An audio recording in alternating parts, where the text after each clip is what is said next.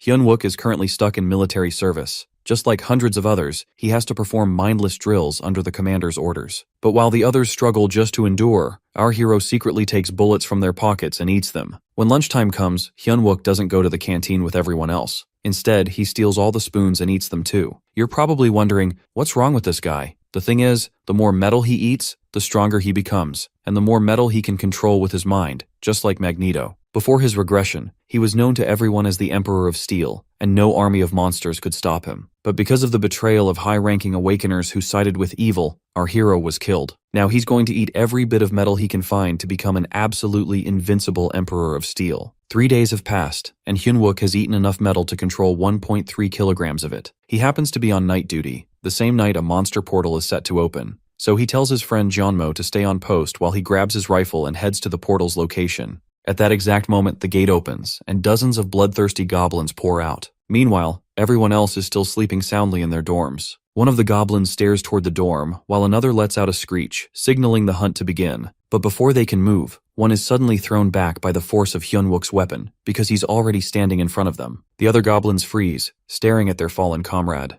Hyun-wook, however, is thrilled beyond words. He's been waiting for this moment for 3 days. But his inner thoughts are interrupted by the sound of a goblin trying to get back on its feet. Manipulating his weapon, Hyun-wook muses that he's always been good with ambushes. Maybe this time it'll be enough to make him level 1. Though he's not thrilled about having to repeat everything all over again, he accepts that this is the life he's been given. As a goblin charges at him, Hyun-wook is more than ready. With a swift flick of his finger, he controls his dagger, slicing clean through the goblin's neck. The hunt has begun. Other goblins prepare to attack him, but Hyun-wook's attention is fixed on the mana core lying on the ground. Knowing the future, he wastes no time. He pulls the core toward himself and swallows it. The goblins freeze, completely baffled by what they've just witnessed. Hyun-wook looks at them with annoyance, mocking them for how badly their mana stinks. In truth, he can consume steel, and since mana cores are made from mana steel, he needs them to grow stronger. At that moment, his system congratulates him for consuming mana steel. Once the absorption process is complete, his mana will increase. He grins at the screen because it means he really can become stronger, and fast. Consuming all these goblins might just make his life a lot easier. He then pulls his bayonet out from the tree, ready to feast on the goblins. A little while ago, when Hyun-wook is with Jeonmo, they suddenly hear shouting in the distance. Before Jeonmo can react, Hyun-wook quickly hushes him, lying that he senses metal movement nearby. Jeonmo stares at him in disbelief. As far as he knows, Hyun-wook can only detect metal that are nearby. But he trusts his superior's words anyway, assuming maybe Hyun-wook is sensing a type of metal he can't see. He suggests they report it to the base, but Hyun-wook immediately shoots that down, saying no one at the branch base would believe him if he claimed he could sense an unknown F-rank player moving around at night just by detecting their metal weapon. Jeonmo is left thoroughly confused about what they're supposed to do next. Hyun-wook, with a calm and convincing tone, tells him that he'll check it out himself. Meanwhile, he makes Jeonmo promise not to leave his post under any circumstances, and not to report anything either. After fooling his loyal subordinate, Hyun-wook makes his way toward the gate, where he spots a swarm of goblins. He lied to Jeonmo because if the military finds out,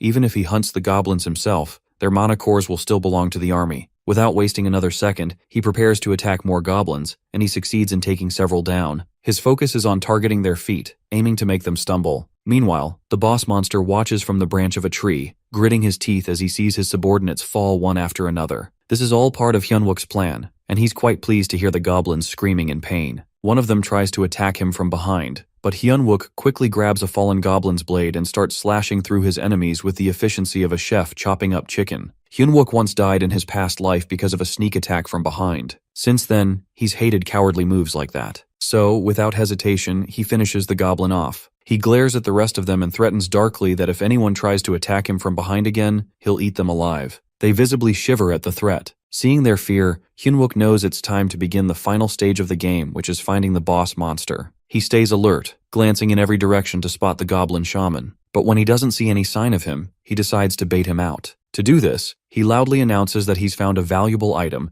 and intentionally leaves himself open while pretending to collect it. He knows the goblin shaman isn't as dumb as his minions and keeps doing his act while leaving himself open. He's certain the shaman will take this as an opportunity to strike. Impatient, Hyun-wook waits for the shaman to reveal himself. At the same moment, the goblin shaman, having the exact same intention, begins casting his magic. The moment Hyun-wook picks up the stone from the ground, the earth beneath him suddenly erupts. Meanwhile, inside the surveillance room, one of the soldiers quickly rouses the platoon leader, reporting that he heard the ground rumbling. The leader, clearly irritated at being disturbed, threatens to kill him if it turns out to be nothing. Back with Hyunwook and the goblins, the eruption causes several goblins to be injured, while the rest scatter in fear. The goblin shaman, on the other hand, looks cocky, pleased with the results of his magic. But his handiwork ends up doing the opposite because it reveals his location to Hyunwook. The shaman is stunned when Hyunwook suddenly shouts out his position. Without wasting a second, Hyunwook hurls a dagger toward the monster. The goblin shaman swiftly dodges it and then leaps into the air, kicking the weapon back toward Hyunwook. That earns a dramatic protest from Hyunwook,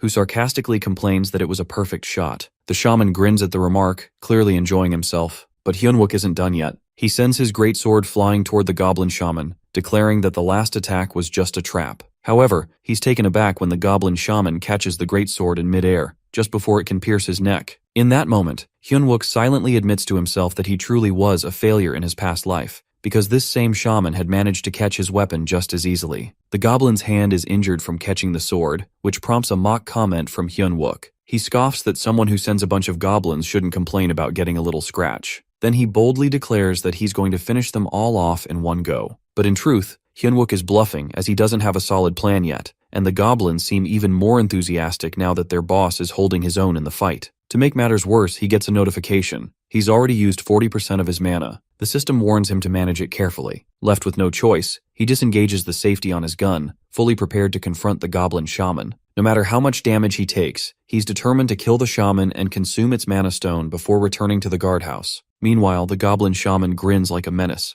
Just then, Hyunwook hears Junmo calling out to him, pulling his attention for a split second. One clever goblin, instead of rushing at Hyunwook, darts toward Junmo, who has no idea what's happening. Seeing this, Hyunwook grits his teeth. The goblin is just about to attack Junmo when Hyunwook shouts at him to get down. As Junmo ducks, Hyunwook flings his greatsword at the goblin. It dodges the blade, but the next second, Hyunwook steps forward, swiftly aims his gun into the goblin's mouth, and pulls the trigger. Another goblin leaps through the air, aiming straight for him. Hyunwook fires again but misses. That's when he realizes that these goblins aren't just savage, they're also smart. At the same moment, a voice crackles through Hyunwook's walkie-talkie, asking about the sound of gunfire and requesting a report from anyone who knows what's happening. Hearing this, Hyunwook quickly responds, reporting their location and confirming that a gate has opened in their area. He identifies the creatures as goblins, likely the remnants of the first wave who had previously left the area. When it comes to reporting casualties, he glances at Junmo, who is visibly shaken but unharmed, and calmly states that there are no casualties. After receiving his report, his superior from Command Center orders all soldiers at the guardhouse to remain on standby and defend their positions. At that moment, Hyunwook immediately realizes something.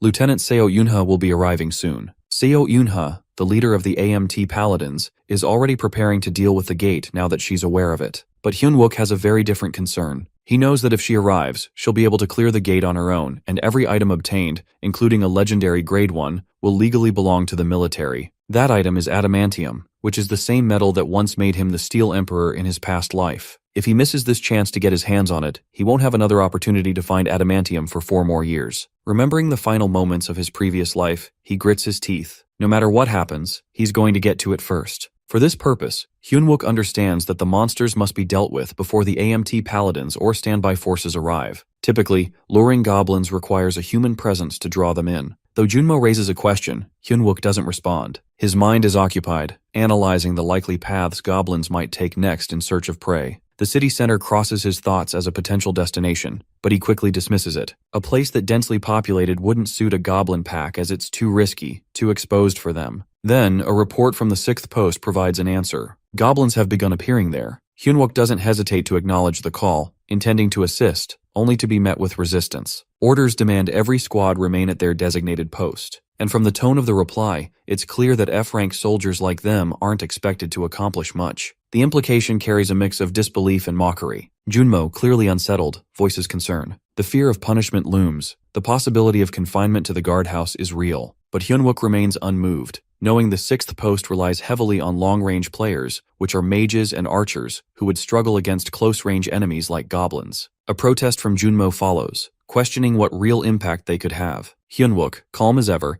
adds that he will also help him with a quiet glance, serving as both an answer and a decision. The sudden realization leaves Junmo stunned, caught off guard. Meanwhile, the 6th post requests backup as their corporal is down. They are told to hold their position. The rapid response unit has already been deployed, but until then, they must defend their post with their lives. Echoing their superior's grim orders, the soldiers resign themselves to the idea that they're going to die anyway. Goblins have already surrounded the entire guardhouse, leaving no escape. Inside, Soldier turns to his corporal, who is barely managing to stay upright. The corporal admits that he doesn't believe the barrier will be enough to stop the goblins. Desperation creeps in as the soldier pleads, asking when help will arrive or if it's only going to come once they're already dead. He doesn't get to finish the sentence. Suddenly, an eerie silence falls outside. That's when the goblins step back, allowing their boss to take charge. With a twisted command, he manipulates the surrounding rocks and hurls them at the guardhouse. The impact is immediate. The roof begins to crumble, dust fills the air, and panic spreads among the soldiers. They know exactly what's coming next. The goblin boss has arrived, and he intends to destroy the guardhouse completely. After that, the survivors will be dragged to the altar, where the goblin minions will gleefully rip out their hearts while they're still alive. Understanding the full horror of their situation, the corporal reaches a breaking point. With his hand trembling over his own weapon, he prepares to end his life himself while believing it to be less painful than what awaits them. His subordinate breaks down in tears at the sight. Outside, the goblin shaman watches silently, ready to end the game. Suddenly, a voice echoes inside the crumbling guardhouse. Hyunwook is here, ready to assist. Calmly, he instructs them to aim at the light. One of them, Park, an archer, is told to prepare and wait for Hyunwook's signal. Hyunwook repeatedly emphasizes that the fire skill must be activated only when he gives the cue. Left with no real choice, Park readies his bowgun, treating Hyunwook's instructions as a desperate last resort. He knows it usually takes a whole unit of archers to handle a goblin wave like this. He has no idea what's about to happen, and in the thick darkness, he can barely see well enough to make an accurate shot.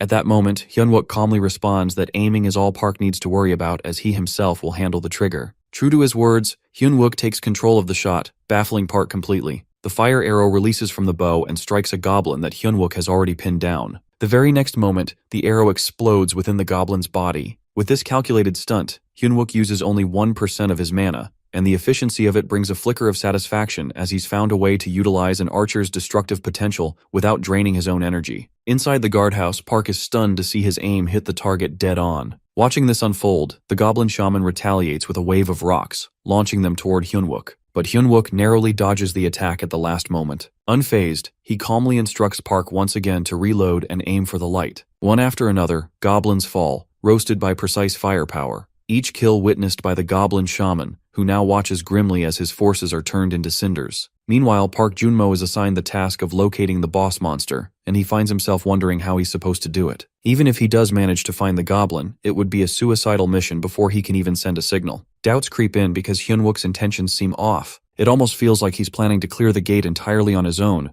rather than merely distracting the enemy as he had claimed earlier. His thoughts are abruptly interrupted when a goblin lunges at him. But before it can strike, a dagger flies in by Hyunwook's which pierces the creature, disabling it. However, that wasn't even the main target. A fire arrow, triggered by Hyunwook, strikes the goblin's back the next moment, and it bursts into flames. Hyunwook then signals Junmo to position the rifle, and Junmo complies without hesitation. In that brief moment, he can't help but question whether this is truly the same Lee Hyunwook they've always known. Meanwhile, Hyunwook patiently waits. By now, the goblin shaman should have seen enough as his minions reduced to ashes. That should be enough provocation for him to reveal himself. At that moment, the system sends a warning about the heavy mana consumption. He's down to just 12%. Seeing that number, his frustration flares. His mana reserves are nearly depleted, and his subordinates are still in danger. He grits his teeth, especially enraged at the goblin shaman who continues to hide. Right then, a cry for help echoes through the chaos. It's Junmo's voice. His head is caught in the grip of the goblin shaman. Hyunwook prepares to attack the boss monster, but the creature cleverly uses Junmo as a shield. Frustration tightens in his chest as he grits his teeth, appearing to surrender by throwing down his weapon. But behind the act, his mind is working fast. Surrounding him, the goblins begin to close in. Still, Hyunwook looks at Junmo with a wide grin and loudly proclaims that Junmo is the reason he'll win this fight. At that very moment, he pulls the trigger, firing Junmo's rifle, which had already been positioned toward the goblin shaman under Hyunwook's prior instructions. The unexpected shot stuns the goblin boss, forcing it to release Junmo. Hyunwook immediately shouts Junmo's name, needing to confirm he's unharmed. Once Junmo assures him that he's safe, Hyunwook knows the real fight begins now. He launches his dagger at the goblin shaman,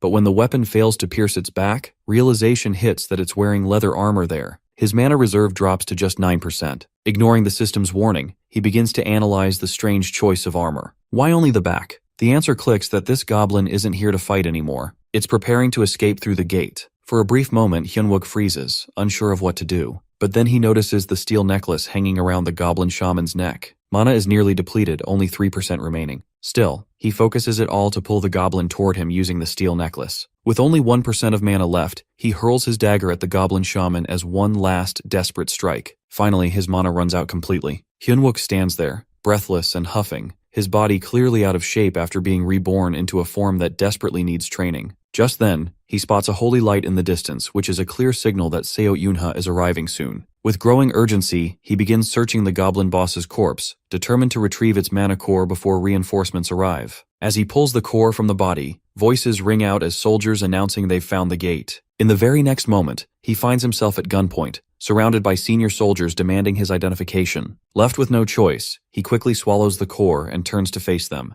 introducing himself as calmly as he can. Upon seeing him, the soldiers immediately call for a stretcher, assuming he must be injured. Seo Una arrives just in time to witness the scene. She sees the open gate and knows that if it's still active, some goblins must still be lurking. What truly stuns her, however, is the fallen boss monster defeated by ordinary 4 soldiers. She pauses, taking note of the injuries on the goblin bodies. Each wound follows a consistent pattern, too precise and uniform to be from multiple sources. The conclusion is simple. This was the work of one person. Meanwhile, Hyunwook receives a notification that he has successfully consumed the adamantium core. However, his system cautions that absorption will take time since his body is already processing other metal. Still, the news is satisfying. This metal grants him a new magic skill akin to enchantment, and over time, he'll be able to manipulate even heavier materials. As Yuna scans the scene, she notices Hyunwook laughing to himself, which is an odd reaction given the chaos. His amusement only grows when his screen notifies him of yet another ability, the capacity to detect all metal within his sensory range. At the same time, Yunha is informed that 2 goblins are still roaming near the 6th post. But Hyunwook pays little attention to the commotion. For him, this is a moment of quiet triumph. Surrounded by metal signatures he can now feel with absolute clarity, he knows one thing for certain, that the Great Steel Emperor has truly returned. A few days pass since the Goblin Gate incident, and rumors begin to swirl across the base. Whispers of an F-rank player defeating goblins single-handedly echo through the halls like wildfire. At the 3rd Brigade, 1st Battalion Station, 2 female soldiers chat about the event with a mixture of fascination and skepticism. One, clearly swept up in the drama, excitedly recounts her version of the story that how ordinary soldiers, cornered and awaiting death, are miraculously saved by an F-rank player who slices through goblins with ease. Her companion, however, remains doubtful. The whole tale sounds like a campfire fantasy. Meanwhile, word of the incident reaches soldiers like Oh Sanguk, who scoffs at the rumor, clearly unimpressed. He has no patience for what he considers fairy tales. Nearby, his subordinate Park, the archer who witnessed it all, insists the story is true. He even offers to vouch for it personally. Just then, Wansuk enters the scene, putting on an air of casual friendliness. But before Park can say much, Wansuk cuts in, subtly flexing authority by reminding Park that he once dared to lower his hand before Sanguk had accepted his salute. Park, shivering slightly under the pressure, denies the accusation and quickly salutes Sanguk again, trying not to make things worse. Now Sanguk turns his attention to Wansuk, believed to be the next ace of their term, a soldier known for his raw strength, someone capable of tearing down goblins with his bare hands. With a mocking edge, Sanguk asks whether Wansuk could have taken down a raid gate alongside 3 ordinary soldiers. Wansuk answers with a firm and simple no. Oh Sanguk stubbornly assumes that someone else must have struck the final blow after a goblin got separated from the herd. To him, the idea of an F-rank going rogue like that is dangerous because it threatens the very foundation of military discipline. Wansuk's expression darkens into something cruel as he grabs Park's head, unable to tolerate even the possibility that this rumor might disrupt military order. Meanwhile, inside the battalion commander's office, Hyunwook is summoned. He stands before Seo Yunha and her companion, salutes the commander, and waits, still unclear about why he's been called. After all, he knows the military has the power to quietly bury such matters. The battalion commander then directly addresses Hyunwook, demanding an explanation. According to the report, Hyunwook disobeyed a direct order to remain on standby and forcefully repelled the first wave of monsters without authorization.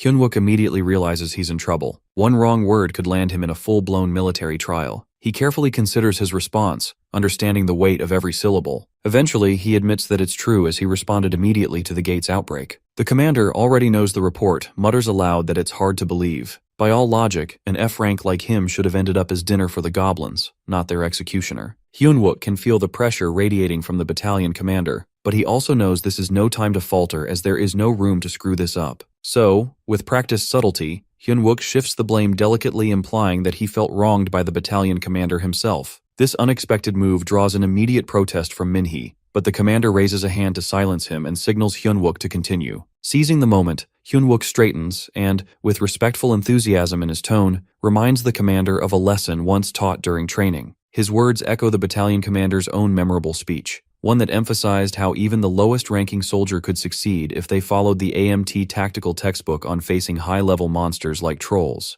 The battalion commander pauses, caught off guard by the memory of his own words. Hyunwook reiterates the line, emphasizing that if they are trained to face trolls, then defeating a goblin should be far from impossible for someone like him. He acknowledges that yes, he acted against the command center's orders, but he did so to save the lives of the soldiers stationed at the 6th post. Internally, he feels a flicker of satisfaction. He's given a logical, well-structured answer, but he knows logic alone won't carry him through. Now is the time to press the emotional button that will truly move the commander. He recalls how the battalion commander once preached that a true soldier isn't defined by rank, but by the will to prepare for the worst and give everything in the fight. Continuing with measured conviction, Hyunwook says he merely did what a true soldier should under the commander's guidance. He speaks with genuine reverence, stressing that everything he did while putting his life on the line, defying orders, applying tactics, came from the training he received under that very leadership. Then he adds the final twist of the knife, calmly, respectfully, but sharply. He says he endured the bullying, the ridicule of being an F rank, because he held on to the mindset drilled into them. But now, seeing the battalion commander, the very man who instilled that belief, deny his actions and question his place,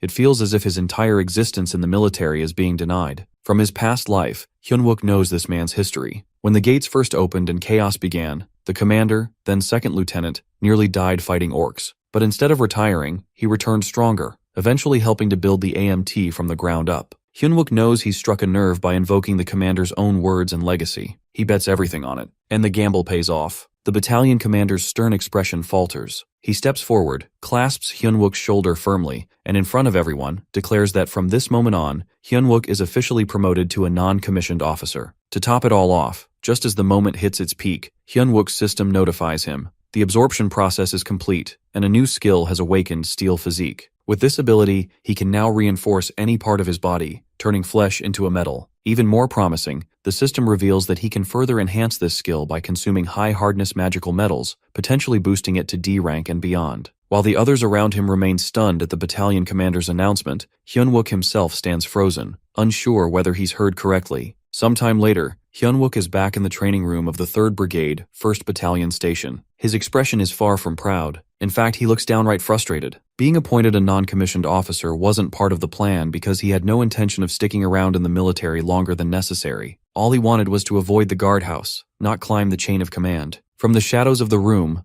Oh Sang-guk and Won-suk watch him with quiet malice, their eyes sharp with resentment. Hyunwook recalls how Minhee had immediately protested his promotion. Military history had never seen an F rank reach the status of non-commissioned officer. It was unprecedented, and some weren't ready to accept it. Seizing the moment, he had politely requested time to think about it, pretending to be modest and uncertain. In truth, his mind was already made up. From now on, Hyunwook resolves to keep a low profile. No more attracting attention. No more heroics in the spotlight. His thoughts are interrupted by Won-suk, who casually asks if his bench is empty. Hyunwook replies with a firm no. Sensing the provocation, he questions Won-suk's purpose for being there. But instead of answering directly, Won-suk easily lifts the weights and comments with a mocking grin, how it's surprising that someone as famous as Hyunwook is lifting such a pitiful amount, something that would clearly embarrass their entire unit. With that, all eyes shift to them. Hyunwook glances at Oh Sang-guk and knows instantly that if he lets this slide, Oh Sang-guk will only escalate things, just like in his past life. Besides, he's already decided to keep a low profile but not at the cost of becoming an easy target. Left with no choice, he turns to Won-suk, fire burning in his eyes, and challenges him to a spar. Not long after, word spreads like wildfire that Won-suk, the next term ace, is about to face off against Hyunwook. Soldiers gather around the ring, excitement buzzing in the air. Both step up, boxing gloves on, ready for a showdown. Won-suk's grin says it all that he's more than eager to teach Hyunwook the lesson of a lifetime. The match kicks off instantly as Won-suk lunges toward Hyunwook with raw aggression. At the same moment, outside the fighting arena, Warrant Officer Cheon is visibly annoyed after hearing that Sergeant Choi Young-jun has gone on vacation. He came all this way just to meet him, especially after hearing rumors that Choi holds the potential to become a sword saint. Seeing his superior's frustration, Cheon's subordinate tries to salvage the situation, reminding him that the visit need not be a waste. After all, the next term ace with the barbarian trait Won-suk is present and fighting today. The suggestion catches Cheon's attention, making him pause to consider it. His subordinate doubles down, emphasizing that evaluating Won-suk could be worthwhile. Better to leave with something than go home empty-handed. Meanwhile, back in the ring, Hyun-wook swiftly avoids Won-suk's furious punches. He remains defensive, weaving and ducking with sharp reflexes. But then, one heavy blow lands squarely, sending him crashing into the wall behind him. Won-suk seizes the opportunity, rushing in to deliver another strike, but Hyun-wook rolls across the floor in a clean dodge, rising swiftly to his feet. He plants himself firmly and gestures for Won-suk to come at him again, eyes fierce and unwavering. Provoked and gritting his teeth, Won-suk charges in, unable to resist the bait. Meanwhile, Warrant Officer Cheon strolls into the training hall with his subordinate, who is saying that it looks like destiny itself has set the perfect stage for an impromptu audition. He nudges Cheon, asking for his opinion on the fight. Cheon casually admits that Won-suk packs a precise punch, but points out that all the power in the world doesn't matter if you can't even land a single hit. His subordinate insists it's just inexperience. Won-suk just needs to hit once, and it'll be game over. Cheon listens, silently weighing the claim. Back near the ring, Oh Sang-guk watches in growing confusion. Won-suk hasn't landed a single blow, and he assumes the guy's just going easy on Hyun-wook. He shouts at him to stop playing around and go all out. Others join in too, mainly because, let's be real, most of them placed bets on Won-suk. What none of them realize is that Won-suk isn't going easy. In fact, he's trying hard, but something feels off. His body's heavier than usual, his legs sluggish. What he doesn't know is that Hyun-wook is subtly controlling the metal inside his boots. With every step, it's like Won-suk is sinking into invisible quicksand. Still, he pushes through, throwing another punch only for Hyun-wook to effortlessly slip past it again. Now Won-suk's face clearly shows it that he's confused, frustrated, and low-key panicking. On the other side, Hyun-wook smirks. He can tell Won-suk feels like he's fighting in a swamp, and he's absolutely loving it. Suddenly, Won-suk pauses and blurts out that something's wrong with his legs. But Hyun-wook just smirks wider and throws back a mocking taunt. Maybe Won-suk's just making excuses now that things aren't going his way? With a growl, Won-suk activates his berserker mode, layering it with his body-strengthening skill. His aura flares. Hyun-wook is ready for this. Meanwhile, Cheon is taken aback as Won-suk activates his body-strengthening skill, something that clearly doesn't belong in a casual spar. But what really stuns him is Hyun-wook's expression, which is completely unfazed. His experienced eyes narrow, analyzing the scene. This isn't just a rookie sparring match. It's starting to look like a showdown between a raging buffalo and a waiting leopard, one hiding its claws. Cheon comments that this is fun. His subordinate, practically glowing, takes Cheon's amusement as validation. He points out how Won-suk is proving his worth after all, body strengthening at D rank. That's impressive enough to justify the hype. Back in the ring, Won-suk's patience hits its limit. Enough humiliation. He charges in and lands a heavy punch, sending Hyun-wook crashing into the net of the ring. Oh Sang-guk jumps up, cheering like he's watching the underdog win the national championship. But Won-suk isn't celebrating. His fist throbs painfully, and he realizes something's very wrong. It feels like he just punched a steel wall with his bare hands. Because he basically did. Hyun-wook had activated his strengthening body transformation at the last moment as his arms now hardened like steel. And Won-suk, true to form, charges like a bull. But Hyun-wook dances out of range again, effortlessly dodging. Then, with his feet steeled, he lands a brutal kick to Won-suk's shin. Truth be told, Hyun-wook hates wasting his valuable skills on someone like this. But if beating down this trash soldier helps shut down the bullying, then maybe it's worth it. Everyone is stunned into silence as Hyun-wook effortlessly beats Won-suk to the ground. The air is thick with disbelief, but not for Cheon. He smiles like he's been waiting for this exact moment. Finally, Hyun-wook sheds the disguise of restraint and bares his fangs. To Cheon, it looks like a leopard sinking its teeth into its prey's neck. And now he watches with fascination, wondering if the predator will go all the way and cut off Won-suk's breath for good. But the fight isn't over. Won-suk, wild with rage and shame, suddenly regains momentum. He grabs Hyun-wook and yanks him into the air, convinced that some trickery is at play. He prepares to slam Hyun-wook into the ground with every ounce of strength he's got, determined to end this in a single, crushing blow. And in that instant, Hyun-wook's calm cracks. For the first time, his expression shifts. Hyun-wook fights back, and the intense scuffle continues. Then, without warning, Hyun-wook pulls off a flying armbar at the last moment to save himself from the hit. At that, Cheon, watching this, thinks to himself that if that punch had landed, Won-suk might have broken his own wrist. He realizes that Won-suk instincts are sharper than expected. As the match drags on, Cheon starts wondering if a regular player like Hyun-wook could really defeat a barbarian like Won-suk. He questions if he's overestimated the guy. Meanwhile, Won-suk taunts Hyun-wook, asking if he really thinks he can crush his arm like that. Won-suk tries to trap Hyun-wook with just his fingers, but Hyun-wook uses his strength to twist out of it. Won-suk roars in frustration when Hyun-wook locks him in a rear naked choke. Cheon's face brightens as he nods in approval, thinking that Hyun-wook's body conditioning is impressive. Even without using any special skill, he's compressing Won-suk's carotid artery. Meanwhile, Hyun-wook clings to Won-suk from behind, holding the choke. Won-suk yells, claiming he just needs to use brute force to throw him off. He activates a D-rank skill which is strengthening body transformation, but it's no use. He still can't break free. A warning flashes before him that he's using the transformation skill in a range beyond his current chokehold. Hyun-wook doesn't ease up. He keeps applying pressure. Another warning appears that too much force could damage Won-suk's own body. One of the recruits nearby, worried, yells to the sergeant that they should intervene because someone like Won-suk, with his pride, would never tap out. Hyun-wook, straining with all his power, thinks this much should be enough to warn Oh Sang-guk. On the other hand, Won-suk panics inside. He can't believe he might actually lose to someone like Hyun-wook. The thought of being humiliated in front of everyone as he is the supposed future ace rattles him. Suddenly, an energy surge flows through him. Hyun-wook senses it, surprised, as Won-suk's muscles swell and his shirt rips apart. With a scream, Won-suk bursts forth with full strength, but Hyun-wook doesn't let go, and Cheon watching is shocked. Won-suk is using the same D-rank transformation twice in one match. Still, if he doesn't escape this choke, it won't matter. The question hangs in the air that who's the real predator here. Hyun-wook tightens his grip even more and Won-suk's eyes bulge, and then he collapses, unconscious. The soldiers stare, stunned. Cheon concludes that Hyun-wook is the real deal, a true beast. Behind him, an image forms like a lion roaring in victory. Later, everyone rushes over to Won-suk, lying still on the ground. One of them feels a pulse and lets out a sigh of relief. He's breathing, he's only fainted. They wonder aloud how to even turn his heavy body over. At the same time, Junmo runs to Hyun-wook, telling him they knew he would win. Hyun-wook grabs the person's wrist to stop him. Junmo keeps asking if he's hurt and says he was worried, but Hyun-wook stays silent. He then makes an eye contact with Oh Sang-guk, who looks quite ashamed. Finally, Cheon asks for Hyun-wook's name. He himself introduces himself as First Lieutenant Cheon Myong-ho, and Hyun-wook immediately recognizes him. He stands at attention and salutes, introducing himself as Corporal Won-suk Hyun-wook from the 1st Company. His mind races that why is he present here? Lieutenant Cheon smiles and says he's a raid tactics instructor from the Black Tiger unit. He tells Hyun-wook his duel was impressive and hands him a card. Some bystanders whisper in shock as it's an invitation to the Black Tiger unit, the top troop in the AMT. They can't believe what they're seeing. Hyun-wook hesitates and replies politely that he's just a regular player. The lieutenant brushes that off, saying ranks are made for ordinary people, and they need warriors like him. Hyun-wook sighs inside. All these people are trying to drag him into things. He knows how closed off and political the military world is.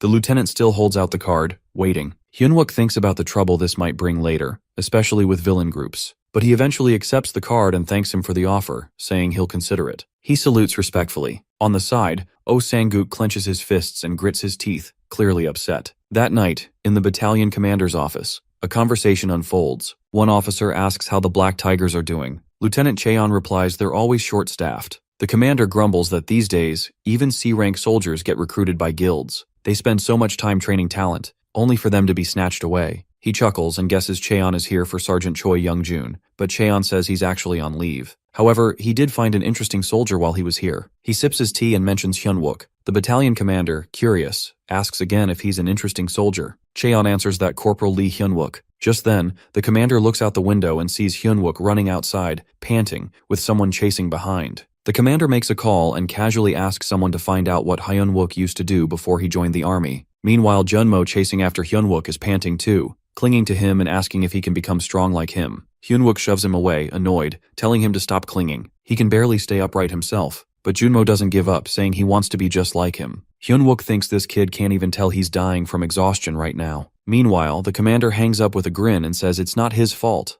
It's Hyun-wook's the one making everyone around him so greedy. On a busy street, a mother is seen dealing with a street vendor while her young son suddenly gets distracted and runs off, chasing a small creature that looks like a monkey. It darts behind a nearby wall, and the boy, full of curiosity, follows without thinking twice. But as soon as he catches a proper look at it, his expression changes. It's not a monkey after all, as it's something else entirely. With a frightened face, he realizes it's a kobold, its sharp features and fierce eyes enough to make him freeze. Moments later, more creatures like it appear behind him, and the ambush begins. Meanwhile, back with our hero, Hyun-wook stands silently in front of the battalion armory, dressed neatly in uniform. Seo Yuna beside him informs him that the battalion commander has acknowledged his performance and, as a reward, has granted him a few days off along with the right to choose a weapon. However, she also adds that the platoon leader doesn't trust him and never did. Hyun-wook, thinking back to his previous life, remembers how uptight that man always was and figures nothing much has changed. He decides it doesn't matter anymore whether the man believes in him or not. What's important now is the present. Then Seo Yunha turns back and gives him a teasing look, pointing out that he seems quite full of himself. She says that the marking patterns found on the goblins near the gate were all identical, which clearly indicates that Hyunwook managed to stop the first wave of the goblin assault all by himself. She questions if that's even possible and looks at him with disbelief. Hyunwook, gripping a sword, simply states that this is the weapon he's going with. She then warns him not to pick something at random just because she's offering help and advises him to think carefully, saying she's backing him into a corner for his own good. But Hyunwook already knows what he's doing and insists that he likes this one. The weapon he chooses is known as the Cloud Blade. At first glance, it seems like a weak and almost useless item. It absorbs water and releases wet fog, but Hyunwook knows better. He remembers how, in his past life, Sergeant Choi Young-jun became famous using this very sword, and he's confident that its true power will reveal itself in time. In fact, the blade's real name is Dark Hand of the Cloudmaster. He recalls the ancient mythology, where alongside Hwang Wung, 3 weather gods descended: Wind Lord, Rain Master, and Cloud Master. Among them, the Cloud Master was the one who controlled the clouds and carried a pitch-black hand, known as the Hand of Darkness. Upon closer interpretation, this hand symbolizes blades hidden in the mist, and those blades are none other than the weapons of the Thunder God himself. Once fully awakened, the sword becomes capable of summoning lightning strong enough to destroy even mid-sized monster engines on its own. With a powerful mix of steel and thunder, it becomes a weapon feared by many. Hyunwook tells himself that this time, he's going to be the one who takes it. Seo Eunha looks at him with slight disbelief and says that a rusty sword like that seems too small a reward, especially for what he has accomplished. But Hyunwook doesn't mind. He replies that he doesn't have the time to search for a different weapon and that this one is more than enough. She watches him with surprise, and right then, an emergency alarm blares throughout the base as it's a gate break at Itaewon. As chaos begins, everyone scrambles to respond, but Hyunwook stands completely still. Seo Eunha observes his calm expression and wonders if he had somehow expected this all along. His composed face tells her that he isn't surprised at all. Soon after, the Blue Flower Guild arrives on the scene, their members fully geared up and looking intimidating. A few soldiers stare in awe, clearly seeing them for the first time. One whispers that the guild has sent backup for this gate, and another remarks on their gear, pointing out that every piece looks like it's been custom-made. The admiration continues as one of them jokes that selling just a single piece of their equipment would be enough to buy a luxury building in Gangnam. Someone else daydreams about finishing service and getting into Blue Flower, imagining a future of showing off wealth and strength. While the others admire from a distance, Hyunwook is already giving orders. He informs the squad that this time, they're facing a kobold gate, and although kobolds might look small, they're notorious for using poison needles and gas, which often lead to heavier casualties than fighting large monsters. He warns the team that this is no time to relax or joke around, and when one soldier brushes off the seriousness, Hyunwook doesn't hesitate to remind him of the danger. He talks about the possibility of kobolds gouging out someone's eyes while they're still alive, and suddenly, the mood shifts. He tells the squad to inspect their gas masks properly, emphasizing how essential they are against poisonous gas. A soldier watching all of this mocks the group and says it almost looks like the trash units are holding strategy meetings now, and from a distance, someone could mistake them for an elite support squad. Another soldier just rolls his eyes. Hyunwook continues giving instructions and calls out to Jincheol, telling him not to be careless even if they're positioned at the rear. He reminds him that many kobolds escape through tight spaces like sewers and narrow pathways, and tells him to have his gas mask ready at all times. But Jincheol responds with a cocky attitude, saying he doesn't need advice from someone like Hyunwook. Hyunwook warns him seriously, but Jincheol laughs and calls him Mr. Commander of City Square. Clenching his teeth, Hyunwook snaps back, telling the squad to stop joking around and return to their senses. He reminds them that this isn't the first time they've faced a real-life threat,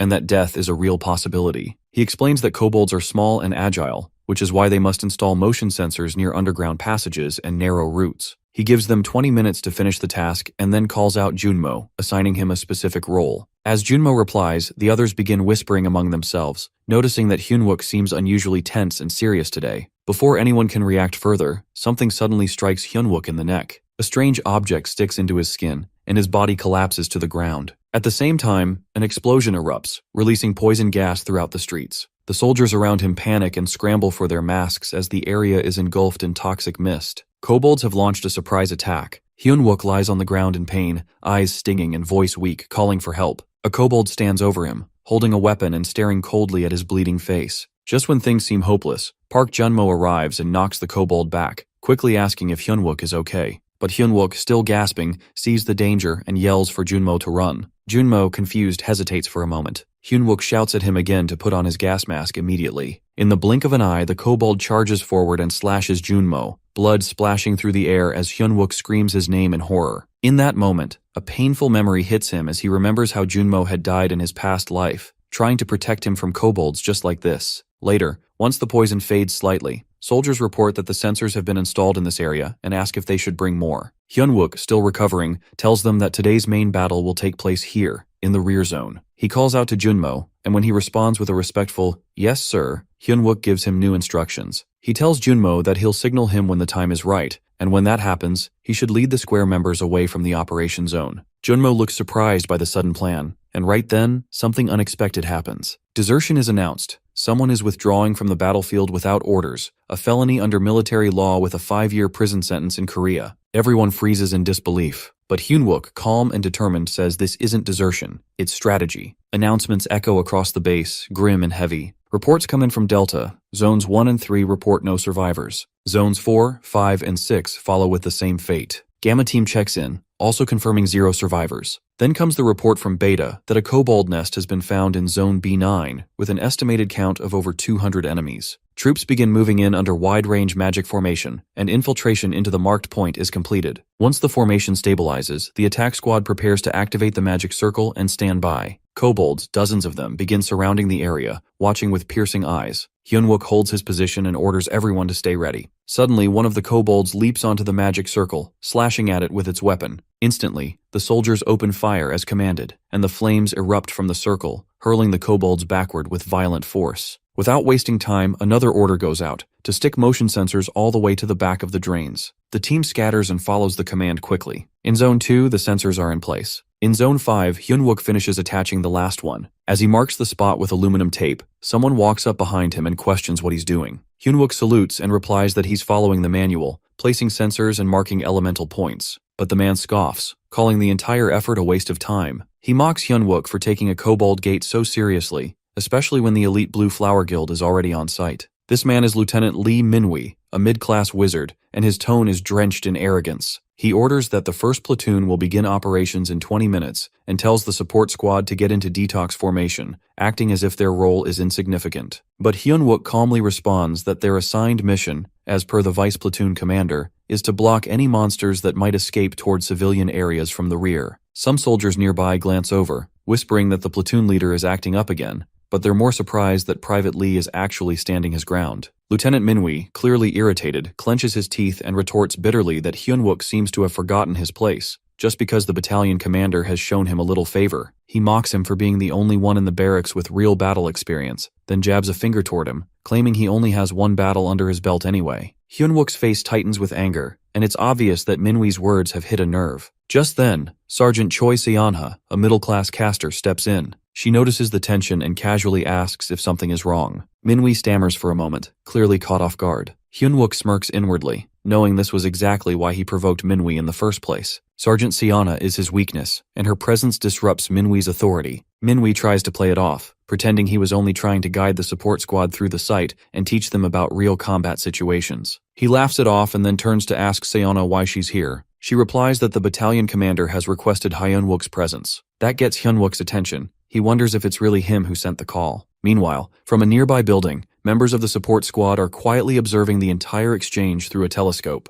Their eyes are focused on Hyunwook and the platoon leader, watching things unfold. Seonha, noticing Hyunwook's frustration, softly tells him not to let Minwi's behavior get to him. He nods, saying he still has more work to do. She offers to finish setting up the rest of the sensors so they can move quickly. Hyunwook grows more anxious by the second. Time is slipping away, and he starts wondering what the battalion commander is really up to. Back on the rooftop, one of the soldiers watching asks if it's even allowed for their attack squad to be deployed in a kobold raid when they're technically under the battalion commander's direct orders. Seo Yunha casually, replying that a commander's orders aren't to be questioned. Soldiers are meant to follow them without debate. At the temporary command post, Hyunwook finally arrives and announces his presence, stating that he was called for. The battalion commander looks at him with a serious expression, and Hyunwook is surprised to find First Lieutenant Cheon Myongho standing beside him. The commander gets straight to the point. He informs Hyunwook that he's assigning him to take the place of Choi Young-jun, currently on leave, and act as the temporary squad leader of the 1st platoon for the 2nd strike wave on the Kobold Gate. Hyunwook can barely hide his shock. In his previous life, this commander had never even acknowledged him. Why now? He tries to reason with him. He explains that since arriving at the base, he's only worked in the support squad and has never taken part in a real mission like this. He says it doesn't make sense to risk the lives of the 1st platoon in an actual battle without proper leadership or preparation. but the battalion commander simply replies that it's an order. Just as the weight of that decision sinks in, a new report comes in from Delta.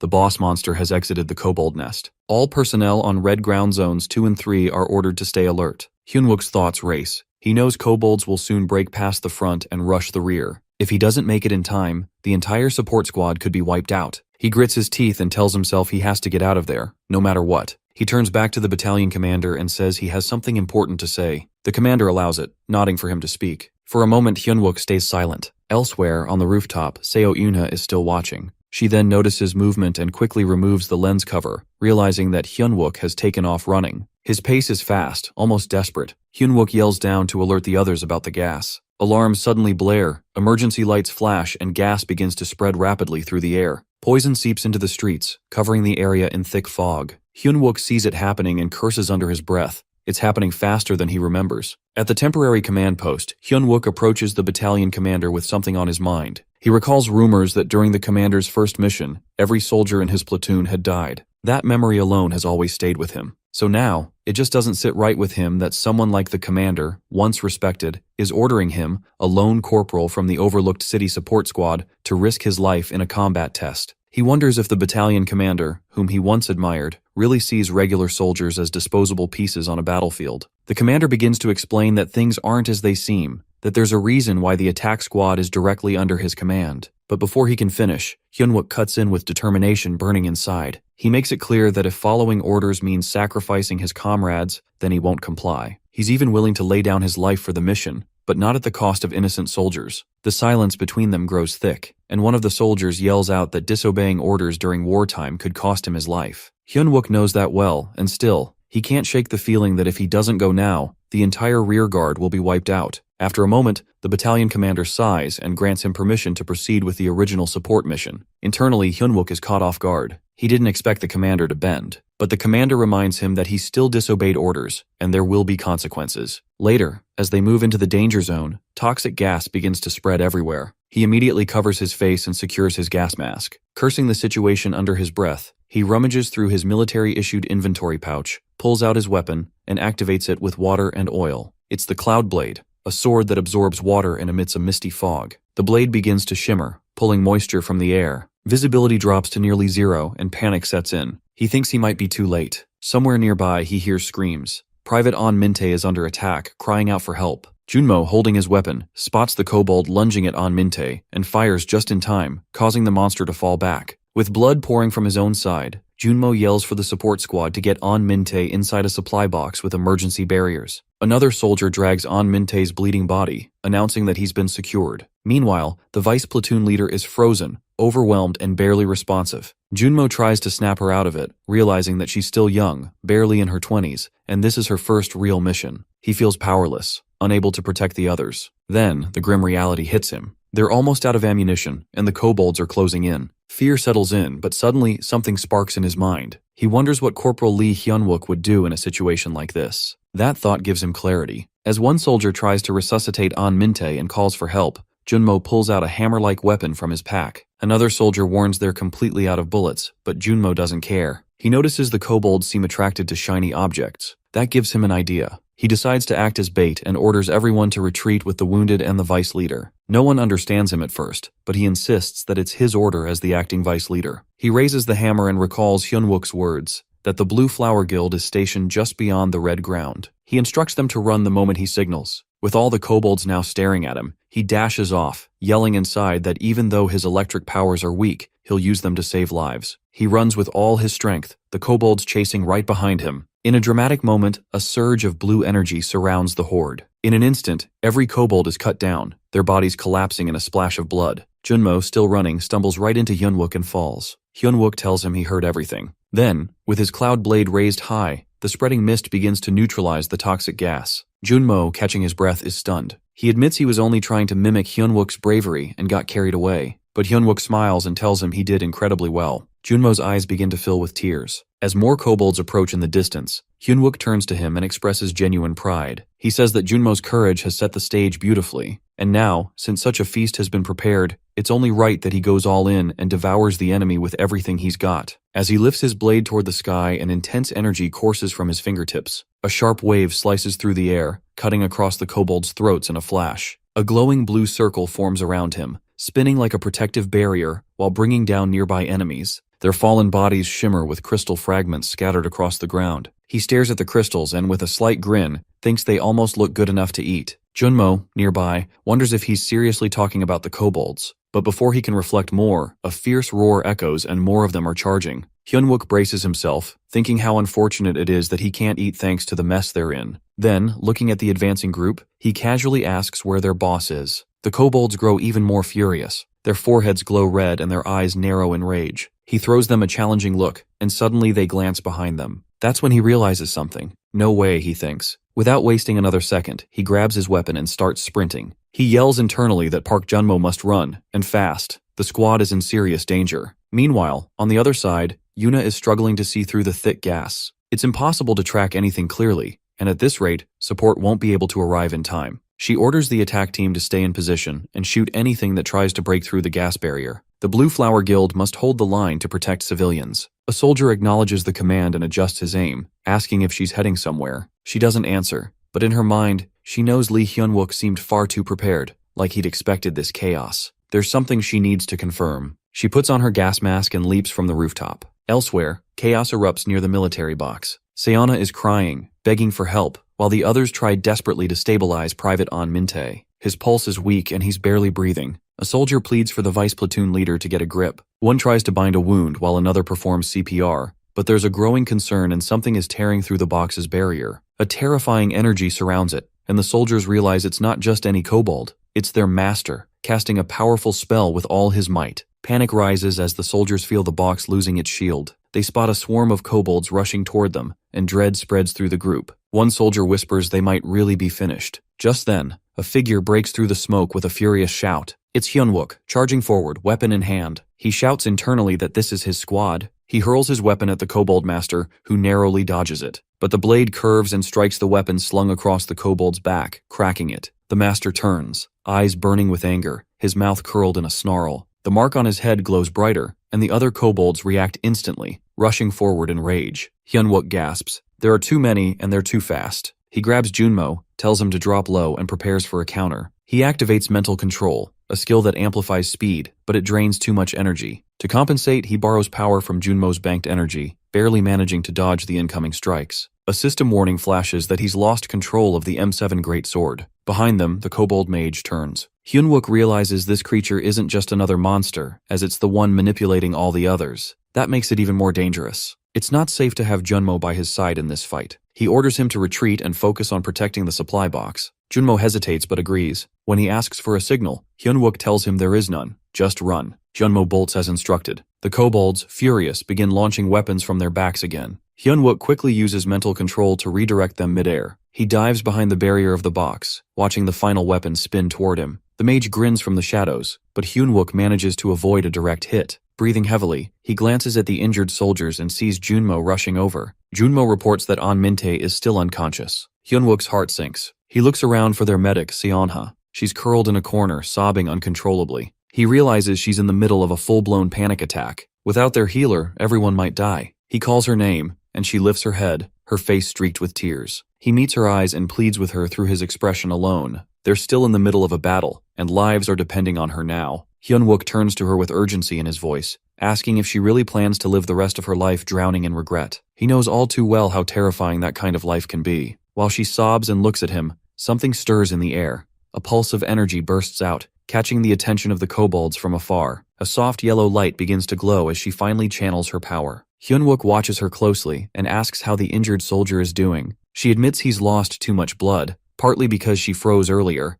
but now she refuses to give up. He nods with quiet relief and thanks her. Turning to Junmo and the others, he informs them that he'll be borrowing their greatswords. Junmo, uneasy, catches on to what he's about to do, and his expression darkens. But Hyunwook just grits his teeth and says it's time to return the kobold's gift back to them, with interest. Meanwhile, somewhere else in the city, a luxury car rolls down the street. Inside, a young woman lounges with her legs crossed, chatting on her phone. She ends the call excitedly, saying something incredible has just happened. Without noticing, a spider crawls across her shoulder. She calmly brushes it off and remarks to herself that she'll need to make an appearance, perhaps offer her condolences. She's heading straight toward Itaewon. Back on the battlefield, Hyunwook stands tall, sword in hand, surrounded by blue-tinged blades floating in midair. The kobolds watch the display with alarm. At the edge of the area, their hidden guest steps into view, stepping directly onto a sensor marker. The dark mage kobold spots her from a distance, baring his teeth in a wicked grin and raising his weapon toward Hyunwook. But Hyunwook doesn't flinch. He keeps his gaze low, slowly lifting his sword with purpose. He thinks to himself that the prey has walked right into the trap. Everything is set up just as planned. The boxes, the sensors, the field pattern. The only unpredictable part was a small section of Zone A, mishandled by the vice platoon leader. But that doesn't matter now. He declares to himself that once the leader behind all of this is taken down,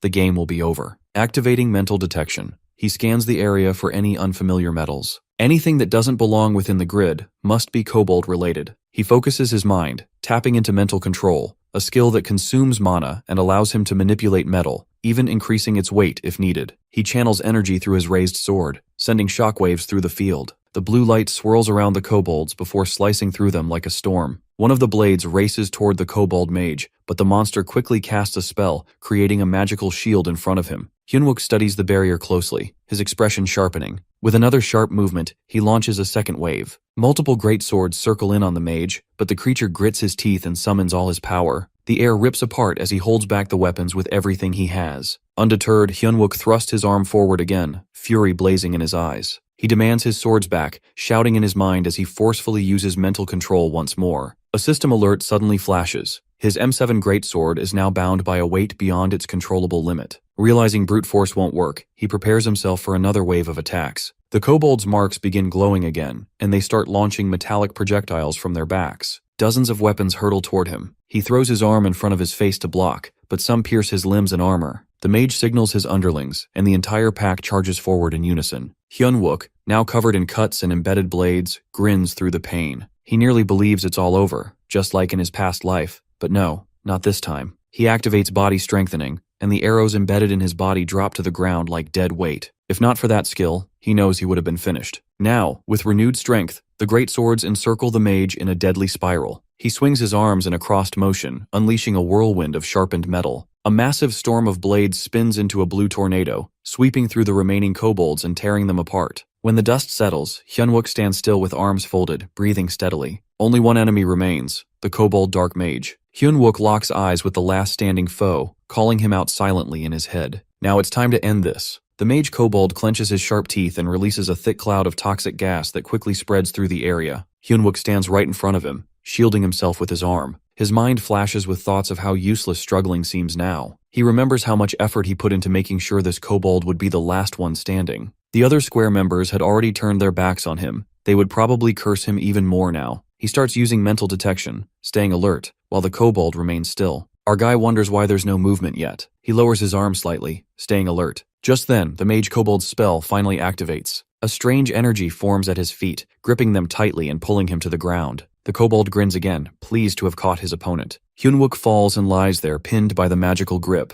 Then, his body is yanked upwards into the sky, flung by the kobold like a rag doll. A splash of toxic gas explodes midair, scattering over the nearby buildings. The kobold stands below watching, but then our guy's voice echoes. The kobold's eyes widen in disbelief as he sees our guy standing tall again, unfazed. His foot is planted into the ground, and his legs shine with reinforced strength. Blood runs down from the corner of his mouth, his teeth clenched in fury. Memories of betrayal and pain flash in his mind. He's been having too many of those lately. The kobold, weapon in hand, suddenly vanishes. Hyunwook senses the movement and turns sharply just as the kobold appears behind him. His mind flashes back to every painful moment he'd been stabbed in the back, both physically and emotionally. Rage boils inside him. He activates his strengthening transformation and lashes out with a brutal kick to the kobold's face, followed by a powerful sword strike that sends the creature flying across the battlefield. A cold satisfaction settles in as our guy finally feels the weight of revenge beginning to lift. He thinks about all the times he imagined this moment, the day he'd get payback on these backstabbers. The mage kobold is the first one down. It feels like justice. Toxic gas still leaks from the kobold's wounds as he lies on the floor. Our guy's cracked voice reminds himself that with the mask now broken, the kobold can no longer cast that annoying magic. A smirk forms as he prepares for the final blow, deciding it's time to cure that lingering PTSD for good. Blue energy gathers and blasts toward the kobold, ending him in a blink. The mage's weapon falls to the ground, and the container of toxic gas shatters into pieces. The creature lies motionless, but Hyunwook, still seething, doesn't stop. He grabs the kobold by the face, lifts him up, and stares coldly. He remembers every painful year he spent like a cripple because of this monster. The image of Park Junmo's death comes back. That friend had sacrificed himself in the past timeline.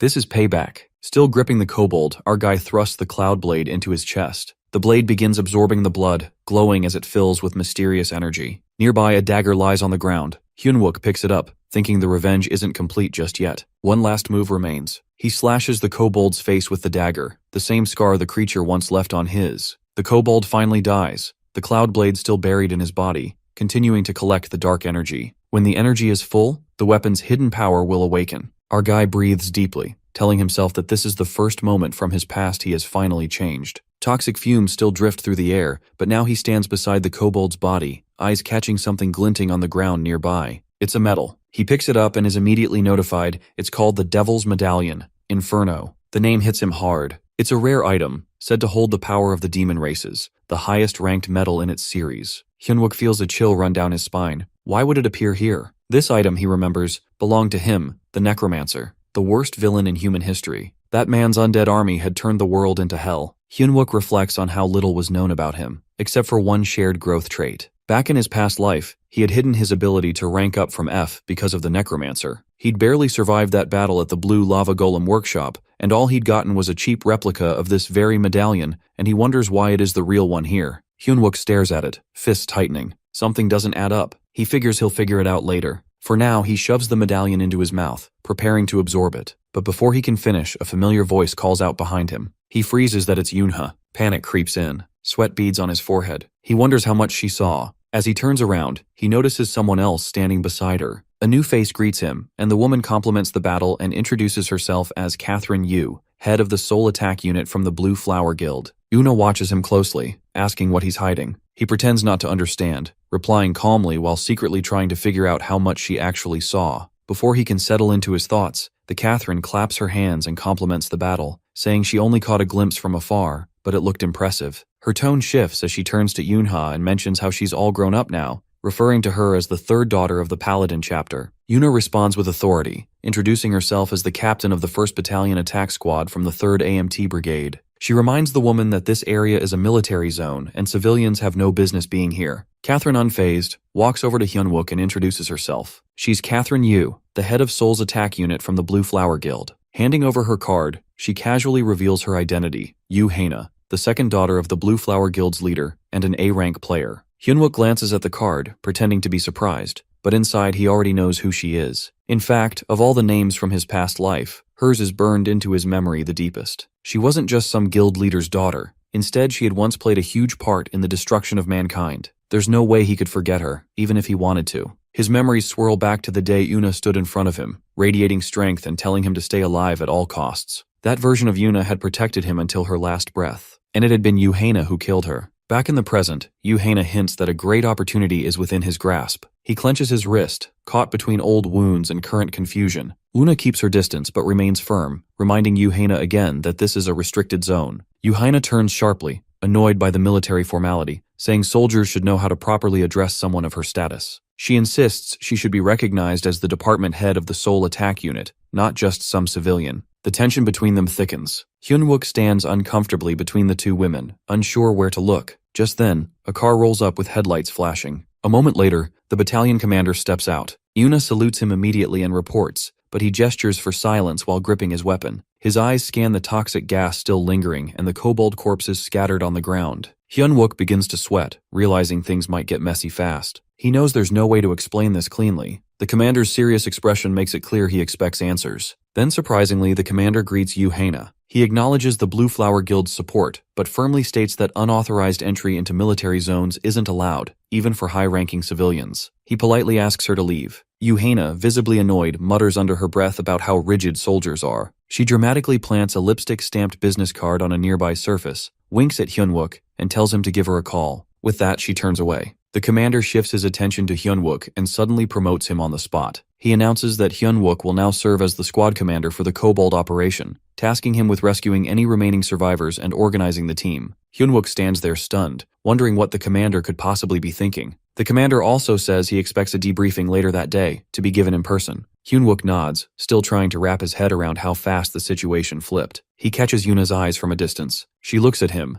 and he looks back, quietly thinking that somehow he managed to escape this crisis, at least for now. A week goes by and it's now the 1st Battalion of the 3rd AMT Brigade. Hyunwook receives a notification that the absorption of the Devil's Medallion, Inferno, is finally complete. His controllable metal weight has increased by nearly 500 grams. A strange sensation builds in his abdomen, something like a hidden chamber forming inside him. He's warned that intense pain is likely. He braces for it, remembering how painful it had been the last time. This body still isn't strong enough. He stumbles into a bathroom, clutching his stomach, barely breathing through the pain. A moment later, someone appears outside the door. He opens it slowly and sees Junmo standing there. Junmo teases him, assuming he's hiding something inside. Hyunwook tries to deny it while holding his stomach, but Junmo keeps joking. Hyunwook insists it's not what it looks like. The Kobold Gate that had been underestimated had come at a high cost. There were many casualties. Thankfully, Sergeant Choi Seonha and Private An Min-tae made it out of critical condition and were sent to the military hospital. After that incident, Hyunwook gave up the idea of doing everything alone. He began training the support squad so they could at least defend themselves in emergencies. But this decision came with two problems. First, Seonha began bothering him constantly after that day. Second, the material commander started pressuring him to stop working as a non-commissioned officer and become a commissioned officer instead. The commander even claimed that the Itaewon operation proved Hyunwook was the ideal candidate for his vision, a military where rank didn't matter. Hyunwook didn't know why he was being dragged into someone else's dream, but he promised to think about it during his vacation. 3 weeks pass, and the vacation finally starts. On the first day at Seoul Station, he receives another message. He's unlocked a new skill, Breath Room. The skill has two effects. One increases the speed of metal absorption. The other allows him to store metal inside his body and release it as a fire breath attack. But achieving this came with side effects, mainly people continuing to assume he's doing strange things in the restroom. He looks at himself in the mirror, feeling the pressure. He knows he's not yet strong enough for the next gate, and the world outside is already asking tough questions. News spreads and people are demanding to know if Seoul Station will be abandoned. The military and authorities haven't given a clear response. Hyunwook feels the weight of it all. If he doesn't improve, he really might die next time. He tells himself that this vacation must be used to prepare fully. Now is the time to truly change the future. Later, Seonha, standing nearby with a cigarette, complains about how long it's been since her last vacation. She struggles with her lighter, cursing under her breath. Just then, she spots Hyunwook and walks up to him, asking if he has a lighter. He stares at her in disbelief and calls her name. Seonha feels a bit embarrassed as she realizes she might have let her real personality slip out. The train arrives and the atmosphere becomes awkward, and for a while, silence lingers between her and our guy sitting beside her on the train. She tries to break the tension by bringing up his vacation, guessing it must be his first one in a while, and that his parents must be happy. But he tells her that his parents passed away when he was a kid. She looks at him with concern, but he simply shares how, although childhood was tough and lonely, adulthood brought him close to people who feel like family. He explains that his friends and co-workers are the ones who constantly push and support him. Calling them comrades feels just right. Their train eventually reaches at Yeongdeungpo. With just 4 days and 3 nights of vacation, he begins thinking seriously about the future. The first step in his preparation is clear that he needs money. A small smile forms on his face as he stands before a massive poster of the Blue Tree Guild that reads, "We support our players." He mentions that the honor of Blue Tree is already a multi-trillionaire, a man named Gordon Precy. With a serious face, he reflects on how Gordon bought powerful people and players, collected high-level gear, and gradually gained full control of the system. Thinking back, he realizes one core reason they lost to the villains was money. Even if matching Gordon's wealth is impossible, he tells himself that having just enough to survive this money game is a must. He already knows where and when the important future events will take place, and which ones will bring in massive profits. As banners of the Blue Tree fill the buildings and streets, he decides that smart early investments could give him an edge. But for that, he needs someone trustworthy, someone who won't cheat him at any cost. Heading toward the Hope Guild, he climbs the stairs, thinking about who he can trust with this responsibility. Just then, a loud voice breaks his thoughts and it's someone's yelling angrily. He pauses and looks toward the noise. A man is grabbing another man by the collar, yelling at him and threatening to hit him. The man being scolded tries to defend himself, saying he's been trying to find jobs, but the other one cuts him off, furious about being offered guard duties at events, calling it humiliating. As both men notice Hyunwook standing at the door, their expressions change.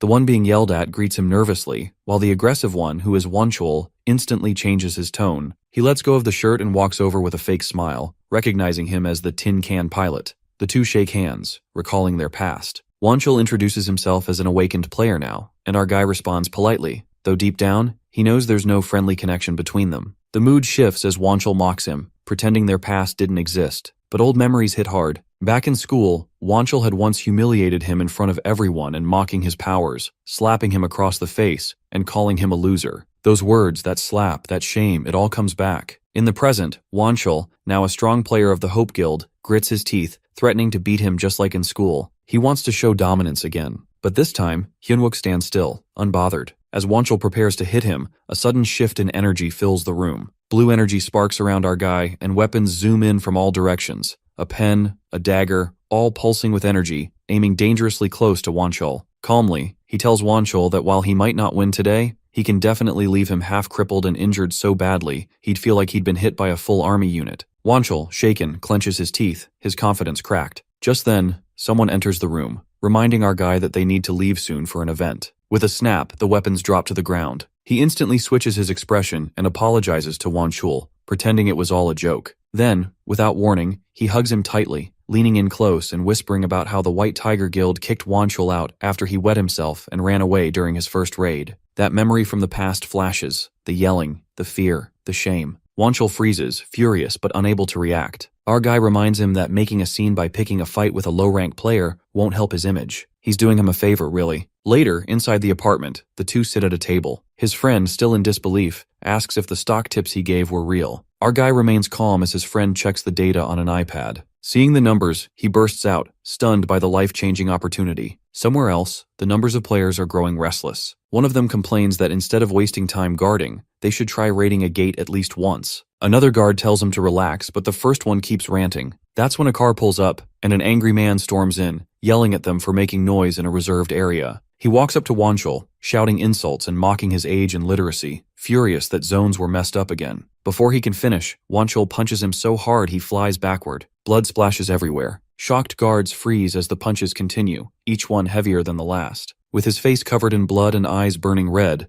Wonchul stands over the man asking him to search for Hyunwook, yelling with rage. His voice echoes as he screams out the name of Hyunwook and he swears that he'll kill him. Meanwhile, with our boy, Park Cheol-soo mentions that if these stocks really soar like those figures show, it'd be life-changing. However, he admits it's tough to accept so easily. It's a natural reaction that anyone would feel skeptical if someone suddenly claimed to help them make such huge profits. He wonders if maybe someone gave Hyunwook this info just to keep an eye on him. In response, Hyunwook calmly asks if, based on everything so far, Cheol-soo thinks he's trustworthy. Without hesitation, Cheol-soo responds that he does. Still, Hyunwook reflects silently to himself that, apart from the source being his past life, everything he's said is real. He reminds himself that Cheol-soo needs to believe him. Eventually, he just nods and insists it's all true. Right then, Cheol-soo checks a message on his phone and, after reading it, finally accepts that it's legit. Hyunwook tells him that he also wants to hand over his investment to him, 20 million won. It isn't an enormous amount, but it's something his parents left behind. Cheol-soo is surprised and asks if Hyunwook genuinely has faith in him. He thanks him, then adds that nobody in the world is truly talentless nowadays. Talent is simply what people call a superpower. He tells Hyunwook not to be too hard on himself and suggests they just hang in there until their talents are recognized too. Hyunwook thinks to himself that this investment is his way of repaying Cheol-soo for the only warmth he ever received in his past life, back when he had nothing. He knows that in the future, humanity will come into contact with otherworldly beings who can communicate.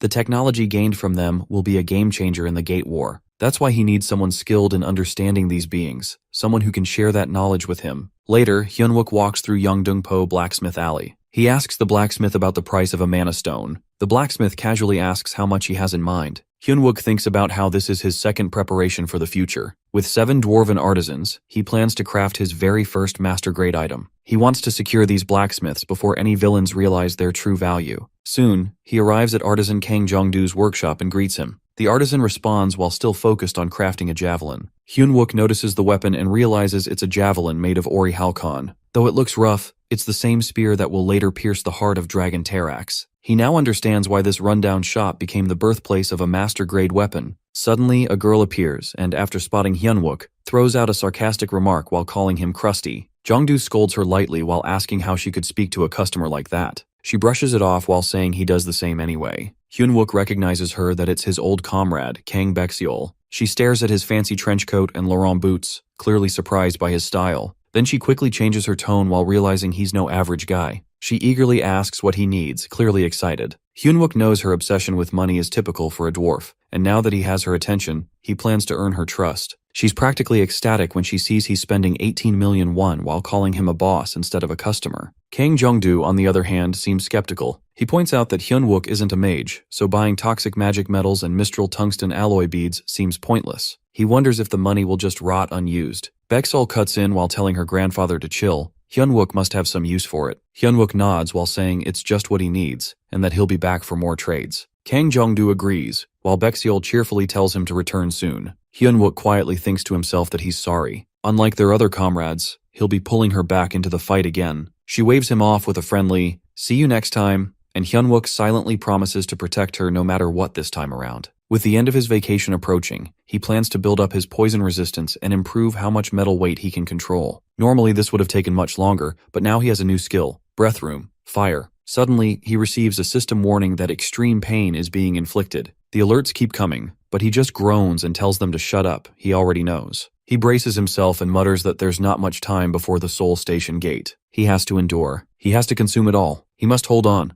Hyun-wook can't afford to stop now. 2 days later, a young guy mentions to Wonchul that Hyun-wook's still locked in there. No idea what he's doing, but he hasn't come out in 2 days straight. Just then, Hyun-wook gets a notification that he's been poisoned by various toxic elements. He checks his stats and sees he's gained Tier 2 poison resistance, not as high as he hoped, but it's enough. He now has the strength to carry about 60 daggers, and with it, a new skill: Metal Smash. He realizes this powerful move can destroy almost any gear in a single hit. Gaining this ability alone makes everything worth it. Suddenly, Wonchul shows up and notices him. He's surprised Hyun-wook isn't even shocked. He sneers, saying Hyun-wook must be hiding out here, but Hyun-wook calmly reminds him he's a soldier with many rules to follow. He tells him to leave. Wonchul doesn't buy it. He thinks Hyun-wook's just making excuses now that he feels cornered. He threatens him and declares he's going to end him, but as soon as he sees Hyun-wook's body, he's taken aback. Hyun-wook tells him to move the fight outside. He doesn't want civilians to get dragged in. Wonchul laughs bitterly while saying how dare he act bold to the end. Maybe 2 days ago it was an act, but today it's real. They begin to clash. In the middle of it, Hyun-wook asks just one thing: that why go this far, when it doesn't even compare to what Wonchul did to him. Wonchul mocks him, calling him cocky for landing one lucky strike. He tells him to stop looking at him with those eyes. Hyun-wook notes to himself that Wonchul doesn't even care about the civilians around. He realizes then his enemy isn't focused just on him. To avoid any more damage, Hyun-wook suddenly sprints away. Wonchul, caught off guard, yells after him while chasing with full rage. He's not backing down. He wants to kill Hyun-wook no matter what. Wonchul watches closely as Hyun-wook uses strengthening body transformation, metal control, and then skill chain. Right away, he notices that Hyun-wook changes direction in midair, something that grabs his attention. At that moment, Hyun-wook thinks to himself that he might not be able to fly as freely as he could in his past life. However, by linking strengthening body transformation with metal control, he's able to move his body with this much control. After observing that, Wonchul remarks that the military might have handed Hyun-wook some cheap buffs, but in his eyes, these little tricks are still useless. Meanwhile, people in a nearby building catch sight of the scene and start murmuring while wondering what's even happening. They question if those people down there are actually players. During the battle, Wonchul challenges Hyun-wook while asking if he's just going to keep dodging like a coward. He provokes him while calling him out to fight just like before. While that happens, the folks in the building warn others not to go down to the first floor. They think a group of players is making a mess down there, so they mention they've already reported it and decide to wait it out. As the chaos builds, Hyun-wook becomes aware of the civilians watching everything. Being a military officer, he realizes he can't fight back too fiercely if someone innocent gets hurt. It might mess up his whole plan for the Seoul Station gate. Wonchul, while picking up on this, brings it up and notes how many people are watching them. Then he figures, if the crowd is a problem, he just needs to erase the problem. Hyun-wook, now worried, questions if Wonchul plans to destroy the building and reminds him there are innocent civilians inside. Wonchul brushes it off while saying those people don't matter to him. But then he adds that they do matter because to him, Hyun-wook and the others are all trash, and the crowd is just part of the same mess. He rants that if they irritate him, they deserve whatever's coming. He tells Hyun-wook to squirm all he wants if he's so desperate to stop him. At that moment, Hyun-wook snaps. He tells himself that Wonchul crossed the line, and now it's time to end his life as a player. Without hesitation, he strikes Wonchul's leg with force. The hit is brutal, and Wonchul screams in pain. His leg breaks from the impact of Hyun-wook's metal smash, and blood pours from the wound. Wonchul backs off while panicking and warning Hyun-wook not to come any closer. But Hyunwook, while keeping his cool, says he's going to ask one last time that why is he going this far. Wonchul, clearly unbothered, responds by scoffing at the question. He makes it clear that if something as annoying as a mosquito dares to bother him, he'll crush it without thinking twice. Hearing that, Hyunwook understands something deeper. He believes that someone like Wonchul, who was thrown out from a group of strong players, is only acting out of frustration. He mutters that players drunk on their own ego and superiority never deserve that title because those types always turn into villains in the end. Wonchul, now enraged, snaps and questions what someone as worthless as Hyunwook thinks he can actually do. He mocks him for acting like he's something special and calls him a nobody. But Hyunwook doesn't flinch. He warns him calmly that he'd better never show his face again. If he does, next time it won't stop at just breaking a leg. Wonchul freezes in disbelief, clearly stunned by what just happened. Meanwhile, Hyunwook quietly mutters to himself that Wonchul should feel lucky he's dealing with a military officer. He reminds himself that it's true. He can't let someone like Wonchul ruin his opportunity to rescue comrades and bring down the villains. In his official report, he simply explains that he tried to stop Wonchul, nothing more. Later on, at the Awakened Task Force, Hyunwook meets with an officer who points out that his story lines up with what the witnesses claimed. The man notes that Wonchul is known to be both dangerous and cruel, and honestly, Hyunwook got off easy. He adds that it's rare for someone with such a low rank to walk away from a fight like that without even a scratch.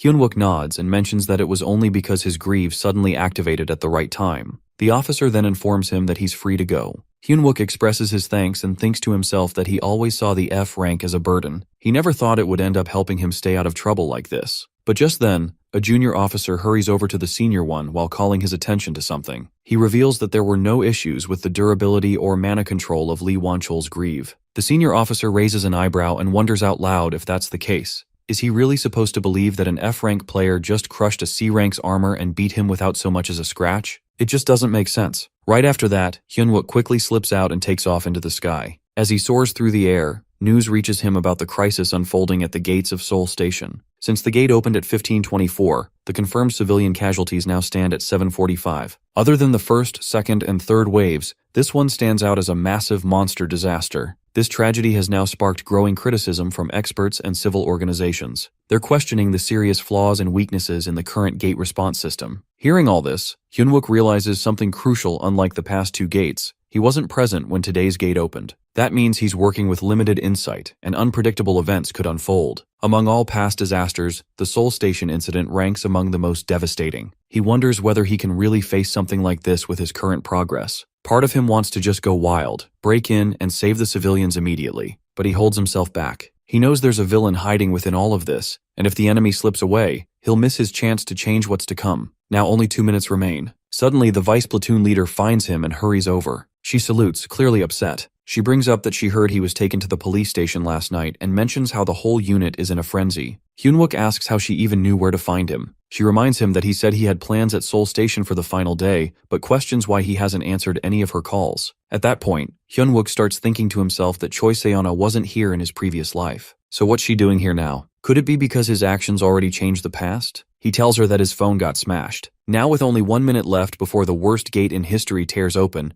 tension builds. She sighs and accepts the excuse, but quickly presses him for details about why he went to the police. She wants a full explanation, but Hyunwook knows there's no time for that now. He reminds himself he has to stay focused on the plan. She becomes annoyed by his silence and demands an answer. Right then, he suddenly scatters a handful of beads on the ground. She jumps back, confused and frustrated while asking what he's even doing. She scolds him for dropping something like that right in the middle of their conversation. Then she pauses while staring at the beads and asks what on earth they are. Hyunwook stays calm and simply instructs her that when he gives the signal, she must run toward where the gas masks are located. And in the next moment, he gives her the signal. At Seoul Station, a young girl is with her mother, who is about to leave from there. Her mom tells her to go back, but the girl wonders why she keeps telling her to leave, saying she just wants to see her off. Her mother explains she doesn't want her to get exhausted. Still, the daughter reminds her that they don't even know when they'll meet again. The mother, while trying to stay positive, responds that they'll definitely meet next time. As they embrace one another tightly, a sudden explosion shakes the entire station. A massive bomb goes off, and in an instant, her mother disappears without a trace. The girl breaks down while calling out for her. Soon after, an announcement is made that an unfortunate event has taken place in that zone. Meanwhile, Hyunwook is on site with the vice platoon leader. He mentions that when he gives the sign, she needs to move quickly and put on the gas mask. As they look above and begin running, he eventually signals her. At that moment, a terrifying monster appears in front of the fleeing civilians. Everyone panics while trying to escape the scene. Hyunwook turns to the girl. urging her to get to safety and grab a gas mask from the passenger aid point. She responds that she's a soldier too and has no intention of surviving alone.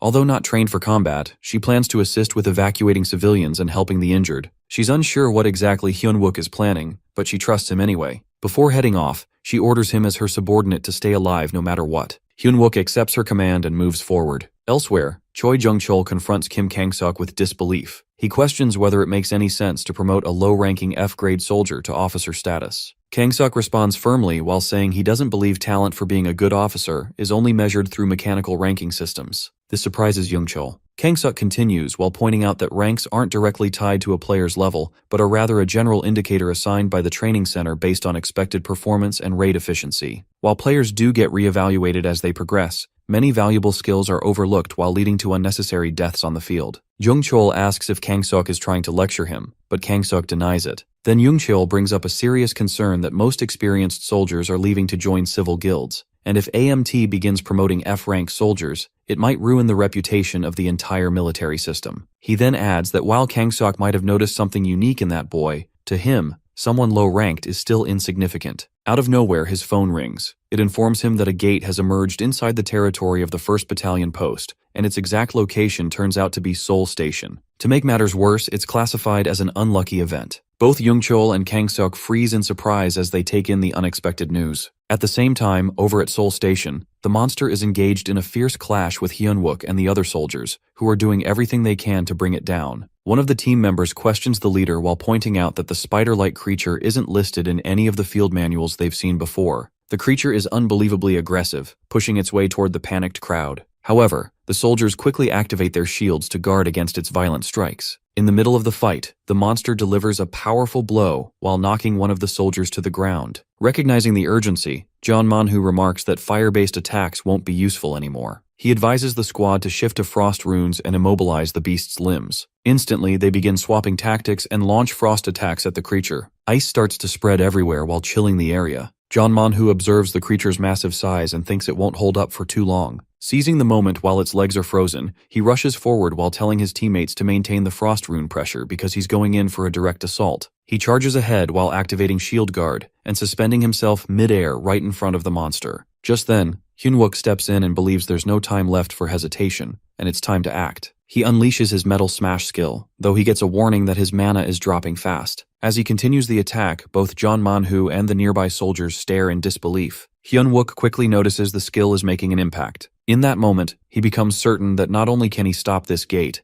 but he also has the chance to claim the full reward for shutting it down. Fueled by that thought, he charges toward the creature and mentally taunts it while daring it to scream and cry all at once. He vows to drain every last bit of its energy. With force, he hurls himself forward and wonders whether the beast's insides are as tough as its shell. Activating the metal spin technique, he digs deep into the creature while comparing the sensation to grinding it up like a blender. Watching all this unfold, John Manhwa is stunned. He realizes that even the full squad of guards couldn't take down this monster, yet Hyun-wook is overpowering it solo. Despite witnessing countless A-rankers in previous raids, he admits to himself that he's never met anyone so relaxed in battle. It dawns on him that this must be what an S-rank player feels like, something he had only heard tales of until now. However, he can't help feeling annoyed, as Hyun-wook's sudden appearance ends up disrupting his personal quest. Afterward, John Manhwa introduces himself as a member of Seoul Station's Guard Team 2, and curiously asks if Hyun-wook is actually an S-rank player. But Hyun-wook warns him not to let his guard down just yet. Manhwa is taken aback by the comment. Then Hyun-wook reveals that the first wave isn't finished, and deep inside, he becomes fully confident. The battle just fought has removed all doubt. The gate at Seoul Station, he's decided will be the one he personally closes. At Seoul Station, both the 1st and 3rd Battalions are ordered to gather and prepare the red ground setup until 6 rounds are complete, and then proceed with the execution. 2 troops stand nearby while observing everything. One remarks that the scene, if not for the presence of military squads, brings back certain memories. The other agrees, but points out that with this kind of scale, it would seem easier to just bring together all the mage players and strike that dome down with some heavy magic. However, the first one responds that it's not something made with magic, it's a rule established by the system itself. Breaking it isn't possible unless someone overrides the system. So, for now, they've got no choice but to wait for the timer to run out. Soon after, an alert comes in, reporting an unlucky event occurring in the area. Helicopters then appear above, and Kim Kang-seok along with Yoo Hae-na arrive on the spot. Kang Sok inquires about how many members of the Blue Flower Guild are still under level 15. She responds, a bit offended, that there's no way the top-ranked Blue Flower Guild has anyone that low-leveled. Still, she questions whether he's really thinking of sending a rescue team inside, because doing so is practically sending them straight into a trap.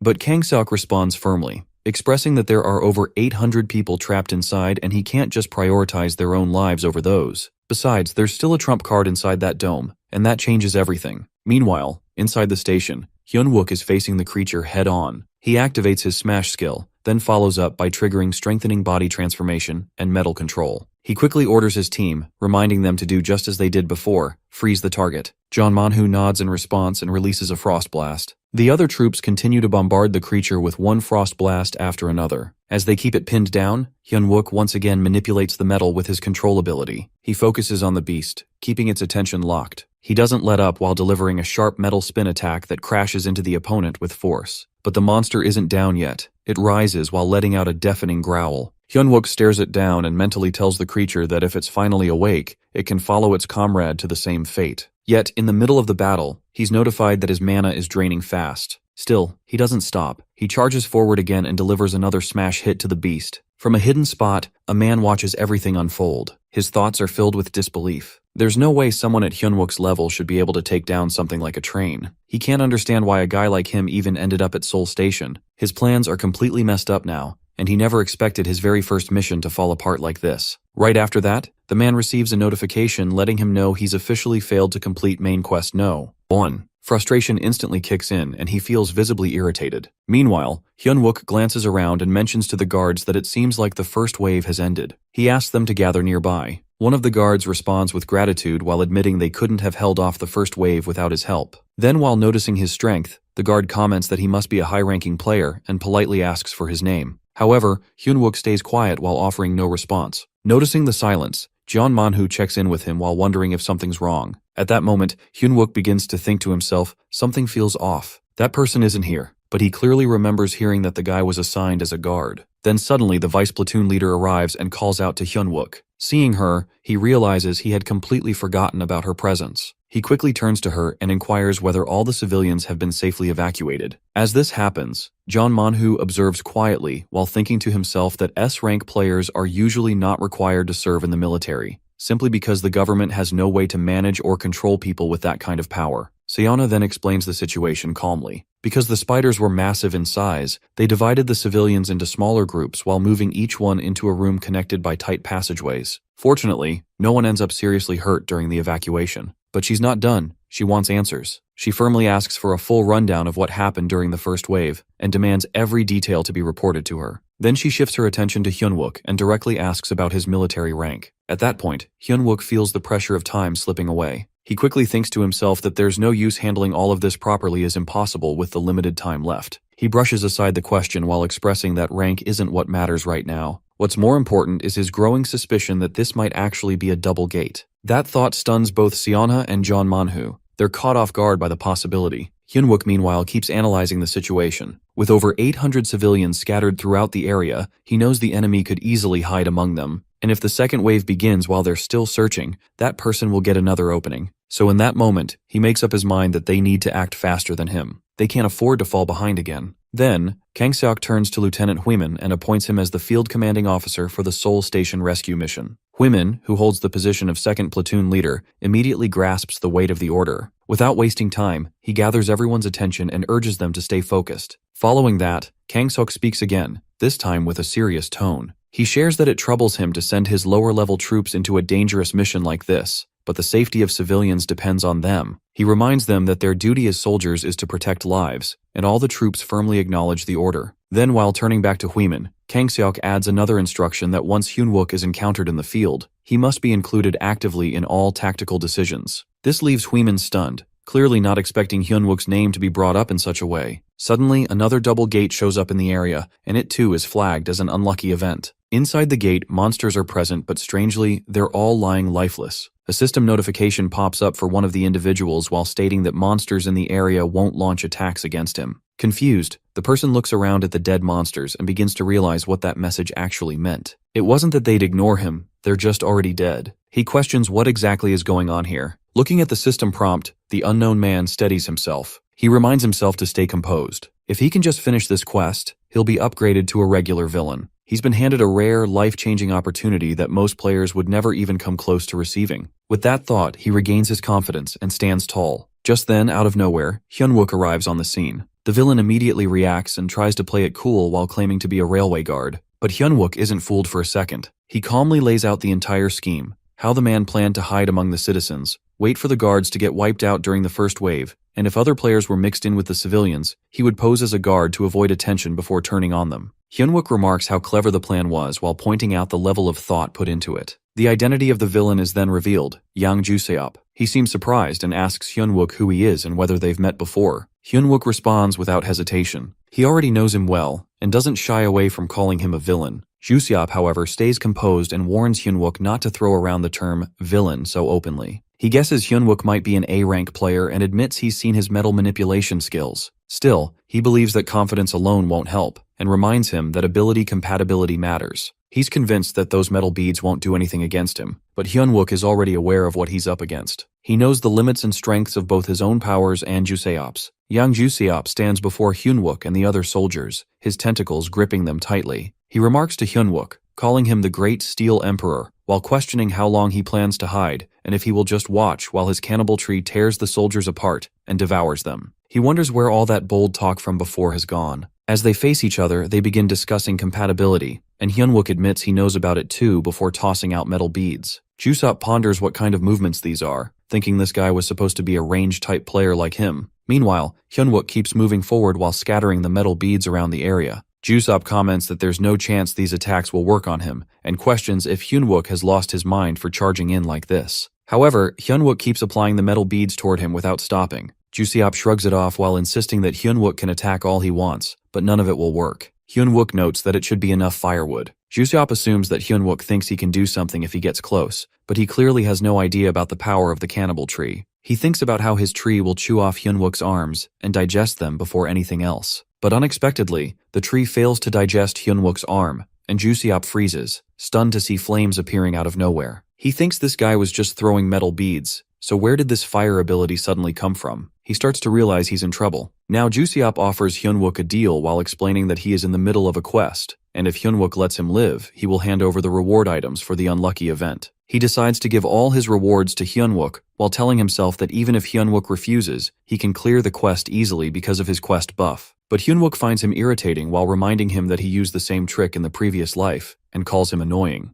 Juseop is shocked to hear him mention the previous life. Finally, Hyunwook tells him to die. Flames start to rise all around, and soon, a notification appears letting him know that his level is allowed entry. Outside, the soldiers arrive, and Huimin mentions there's no telling what type of gate has opened inside, while urging everyone to stay sharp as all hands prepare to enter. Right after, he gets a reminder to remain alert since the area is dangerous. As the soldiers head toward the zone, they receive notice that once they step in, they can't leave unless certain conditions are met. They enter the area and quickly freeze in shock when they see a giant spider towering in front of them. At that moment, Huimin gestures for Junmo to lower his voice. Meanwhile, John Manhwa is already there and calls out, asking who has arrived. Huimin responds that they are the rescue team, which takes Manhwa by surprise. Huimin looks around and notes that there don't seem to be any civilian victims while wondering what happened there. Manhwa explains that it's all due to an AMT member, and because of him, everyone was evacuated. Even now, they are sticking to his orders. Huimin then checks if it was a female soldier, asking about her current location and if she is injured. But Manhwa clarifies that the female soldier is managing things at the shelter. However, the person he's referring to is Hyunwook,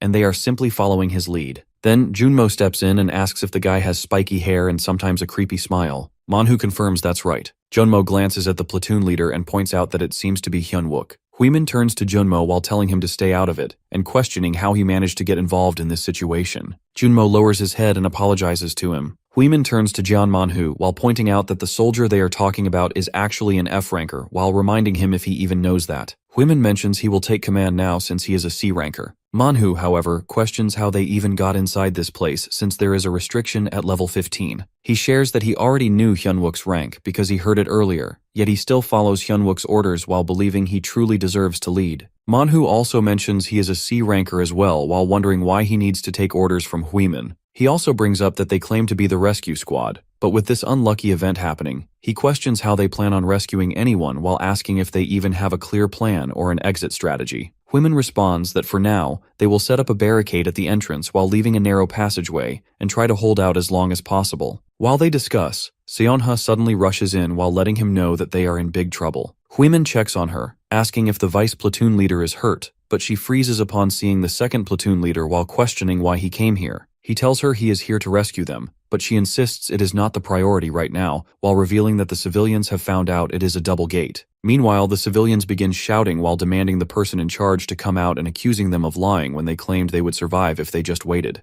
They ask why the truth about the double gate was hidden from them. She explains it was to prevent chaos, but the people push back while questioning how they are supposed to trust her while saying that the guard was right after all, and claiming they are using civilians as human shields to buy time. The female soldier snaps while asking where they heard such nonsense. One of the men responds that it was the guard with a scar on his nose who told them the so-called truth. On the other side, Jusiop lies wounded on the ground while grumbling that he had fully prepared for this quest, while feeling it's unfair since the chance was so hard to get. Meanwhile, Hyunwook, clearly busy, brushes off his complaints while urging him to just hurry up and die. Jusiop curses about how these villains always seem to use the same tricks. Suddenly, a swirl appears, and he gets notified that his mana is recovering fast, along with his health. Another notification pops up while informing him that his quest has arrived. Hyunwook, thrilled to discover it is a hidden quest called Lightbearer, which promises to guide him to become the dawn of the world and the light that will lead it. Yet, as the notification asks if he wants to accept this quest, Hyunwook simply rejects it without hesitation. Hyunwook gets asked once more if he wants to take or turn down the quest. He figures that the Guardian quest sounds noble while claiming it protects humanity. Yet in the end, it's just another group with its own motives. While the reward is certain, his actions will get limited again and again. Above all, a quest stays a quest, but humans aren't that straightforward. If this mission gets twisted, a Guardian could flip into a villain any time, just like Gordon Precy, humanity's worst traitor. After all, he was once a Guardian too. So, Hyunwook mutters under his breath that he refuses this quest again. Right after, while standing still, a notice pops up that he has won the first prize in a lucky event, Akashic Armory Key number 2. It's the same item the villain Yang Jusiop was hunting down, even if it meant butchering innocent people. Since it's a main quest reward, there's no doubt it's something the villains desperately need. Because of that, he plans to keep it while swearing to ruin those villain punks in this lifetime. Meanwhile, a lady guard complains that something feels off. John Manhwa mentions that he's the only guard with a scar on his face. She questions him again while asking if he's sure it wasn't him. The man admits he isn't certain but still points out they hid info about the double gate. No one can guarantee they won't be used as human shields. Hyunwook senses that Yang Juseop is causing trouble to the bitter end. Then, Minhui steps up while trying to calm the people down and asking them to trust her as the captain of the AMT rescue team and hear them out. At that moment, Hyunwook also realizes that Lieutenant Major Kim Kang-seok didn't give up on Seoul Station till the last second, sending in Lieutenant Minhui exactly where she was needed. But the crowd questions her while doubting why they should trust a rescue team with only 6 people and no clear plan. Hyunwook steps forward while questioning what's going on and reminding them that if the second wave begins, they all face death. The man argues they don't trust them, which is why they're acting this way. Hyunwook counters while asking if they have any other solution since they don't trust them. He points out that the railguards have risked their lives, and that should count for something while questioning if anyone else is willing to risk everything for them. Yet, Minhui snaps at Hyunwook while scolding him for speaking to citizens like that and questioning where he was hiding until now. Hyunwook casually mentions that he just blocked the double gate. Minhui is stunned, thinking this man is lying with a straight face while claiming he blocked the double gate by himself. Hyunwook warns that the second wave is about to start and requests all citizens to hide as well as they can. Then, he calls the guards and platoon leader to follow him while telling everyone to use chairs and desks to block the entrances and find hiding spots. Meanwhile, Minhui thinks to herself about the commanding presence he's showing while leaving her with no room to intervene, wondering if this is really the Hyunwook she knows. Soon, Junmo arrives with Hyunwook's blade and the vice platoon leader's spellbook, and Hyunwook nods in thanks. He then gathers everyone while saying there's something important to share. He mentions that the first wave's spider monster wasn't in the field guide, but with his battle skin and the guard force, they managed to stop it, although it felt weak for an unlucky event monster. Manhwa agrees while noting it felt odd despite being strong. Hyunwook explains it might be because it was only the first wave, and since an unlucky event is still an event, it must come in stages. He warns that in the second wave, monsters using the spider's venom might appear. Minhui, while watching all this, wonders why even the guards and the vice platoon leader are listening so seriously to this so-called loser. Hyunwook points out that keeping this in mind, everyone needs to put on gas masks in advance. Although Seoul Station is large, if the toxic gas keeps spreading, citizens might end up getting exposed to it. Therefore, they must find a way to lure the monsters out to the outside platform, no matter what. He goes on to break down the plan. When the second wave kicks off, they need to catch the monsters' focus and guide them outside. Hyunwook takes it upon himself to handle that part. Meanwhile, the rescue team and the guards will wait outside in groups, ready to strike the monsters that get drawn out while staying behind cover where they can duck and hide if needed. Just like during the first wave, their goal is to lock down the monsters' movements and wait for the right moment. They need to remember to keep their distance, no matter what happens. Once they find a strong position to fight from, Hyunwook plans to tear off the spider's armor while opening the chance for them to finish the job. Hyunwook points out that everyone should aim all their attacks on that weak spot to bring it down. He notes this step as the most important part. For a better chance at pulling off this operation, the platoon leader and vice platoon leader need to guide them from a higher position. If the platoon leader keeps supporting him by using the warp ability, Hyunwook can pour all his mana and stamina into tearing off the spider's armor. Meanwhile, if the vice platoon leader keeps restoring the platoon leader's mana, they could continue using warp until the battle ends. Above everything else, the only person able to sense and handle the dangerous situations for each unit is the vice platoon leader, who knows raid tactics inside out, isn't it? At that moment, Manhwa acknowledges that with this strategy, they should get through without taking heavy damage. Hyunwook nods while trusting the plan, and relies on Manhwa while calling her platoon leader, or rather, rescue team captain now. He realizes that with Manhwa's warp skill, as a C ranker truly at level 15, they can clear this operation without much trouble. Soon the second wave is about to begin, and he reminds everyone to prepare themselves.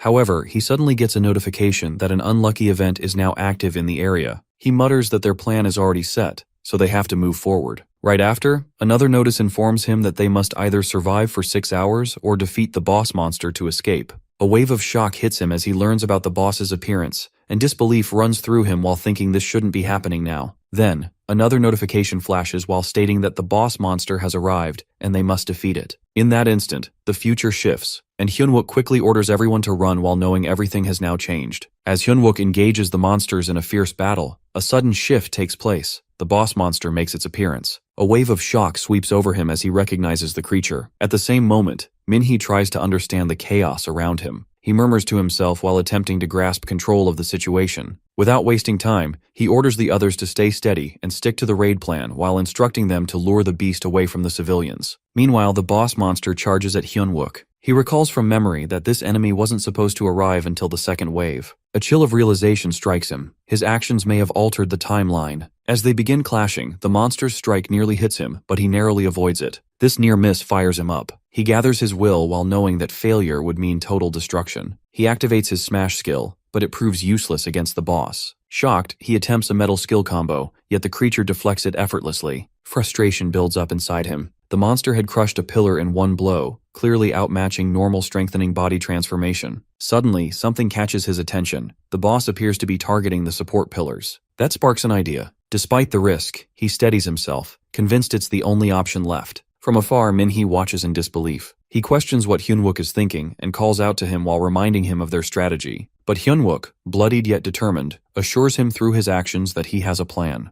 Manhwa's mind drifts back to a past moment. Hyunwook had once addressed him formally as TAO, Tactical Action Officer, Manhwa. He had teased Hyunwook for using his title like that while suspecting he was making an excuse. But Hyunwook had genuinely thanked him for saving his life with his warp skill. Manhwa had humbly responded while crediting his experience and his habit of memorizing every tactical manual available. He had explained how he refined those strategies over time while preparing to use his warp with precision in real situations. Snapping back to the present, Manhwa watches Hyunwook and wonders aloud what he's planning. But as he studies the movements more closely, realization strikes that Hyunwook isn't just dodging. He's guiding every attack from the boss monster toward the structural pillars. However, Manhwa knows that simply bringing down the pillars isn't enough. Then it hits him. Panic rises in his chest as he turns to Seonha while standing beside him. He pleads for her to channel all her mana into him. When she asks why, he urgently responds that he's going to open the largest warp zone he's ever attempted. While that happens, Hyunwook successfully redirects each monstrous blow toward the final pillar. Though his mana depletes rapidly, he pushes on while praying that his body won't give out. But as he nears the end, the boss strikes back hard while slamming him into the wall. Pain floods through him, yet he forces himself to rise again while activating his body transformation.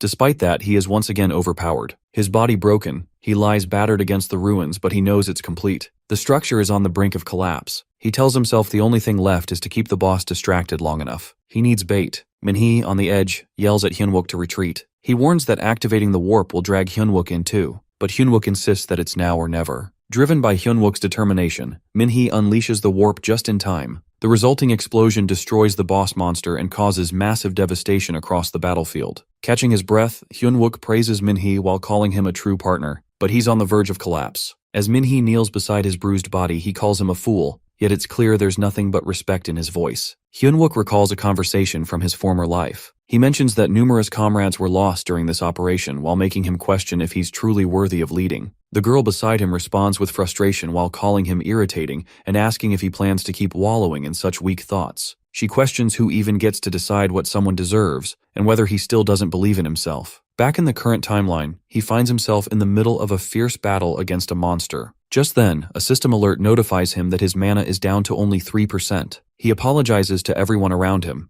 but suddenly his mind pulls back a memory, one where that same girl told him that whenever he feels unsure, he should look into the eyes of those who trust and follow him. Taking her words to heart, he raises his gaze. Right at that moment, Min-hee and Seona arrive while rushing in to protect and pull him from danger. Moments later, an urgent notification pops up while announcing the arrival of the boss monster and marking it as a target that must be eliminated. Meanwhile, back at the base, the battalion commander receives word that every media outlet is pushing for a statement regarding the sudden appearance of the boss monster and the countermeasures being taken. At the same time, a man approaches the squad attack department head. He relays that both the director and vice president have instructed him to deliver a message that if things continue in this manner, her position as the head of the attack squads might not remain secure for long. Yuhaina complains that these so-called brothers are ambushing her like stray dogs while calling it nonsense as they tear her apart like they've been waiting for this moment. Meanwhile, the battalion commander keeps his eyes on her. She snaps at him to stop staring while reminding him she can just call him anytime if needed, and then she dials her phone. On the other end, Seona checks in while asking if he's about to die while admitting she thought he would really kick the bucket this time. Hyunwook, caught in his thoughts, realizes that the future has shifted while leaving him unsure if the knowledge he holds now has any real value or if it's become completely useless. He wonders what step he should take next. Then, Min-hee scolds Hyunwook while calling him arrogant and questioning who he thinks he is for acting alone. She reminds him that without her, everyone here would have been wiped out, and he knows it. She explains that tactics depend on promises, on trusting that teammates will carry out the planned actions exactly when needed, and that this trust is the core of all tactics. She tells him that acting alone for the sake of everyone was never a good move, not even close, and questions if he truly trusts his teammates at all. This moment pulls Hyunwook back to a memory from his past, where he is reminded to believe in those trusting gazes around him. He starts reflecting deeply on trust. Then, Seona tells the platoon commander that this isn't the moment for arguments. At this point, Hyunwook mentions that thanks to them, he thinks he now knows what he must do. The boss monster is about to jump out soon, but he has just discovered a way to handle it. Min-hee, however, senses that he's trying to charge in alone once again, and she thinks they need to stick to tactics now. She considers that if she has steel skin, they can manage better. Meanwhile, Hyunwook mentions that they will use electricity, and everyone must cooperate fully for this tactic to work. He gathers everyone's attention and states that from this point on, the heart of the boss monster raid will be Junmo. Junmo freezes in shock upon hearing this.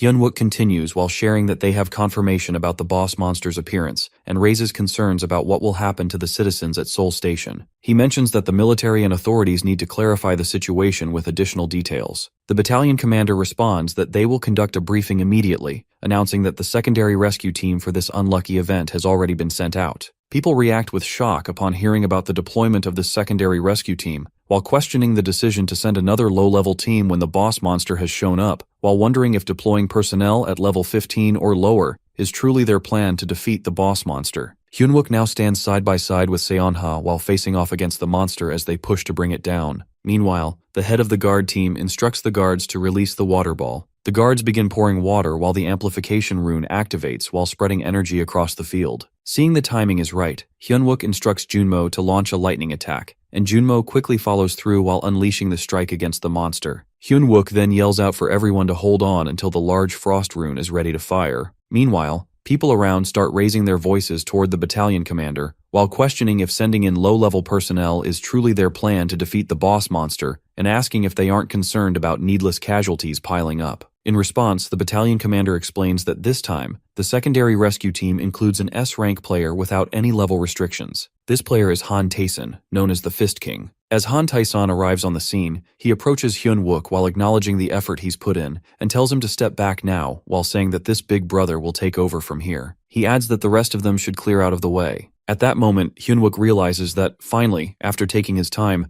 Han Tae-san has shown up. Han Tae-san then turns to Hyun-wook while mentioning that, just so he knows, he doesn't like sharing the same table, and warns that if he catches Hyun-wook drooling over his fight, he won't hesitate to deal with him. Tae-san steps in front of the boss monster and mentions that if it can battle, then he can too. Everyone around is stunned as he swings at the creature. Yet, he soon notices there isn't even a single mark on its body, and he remarks that it's stronger than he expected while making him feel unnecessarily competitive. After that, he moves closer to the monster again, while commenting that it's just making things worse for itself. The monster also starts attacking him while the soldiers remain in the area while keeping watch. Meanwhile, Hyun-wook shows up along with Seonha. She remarks that since he kept insisting, she's filling him with some mana and checks if he's alright now while reminding him that his treatment matters more. Hyun-wook responds that he's okay while telling her not to stress over him and adding that he won't be using his body anyway. Just then, one of the nearby soldiers questions if he's scared or if he's about to use it now. Tae-san once again charges at the boss monster and lands another heavy strike. Hyun-wook steps in too while using his metal smash skill as he moves forward. Tae-san glances at him and questions who he is while wondering if he has a death wish and reminding him not to drool on his table. Hyun-wook responds while pointing out that even for an S-ranker, he's acting a bit shady with his deals. Tae-san asks what he just called him, and Hyun-wook clarifies that he's the one who interrupted their raid. Tae-san argues while questioning if they think they could have defeated it without him, while wondering who this arrogant lunatic is and how he dares to play tricks. But Hyun-wook snaps back while mentioning that they are the ones who struggle until the fatal crisis passes, and Tae-san just swoops in last minute while pretending to be the hero. Hyun-wook gets really angry at him. Soon Tae-san goes after the boss monster to finish it off, but Hyun-wook also tries to take it down at the same time. Then, they receive a notification that the boss monster has been defeated and the area is now free of all restrictions. Afterwards, people are informed that the boss monster was defeated in less than 5 minutes after Han Tae-san entered.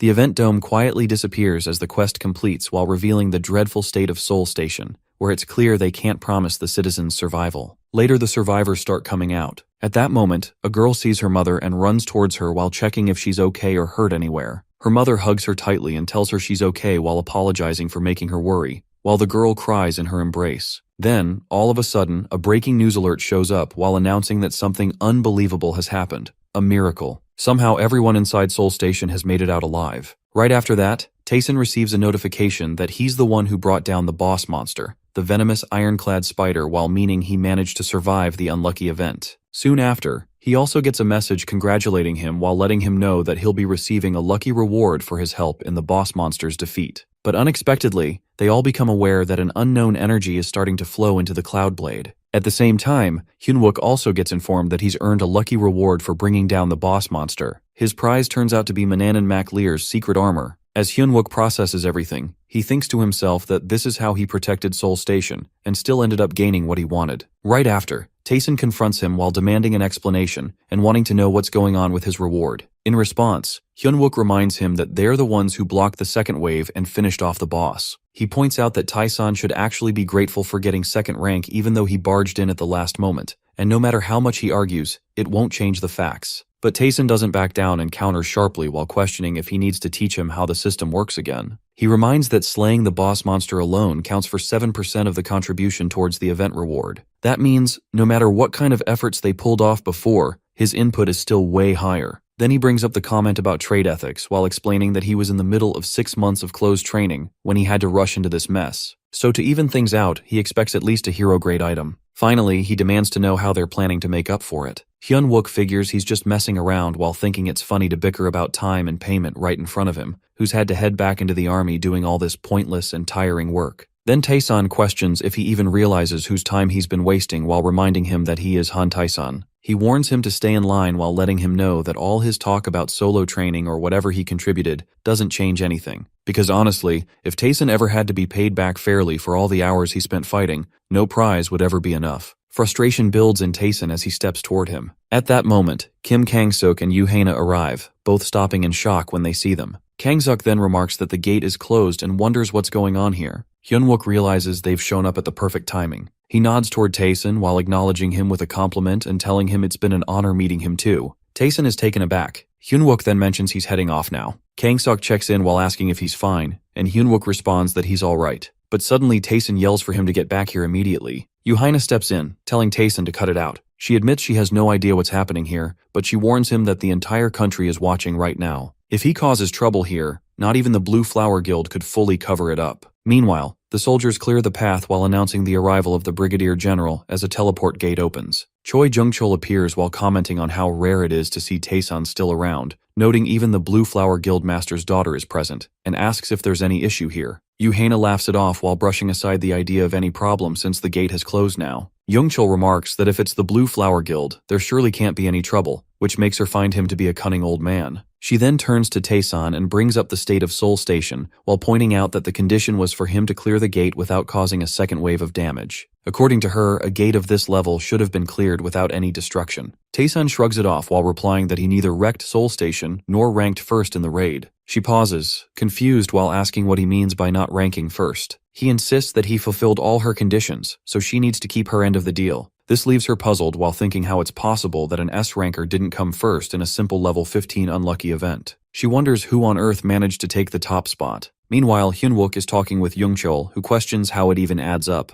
His military files state he can control up to 300 grams, but the report he just received suggests Hyunwook can handle way beyond that. At that moment, Yuhaina suddenly figures it out that Hyunwook is the one who actually secured the first rank. Then Jung-chul turns to him, pointing out that unless the data is incorrect, he's still listed as an F-ranker. He finds the situation rather fascinating and mentions that he'd like to take a stroll and get a full update directly from him. Meanwhile, Haina starts feeling a pounding headache as things keep unfolding in completely unexpected ways right before her eyes. As Hyunwook begins walking alongside the Brigadier General, he tells himself to stay extra alert. After all, Jung-chul isn't someone who can be taken lightly. His abilities have earned him the nickname of a tactical nuclear weapon. But beyond just power, the man is incredibly complex. He's the very individual the necromancer feared most, and someone who had already survived multiple attempts on his life. Soon, Jung-chul calls Hyunwook and requests a full account of the earlier events. Hyunwook immediately realizes what's going on. As he suspected, the Brigadier General is trying to confirm the strange difference between his current performance and what's listed in his official records. He responds by explaining that just recently, after taking down his second elite monster, his abilities had spiked out of nowhere. He received an achievement message titled Dunce's Rebellion. His mana control shot up from just 300 grams to nearly 17 kilograms, and he also picked up a few new skills along the way. Jung-chul nods and brings up how rare achievement systems are just as rare as quests. This confirms to Hyunwook what he already fears. The world must not yet know that F-rankers can actually grow stronger. That secret needs to be kept safe for now. Then Jung-chul agrees that if it's tied to an achievement, it's at least within the realm of possibility. Still, Hyunwook gets a strange, uneasy feeling deep down. After a pause, Jung-chul adds that calling him an F-ranker now doesn't really fit anymore. In terms of real combat power, he's likely at least C rank or maybe even higher. That completely stuns Hyunwook.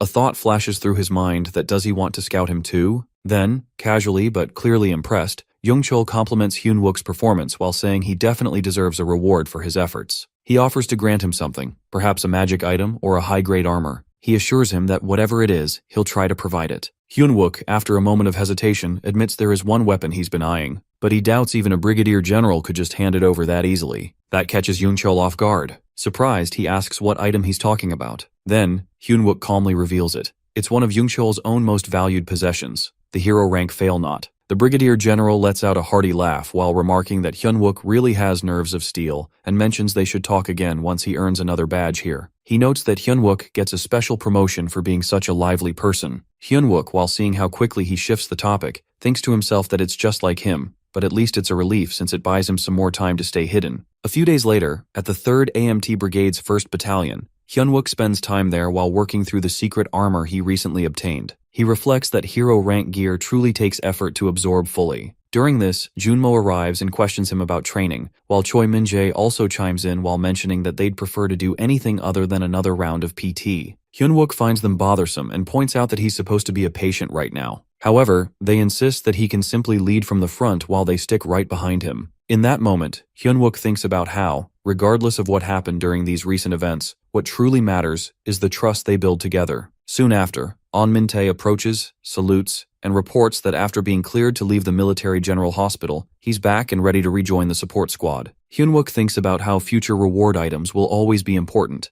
but he's beginning to realize there are other things around him that matter even more. He thanks Min-tae for coming back safely, and then moves forward to give him a hug. Min-tae, while looking confused, asks why he's being thanked, and Hyunwook responds that it's for showing up right on time for training. As he thinks over it, Hyunwook realizes that while he's living this life with these people, it might not be so bad to let them watch his back for once. With that thought, he turns to the group and signals that it's time to move while telling everyone that training is about to begin. A phenomenon where countless gates violently emerge inside a certain zone is known as a wave. Before long, a wave is set to sweep over Seoul while twisting the city into a nightmare, and the only one aware of this future is Hyunwook. He wonders if he can block the wave alone, if anyone could survive in the chaos. But now, he realizes clearly that he can't manage this by himself. Meanwhile, Junmo mentions that C and lower rankers are barred from using the training center, and folks like them can't train there. But Hyunwook reminds them that they were the ones craving real training. Junmo questions how they can start with something like this, while Hyunwook tells them that since they cleared the unlucky event,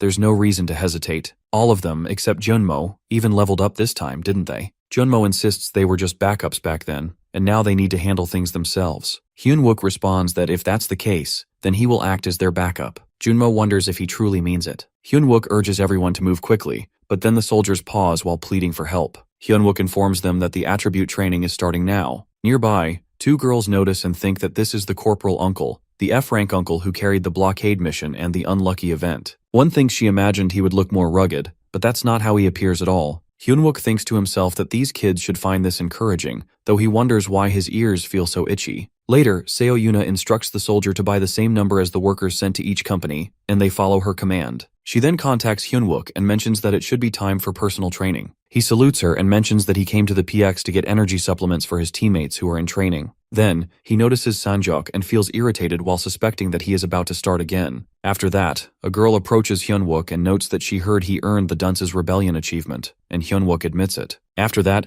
Seo Yunha mentions that the report about his unusual accomplishment sounds convincing. However, she suspects there is something more that he keeps under wraps. Hyunwook wonders aloud about what he could possibly be keeping hidden. She remarks that he moves at odd moments, almost like he already knows what's coming. It feels as if he has information that others don't, or perhaps another purpose in mind. Hyunwook responds that he doesn't quite understand what she means by that. Yet inside, he questions if she truly knows something for her to bring this up now. Still, he decides he won't share anything with her. Meanwhile, Sanjok, while standing close by, explains to Sehee that he hasn't mentioned anything while claiming he said it to someone else instead. Just then, an announcement echoes from the admin room while calling out for Corporal Hyunwook to report immediately. The voice repeats while requesting Corporal Hyunwook to head to the battalion commander's office at once. The broadcast ends while letting Hyunwook know that the battalion commander has summoned him. Meanwhile, Seo Yuna feels annoyed at the timing. She reminds him not to forget while mentioning she isn't sure what he's aiming for, but she keeps an eye on him while telling him to leave now. He listens to her order and responds with a wish for her to have a good day. Stepping out, he feels relieved, thinking he should avoid that stubborn Seo Yuna for a while. Yet, he wonders what this call could be about, since the promotion ceremony is still a few days away. Later, near the battalion commander's office, Hyunwook hears someone inside arguing that this can't be called a test, claiming that sending them there would get all their men killed. Then he knocks on the door. A voice tells him to enter. He steps in, salutes, and states that he has arrived while addressing Brigadier General Jung Chol. The general acknowledges him while mentioning that Kang Sok contacted him, but he cuts him off while mentioning he will explain it himself. A few days earlier, a red gate appeared in the Shinrim area, with the Blue Flower Guild securing raid rights for it. The general points out the need to get a grip while questioning why they are hesitating when they belong to the same guild. He then shares a story where a soldier from the Blue Flower Guild claims everyone has lost their minds and gone insane, with the Blue Flower's third raid squad confirmed to be wiped out today. The gate has now been marked as Trouble Rank 3.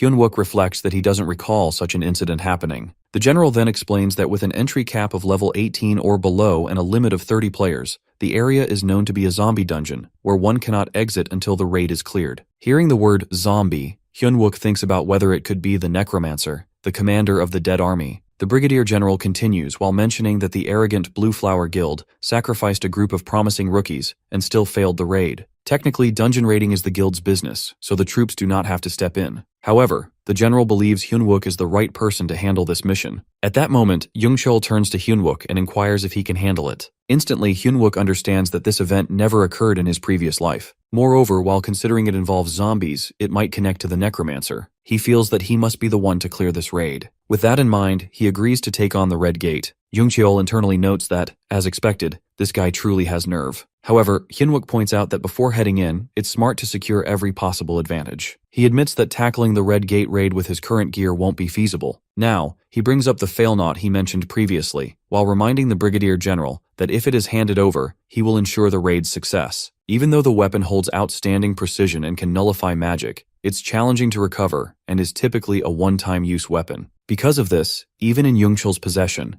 it remains a precious tool reserved for desperate moments. Yet, in Hyunwook's hands, with his ability to manipulate metal, it transforms into something entirely different. Young-chul acknowledges that this makes it a transaction rather than a favor, while warning that Hyunwook will carry the full consequences if things go wrong. Calmly, Hyunwook notes that high-stake risks often come with heavy rewards in the end. Normally, senior officers lead dungeon raids, but despite that, the Brigadier is putting a regular soldier like Hyunwook in charge. Hyunwook realizes this likely has to do with the general's quiet competition with the Blue Flower Guildmaster Yoo Jae-hyuk. If the mission turns out well, it'll mark a significant win for an ordinary soldier over an elite from Blue Flower. On the other hand, if it fails, they can still claim they were only there as support, so the responsibility won't fall entirely on them. That way, the image of AMT being ineffective can be pushed aside, and Hyunwook can claim a mental win against Blue Flower. Shortly after, the Brigadier informs him that he'll be given the fail knot immediately. At that moment, Hyunwook comes to understand that regardless of what happens, the Brigadier has placed himself in a position where he gains something either way. As things move forward, the Brigadier lets him know that since he'll be too caught up in the raid, his promotion to Sergeant will be handled afterward. Frustrated,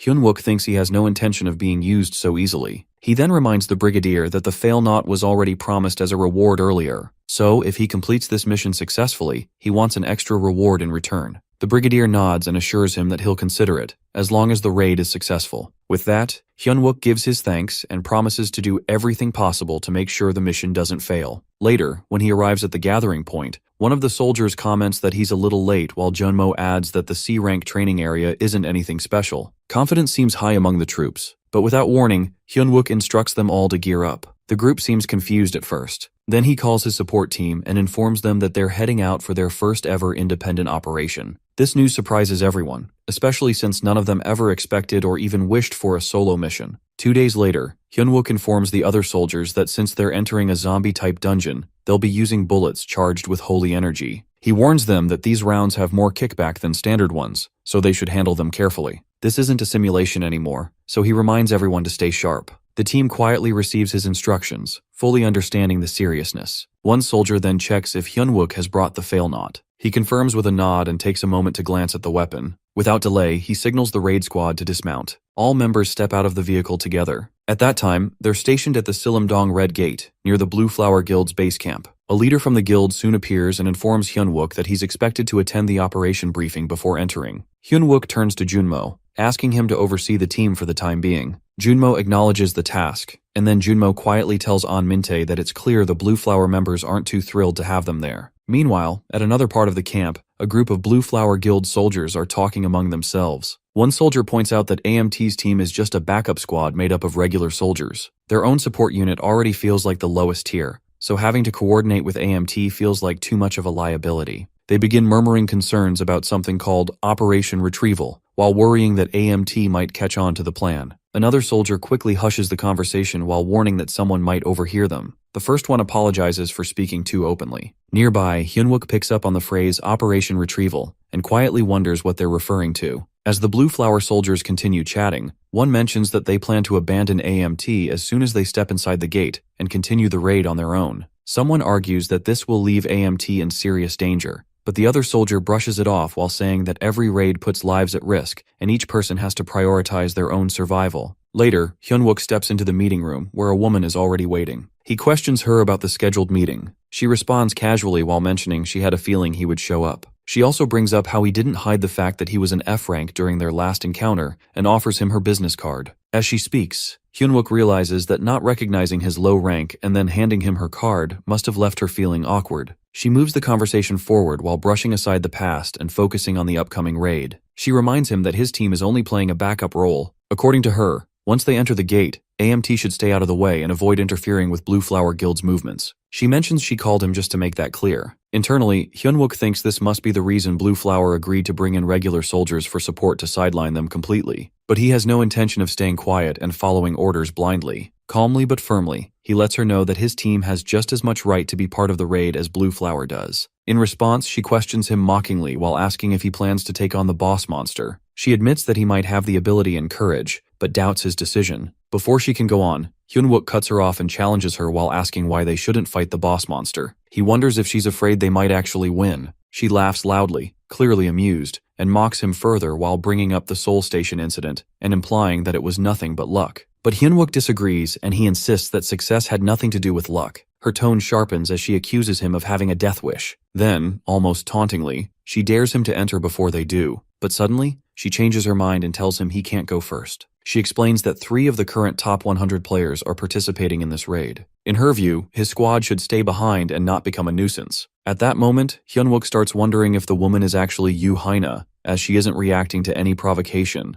The mention of Operation Retrieval still lingers in his mind, and he realizes there's something more going on, something he hasn't figured out yet. Curious, he addresses her by her former name, but she calmly introduces herself as Catherine. Not backing down, Hyunwook then challenges her with a wager. He proposes that if his team defeats the boss monster before Blue Flower does, she'll owe him something of his choosing. Catherine, however, warns him that he probably doesn't fully understand the weight of making a bet with her. She then raises the stakes that if the opposite happens, he must offer his life to her. Without hesitation, Hyunwook agrees. Deep inside, he thinks that whatever secrets lie hidden within the gate, he'll uncover them and take whatever is being kept away. Afterward, Catherine turns to her guild and gives the order for Blue Flower to head in first. She tells them to prepare, raise their shields, and get moving before AMT catches up. She urges her squad to enter quickly, as the AMT raid unit is set to move in 3 minutes. Meanwhile, over in the AMT formation, Junmo checks on An Minte and asks if he's feeling uneasy. An calmly replies that he's doing just fine. Then, Hyunwook gathers the team and reminds them to stay focused and perform just like they did during their drills. He tells them to control their breathing and be steady. The squad silently obeys and prepares as one. Shortly after, they enter the dungeon. Inside, chaos unfolds quickly. The leader of the Blue Flower Troop is the first to fall, crushed brutally by a monster. One after another, their members are overwhelmed and wiped out by the creatures. On the other side, the AMT squad stands firm, as the boss monster, the Zombie King, suddenly emerges. It appears directly in front of the AMT troop. Without delay, Hyunwook instructs the AMT raid squad to shoot at the creature. However, in that instant, he senses something is off.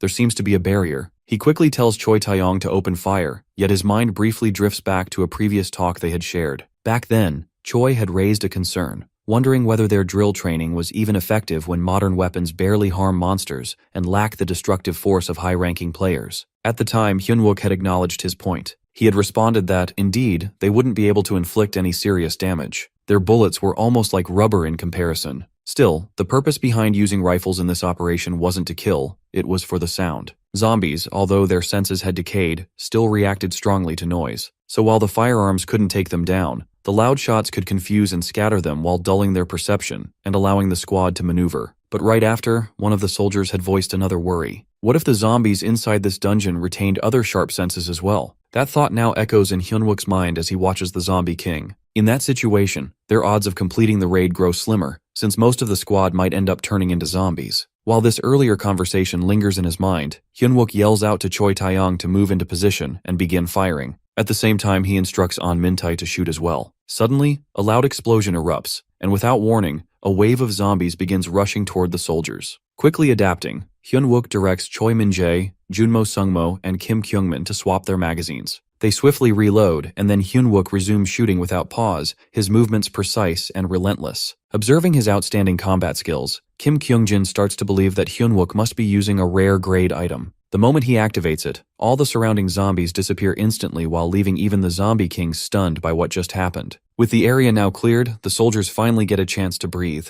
They rest off to the side, their legs aching and exhaustion visible on their faces. As they catch their breath, they quietly talk among themselves while feeling that, at least for now, the crisis has passed. At first, Hyunwook believes they've avoided danger just as planned, but even so, something still doesn't feel right. The number of zombies they faced was far less than what he had anticipated. On top of that, he notices something strange that the boss monster's name appears glitched in the notification window. Despite his unease, he instructs the soldiers to stay alert while reminding them that the gate hasn't been cleared completely yet. Urging them to keep moving, he adds that they should leave the area as soon as possible. As the team pushes forward, a vampire silently observes them from high above, while noting with interest that these intruders seem different from the usual ones. Meanwhile, Hyunwook begins to feel increasingly unsettled. He realizes that there's nothing surrounding the dungeon, no structures, no enemies, not even a trace of life. The area is eerily empty. He reflects that despite taking part in countless raids, he's never seen a place quite like this. Suddenly, from about 20 meters behind him, he picks up on movement, a foreign metallic object shifting. As he approaches, prepared to strike, a voice pleads for mercy, revealing that he's human.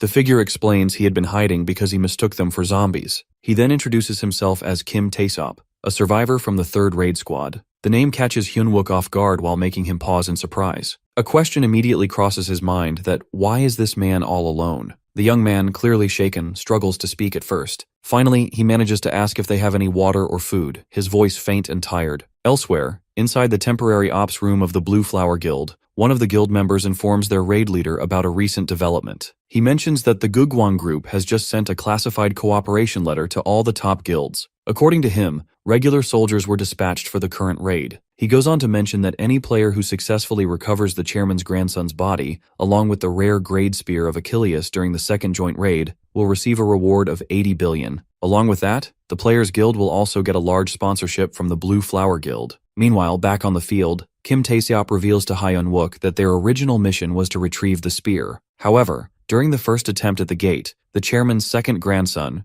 Gu Dong-hoon, had failed while carrying the Spear of Achilles, which is known as a powerful symbol of the Gugwang group. This finally helps Hyunwook piece everything together. He now understands why the renowned Yu Haina had been acting so cautious because the legendary Spear of Achilles is involved. It also becomes clear why the other guilds had shown such aggression during the talks about making it a joint raid. As he notices An Mintae gently patting his head, Hyunwook asks him what's wrong, but Mintae brushes it off while saying it's nothing, though something still feels off. Far in the distance, the vampire keeps observing. Amused, he tries to make sense of the situation while thinking that this time might turn out to be entertaining. Since the others seem to be simply chatting, he decides he might need to create the excitement himself. Just then, Hyunwook suddenly detects multiple unknown metals rushing in their direction, at least 120 of them. He stiffens in alarm while realizing the number keeps rising, and he realizes that could turn into something dangerous. Hyunwook senses something is coming, and they don't have much time left. He calls the squad to attention while declaring firmly that they'll proceed with Plan C. He then turns to An Mintae and Choi Min-jae while telling them to ready the equipment and start potion doping. The soldiers immediately obey, each one replying with crisp acknowledgement. They begin consuming mana stars and HP stars, quickly restoring their energy in preparation for battle. Just then, Kim Taesop from the Blue Flower Guild troop stumbles in and notices what's happening. He looks confused while asking what's going on.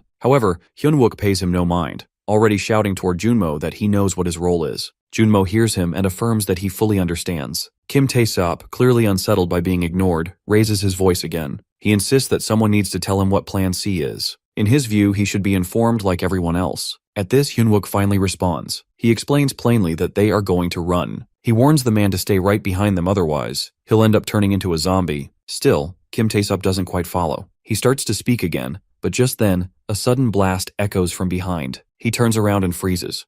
Without wasting a second, he calls out for the AMT raid squad to withdraw from the current zone. From the shadows, the vampire watches the entire scene unfold. He observes with interest and muses that their so-called plan, while sacrificing one of their own as bait, feels far too simplistic. Still, he mutters that the bait would be of no use if he himself kills it in an instant. On the front line, Hyunwook continues fighting with everything he has. Kim Taesop gasps while realizing that Plan C may have just been a plan to abandon Hyunwook entirely and flee. It seems too reckless. Yet Junmo responds with confidence while explaining that Corporal Hyunwook had crafted this strategy himself, and he is not the type to fail or act without reason. As the team flees from the approaching metal storm, they are forced to dodge a new wave of enemies, zombies, seething with rage while descending upon them. Their snarls fill the air, louder and wilder with every step. However, Hyunwook doesn't retreat. He yells to smash and launches a fierce attack. His power explodes outward while striking the zombies hard. Many of them collapse on the spot while unmoving. The vampire watches amused. He notices the iron beads Hyunwook used, small but glowing with divine power. He now understands that Hyunwook had been positioned as bait for a very specific reason. Still, he knows the noise from those divine beads will soon draw even more zombies, and those will be even harder to control. Suddenly, the largest zombie makes its appearance. Its size towers above the others, and its fury is unmatched. It lets out a monstrous roar while shaking the dungeon. Hyunwook narrows his eyes. Among the incoming zombies, he senses something unusual, a type of metal unlike any other, something of a far higher grade. He realizes in that moment that this might not be a creature at all. It might be a person. He starts thinking that whoever this is, he can't possibly be just another villain. Part of him wonders if it's someone he already knows. His gaze shifts instinctively to the vampire. While he's lost in thought, two flying zombies shoot toward him. He reacts instantly while slashing through them with a precise combo. His attacks are sharp and relentless. Still, more zombies keep coming. He knows he has to keep pushing.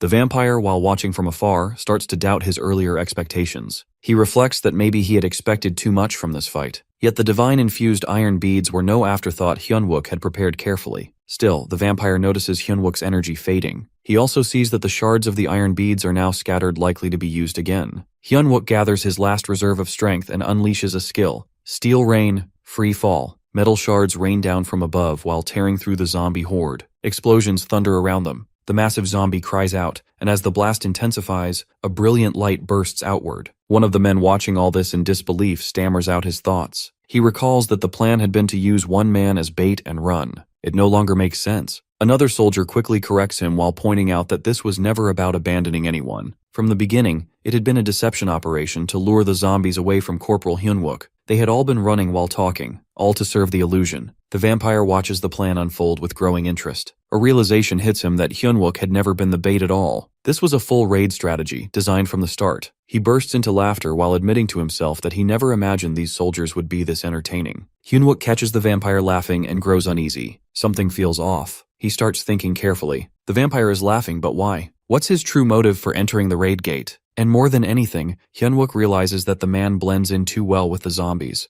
A deeper suspicion forms inside him. He starts to believe that he might know this man from somewhere. The vampire's grin widens. He declares to himself that now he wants to taste Hyunwook's blood. He plans to soak his spear in it. Then with a loud crash, he slams his sword into the ground. Hyunwook can no longer hold back. Fury blazing in his eyes, he asks only once if the man is a necromancer. The vampire's eyes flicker with surprise. The question catches him off guard. He grows still, shaken that Hyunwook could even know about necromancers. This unexpected reaction makes Hyunwook hesitate. He begins to wonder if he had been wrong all along. Maybe this man isn't the necromancer after all. The vampire steps forward, voice cold and sharp. He warns that if Hyunwook wants a peaceful death, he'd better speak clearly, because now he wants to know how Hyunwook knows about necromancers. He demands to know who Hyunwook really is. Without hesitation, he lunges forward while drawing his sword to strike. He blocks the strike while saving himself from a fatal blow. He mentally notes that if it hadn't been for the fusion of Manannan MacLear's secret armor with his steel body, his arm would have been sliced clean off. Realizing he has to act fast, he activates a skill and launches an attack. Blades spin through the air while flying towards the vampire, yet suddenly a shield forms in front of the vampire while protecting him completely. The sight stuns Hyunwook.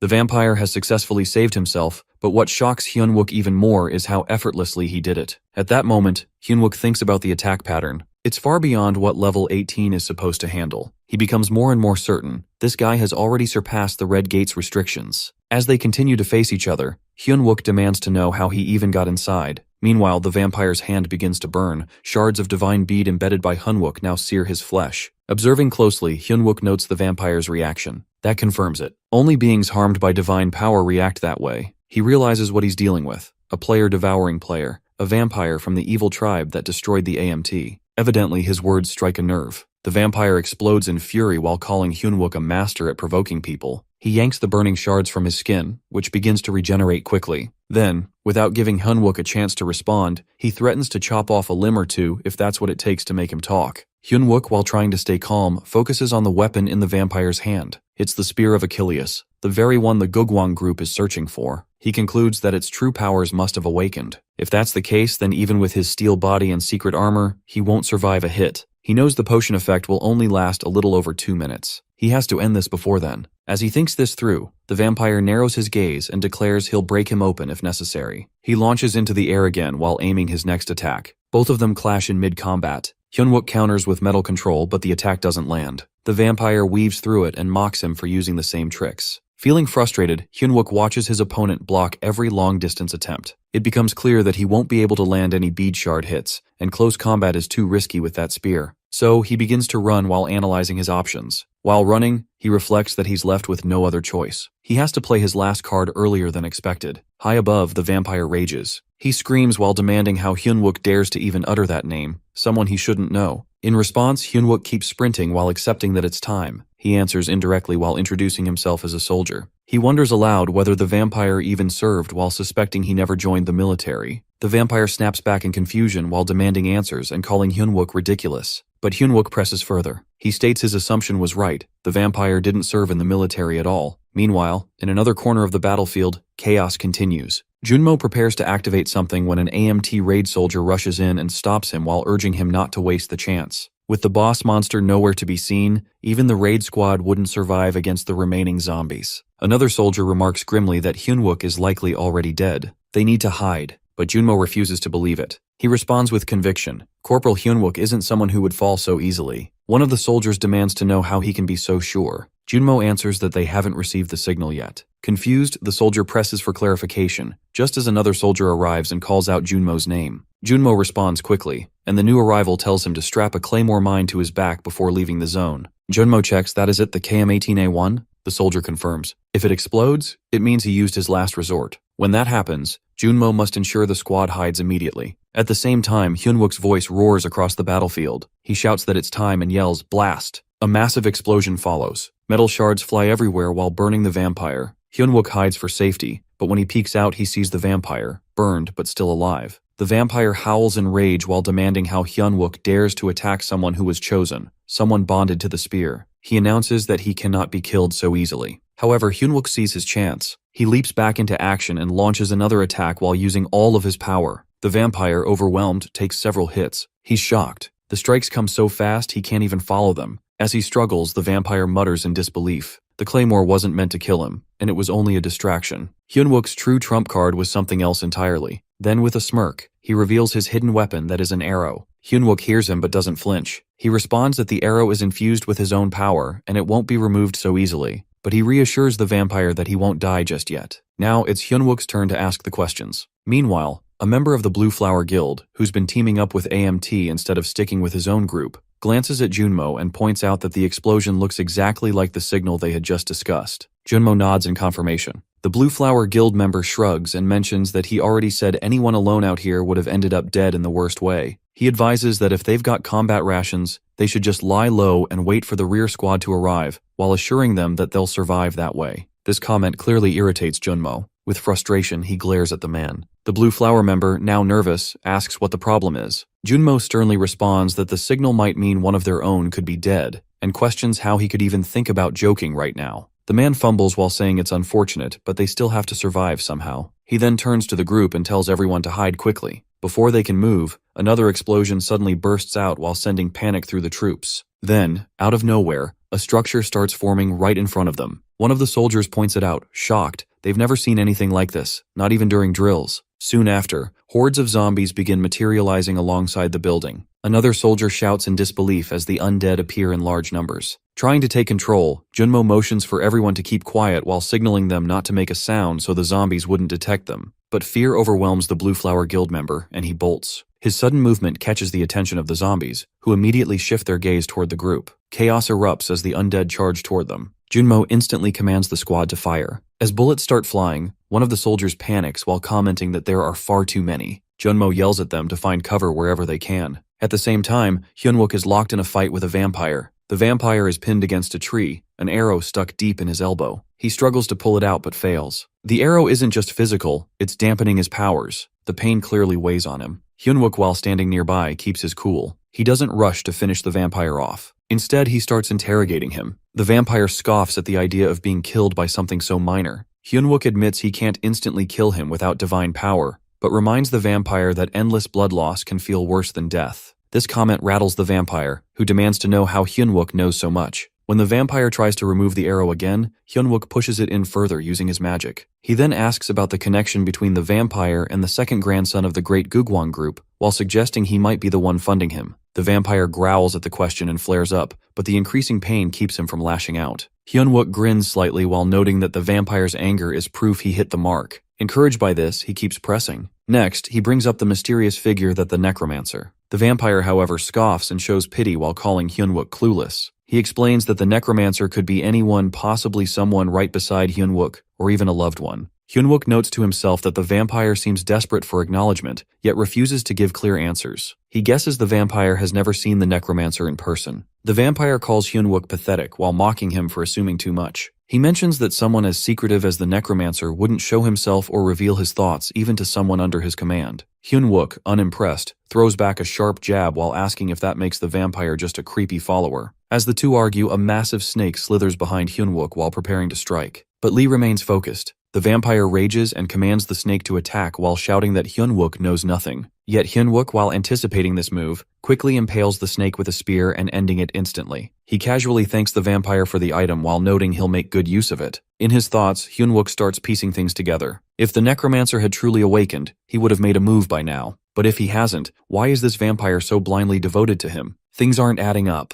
With frustration, he suddenly snaps at the vampire while demanding to know how he even got inside the raid gate. The Blue Flower Guild was guarding the entrance, so how did he slip in alone? The vampire snarls in response while asking how Hyun-wook entered when the gate has a strict level cap, as nobody above level 18 should be able to pass. That comment catches Hyun-wook off guard. If this vampire opened the gate himself, then maybe one person can indeed manipulate a gate. The vampire chuckles at Hyun-wook's shocked reaction, while saying it proves he knows nothing. He warns that the second phase is about to begin. Hyun-wook starts noticing changes in the environment. The terrain is shifting fast. He realizes he might lose the vampire and even the fail-not weapon if he doesn't act fast. He rips the arrow out of the vampire just as a new warning pops up that Zombie King's castle has appeared. Hyun-wook stiffens. So this is what the second phase meant. The vampire cackles with glee. He brags that the real phase of the raid is now starting, and soon, Hyun-wook will taste the true horrors of this world, all planned by him. Back at Junmo's side, the group stays hidden from the undead, but tension spikes again as the Zombie King suddenly emerges into the area. The vampire, still with Hyun-wook, explains that this being,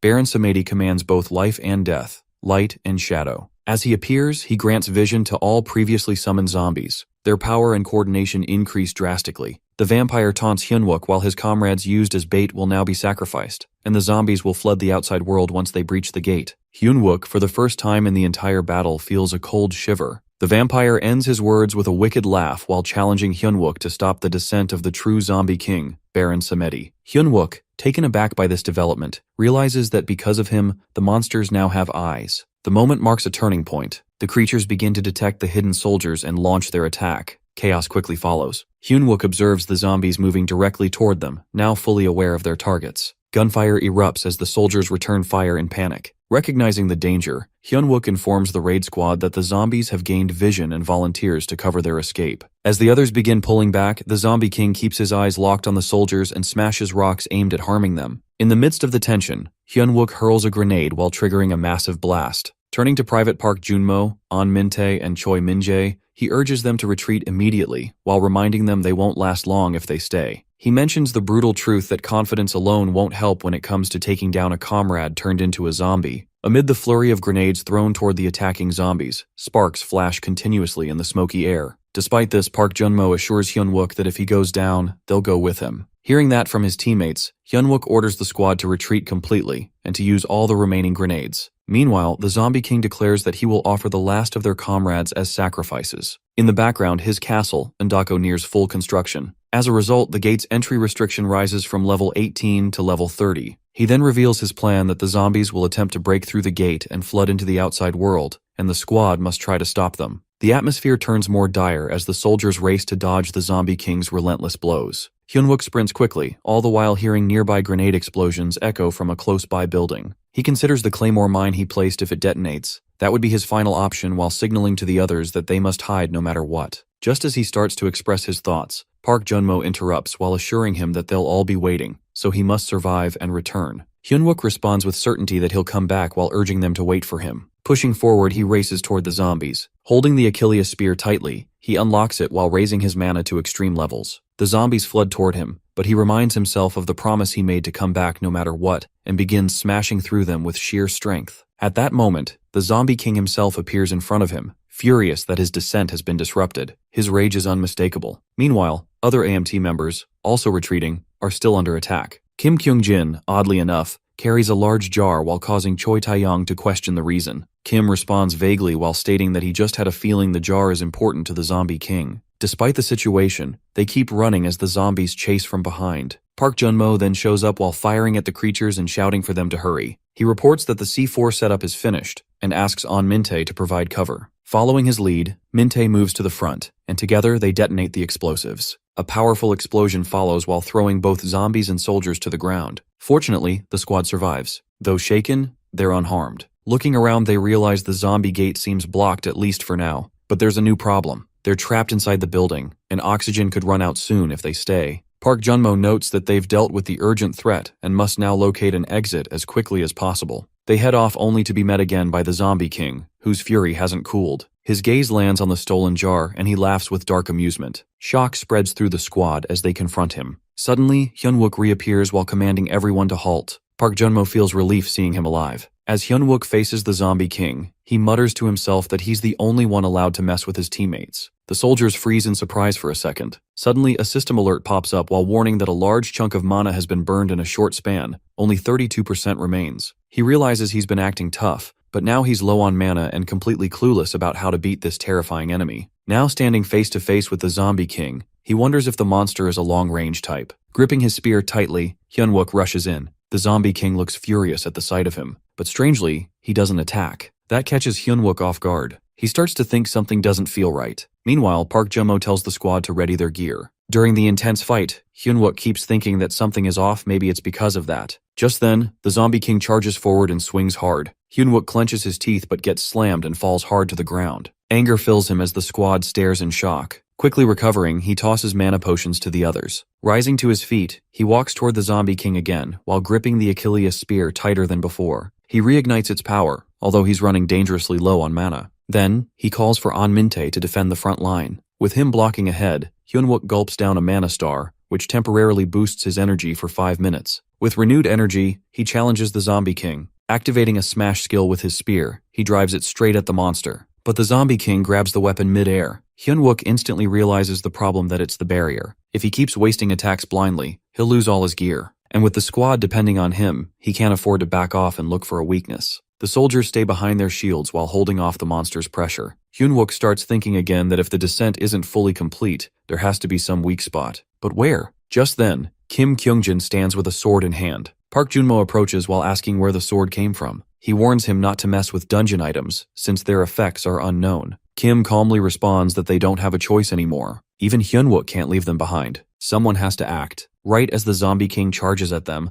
Park Jun-mo quickly tells Kim to stab. Jinwo slammed his sword into the creature's heart, and the monster fell to its knees. Hyun-wook looks at his team and asks if they're okay. Park Jun-mo confirms they're all holding up, but Hyun-wook remains confused about what's really happening. Then, they all notice the zombie king, now sitting and seething in rage. He spots a jar, one that Kim had snatched earlier. At the same time, Hyun-wook sees the sword stuck in the monster and wonders whether it struck the heart or lungs. The zombie king lets out a deafening roar, so loud the squad can't even hear themselves think. A warning appears again. The forced restart of the descent of the zombie king, Baron Samedi, has begun. A new alert pops up that the spirit of incomplete death is flowing through the zombie king, and the level cap has jumped to 53. Then, it all clicks for Hyun-wook. The jars work just like the canopic jars from Egypt, vessels that store a mummy's organs. If this monster is like that, then the heart must hold his spirit. That's the weak point. With the barrier up and the king distracted, now's his shot. Pulling out Fail Not, Hyun-wook locks in on the heart and takes aim. But as the arrow flies, the zombie king's wounds start healing rapidly because of the descent effect. Still, Hyun-wook doesn't back down. He thinks this healing won't last. He charges once more with the Achilles spear and focuses all his strength. This weapon will wipe out that annoying regeneration, he believes. As the spear slams into the monster, the zombie king howls in agony. That's when he notices a strange metal closing in fast, and he knows, deep down, this time, he's in serious trouble. As he notices An Min-tae, he questions what he's up to and orders him to activate the shield. Following the command, An Min-tae casts the shield to block the zombie king's fierce blows, using it as cover. Hyun-wook joins him behind the barrier, and An Min-tae checks if he's doing okay.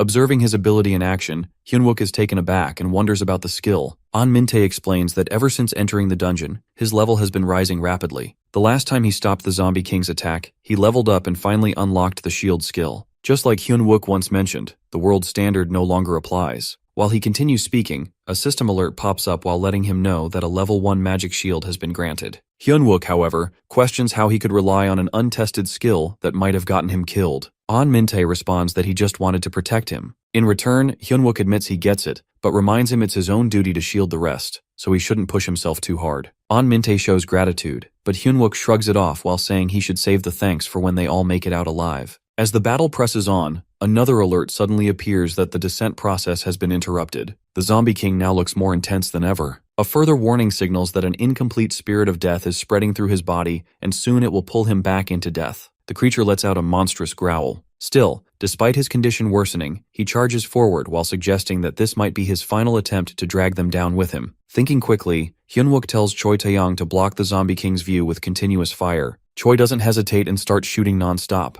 Meanwhile, Park Junmo encourages the raid squad to use distraction tactics until Hyunwook regains his mana. Hyunwook tries to stop them from risking too much, but Park insists that they'll buy him some time while leaving the final strike to him. Hyunwook's mana slowly begins to recover as Choi Taeyang keeps firing. However, he soon announces he's out of bullets. At that moment, Hyunwook rushes in and gets the monster's attention while claiming himself as the true opponent. He recalls the only way to defeat the Zombie King is to destroy his organs stored in 3 canopic jars: his liver, heart, and eyes. With a deafening roar from the monster, Hyunwook closes in for the finishing blow. He pulls out the fail knot and strikes the creature's eye. He mocks the creature's disgraceful behavior while urging him to carry himself like a true king. Then, using the Cloud Blade, he delivers the final slash that ends the Zombie King's reign. A system message appears while congratulating him for slaying the enemy. Everyone freezes, stunned that the monster has truly been defeated. Then, cheers erupt that the raid was a success. Hyunwook receives a new item, the Crown of Light and Darkness, which he doesn't recognize from his past life. Even more curious, it seems to possess a unique trait. Suddenly, a danger alert flashes.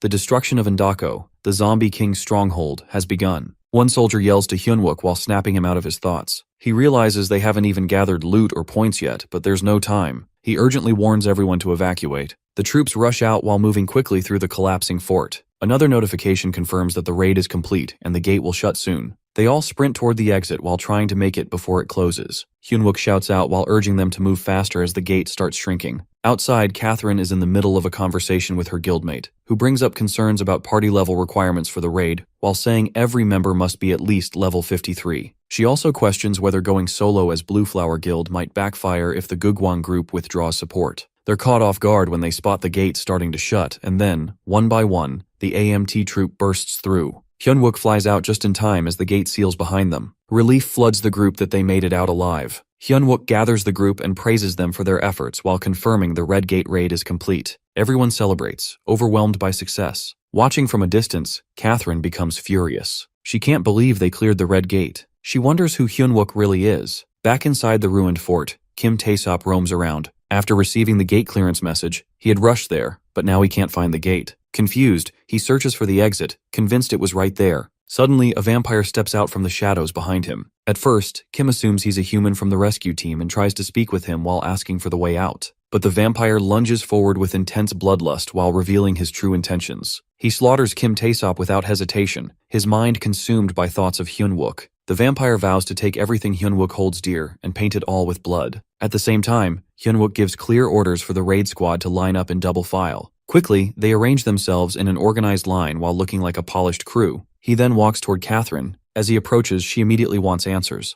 She asks about their own team. Hyunwook explains that by the time they entered the gate, everything had already gone wrong. Catherine listens, and then points out that he seems to be claiming success all on his own. Hyunwook responds calmly while hinting that the upcoming gate analysis will confirm the truth. Naturally, his calm words upset her. Her voice grows sharper as she demands to know who he really is. She asks whether he's truly an F rank, clearly shaken by his unexpected strength. He meets her glare and calmly questions if she really thinks his success was only luck. In return, she expresses doubt and says she'll believe everything once the results are out. Then she suddenly changes the topic and asks if he happened to see a spear-type item inside, possibly something their zombified Blue Flower Guild member carried, or maybe an item from the dungeon's treasure house. Her question triggers a memory in Hyunwook. He recalls shouting for everyone to evacuate as the castle collapsed. During that moment, he had seen an item marked with the indomitable steel body and had taken it. However, back in the present, he lies and tells her he didn't see any spears. Instantly, she looks stunned. She had been confident that something like that was inside. She insists there must have been one. But as she keeps pressing him,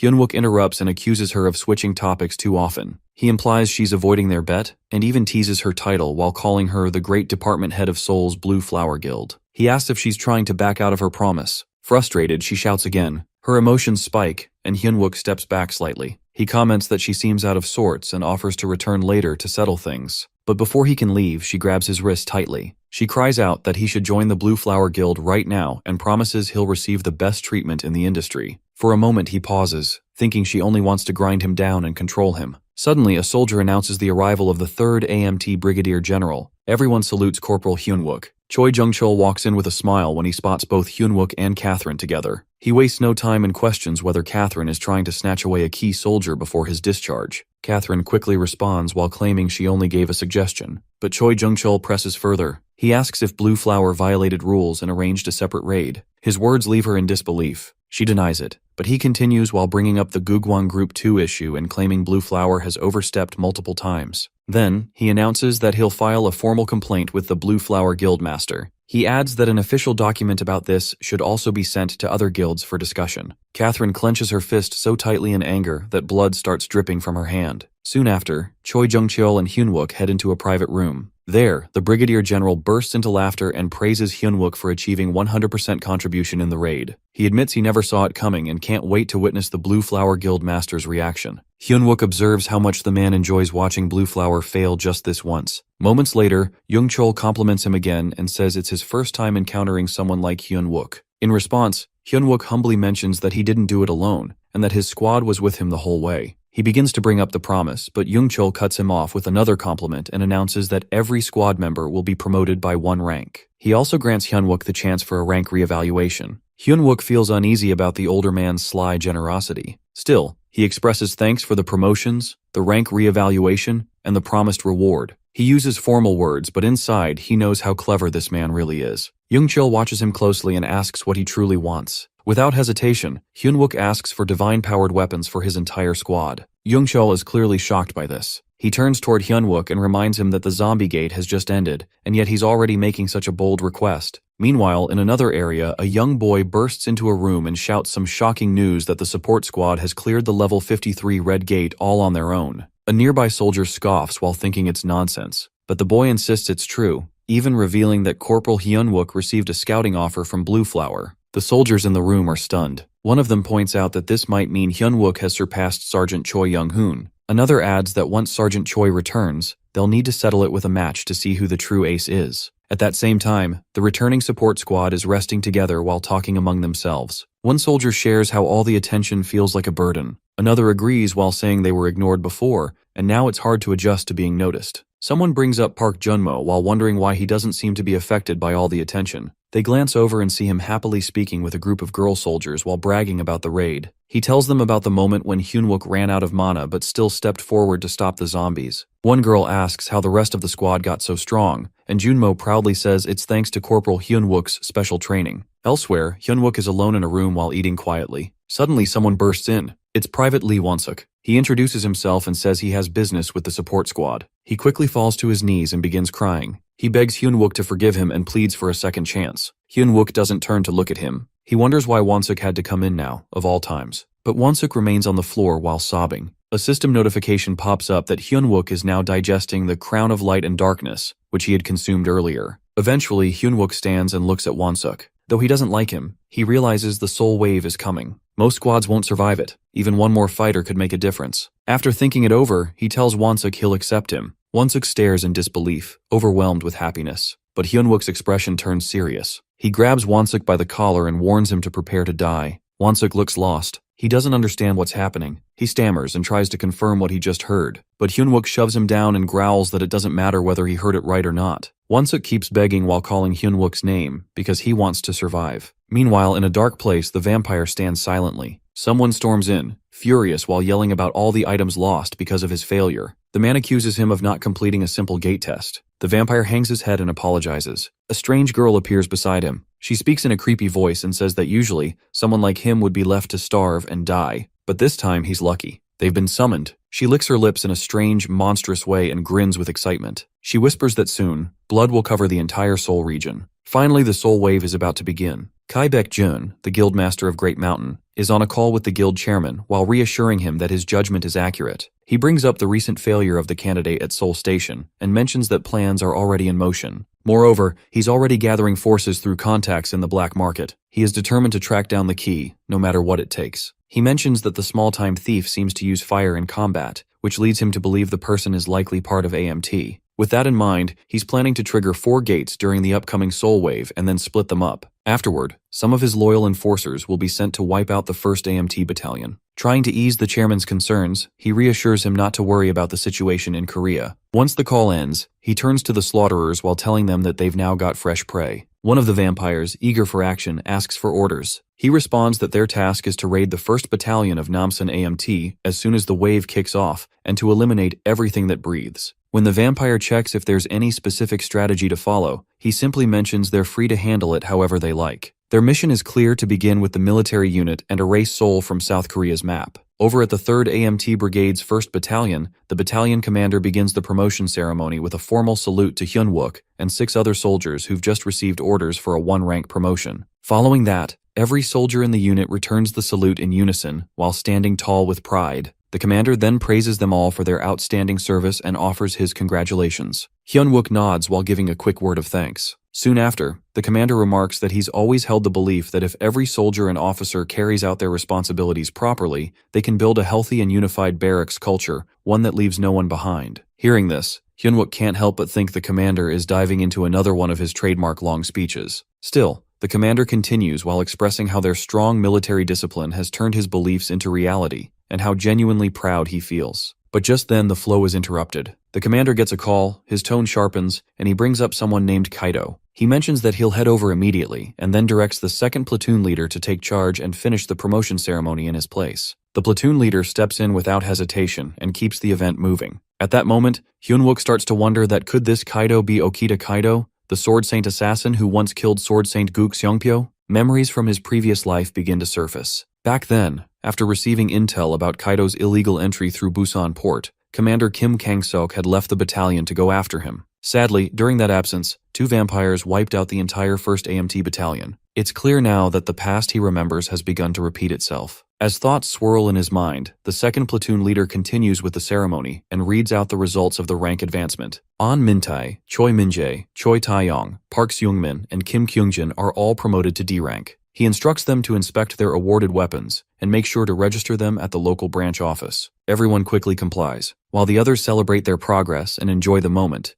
Hyun-wook quietly wonders whether the future he remembers is about to replay itself and whether this time he'll be able to survive what's coming. One of the soldiers then mentions it feels like they could achieve even more while wondering how amazing it would be if someone got promoted by 2 ranks at once. Meanwhile, Hyun-wook notices Corporal Park Junmo and checks if he's all right. Junmo responds that he's fine, though he had expected things to turn out this way. He adds that unlike the others, he isn't able to raise his level easily, even though he also received a reward and a high-grade weapon. Afterward, everyone begins examining their new weapons. When Hyun-wook opens his own box to check his, the soldiers behind him question whether the items inside are actually pegs instead of a proper weapon. That moment makes Hyun-wook realize that all his preparations are already complete. Worrying now serves no purpose. He understands that he has no option but to face whatever lies ahead. Whatever the future throws at him, he's ready to crash into it, crush it, and consume it. Still, he feels deeply let down by what he received as a reward. Then his memory drifts to a few days later at the Namsan guard post. While they're on duty at their stations, Park Junmo casually brings up that it seems like they're getting assigned night duty way too often these days, joking that they've become easy targets again. Hyun-wook quietly thinks to himself that maybe it's a good thing the incident hasn't happened yet. Perhaps the changes he made weren't enough to alter the course of the wave. If that's true, then the screen event, the one that will unleash chaos on Seoul, is set to begin today. As they continue standing watch, Park shares that just thinking about the upcoming reward vacation and seeing his grandmother again is keeping him awake at night. He insists he's being completely honest. In response, Hyun-wook asks if he trusts him. Without hesitation, Park answers that he does, fully and without doubt. Then, Hyun-wook tells Park Junmo that they're leaving their post from this moment. Park is stunned to hear that. Just then, a woman walks over and asks An Min-tae and Park Junmo if they're staying awake. They both answer that they're not sleeping. She casually brings up how they've been getting assigned night duty way too often lately and checks if they're doing all right. Park responds that he's fine. After that, he adds that Hyun-wook mentioned this is also part of their training, so they didn't really have a choice. The woman responds with a light comment, saying that Hyunwook clearly believes in their abilities, which is why he gives them such tasks. She encourages them to stay strong. Park thanks her for her words and says he'll do his best. She jokes with a smile that they better stay positive, or she'll kill them herself. They laugh it off and nod along. But suddenly, something unusual catches their eyes. Strange creatures start approaching from a distance. Right away, Hyunwook raises his voice while warning it to halt and raise his hand, and adding that he'll fire if he get any closer. He also shouts that if he is a civilian, he must not take another step. However, as he looks more closely, he realizes these are not people, they're monsters. Without delay, he pulls the trigger and drops the creature, which collapses to the ground. The other soldiers freeze in shock, unable to believe what just happened. Hyunwook, though still standing, is also shaken by the sight. But before they can recover, they spot a whole group of monsters charging toward them. Without wasting a moment, Hyunwook orders everyone to open fire. Then he calls Park Junmo to move to the doorway quickly. As soon as Park gets into position, Hyunwook casts a magic shield, and the wave of monsters is blasted away in all directions. At that moment, it hits him that this is it. The terrifying soul wave has begun. CEO Yoonha is seated in the executive's official residence lounge while focusing on her laptop and tracking patterns in military figures under regulation and particular oversight. As she is analyzing the data, an odd sensation washes over her. Prompted by instinct, she steps out of her room, activates her skill Holy Night, and then carefully pushes the door open. At that moment, a chilling scene unfolds before her eyes that numerous snakes slither through the space while grabbing the military executives. The sight leaves her startled. As she tries to grasp the situation, a vampire suddenly appears in front of her. Caught off guard, she is struck by his sudden blow and collapses onto the ground, injured. With a cold tone, he remarks that he has finally located her, the third daughter of the Holy Knight Order's captain. He keeps attacking her without pause, but she gathers her strength and lands a solid kick on his face while sending him staggering back. Without hesitation, she follows up with a series of fierce hits while forcing him to retreat even further. Though wounded, she questions his identity while wondering if he might be a player. While observing him, she realizes that the parts of his body touched by her holy energy were scorched, and yet, his recovery speed is impressive. This makes her wonder who he truly might be. He, however, responds with indifference while claiming there's no purpose in learning his name since her fate is sealed. Despite the threat, a smirk lingers on his face. He remarks, almost playfully, that it's unfortunate to end the life of someone so beautiful. Before she can react further, her eyes widen in disbelief. Just behind her, a gate has appeared, and with it, a wave begins. The vampire then questions if she's truly lost in thought while he's standing right in front of her. Without giving her time to respond, he strikes her with a heavy rope-like weapon, and then seizes her by the neck. He remarks that he's well aware of her pride, but warns that she should be more aware of her surroundings before showing such confidence. Now pinned to the ground, her neck still trapped in his grasp, she starts to think that without any weapons on her, she has no way to fight back. At that moment, he mentions that although he would enjoy dragging the fight out longer, he's pressed for time and intends to end it quickly. Even as her vision begins to blur, she realizes she cannot afford to pass out here. She must resist, no matter what. But her strength is slipping fast, and consciousness begins to fade. Just then, as the vampire moves in for the final blow, Hyunwook suddenly appears. His unexpected arrival makes the vampire pause, clearly irritated by the interruption. With his grip broken, Yuna falls from his hold and starts coughing while struggling to catch her breath. Between gasps, she asks Hyunwook why he's here. Calmly, he explains that he came to save her. His words leave her briefly stunned. Meanwhile, the vampire watches their exchange with growing fury. He snarls in frustration while accusing them of acting as if he isn't even there. He compares them to someone from a past encounter who showed similar disrespect, an insult he hasn't forgotten. His hatred for military officers becomes clear as he expresses his disgust while calling them rats. However, Hyunwook stays composed and firm. He declares that this time, the vampire won't be getting away. That only fuels the vampire's rage further. The monsters keep forcing their way through the gate, their numbers growing steadily. Inside, the soldiers start exchanging thoughts while mentioning that the rapid response unit should arrive shortly. At the same time, those stationed near the entrance begin to worry while fearing the door might collapse any moment under the pressure. Just then, a lady steps forward while offering support. She calmly assures them that she'll handle the mana flow and encourages them to grit their teeth and endure just a bit longer. Her presence brings a brief moment of hope. Soon after, the rapid response unit finally arrives, moving swiftly into their assigned A2 formation. As they take position, the goblins appear stunned by the unit's sudden arrival and precision. Meanwhile, a lady vampire suddenly shows up, her tone casual yet chilling. She wonders aloud why the zombies are still lingering. As she steps into view, all the soldiers freeze in shock while recognizing her terrifying presence. Amid the tension, some soldiers whisper to each other in panic while realizing that even the rapid response unit didn't manage to scream before being taken down. Fear starts to spread among them as they begin to think they won't survive this. With a cold smile, the lady vampire mocks their reaction.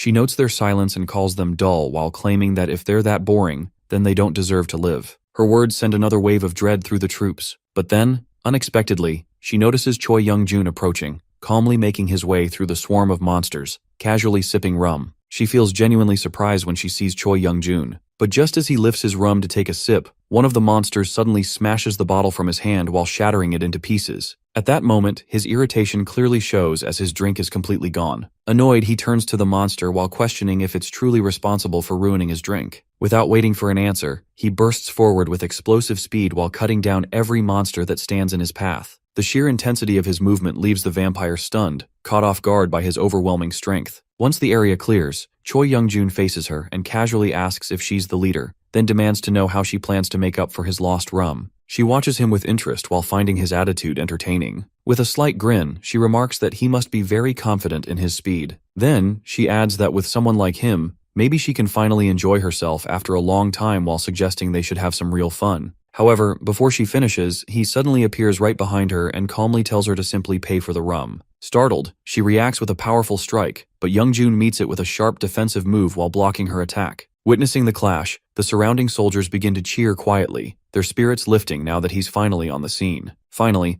Choi Young-jun looks at the vampire with a firm expression and remarks that if she doesn't bring back his rum, he'll be cutting off something else, and that will be how he settles the debt. The vampire becomes startled after recognizing him. She nervously asks if he is truly Choi Young-jun, since she had heard he had been deployed elsewhere. In response, Choi Young-jun explains that he was ordered to do something, he completed it, and now he is back. Then, without any concern, he repeats his question about the rum. This casual attitude frustrates the vampire girl, and in anger, she calls him insane. Immediately after, she attacks Choi and shatters the weapon in his hand. Then, she turns her rage on the other soldiers and strikes them too. As a result, several of them fall to the ground, and even Choi loses balance for a moment. Nevertheless, he quickly regains his strength. As she dashes toward him again, she wonders when he had moved into that position. At that moment, Choi Young-jun grumbles about losing his buzz because of her. He blows on his knife to power it up and requests a bayonet. Just then, a soldier warns that a normal bayonet may not be effective against her. Another soldier adds that she appears to be a vampire. Choi becomes confused and points out that zombies don't talk, so she can't be one of them. While they are talking,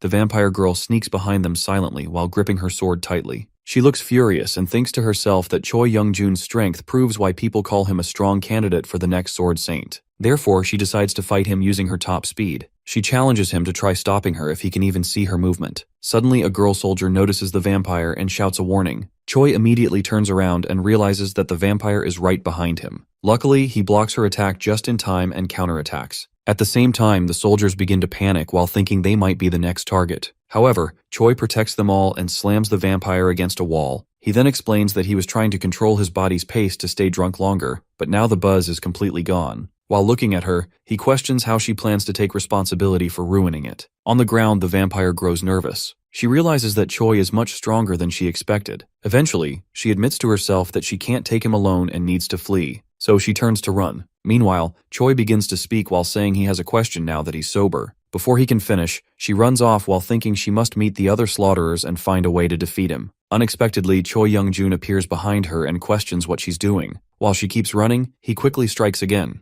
Their battle restarts, and he attacks with full force while causing her to crash hard onto the ground. As she lies there in pain, Choi wonders aloud how someone who isn't a zombie could be controlling them. Then, while watching her struggle, he observes that she probably won't answer him. He questions whether she's even a human. Soon after, when he sees she has lost consciousness, he tells her to take a nap and promises to ask his questions once he finishes cleaning up. After that, he stands and orders the soldiers to tie her up. He informs the vice platoon leader that he will report back after he is done clearing the area. She agrees while telling him to eliminate the enemies first and report later. At that point, one soldier runs forward and offers Choi a holy power weapon while explaining that it will be more effective. However, Choi refuses the offer. The soldier insists while warning that enemies like her won't die from ordinary weapons. Even so, Choi smirks and explains that it's not fun if the enemies die too easily. He tells them to aim lightly and make the fight more challenging. Then, he walks off to face the remaining monsters. Meanwhile, the soldiers quietly watch him leave. One of them comments that Sergeant Hyun-wook's personality seems a lot like Choi Young-jun's. The other one replies that it's terrifying every time either of them smiles that way. Soon, Choi arrives at another battlefield where a vampire is waiting and greets him in a mocking tone. He claims that this time the vampire won't be able to escape.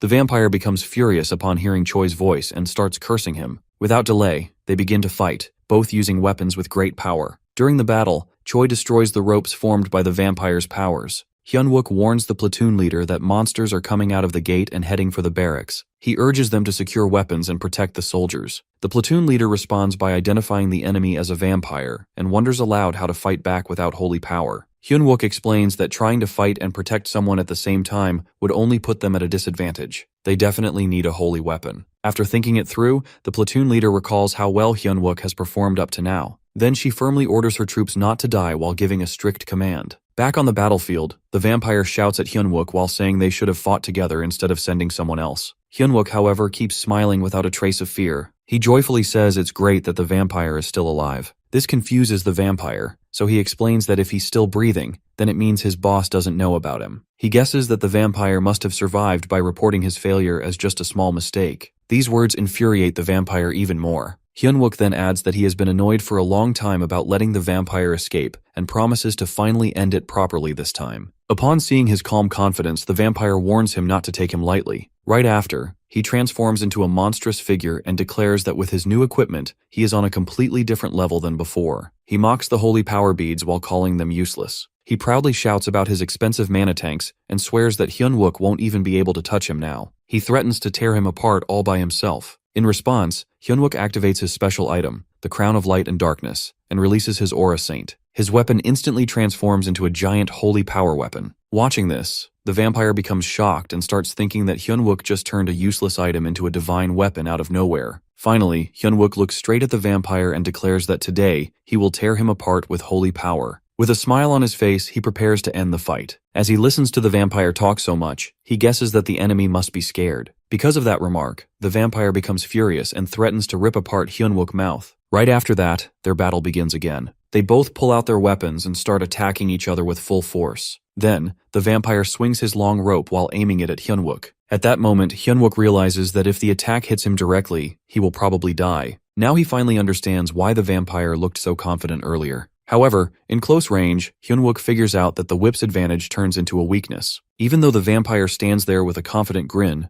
Hyunwook doesn't back down. Instead, he uses his weapon to slice through all the ropes flying at him. While doing so, he thinks about the skill called Indomitable Steel Body and tries to land an attack. Unfortunately, he still gets hit and falls to the ground. However, he refuses to stay down. So he used skill combo and pushes himself back onto his feet. After that, he starts running. When the vampire sees him retreating, he mocks him with confidence while saying that after all the bragging, now he is running away. He dares him to open his mouth again. At the same time, Hyunwook keeps thinking seriously. He realizes those armored tentacles weren't expected. They blocked his close-range attack by sneaking through the whip's weakness. Because of this, Hyunwook starts thinking fast. If things continue like this, his final long-range move, Fail Not, may be stopped. So even though it will use a huge amount of mana and leave him exhausted, he decides that he must switch to the Achilles Spear. While he's preparing, the vampire rushes at him and yells that he should keep running until he is dead. Meanwhile, Hyunwook keeps dodging for his life. Then, the vampire throws his rope again and shouts to unlock while trying to trap him. Although Hyunwook is doing everything he can to survive, it becomes clear that he might not be able to escape this time. Now, he starts realizing the vampire is using a powerful mana tank built into his armor. It seems this enemy came completely prepared and already figured out his weak points. Also, with other vampires nearby, Hyunwook knows he cannot waste all his mana fighting just one of them. At that moment, the vampire notices Hyunwook's hesitation. So, he grins and taunts him again. He asks if Hyunwook now realizes how helpless he is. He dares him to open his mouth like before. Still, Hyunwook keeps thinking calmly. If that's the case, then he knows he needs help. So, he quickly calls into his microphone and shouts for Choi Taeyong.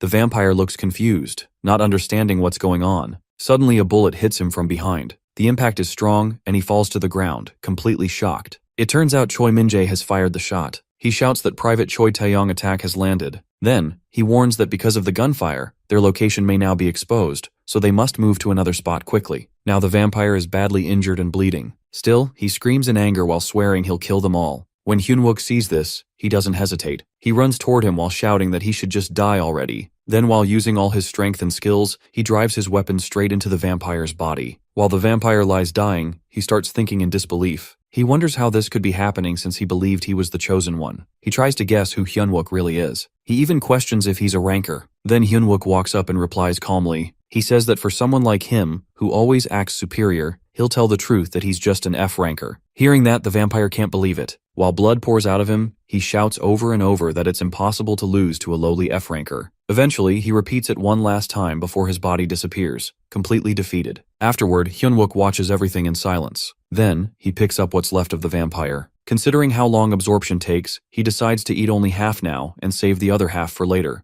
Right then, another soldier runs in and alerts Sergeant Hyunwook that a skeleton army is now attacking Barracks No. 2. Hyunwook asks about the plan. Taeyong quickly explains that they can't count the number of skeletons, and at this rate, he doubts anyone will survive. As things get worse, Hyunwook rushes off. Just then, a giant skeleton shows up, and even more skeletons arrive alongside him. He screams that he will wipe out all the low-rank skeletons. All of a sudden, waves of skeletons appear and head straight toward the soldiers. One of the soldiers sees them and starts shouting as they are attacked. Blood splashes everywhere, and they even tear the soldier's head from his body. Meanwhile, Kim Se-hee watches the horror and realizes that the platoon leader has also been killed. The girl quickly turns to Sergeant Kim Se-hee and cries out that without the noble phantasm, they don't have enough mana. She warns that the monsters are forcing their way inside. Even though the situation is critical, Kim Se-hee stays focused. She tells the others to stay calm and not panic. She reminds them not to fire wildly, but instead to concentrate their firepower on one target and blast through. Then, someone brings up the armory. They explain that it's still locked because the platoon leader had the keys. Kim Se-hee doesn't hesitate. She replies that they must destroy it or melt it if needed. Whatever it takes, they must open it. She insists they can survive and encourages everyone not to give up.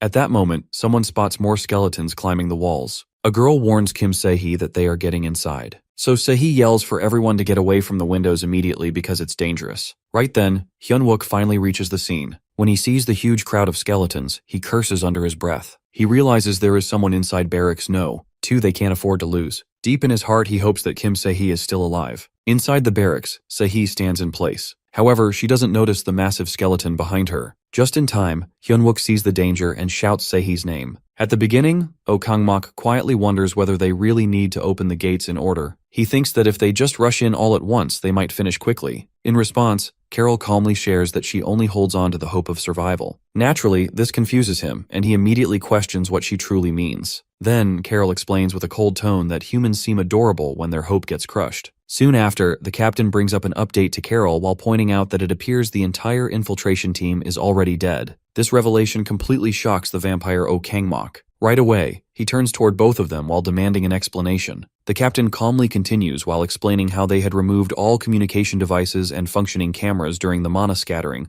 and reached the rendezvous point, but no one showed up. A moment later, Oh Kangmok reminds him that they earlier claimed the Mountain Army and Sword Saint candidate weren't present. In response, the captain admits that this was what they had believed before the infiltration. However, Oh Kangmok doesn't stop there. He questions again, this time about the girl Seo Eunha, who is the daughter of the Holy Knight Order's captain. The captain replies that at this point, they can only assume she's much stronger than they originally expected. Right then, Carol suddenly tells Oh Kangmok to head down himself and wipe out the military command. Hearing this, he becomes furious. As his anger boils, he storms off to another area. Right away, the baldy bastard quickly begins planting these giant-ass totems. He keeps thinking that because of these foolish people, he has to deal with this mess, and his fury continues to grow. Shortly afterward, he and Carol move to another location. At that point, he proposes a new idea that since things have escalated, he suggests she try to turn the paladin into one of their own. Carol, however, dismisses this and reminds him that her instructions were to go after the military command, not Seo Eunha. Then, Oh Kangmok glares back at her in anger. He questions whether she really thinks he's one of those fools. With determination, he declares that he'll take all of them out in one strike. Calmly, Carol responds that he shouldn't worry. Others will take care of Seo Eunha. Just as she finishes, waves of monsters begin to arrive,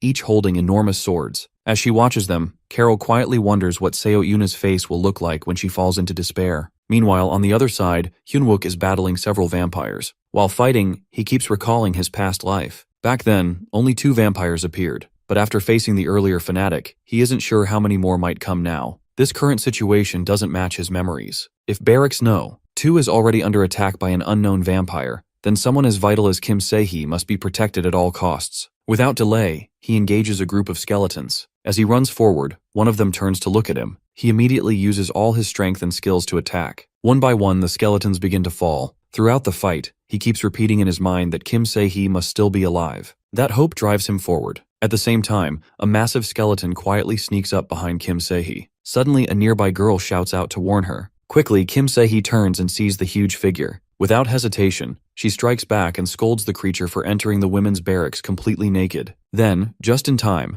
another force slams into the skeleton while breaking it into pieces. From a nearby window, Hyunwook witnesses the whole scene. The shattered remains of the skeleton scatter before him. Without wasting a moment, he rushes inside and calls out while checking if everyone is safe. However, once inside, he's surprised by what he sees that all the vampires are already dead, and the girls are unharmed, thanks to Kim Se-hee. As Se-hee turns toward him with a faint smirk, she wonders who is really saving whom. Hyunwook watches her silently. He begins to realize she's much more capable than he had ever imagined. Despite being a spirit sorcerer, she has a rare skill tree that focuses on assassination. He remembers that 5 years after the second wave, she had been deployed on a special mission to assassinate the Orc King in the Shanghai-based Orc Kingdom, and made history by fighting King Stonox in a deadly duel. That's why he wasn't with her when his own mission officially started. Meanwhile, the other girls around them start whispering. They question whether the man before them is really Hyunwook, still not fully believing it. Hyunwook doesn't focus on that. Instead, he quickly asks who's currently in charge. Kim Se-hee responds while stating that for now, she's the one leading. Suddenly, another girl bursts in from a nearby room and announces that the armory has been opened. Without hesitation, Hyunwook declares that he'll defend the area and urges them to grab their weapons. Se-hee, however, shows concern and wonders whether he can handle it alone.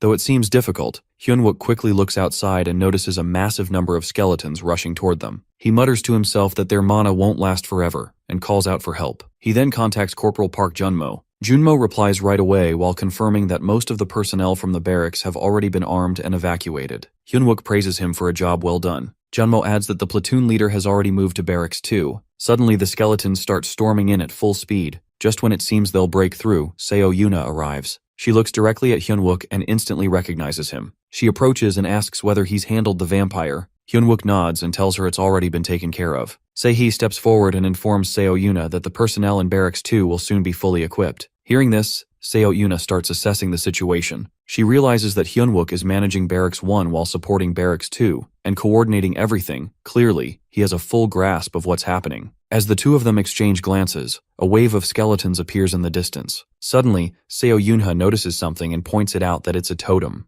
Hyunwook recognizes it too, a powerful item embedded with several devil medallions. He realizes they need to move fast before anyone else gets to it. He notes that the platoon leader from earlier wasn't acting alone. Seo Yunha agrees and mentions that even though she doesn't understand how they're using monsters, this has to be a planned terror attack. She immediately gives the order that everyone should arm up and hold their defensive positions until reinforcements arrive. Everyone listens, and moments later, she walks up to Hyunwook and tells him to come with her to the command control room. Her command catches him off guard. He repeats her words to himself in disbelief, clearly stunned and confused. Meanwhile, in the underground bunker command room, a few soldiers are stationed. Screams echo in the background, and the screen reads, "No signal." The platoon leader quickly evaluates the threat while saying that if someone manages to break through a double barrier door, then the enemy must be stronger than an orc. Lee Wansik steps forward. He tells the platoon leader that once the door opens and he gives the signal, they must blast the enemy with him. The platoon leader is alarmed by this and tries to stop him, but Wansuk remains determined. He knows that if even one of them breaks through, there will be no hope. Even if it's impossible to stop them all, he swears he'll stop at least one no matter what it costs. Suddenly, the door begins to break. Oh Kangmok enters with a grin, impressed by how fortified the room is. He looks around and spots the soldiers. Wansuk lays eyes on him and feels frozen. He thinks to himself that this creature is massive, far bigger than him, and Wansuk is already a berserker. Though fear creeps in, he refuses to back down. Oh Kangmok glances at Wansuk's weapon and asks if he's really going to fight. Wansuk denies it while trying to hide his fear. At that moment, the vampire steps forward, grabs Wansuk by the collar, and with burning rage, growls that he's going to kill him. Out in the open field, Hyunwook continues guiding Wansuk in mastering his mana. Wansuk makes an effort to regulate it while following Hyunwook's instructions, but the result is another failure. With a calm yet firm tone, Hyunwook advises him not to release mana without control, while reminding him to guide it, not explode it. Chuckling tiredly, Wansuk admits it's not easy. However, Hyunwook responds seriously while telling him to stop laughing, or he might start liking him. He explains Hyunwook's berserker mode wears off too soon because he only relies on it blindly and keeps blasting mana without aim. He urges him to pull himself together. Wansuk, still determined, attempts once more to harness his mana. Yet again he falls short and collapses, drained. Lying on the ground, he turns to Hyunwook and asks a question. Hyunwook, slightly curious, responds by asking what it is.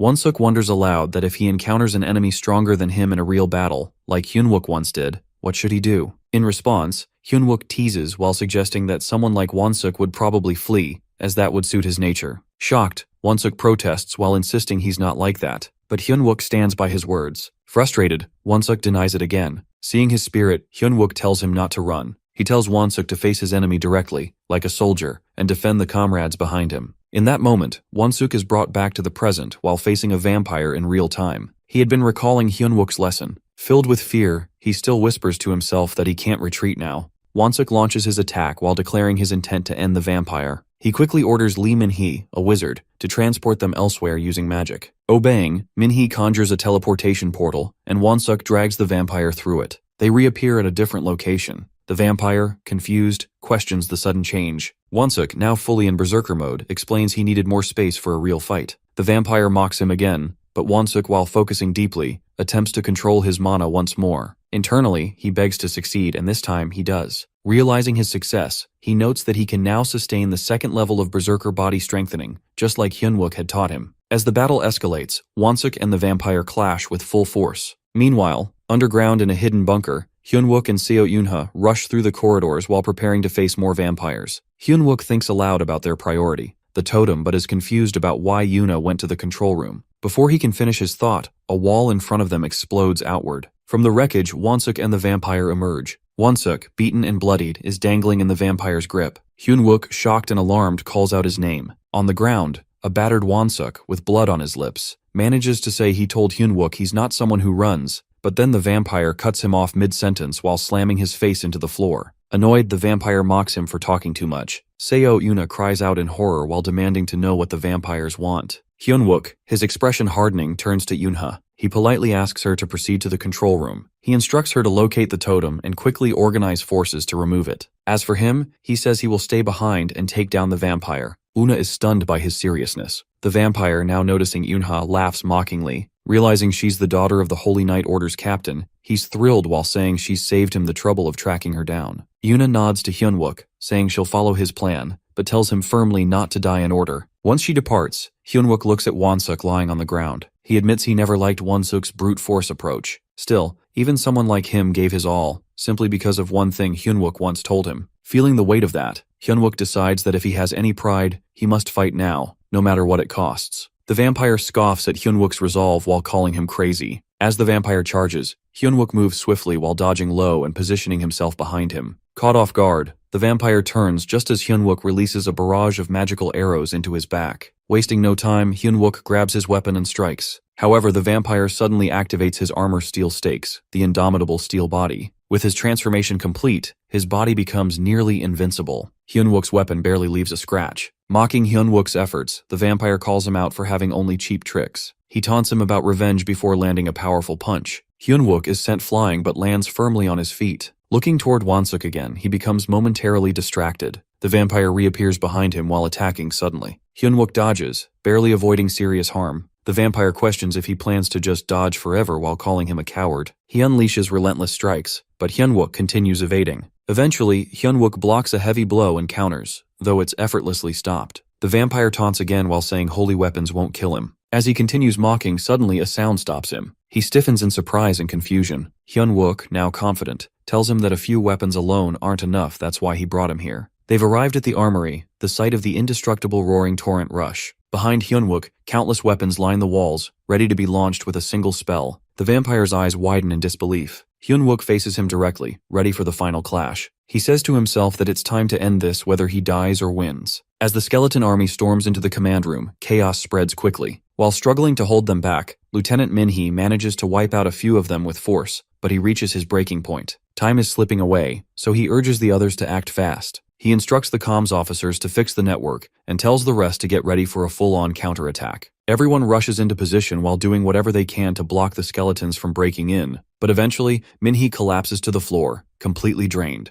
Just as one skeleton closes in on him, ready to strike, he gives a last effort and tells the soldiers to fire. However, right then, Seo Yoon-ha shows up and takes the skeleton down before it can land a blow. She checks on him, and Min-hee's face lights up, clearly relieved. He lets her know that for now, they've managed to push back all the enemies inside the command room. He also expresses his gratitude while pointing out that if they had lost the command room, things would have turned deadly for them all. Moments later, one of the soldiers notifies the platoon leader that they've finally reconnected to the emergency channel with the 3rd Battalion. Min-hee tells him to hurry and ask for backup. But to their shock, the soldier informs him that another gate has opened near the 3rd Battalion too. The room falls into stunned silence. Minhee quickly tells the soldier to try reaching out to the Blue Flower Guild instead. Unfortunately, the soldier reports that multiple gates have opened in their area as well. After that, he instructs them to reach out to the 5th and 6th Battalion. But the soldier informs him that all nearby forces and major guilds have confirmed the same thing, that gates are opening everywhere. Right now, everyone's asking for support from each other, and the situation feels like total chaos,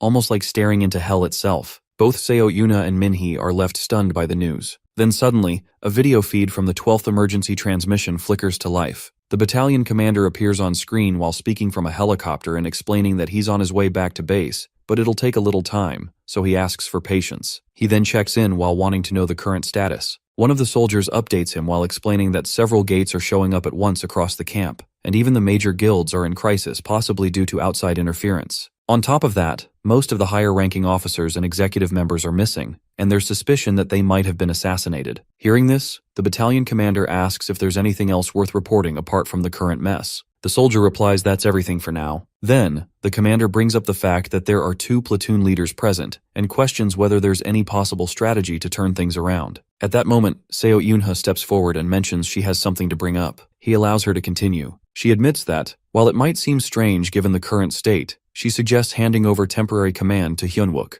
Minhee is completely caught off guard by her words, unsure of what she's thinking. The commander then questions her reasoning and reminds her that she's been openly doubtful and suspicious about Hyunwook's actions up until now. She responds that his unusual choices so far did call for concern, and until now, that's how she felt. Meanwhile, deep inside the restricted zone of the 1st Battalion's armory, Hyunwook is locked in an intense battle with Kangmok. He calls out his opponent by name while referring to him as the unbreakable O Kangmok, and points out that every weapon he's gathered was meant just for him. Kangmok, a bit puzzled, asks how Hyunwook knows his name. But Hyunwook doesn't stop. He simply challenges him, wanting to find out who falls first, him or Kangmok. It's clear he wants to end this once and for all. Suddenly, all the weapons begin flying toward Kangmok, powered by Hyunwook's mana, which slowly keeps dropping. Still, Kangmok looks down on him while finding the attempt weak. He remarks that, while Hyunwook did put in a lot of effort, it's not enough to bring him down. He even dares him to try harder while mocking him to give everything he has. As the pressure builds, Hyunwook's mana keeps falling with each weapon strike. Yet Kangmok remains amused, almost enjoying the fight. He keeps taunting Hyunwook while saying that every single person who once believed they could beat him with pure power ended up dead. Then, in a final push, Hyunwook gathers all his strength and goes for one last blow. But Kangmok doesn't hold back either. He counters with fierce attacks of his own, still seeing Hyunwook as weak. He reminds him that those who once thought they were strong enough to defeat him never survived. With his mana draining rapidly, Hyunwook throws his spear with full force, determined to end it, even as his energy nears its limit. Hyunwook, while breathing heavily during the fight, asks Kangmok if he's actually enjoying this. Meanwhile, back at the command post, where the battalion commander is still in conversation with Seo Yunha, he opens up about his earlier doubts. After watching Hyunwook's actions closely and noticing his strange behavior recently, he had suspected that Hyunwook might be part of the Blue Guild, sent from another country to bring down AMT as a spy. But now, his thoughts have changed. He admits he's sure that Hyunwook isn't a spy. In fact, he's been one step ahead in handling every threat so far. From the Itaewon Goblin Gate to the sudden chaos at Seoul Station, and even the Red Gate crisis,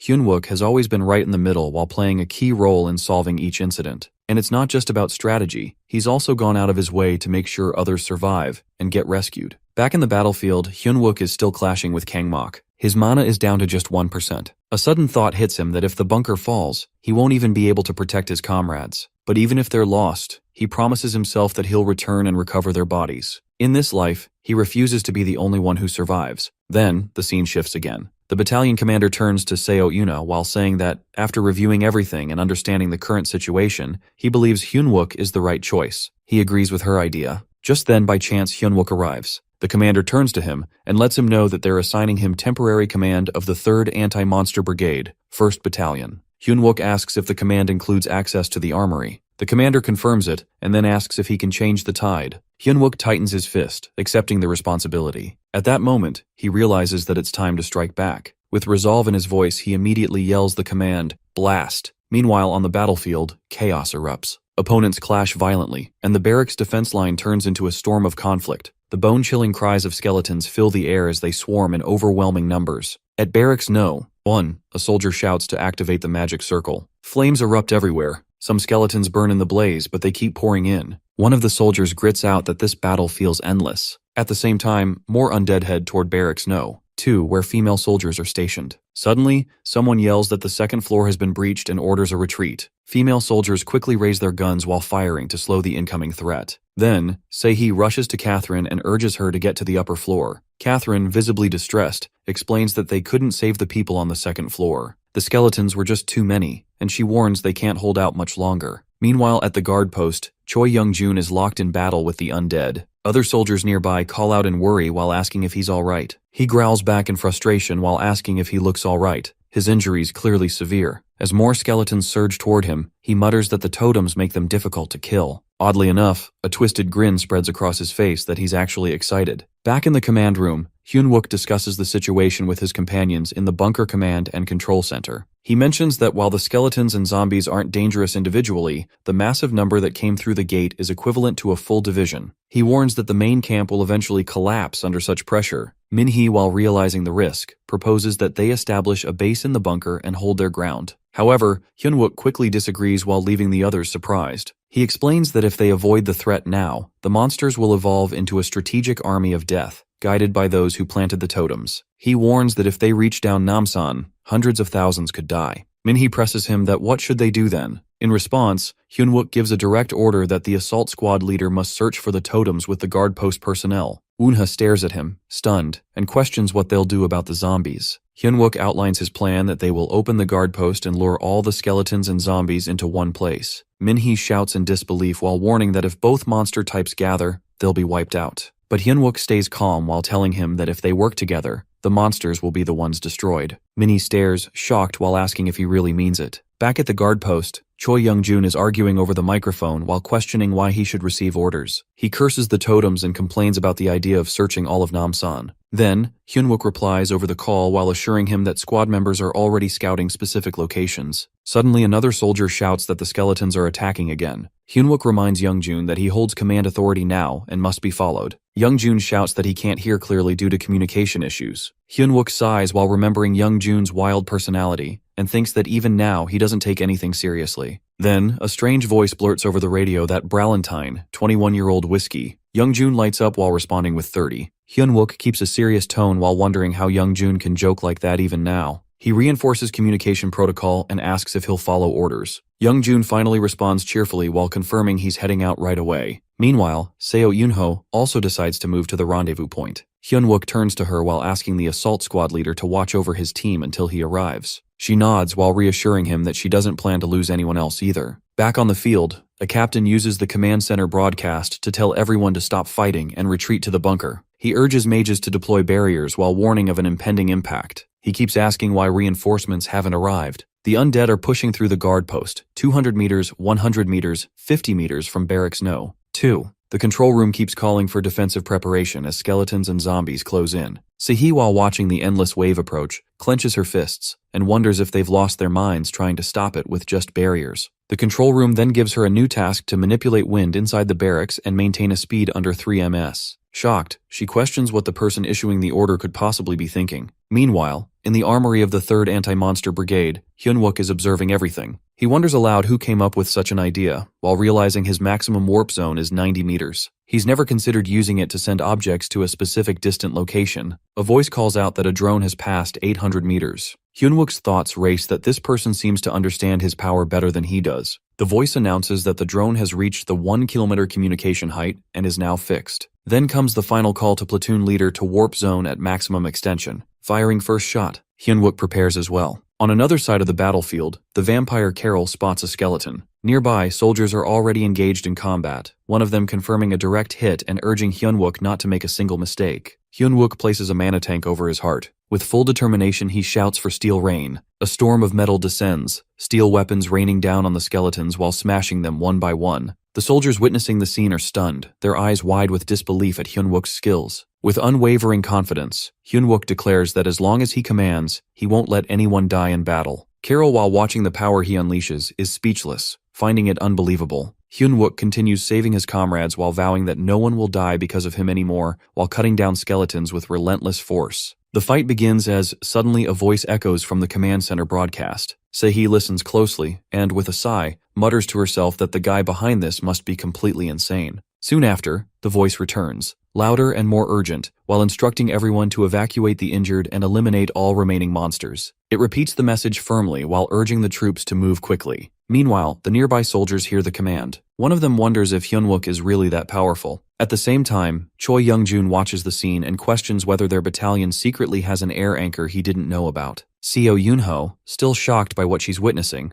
responds that she doesn't think Hyunwook's rank can explain any of this. Meanwhile, Minhee tries to figure things out. Eventually, she realizes that Hyunwook has used her warp ability and combined it with altitude while turning it into a wide-area attack, something beyond even an A rank. She stares at him in disbelief and quietly admits to herself that Hyunwook is the real deal. As Hyunwook starts to waver from exhaustion, Choi Young-jun rushes to check on him and asks if he's okay. Hyunwook, still focused despite his state, tells him it's not over yet and urges him to maintain the warp zone. At that moment, Minhee joins in and confesses she's at her limit and won't last much longer. Hyunwook, however, pleads with her to hold on just a little more. On the other side, Carol is standing alongside another vampire. The vampire updates her that Oh Kangmok was deployed to the command control room but hasn't responded. He adds that the monsters are nearly annihilated and asks whether they should wait until the final gate opens. Instantly, Carol becomes furious. She snaps at him to stay quiet and begins thinking deeply. She realizes that the power she witnessed didn't come from the Mountain King, nor did it resemble that of a Sword Saint candidate or a holy knight. At that point, she reflects on the lack of intelligence gathered about this man and wonders if someone capable of such a wide-scale attack could be at the level of a high-ranking military officer. Just then,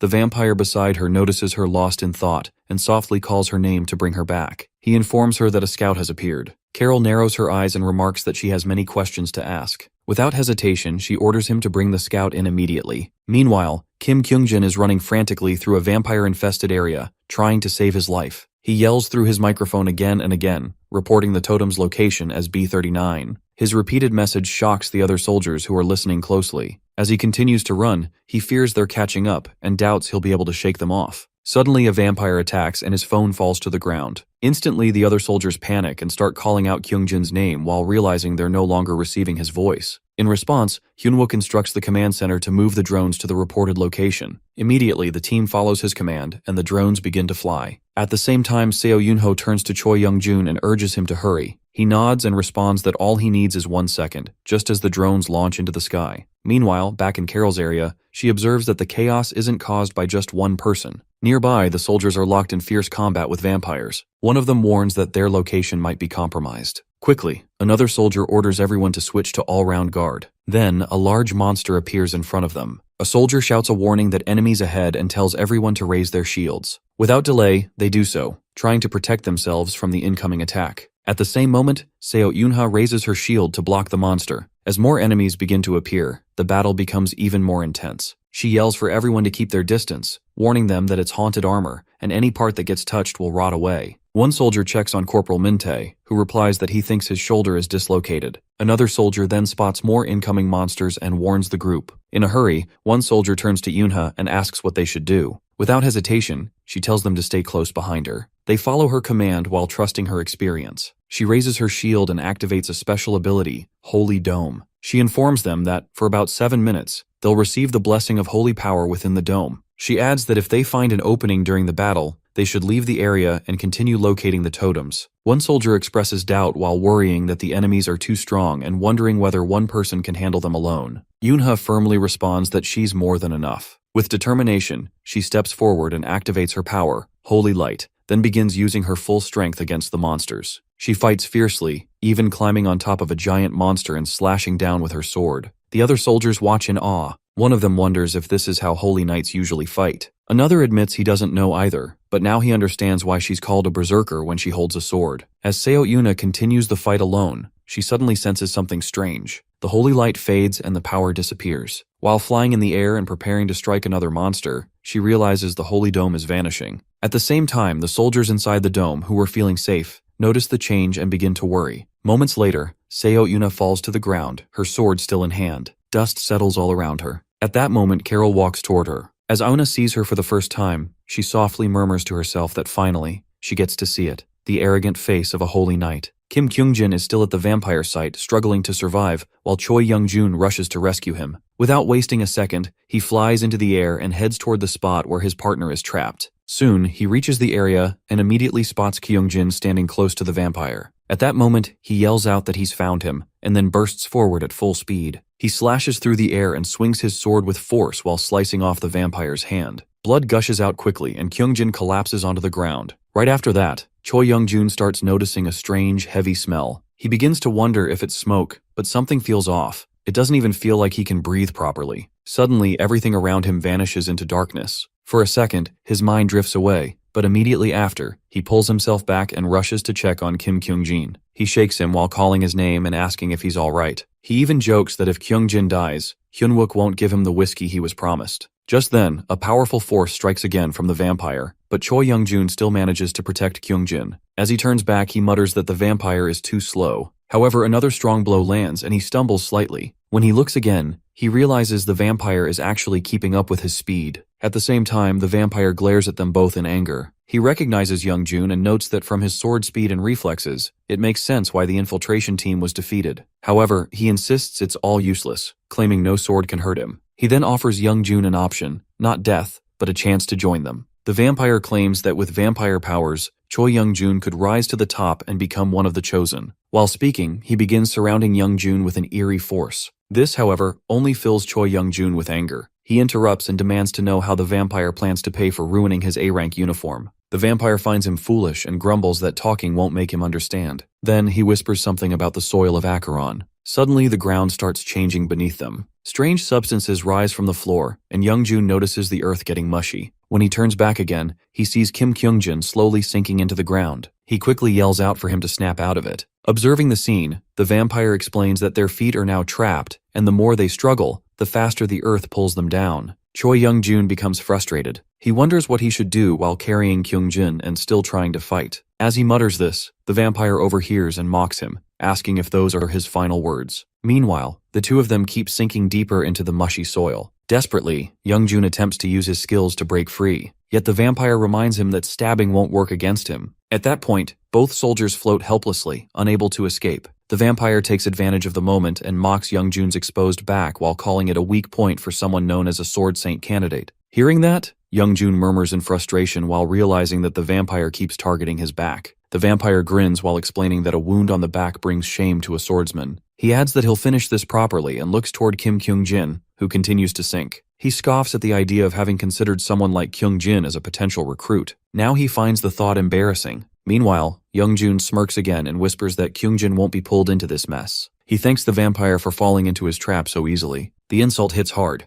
The vampire yells that he's had enough of Young-jun's bluffing and claims that Choi Young-jun is just unlucky to be facing him. But Young-jun isn't shaken. He smirks and questions whether the vampire has ever seen a sword slash at the speed of light. This taunt makes the vampire even angrier. He growls that he's tired of listening to this madness and declares that he doesn't need a lunatic and he just wants Young-jun dead. As the vampire attacks, Young-jun smiles knowingly. He activates his full power and his body begins glowing with bright yellow light. Then, at full speed, he darts toward the vampire and lands a powerful strike. The vampire screams in pain, unable to stop the attack. As the dust settles, Young-jun regains his balance while the vampire's body falls into pieces. Blood spreads across the ground, and it's clear that the enemy is finally defeated. Looking down, Choi Young-jun mumbles to himself that he used a sword without divine power, so the pain must have been worse. Even then, it wasn't enough to fully end it. He knows he must destroy the totem next. Meanwhile, the vampire groans and curses him while calling him a lunatic and accusing him of cheating. Choi Young-jun grins and mocks the vampire's filthy mouth. He wonders how someone like that held back all this time. Then, he casually remarks that there's nothing special. It was just a slice at the speed of light. The vampire, still enraged, barely reacts.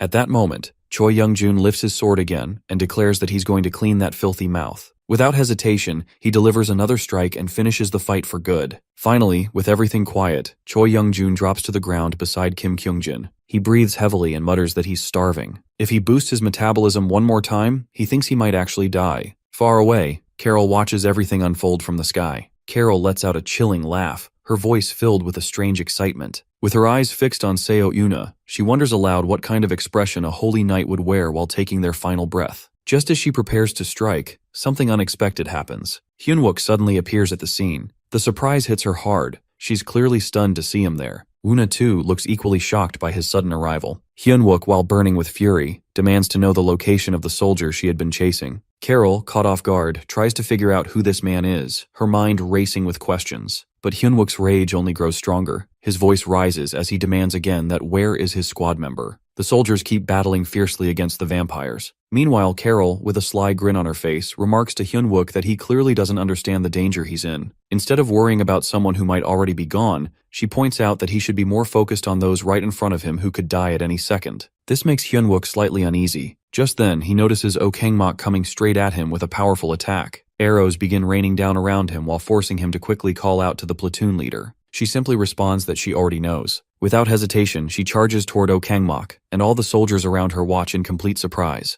While the platoon leader takes on Kangmok, the rest of the soldiers continue clashing with the vampire army. Hyunwook stands frozen for a moment, shocked by the intensity of everything happening. A sudden thought hits him that could she be controlling the power? Without wasting time, he grants access and secures authority over it. Shortly after, a notification pops up that Hyunwook has now gained master authority over the living armor. At that moment, loud growls echo across the battlefield as the monsters react, and the soldiers are visibly shaken by the scene. Carol notices and reacts, clearly annoyed while muttering that it's him, the one who ruined all her fun. Hyunwook, now angry, warns her that if she doesn't return his squad members, he won't hesitate to rip out both her fangs. Seo Yoonha is still locked in combat with Oh Kangmok. Back on Hyunwook's side, Carol taunts him again while questioning if this is all he's got. She mentions how his earlier entrance seemed impressive, especially his area-wide attack, and she had looked forward to what else he could pull off. But stealing a cursed armor? That's the best he can do? Since he can't even use holy power, she wonders what good 2 haunted pieces of armor will do. At first, Hyunwook quietly agrees that right now, he doesn't have much to fight back with. But then, he decides to flip the situation. Pulling out the fail knot, he fires it at Carol while striking her with a brutal hit that knocks her to the ground. A new message flashes before him that the curse is weakening.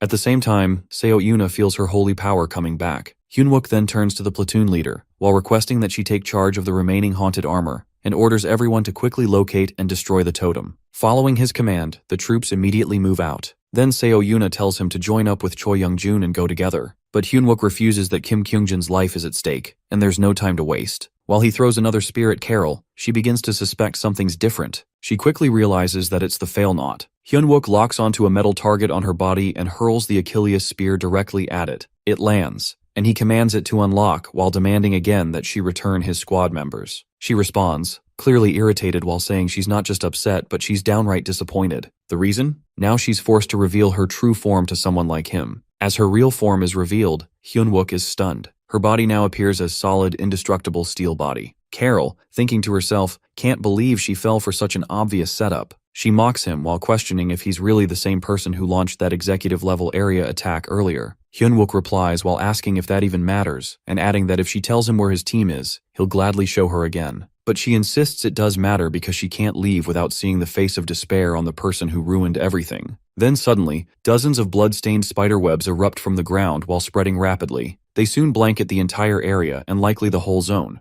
Hyunwook realizes she had spoken about her plans, which means all of this was prepared from the very beginning. He wonders just what exactly they're trying to achieve. The webs creep across the executive quarters and down into the underground bunkers. Carol coldly tells him that he'll finally meet the person he's been desperately trying to find. But since her underlings already took care of them, the reunion might not be so pleasant. Hyunwook, filled with rage, demands she stop, but she simply asks what's wrong. Then, with a cruel tone, she tells him that if he truly cares so much about his comrades, he should be the one to kill them again with his own hands. Hyunwook warns that these are undead, so everyone needs to stay cautious of the corpses nearby if they're not dealt with properly. They might strike. Earlier, these creatures had shown up in large numbers at the entrance of the bunker too. Just then, one of the soldiers notices something and reacts with shock. As he focuses, he realizes it's Lee Won-suk, now turned into a zombie. At the same time, Hyunwook releases his strength toward Carol. She questions his efforts, all while she keeps flinging blood-red webs throughout the surroundings. Using his spear, he tries to tear through the sticky threads while doing his best to clear them out. She comments on his mood while mocking his frustration. She hints that the ones he's been missing are on their way, and she doesn't want him to die too early. Her real interest lies in seeing his face when he meets his fallen comrades again while hoping to catch a glimpse of his despair. Hyunwook realizes things are getting more serious than he expected. He reminds himself that he already cancelled out the Grigori Azazel curse using Fail Not, so now he's able to use holy power again. However, the totem buff is still active and it's making her stronger. That means if he uses holy energy now, it'll only waste his mana. So at this point, only one choice remains. Then he makes it clear to Carol that she's the one who stepped over the line first. So now, Hyun-wook chooses to do the same, ready to put his life on the line. He activates his crown of light and darkness while deciding to fight fire with fire. If she's using the totem buff, then so will he, but with a twist. Right after, he unleashes a heavy dark aura and then follows it up with the totem buff. Carol freezes for a moment, stunned by the sudden rise in power. She questions where such a strong level of darkness is even coming from. With fury in his voice, Hyun-wook warns her that he's about to devour all of her shadows with something even darker. The dark aura surrounds him like a storm, and Carol, clearly agitated, keeps spinning her bloody spiderwebs non-stop. Still, Hyun-wook isn't backing down. Using his skills, he activates Indomitable Steel Body once again, which lets him stand firm against her attacks. With his spear in hand and the crown of light and darkness glowing around him, he charges straight toward her. She's hitting back too, all while thinking how insane it is that he actually gave himself a dark trait just to use the totem buff. Even she can't believe it. Meanwhile, Hyun-wook senses a shift. It finally feels like he's gaining the upper hand. If he keeps this momentum, he might be able to push her back for good. But all of a sudden, a system warning flashes that the boosted dark energy has gone past what his body can handle. He's now slipping into a berserk state. Shock hits him as he realizes what's happening. He questions why it had to trigger now, while wondering if the totem buff was even stronger than he thought. Quickly, he tries to pull himself together. He knows he has to break free from it right away. Meanwhile, Choi Young-jun, while carrying a wounded soldier on his shoulder, suddenly pauses in shock. He sees something unexpected. Right in front of him stand the operation manager and several platoon leaders, now turned into zombies. The sight stuns him. Without wasting time, he carefully lowers the soldier to the ground. Then, with a heavy breath, he mumbles about a bet he had made with the current commander over some pricey liquor. Now, it seems like he'll have to wipe out these fallen officers to protect the soldier. Gritting his teeth, he charges forward while aiming at the undead officers. With a quiet apology under his breath, he strikes while asking them to rest peacefully. At the same moment, Hyun-wook is locked in an intense battle with Carol. Both of them keep pushing their limits while throwing out every skill and bit of energy they've got. Hyun-wook stays focused, firmly set on ending her here. Carol mocks him while pointing out that he's already losing control under the effects of darkness, that how could he possibly win like this? Still, he keeps swinging his spear while cutting through her sticky spiderwebs one after another. Each clean strike only adds to her frustration as she watches him tear down her traps like they're nothing. Suddenly, Lee Won-suk appears in front of him, now completely zombified, and joins the fight. Hyun-wook reacts fast while delivering a powerful strike toward both of them. Carol, clearly irritated, vows to end both him and his comrade in one blow. As the battle rages on, Hyun-wook wrestles with Won-suk, eventually grabbing him by the neck and ending him. But right after, a wave of realization crashes into him that what is he even doing? He forces himself to focus while trying to shake off the dark haze clouding his mind. However, as he tries to pull himself out of this state, more zombified soldiers start surrounding him. They reach out for help, but their presence only adds to his confusion. They try to stop him, but in a burst of rage, he grabs Won-suk again. At that moment, a system alert flashes that his fury has surpassed its limit due to the overwhelming dark energy. He's furious beyond reason, but then, a new notification appears. He's met the rare conditions needed to unlock a hidden attribute linked to his item. Instantly, he steadies himself, now standing tall and confident in front of Carol. He's rewarded with Hellfire mode. Seeing him in this new form, Carol freezes. Even as a vampire, she's never witnessed a power like this. Something feels seriously wrong, and instinctively she tries to back away. She needs to escape, but it's already too late. Hyun-wook rushes in and strikes. At that moment, a memory resurfaces, one where countless people are sinking into darkness. Trying to steady himself, he reminds himself to stay focused. If he lets the shadows drag him in, they will completely devour him. He knows he cannot allow that. With renewed resolve, his presence becomes stronger and more unshakable. Meanwhile, Carol grows furious at his change. With anger flaring in her eyes, she insults him and launches another attack while claiming that she'll rip him apart. Hyun-wook, however, swiftly evades her assaults. She keeps striking over and over, but he continues to dodge them with sharp precision. When she attempts to trap him using her spiderwebs, he burns them all away. Seeing this, she reacts in disbelief, stunned that he could destroy her web so easily. Without wasting a moment, Hyun-wook aims his magical arrow at her and fires. The arrow strikes her not once, but twice while causing her to bleed. The impact catches her off guard while she's still in the air, and she begins to fall. As she descends, Hyun-wook prepares to finish her. Regaining a bit of control mid-air, she realizes she can't overpower him physically. Elsewhere, on the battlefield, Yunmo and his team are searching desperately for the totem. He commands his unit to speed up their search while reminding them that Sergeant Choi, platoon leader, and Sergeant Hyun-wook are putting their lives at stake. They must do everything in their power to help. Suddenly, one of the soldiers yells out after discovering the totem. Hearing this, Junmo quickly gives instructions that everyone is to pull out their holy weapons and set up the C4. He then turns to An Min-tae and asks if he can hold the shield. An Min-tae, calm and fearless, affirms that he will endure just like everyone else who is risking everything. He then activates his holy shield, and the rest gather behind it. Junmo then encourages the group to combine their strength. He plans to power up the holy sword using holy energy, and the C4's explosion, synced with the sword's strike, should destroy the totem. However, he warns them of the danger. If they can't withstand the blast, they might all perish. With clenched jaws and unshaken will, they brace themselves. Just then, a towering boss monster emerges, the Gigant Haunted Armor, guardian of the totem. Its terrifying presence shatters the soldier's shield while sending waves of dread across the battlefield. Back at the fight, Carol continues to struggle against Hyunwook and realizes that she's losing. In frustration, she decides there's no other option. They'll have to abandon the buff and smash the totem. If the totem breaks, Hyunwook will lose his berserk state too. She believes the Gigant Haunted Armor will finish the rest in one blow. Noticing that the monster has already appeared, she retreats and commands it to destroy the totem. While the Gigant Haunted Armor begins striking the totem, Hyunwook, still overwhelmed by his berserk state, charges toward Carol. They continue clashing mid-air while exchanging strikes and dodges. She angrily tells him to stay away, but he throws the failnaught at her with full force. The attack lands while knocking her down to the ground. Hyunwook approaches her and pulls out an arrow stuck in his chest. Though wounded, Carol mocks him while claiming he made a foolish choice. She tells him that breaking the totem was his last chance to end his berserk state on his own. Now, she believes he will turn into a monster who endlessly seeks death. According to her, his comrades, who once tried to save him, will give up and attempt to kill him instead. She wonders aloud what expression he'll wear when that time comes. While she keeps taunting him, Hyunwook takes an object from her chest and stabs her again with an arrow. Knowing she's at her end, Carol gives a bitter laugh and remarks that she'll be watching his downfall from hell. But just then, a powerful shockwave sweeps the battlefield. The totem has been destroyed. Hyunwook, while standing tall, answers her with calm confidence. She thinks his comrades will give up on him, but he believes the opposite. They'll risk everything to bring him back, just like he did for them.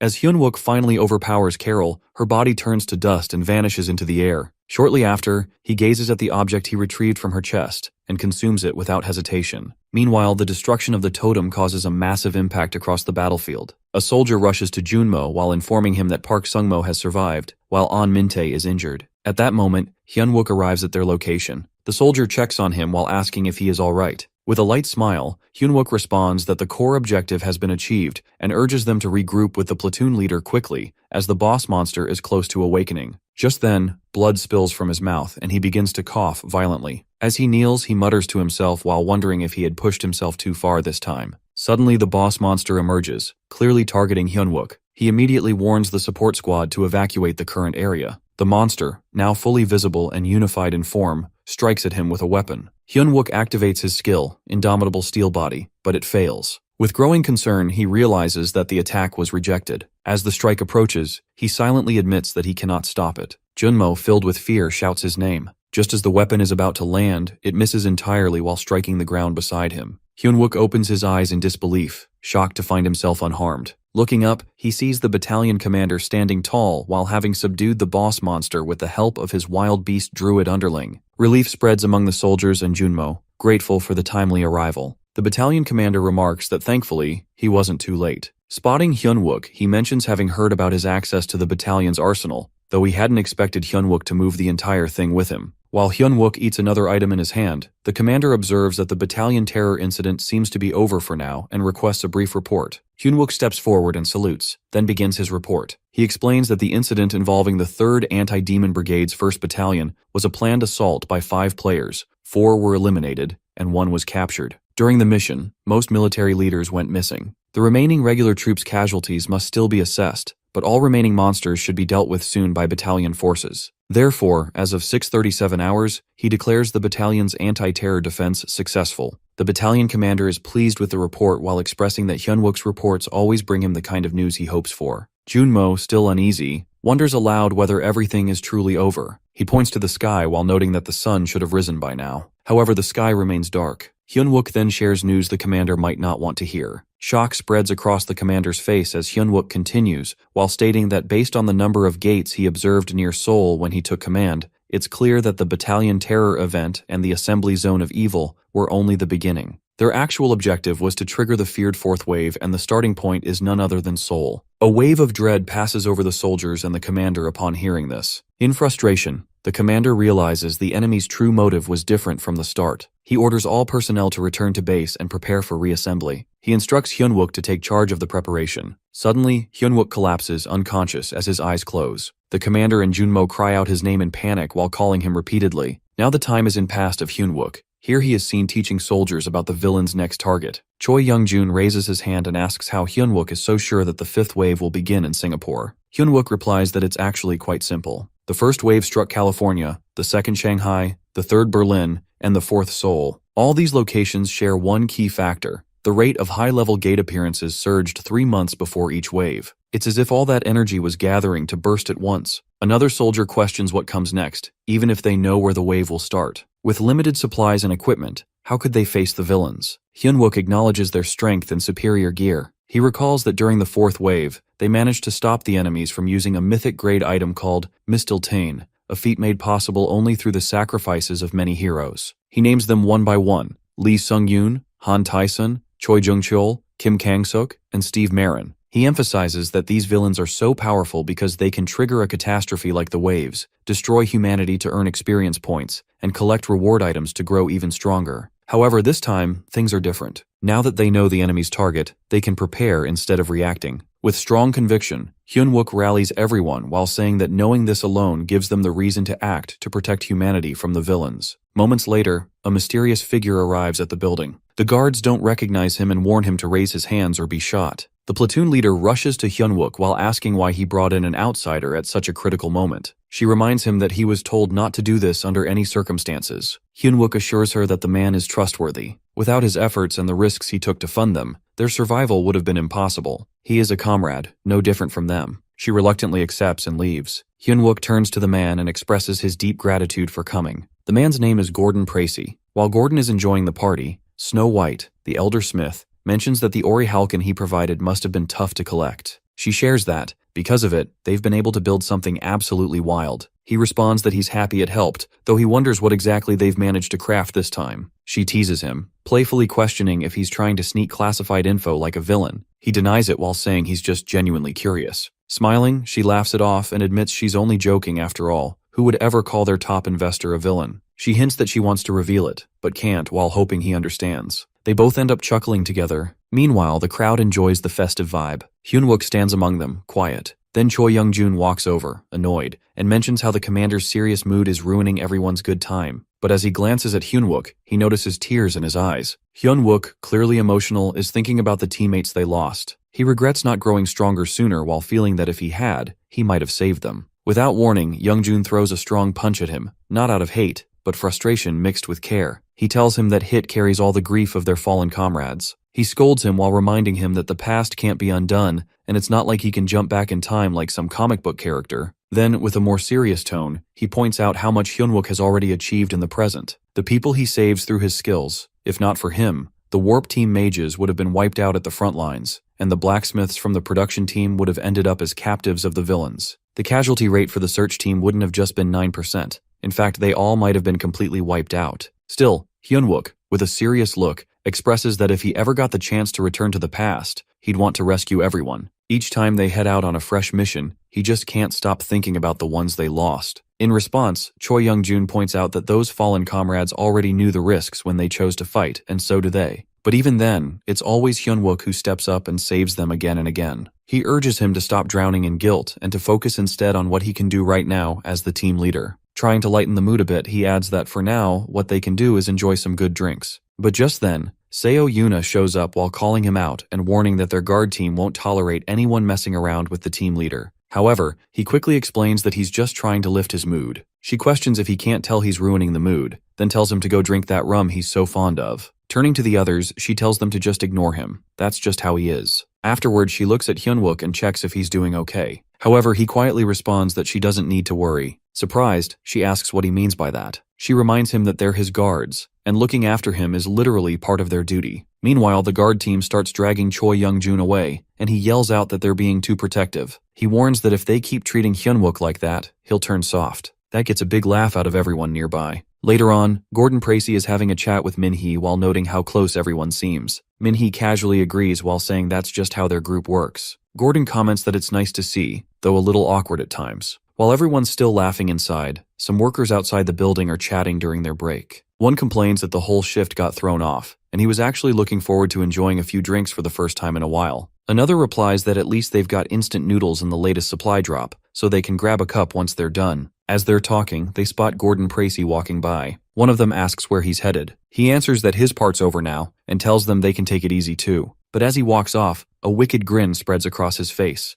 and in his mind, he thinks that their roles end today as well. Suddenly chaos breaks loose. A swarm of monsters and villains bursts into the area. Panic spreads instantly. Someone yells that intruders have arrived. Everyone is caught off guard, frozen in confusion as they try to understand what's happening. But in the middle of all the shock, Hyunwook's voice cuts through. He shouts for everyone to get into position while snapping them back into focus. Right after, Hyunwook orders his team to get the VIP, Gordon, out of the area first. But then, one of the members informs him that the VIP is missing. That news leaves Hyunwook completely stunned. Soon after, it becomes clear that Block C is already locked down, and Block A is also shut off. However, Blocks B and D are totally out of control. Reporters on site mention that the enemies are moving like they're familiar with the entire structure of the building, and at this rate, they won't be able to hold their ground much longer. Taking in the situation, Hyunwook quickly makes a tough call. He tells everyone to leave the base behind and shift into evacuation mode. He decides to stay behind and buy them some time. Then out of nowhere, one of the villains steps into view, clearly annoyed by the chaos. He complains about the noise and questions why they had to bring in an entire army while thinking just a few executives could have handled it. He finds the whole thing overkill and even mutters that Hyunwook is seriously creepy. Suddenly, a trumpet sound echoes through the air while catching Hyunwook's attention. One of the soldiers recognizes it immediately and alerts that it's the necromancer's signal. This means their primary target becomes the source of that trumpet sound. On top of that, other team members start confirming what everyone feared. There are high-ranking villains involved in this attack. The captain informs everyone that they're facing a full-scale assault from the villain army. Right after that, Hyunwook receives an order for the search team to move together with the warp team toward target number 1. Frustrated, he questions what's going on and demands they return immediately. But at the same time, Choi Young-jun is already pulling Min-hee along while heading straight for the location of the necromancer. He explains that since even villain executives are involved, this is their best shot. If they let it slip, they'll have to wait until the next wave. Seeing the momentum, the captain announces to everyone that this is a real chance. However, Hyunwook strongly objects while reminding them they're not ready to activate Mogley yet. But deep down, he knows if things go wrong, people could die and it'll all fall on him. Meanwhile, Min-hee tries to resist while saying he's not mentally ready for this. But Young-jun stays firm while telling him they joined both the search and warp teams fully aware of the danger. He tells him to stay focused and just do what he can. At the same time, Snow White turns to the captain and mentions that the underground workshop is built strong enough to handle even a meteor strike. The captain reassures her while saying not to worry and adds that it's time to finish things using the wild weapon he designed. Soon after, Young-jun crosses paths with Hyunwook and throws a question at him that whether he wants to carry even more regret about the past. That hits hard. Realizing what needs to be done, Hyunwook finally gives in and instructs the production team to activate Mogley and brace for impact. Then he gives another command to the search team to protect the warp team, and once the warp circle is up, evacuate the area right away. Without hesitation, everyone follows his orders. Then, Hyunwook declares that they're taking down the number 1 target today, the necromancer. With that, the whole team jumps into the battle while launching a fierce attack against the enemy. One by one, they begin to secure all the key areas. Meanwhile, someone approaches Snow White and brings up the earlier issue, asking if she hadn't said the repairs weren't fully finished and if she did it intentionally. She calmly admits it while explaining that she told him because otherwise, Hyunwook would have thrown away this once-in-a-lifetime chance just for their sake. Right after, a warning flashes while showing that the metal control has gone past its safe limit. At that moment, Hyunwook realizes the weight of the situation, that if he messes up, even a little, he might end up hurting his own team with his own hands. But even with that pressure, he locks onto the necromancer and keeps his focus. In his mind, this single attack needs to protect everyone. He can't afford to miss. Then, with full resolve, he activates Mogley. Instantly, the steel rain meteor strikes down. The necromancer looks up, completely stunned by what's coming. The troops mention that the Mogley meteor strike zone projection is finalized. Another one mentions adjusting the calibration before it launches. Meanwhile, Snow White turns to one of her companions and expresses regret for not being a better master, but he responds that being by her side has been an honor. She nods and tells him they're ready and thankful for everything. Then she looks at Hyunwook, asking him to finish what they started. As he moves into action, he uses the combined force of his Mogley and Steel Rain meteor strike. The massive impact slams the monster into the ground. Right after, a powerful blast takes place while wiping out all the lesser creatures nearby. Quickly after, Hyunwook yells out while asking for a status update from each squad. One platoon head responds that the guard unit is still intact and actively engaging the enemies. Choi Young-jun reports that the search and warp team has lost contact with nearly 60% of its members, and they're currently assessing the situation. Concerned, Hyun-wook urgently tries to get a response from the production unit. Finally, they respond and confirm that the necromancer is still alive, although he's seriously hurt. Hearing this, Young-jun remarks that the meteor strike did have an effect. Now realizing that this could be the final opportunity, Hyun-wook decides it's time to finish things for good. He instructs the guard unit to step into the fight and clean up the remaining beasts and villains. One of the platoon leaders questions why he's heading out on his own without backup. Hyun-wook explains that their current strength isn't enough to handle the monsters who've broken into the hideout, so the guard team is needed there. Meanwhile, Seo Yuna begins to trail behind him. When one of the guards questions her, she simply says she's following her team leader. As Hyun-wook moves forward, thoughts race through his mind that if he takes down the necromancer now, it might finally be over. The long-awaited freedom of humanity is almost here. Right after that, buildings begin to crumble one after another, while Hyun-wook keeps focusing his meteor strikes only on the necromancer. Without holding back, he unleashes all his weapons in that direction, while slamming the necromancer hard against the rocks. As the dust settles, Hyun-wook steps closer while facing the enemy directly. Though the necromancer's expression looks like he finds the situation unfair, Hyun-wook confronts him with cold eyes. After all, someone who has wiped out tens of billions can't possibly act like this isn't deserved. Just as the necromancer seems like he's about to speak, Hyun-wook cuts him off, not wanting to hear any excuses. Then, without hesitation, he delivers the final blow, while confirming that target number 1 is officially dealt with. Almost instantly, news of the necromancer's defeat spreads, and everyone starts to notice something strange that the undead monsters have stopped in place. It becomes clear that his defeat has halted their movement. Picking up on this moment, Choi Young-jun urges the troops to aim all remaining firepower at the leftover villains. He reminds them that this is the moment they've been fighting for, the day humanity takes back its freedom. Motivated, everyone starts pouring in their attacks, energy-focused and sharp. Meanwhile, one of the enemy villains stares in disbelief, clearly overwhelmed. She mutters about how frustrating this situation is and can't hide her shock as she watches Hyun-wook take control. At the same time, the other monsters begin roaring wildly, louder than before. But just then, an alert comes through and it confirms that the necromancer's hidden ability, Soul Download,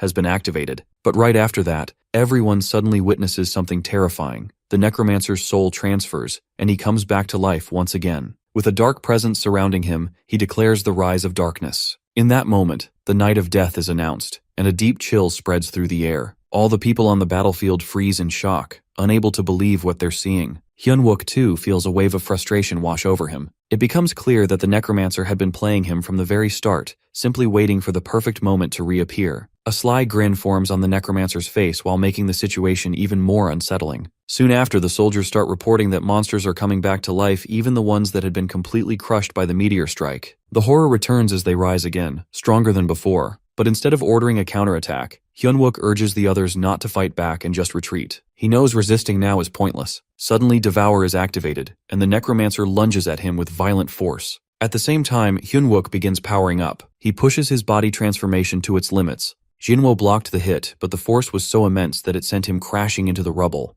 The necromancer suddenly triggers the power of a devoured player, Inferno, and his body becomes engulfed in blazing energy. Right after that, Seo Yuna steps in while releasing her holy power, and urges Hyun-wook to stay strong while reminding him that he has to survive no matter what. But Hyun-wook, caught between panic and pain, tells her to escape. Still, she refuses while standing firm in front of him. She declares that she's his shield, that if he's going to make it through, it starts with her. Then, the necromancer switches tactics again, now tapping into another devoured player's skill Alcides, while gaining a completely new set of destructive strength. Just as the monster strikes again, Hyun-wook yells out to Seo Yunha and moves fast enough to turn her away from the blow while saving her from being hit directly. Watching it all, Choi Young-jun stands frozen in shock at Hyun-wook's desperate efforts. But in the next moment, the monster crashes into Hyun-wook with brutal force, and he falls, lifeless. Meanwhile, the battlefield gets worse. The vampires begin moving swiftly while picking off the soldiers one by one. It turns into a blood-soaked nightmare. Then, off in the distance, a female vampire, calm and cold, watches the scene unfold. With a look of disgust, she orders the remaining survivors to stop struggling while calling their efforts pathetic and hard to watch. Hyun-wook, while coughing and barely holding on, pleads for the others to escape and survive. But just then, his eyes land on someone unexpected,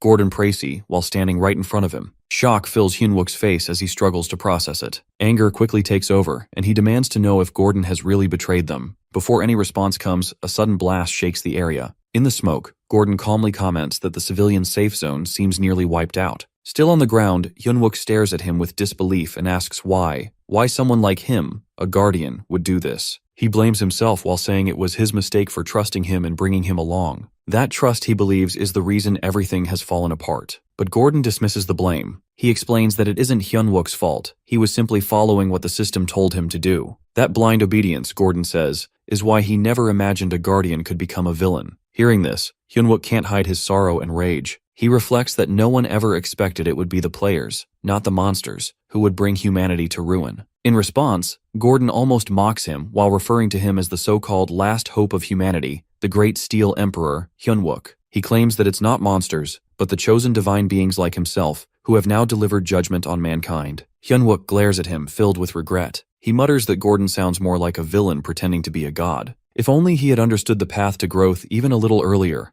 then someone like Gordon would never be standing in front of him like this now. At Seoul, every soldier is already stationed when a woman arrives, desperately pleading to be let inside because her daughter is still there. However, the guard refuses while explaining that entry isn't allowed not just for her, but for anyone. Meanwhile, at the Gyeongbokgung Command Center of the National Gate Response Committee, the leaders are deep in conversation. They admit there's really nothing they can do at this point. One of them brings up the need to start preparing for life after the wave. During the discussion, Kang Seo-yoon raises her hand and questions them while wondering if they're seriously planning to turn their backs on over 1 million people trapped in the wave zone. The committee members clarify that it's not what they mean, but they emphasize the situation. Entering the zone is impossible, so they have no other choice. They explain they're trying to prioritize the survival of the entire country, not just Seoul. Seo-yoon isn't convinced. She fires back while pointing out that their concern seems more about keeping their own status safe rather than protecting innocent lives. That comment stirs tension. One of the officials pushes back while claiming they all want to rescue Seoul, but without any viable method, they're stuck. Still, Seo-yoon presses on. She mentions there are probably some guild players still active inside the wave zone who are in contact with the outside. If those players unite, she believes they could reduce harm to the civilians still trapped. The committee questions whether those players would even cooperate in such chaos. In response, Seo-yoon presents an offer. She explains that the Zumanari Guild is ready to hand out hero-grade gear to every player who takes down a corrupt factor inside the zone.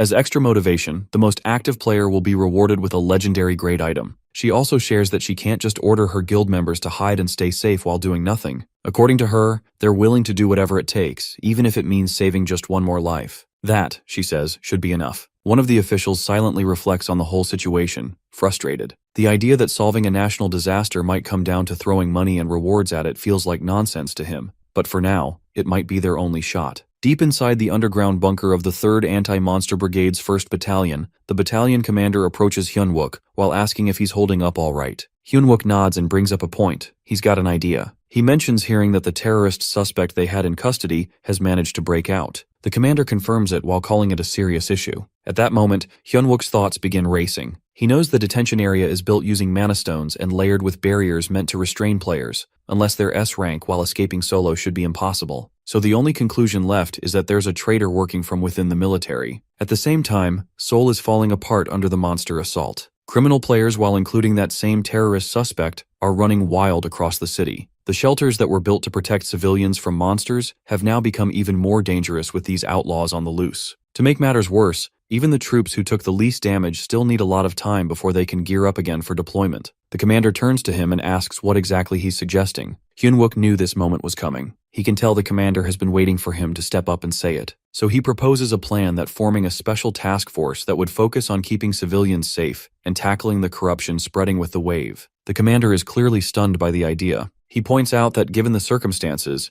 they'd need to assign a few executives to such a unit. He questions whether those officers would even be willing to follow Hyunwook's lead, but Hyunwook calmly assures him not to stress about that. Then, while turning to the others, he gives quick instructions that prioritize treating the injured, stay alert, and watch out for any remaining monsters. Min-hee-hol, watching all this unfold, bursts out in disbelief. He thinks it's absurd, a simple soldier giving orders in the military, where ranks are strictly followed. Hyunwook responds, already having made up his mind. Since she left the military once too, he plans to fill this unit with regular soldiers only, no officers involved. That's when the battalion commander snaps. He insists that Hyunwook must at least take the 2nd platoon leader along, the one he personally trusts the most. Even if it's just for advice, Hyunwook admits to himself that he couldn't resist feeling a little ambitious either. He then turns to Minhee and brings up his role during the crisis. He recalls how he used a wide-area attack that helped save many citizens. He tells him that if not for that, there's no way he could have pulled off such a wide-range strike by only destroying a few scraps. He even hoped that major guilds would compete for him after seeing his power,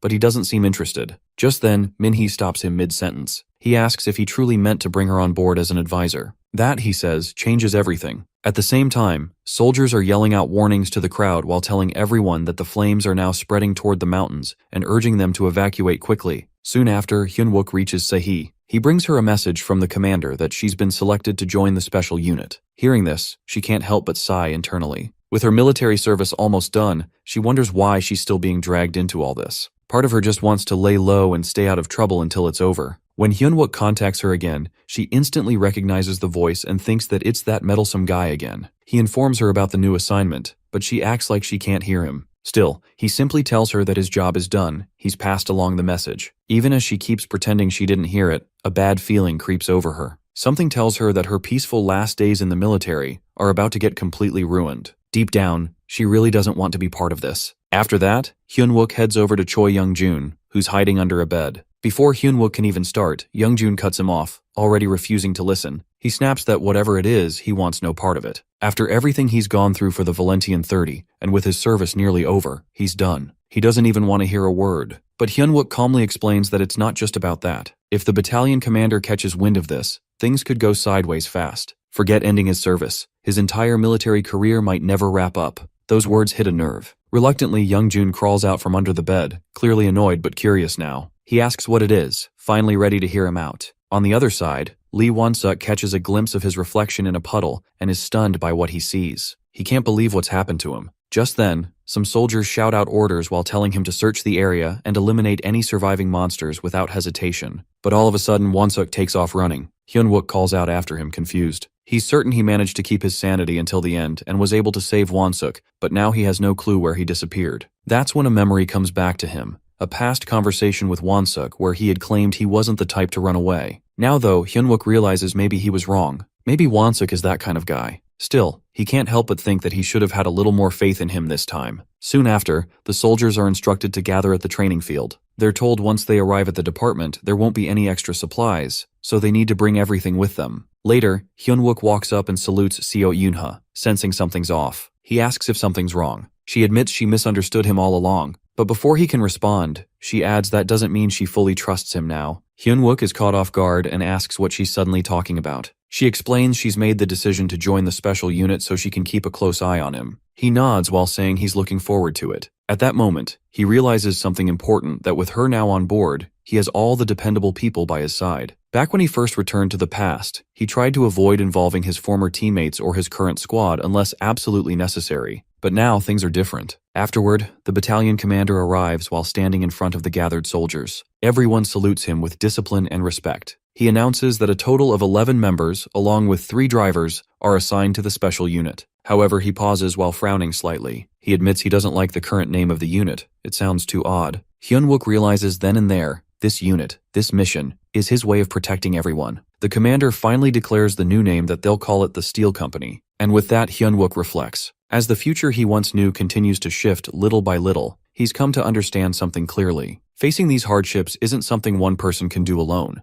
To stop the soul wave and change a doomed future, they'll need the strength of everyone together. At last, the commander turns to him and shares their new assignment to rescue lives and carry out mobile strikes inside the soul wave. With that, every soldier of the Steel Company reports in, geared up and ready to fight. As the intense battle rages on, Hyunwook stands firmly in front of the monstrous creature, his voice rising in a fierce scream. Suddenly, he channels his power while flying into the air with his sword drawn, ready to strike. In one swift move, he drives the blade deep into the monster, which lets out a deafening roar. At that moment, he mocks the creature while mentioning that its sneak attack on the back of his head during his workout had been far too obvious. He throws out insults while calling it naive and dumb, which only fuels the monster's rage. Without delay, the monster prepares to launch an attack. Hyunwook quickly reacts by swinging his sword and shouting to unlock his power. Instantly, the monster opens its mouth wide. As Hyunwook rushes toward it to strike again, his sword lags behind, and he ends up flying straight into its open jaws. The beast snaps its mouth shut while swallowing him whole. Inside the dark, damp interior, Hyunwook begins to sink. However, he grumbles about the monster's foolishness while pointing out how predictable it had been. He feels thankful for being swallowed because now he has the chance to end things swiftly. Since he already used strengthening body transformation to block the digestive acid, he prepares his final move. Without hesitation, he releases an explosive attack while yelling, "Smash Bomb!"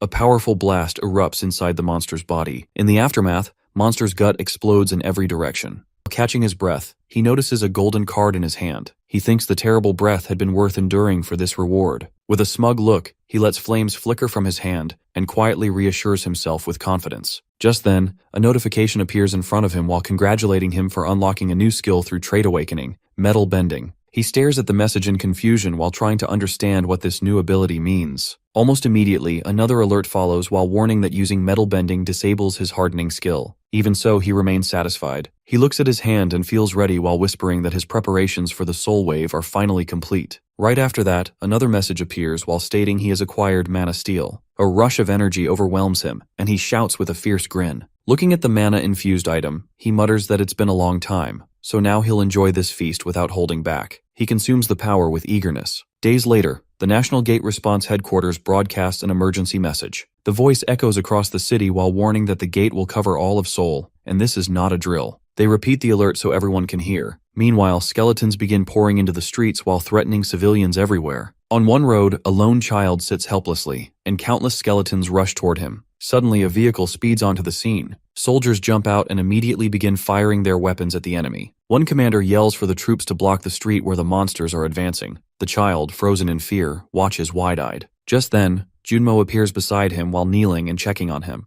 The boy brightens up and happily calls him master. Another soldier nearby observes this and mutters in frustration about how Junmo always goes too deep. Meanwhile, someone calls for Kim Se-hee. She is seated, focused on her high-level skill use, and she promptly responds. As the fighting intensifies, Se-hee steps forward. She unleashes a massive blast that sends many skeletons flying through the air. The number of enemies begins to fall. Watching this, a civilian murmurs in amazement while wondering just what kind of soldiers these are. Standing tall, Se-hee shouts toward her lieutenant. On top of a vehicle, a soldier gives the order to open a warp. At once, the remaining skeletons begin vanishing into the portal. At the same time, Hyunwook arrives. Floating above, Se-hee grumbles that the noisy old man tricked her again. Eventually, all enemies disappear from the area. Se-hee turns to him while reminding him that he promised her a ride on the level-up bus in return for helping with the assignment. He explains that he had to go ahead to complete his quest while telling her not to worry and to trust him. He assures her that he'll return quickly. However, she grows irritated while pointing out how long it's been. Before she can say more, a sudden shock hits her face. An enormous monster appears out of nowhere, and all soldiers freeze in terror. They stare at the creature, overwhelmed by its sheer size. Then, the monster opens its mouth and releases a gust of air aimed directly at the troops. From behind it, a wave of skeletons charges forward. At the same time, a soldier notices the same child standing nearby and rushes to protect him. But the enemy numbers are too great. Just as the skeletons are about to strike, Hyunwook uses metal bending. He commands everyone to regain focus and return fire. The soldiers immediately follow his orders while launching an organized counterattack with blazing weapons. Se-hee joins in again while using her skills to hurl skeletons through the air. She smiles while watching the enemy numbers drop and mutters about the old man showing up late. Then, she catches sight of Hyunwook again, this time not wearing his uniform. She blinks in disbelief, and the rest of the squad stares too, confused by his appearance. One after another, they begin to question him. However, Hyunwook ignores the shock and barks orders to the steel company to maintain their positions. His tone grows sharper as he warns them not to ask questions unless they want to be killed before the monsters can even reach them. Meanwhile, the frightened child remains on the ground while shaking. Hyunwook continues to use his steel abilities to attack the enemy. Eventually, every skeleton and monster lies defeated. He gets dressed again. One soldier jokingly comments that someone must like seeing him naked. Hyunwook, caught off guard, turns in confusion. Se-hee stands beside him and questions why he looked the way he did while reminding him he promised to finish the quest solo. She teases him while claiming there wasn't much worth seeing. Hyunwook snaps back while asking if she really meant that. She calmly replies it looked cold, that's all. Soon after, another soldier approaches, shouting Hyunwook's name. He glances back. The soldier questions what happened to his uniform while wondering why he changed. Hyunwook quietly explains he had to abandon it because of the child. The soldier calls his name again, but Hyunwook turns his attention to the crowd. He raises his voice while calling out to the hiding citizens to come forward. Slowly, they emerge with their hands raised, asking him not to misunderstand. They explain they couldn't enter the shelter and were looking for another place to hide. Hearing this, Hyunwook appears stunned and quietly repeats their words. At that moment, the child spots his father and rushes into his arms.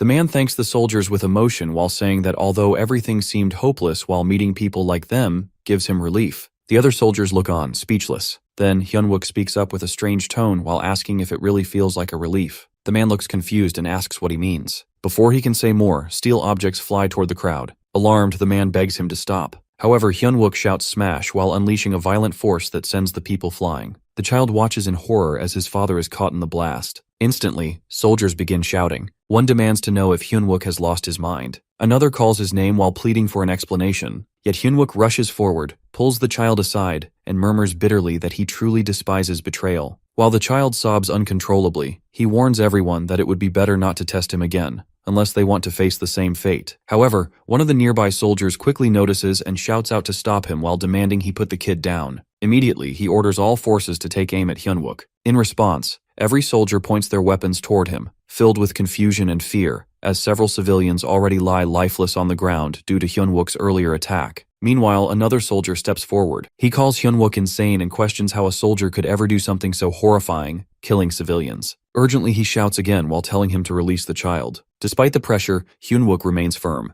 Then, calmly but firmly, he explains that the people lying there are not ordinary civilians. According to him, they are players in disguise and hiding dangerous weapons from another world. At first, the others hesitate, unsure whether to believe him. But suddenly, more disguised individuals appear and start yelling that Hyunwook is right. They cry out in desperation while explaining how they were kidnapped and how their companions had been murdered. As the chaos unfolds, the soldiers stare silently, overwhelmed by what they're seeing and hearing. Then, Hyunwook turns to the child in his grasp and commands him to stop pretending. He addresses him by name assassin Kim Hakyu. Right away, the child's expression shifts. His glowing eyes give away his hidden identity. Coldly, he pretends not to remember Hyunwook, but it doesn't fool anyone. Moments later, he drops the act and lunges forward in attack. Enraged, Hyunwook responds while declaring that he remembers him clearly while recalling how he already defeated him in a past life. With that, he rushes toward him. Instantly, Kim Hakyu turns and begins running, desperate to escape. However, Hyunwook gives chase, quickly catching up and stuffing a steel item into his mouth before wrapping him tightly in chains.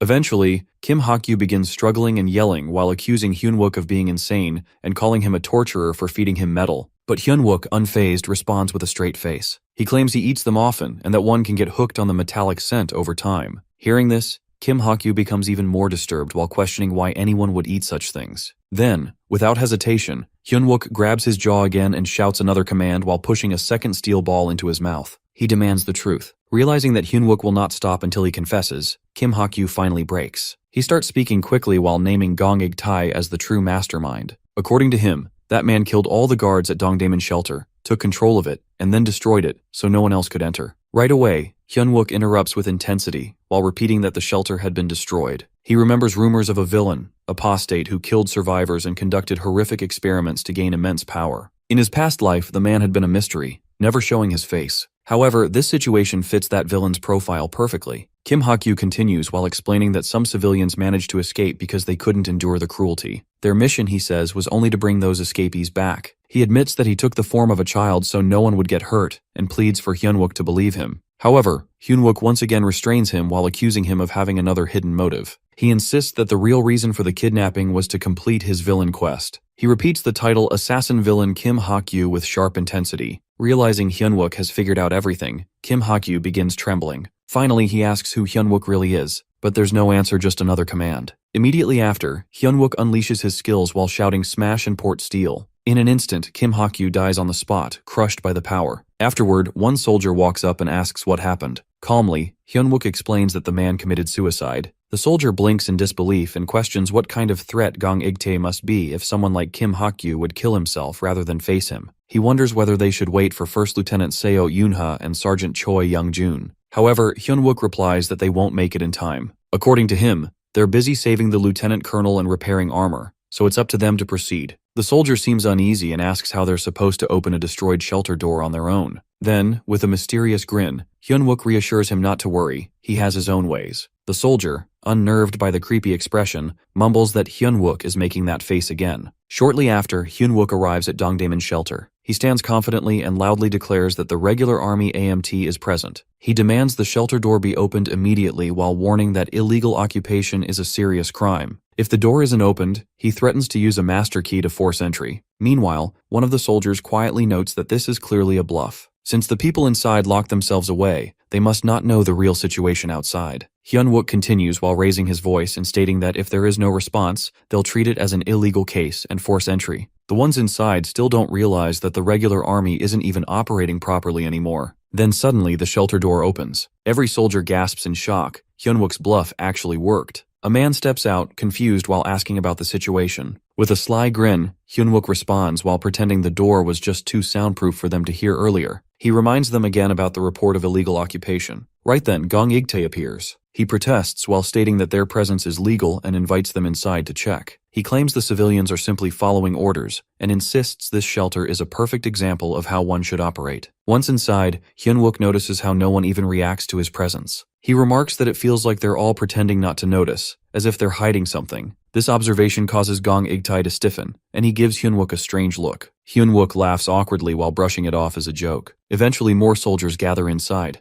Gong Igtae studies them carefully, then asks if this is the full team that was dispatched or if reinforcements are coming. Hyun-wook turns the question back at him while wondering why he's so curious. He jokes that maybe Gong Igtae thinks he could take on the entire team. When the man looks puzzled, Hyun-wook laughs again while saying it was just a joke, unless, of course, they're criminals. That accusation hits a nerve. Gong Igtae bursts out, furious, and demands to know if this whole thing was just a setup to test him. He accuses Hyun-wook of trying to provoke him. In response, Hyun-wook doesn't hold back. He snaps that Gong Igtae is the real clown while pointing at the armed players as proof. Without delay, he orders all troops to open fire. Immediately, the soldiers follow orders while opening fire at everyone inside. Hyun-wook then calls out to Gong Igtae again, while mocking him for not even wearing a guard uniform that fits. As expected, Gong Igtae transforms into his true monstrous form. With a roar, he grabs Hyun-wook by the collar and strikes him hard. After attacking him, he leans in and taunts him while asking why he's suddenly silent. But before he can say more, an unexpected counterattack hits him directly while drawing blood. Finally, Hyun-wook lets out a laugh and declares with absolute confidence that he is steel. Meanwhile, chaos surrounds them as others continue their fight against zombies. Gong Igtae suddenly accuses Hyun-wook while referring to him as a trench monkey and questioning if a soldier really harms ordinary citizens. Hyun-wook, angered, yells back while questioning what kind of normal civilians Gong Igtae means. He reminds him that in emergencies, it's the duty of the military to guard innocent people from threats like him. He even reminds him of the slaughter of the gods while asking what kind of act he's putting up now and where the actual civilians are. While Hyun-wook speaks, Gong Igtae speeds toward him, but Hyun-wook narrowly dodges the attack while causing the wall behind him to crumble. Quickly reacting, Hyun-wook launches an arrow, yet Gong Igtae catches it barehanded. Hyun-wook then accuses him of destroying the shelter just to run experiments on live people. Gong Igtae, clearly offended, retorts that Hyun-wook's claims are nonsense. He explains that the shelter had already reached full capacity, yet people kept pushing in more civilians. He blames the guards, stating that if it weren't for them, players like themselves wouldn't have had to worry about starving before the wave even hit. He reminds Hyun-wook that as a player too, he should understand while losing someone like them would be a national loss. Hyun-wook pauses for a moment while recalling someone else once saying something similar. Gong Igtae continues while insisting that risking their lives every day should earn them better treatment. According to him, everything he did was driven purely by logic. At that moment, Hyun-wook finds clarity and leaps forward with a clenched fist while saying it no longer matters if Gong Igtae is an apostate, he'll defeat him either way. But Gong Igtae easily halts the punch, lifts Hyun-wook in the air, and coldly warns him to know his place. He grabs Hyun-wook with both hands, spins him downward, and slams him onto the ground with full force. Being a creature made of stone, the impact is crushing. Yet Hyun-wook refuses to be defeated. He rises while using his ability, metal bending. His hand transforms into solid metal as he punches Gong Igtae. Activating a second skill, hardness, he continues striking Gong Igtae's face repeatedly. The stone mask finally cracks and blood begins to spill. Gong Igtae, now overwhelmed, pleads for him to stop.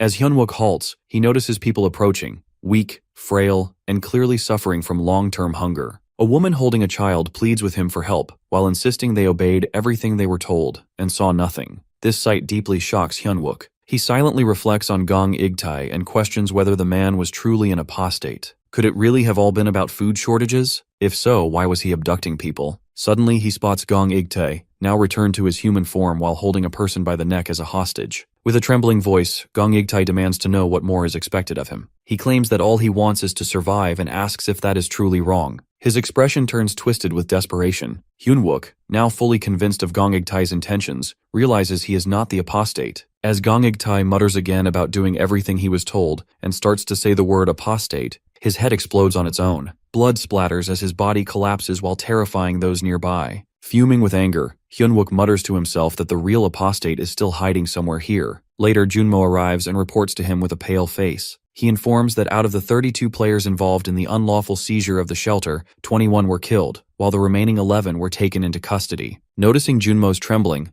Hyunwook asks him what's wrong. Junmo admits in a shaken voice that no matter what they did while killing people, even criminals is still difficult. Trying to calm him, Hyunwook gently taps his shoulder and reminds him that it never truly gets easier. Still, in times of disaster, if they don't act, they won't be able to protect the innocent. He urges Junmo to remain strong as it's their responsibility as soldiers. Together, they head to where a group of civilians has gathered. One man demands to speak to whoever is in charge. When Hyunwook asks who it is, Junmo answers that he is Park Gil-sung, a member of parliament. Another man standing beside him introduces himself as Lee Hong-gil from the Merchants Association. He insists on talking about the ration distribution first. The two quickly begin arguing. Park Gil-sang claims that, as a parliamentarian, Hyunwook should listen to him. Lee Hong-gil counters by pointing out that Park stayed silent during the shelter's illegal occupation, and questions why he's suddenly acting important now. Meanwhile, Junmo notices an old man assisting a civilian nearby. He politely offers to help, but the elder insists on doing it himself. He believes that since the soldiers already saved his life, he must repay the kindness. With fear in his eyes, the old man warns that something dangerous is approaching. He tells Junmo he couldn't speak earlier due to Gong Igtai, but now he can hear a beast-like breathing getting closer. He pleads for it to be checked quickly before harm is done. Worried, Junmo wonders if something may have snuck into the shelter. Elsewhere, the civilians' argument continues, each pushing to become the new shelter representative. Park insists that his position gives him that right,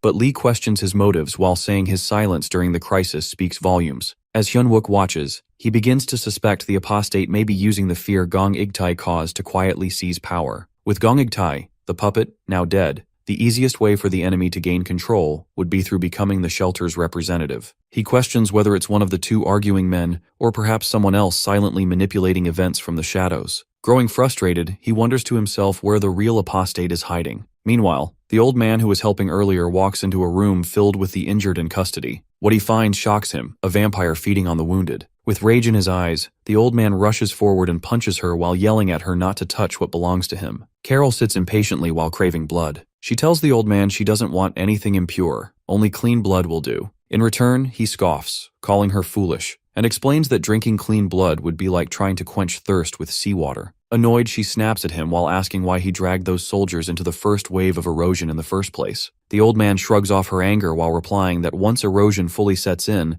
there's nothing those soldiers could have done anyway. Rather than stepping in himself, he simply chose to dig their graves. But Carol doesn't hold back. She fires back at him while saying the failure wasn't just bad luck, it was because of him. According to her, the real reason they lost was because those soldiers were different. She dismisses his excuses while insisting the fault lies with his own uselessness. However, the old man, instead of arguing more, calmly pulls out a potion he's made. With a smug tone, he tells her that now everyone's lives rest in his hands. Meanwhile, in another part of the shelter, Hongil sits down for a bite. Suddenly, Park Gil-sung shows up with a few others. One of them confronts Hongil while questioning why he handed out supplies without proper checks. Park Gil-sung assumes Hongil just acted out of personal hunger, but Hongil, unable to hold back, raises his voice. He gestures toward the hungry kids around them and demands to know how anyone could ignore their suffering. Moved by their pain, he had rushed to hand out the rations before they were fully accounted for, while choosing compassion over caution. Hongil accuses Park Gil-sung of trying to manipulate them using the food supply as an excuse, just like Gong Igtai once did. In response, Park questions him back while asking what he really thinks a member of parliament is. He warns Hongil not to throw around baseless claims like that again. Now, his words are more composed, and he's clearly trying to reinforce his authority. Honestly, it wouldn't be strange if someone began to suspect either of them of being an apostate. Meanwhile, near the spot where the rations are being handed out,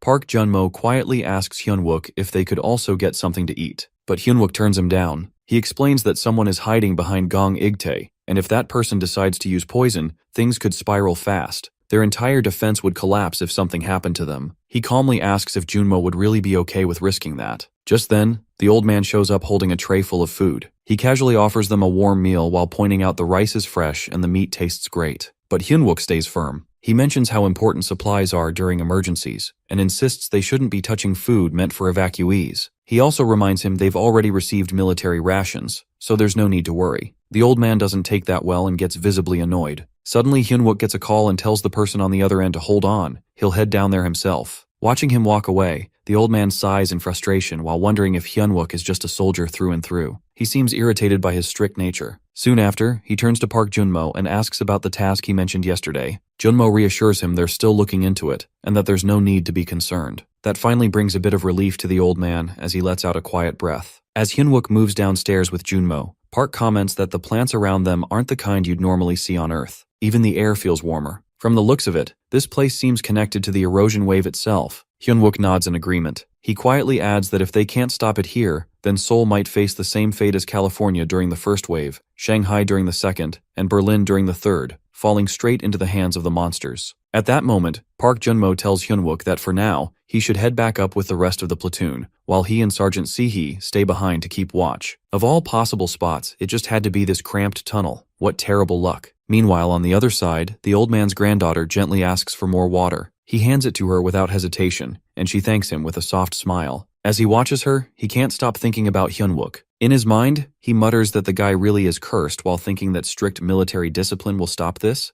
This place is on a whole different level compared to an ordinary gate. Back at the front lines, Hyunwook and Seo Yunha are standing together near the strange rift. Una turns toward him, a bit anxious, and wonders aloud if the two of them can really take this on. If this is one of the actual causes of erosion, it has to be far beyond what regular gates bring. Hyunwook calmly agrees that it's definitely not the same. When it comes to a boss-level threat while facing a cause of erosion, usually demands a full team of S-rankers. Still, she questions him while asking if this isn't basically a suicide mission. But Hyunwook replies with confidence, they can stop it. Back in the past, Park Junmo joins the conversation and checks if the situation is truly that bad. But Hyunwook shakes his head and explains with a small smirk that, in fact, this might be good luck for them because this time, the ones stuck with misfortune are the monsters. The monsters let out loud while threatening growls as they closed in. In the middle of the tension, Hyunwook turns to Sehee and explains that since the creatures have made their nest in this tunnel, they've got only one route to come through. That means their job is simple, they just need to guard this passage. Sehee doesn't hesitate. She rushes forward with force while activating her skill and lands a solid, powerful punch on the nearest monster. But Hyunwook, while raising his voice over the chaos, tells him to begin pulling back slowly. Still, he quickly adds that it's not a retreat. They're just being pushed back for now. More monsters start to pour in,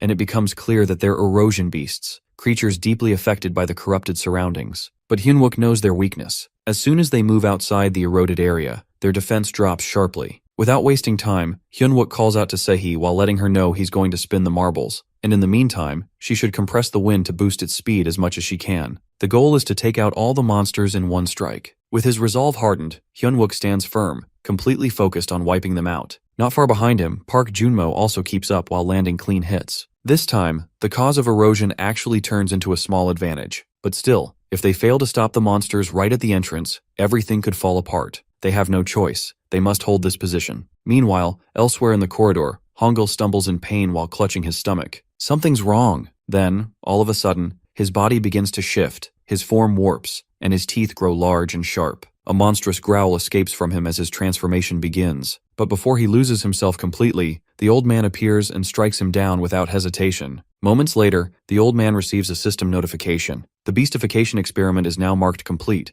and as a result, he's acquired a rare item, Devil's Cultivation. A grin spreads across his face. The test is a complete success. Now, it's time for the next step while reshaping the battlefield and putting the whole of Seoul under his control. The boss monster shows up on the city's surface while tearing everything apart. Suddenly, a monster rises from beneath. Even the soldiers stand stunned, unable to react right away. For just a brief moment, the creature, the same one Hyunwook remembers from his past life as the cause of erosion, appears massive beyond belief. Its size is enough to trigger earthquake warnings, and its huge body easily rises from the ground to the surface. Meanwhile, Hyunwook calls out to Sehee while urging her to compress her wind again and knowing what's coming next. Soon the appearance of the boss monster, Dokaebi, Doodle, is officially confirmed. The creature lets out a loud growl that shakes the air. As Hyunwook moves closer, he suddenly feels the pressure. It's nothing like seeing it from afar. Just the roar is enough to make his whole body freeze. Everyone around is in shock while struggling to grasp the situation. Seo Yunha turns to Hyunwook and questions whether the two of them can really take it down, especially when it usually takes an S-rank party.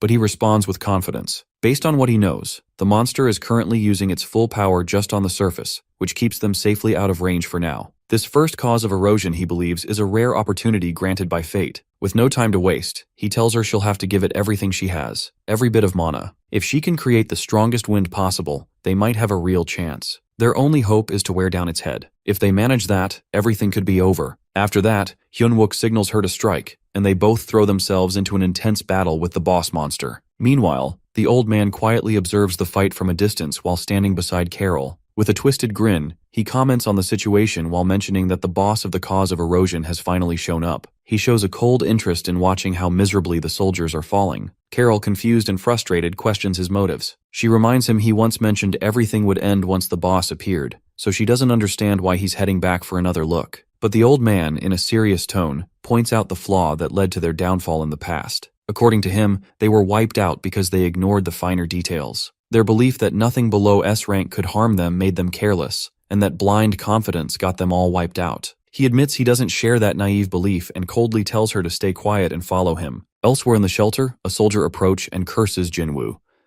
He remembers his past conversation to raid the cause of erosion. Hyunwook nods while confirming it. The soldier responds in disbelief while reminding him that this isn't just a red gate, it's a whole cause of erosion, a threat on a completely different level. But Hyunwook calmly explains that's exactly why he sees this as a rare stroke of luck. The monster has appeared in a tight, narrow tunnel, and one that commands both wind and water. That kind of situation almost never happens. He mentions that before the monster makes it to the surface, it won't be able to unleash its full strength. That's why they have a small window. He asks the soldier to place his trust in them and to focus on something else instead. Curious, the soldier asks what exactly he wants him to do. Hyunwook responds while telling him to find the hideout of the man who was secretly manipulating Gong Igtae. He explains that if the man was plotting something, he must have had his own space, probably something like a lab. It's likely hidden away, possibly behind a magical barrier or seal. Then the soldier, still unsure, asks what exactly he should look for. Hyunwook tells him the main goal is to find an antidote. Based on how Gong Igtae died, he's convinced a mana-based poison was involved. When the soldier hears that, he starts to panic while asking if they've been poisoned too. But Hyunwook quickly urges him to keep his voice down. If anyone overhears, not only their entire platoon but also the civilians could end up in danger. He reassures him that he and Kim will handle the cause of erosion,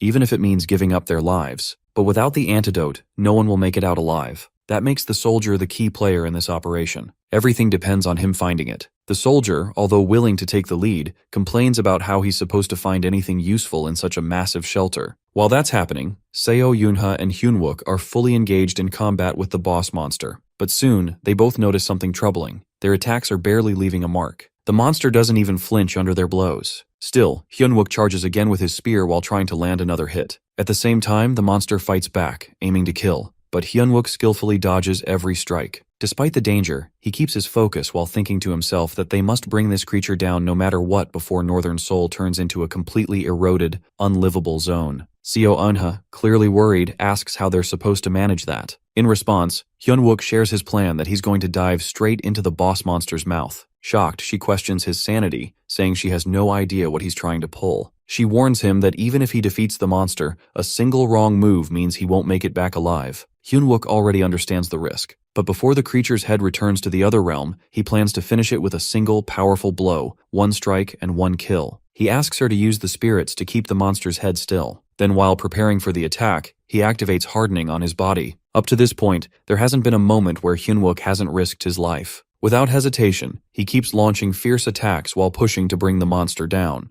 At the same time, Seo Yoonha uses her abilities to hold off its strikes. But gradually, the pressure builds, and she begins to feel her strength fading. Suddenly overwhelmed, she yells out to Hyunwook, frustrated that this wasn't supposed to happen. She wonders how things went off track so badly. Right then, the old man appears behind her and points out that only one person has returned alive, and it's Carol. Surprised, she turns to him and demands to know who he is. But he casually brushes it off while reminding her that if she doesn't work, she doesn't get to eat. Carol, not having it, snaps back while telling him not to act like he's above her, especially after forcing her to drink that foul blood. She mentions that she hasn't seen that girl before, and notices the earlier soldiers seem to be gone, which she thinks is actually a good thing. The old man then comments while noting that they turned out to be tougher than he expected. Considering that Dokaebi, Doodle had to fight while only managing to squeeze its head through the gate. He figures even the monster had its own difficulties. Right after that, Hyunwook unleashes a massive final strike toward the boss monster. A system notification soon confirms it that they've defeated the monster Doodle. Blood splatters everywhere while painting the battlefield in red. Then, in a sudden moment of realization, Seo Yoonha notices something odd. Hyunwook is once again standing there, completely unclothed, which catches her completely off guard. Around the same time, Carol also spots him and quickly realizes he's present too. The mood shifts instantly as the old man's face twists in rage, unable to believe what just happened. Then, Hyunwook, while standing firm and staring directly at him, finally gets to speak the words he's waited for. He's glad to finally see the face of the villainous apostate. At that moment, his system congratulates him for defeating Doodle. Meanwhile, Junmo and his squad, who were observing from a distance, express their shock. They hadn't truly believed Hyunwook could defeat the boss alone. A fellow soldier remarks that he would honestly believe it if Sergeant Hyunwook was ranked S. However, he adds with concern that if everything Hyunwook said turns out to be true, this place could soon turn into chaos. The fear spreads among the citizens. Sensing the danger, Junmo calls out a warning not to lower their guard. Then, Kim Si-hee notices something odd that Hyunwook is naked again. Shocked, she starts to comment, but he quickly interrupts her while stating that now isn't the time to worry about such minor things. She responds, irritated while pointing out that him ending up naked constantly is not a small matter. Still, Hyunwook, while burning with energy, says it's nothing compared to what they're about to face. Carol tries to flee, but the old man beside her stops her and demands to know what she's doing. Clearly, Carol betrays him as she exclaims that she wants no part in this madness anymore. But Hyunwook catches up to them in a flash while attacking the old man. Though the old man blocks the strike, he urges Si-hee to take care of Carol. He mentions that she might be the one who escaped from the military, and if the reports are accurate, Si-hee's compatibility with her might. Before he finishes his sentence, the old man attacks him, who is another vampire. As he turns around, he's struck hard and slammed to the ground. However, he feels nothing. Smirking, he challenges the old man while asking if that was the best he had. The old man, now surprised, realizes that Hyunwook has turned his entire body into steel. Smiling wickedly, he says that it's time to test how long Hyunwook can endure. Elsewhere, Si-hee finally catches up to the fleeing vampire girl. She demands to know what she meant by compatibility. Furious that she disappeared mid-sentence, Si-hee lashes out while saying that if she's going to say something cryptic and run off, she shouldn't speak at all. She warns that she's in no mood and demands they end this quickly. The vampire responds coldly that she has no plan to stick around with any of them. She just wants to wrap this up. Meanwhile, Junmo discovers the hidden lab where the vampires and monsters have been contaminating the water. Standing near the old water reservoir, he realizes that it has been turned into a lab. Examining the pipes, he curses under his breath while wondering how long they've been adding poison into the water. He suspects that countless civilians may already be affected. Frantic, he begins searching for an antidote while thinking that the mastermind must have kept some for his own use. Then, something clicks in his mind. Only the corpses inside the test tubes had been untouched. His eyes widen. He glances at the water tank, dread creeping over him and unable to guess his next course of action after realizing the reality of the situation. Back on the battlefield, Hyunwook manages to break free and launch a ranged attack at the old man. The old man dodges it easily while mocking Hyunwook with laughter. He questions whether Hyunwook is stalling for something while noticing his hesitation. Hyunwook, short of breath, pretends to be worn out. The old man sneers while assuming that Hyunwook isn't as sharp as he thought. But Hyunwook recalls something from his past life. That apostate had always been cautious, rarely entering battles himself. So why now? There must be a reason he's fighting so recklessly. Perhaps Hyunwook thinks he's just trying to buy time. The old man then admits, while attacking, that once all the refugees fall under his control, no amount of planning will matter. In response, Hyunwook charges at him with a spear while shouting for him to give up. Back where the civilians are gathered, the situation worsens. Some of them begin mutating into monsters. Soldiers scramble to contain the chaos. Junmo commands his troops to fire, urging them to keep a safe distance between infected and uninfected people. The fight intensifies as transformed civilians attack others. Suddenly, Junmo and other arrive from the lab as he orders his squad to keep their distance from the monsters while protecting the civilians. When one of the monsters is about to attack the woman and her kid, he quickly sprays it over the infected, and slowly, they begin turning back into humans. Relieved, he murmurs that Hyunwook's prediction was right. He remembers the conversation where Hyunwook insisted that the enemy had likely prepared a large stock of antidote. Though it had sounded absurd at the time, Hyunwook had argued that if the poison causes transformation,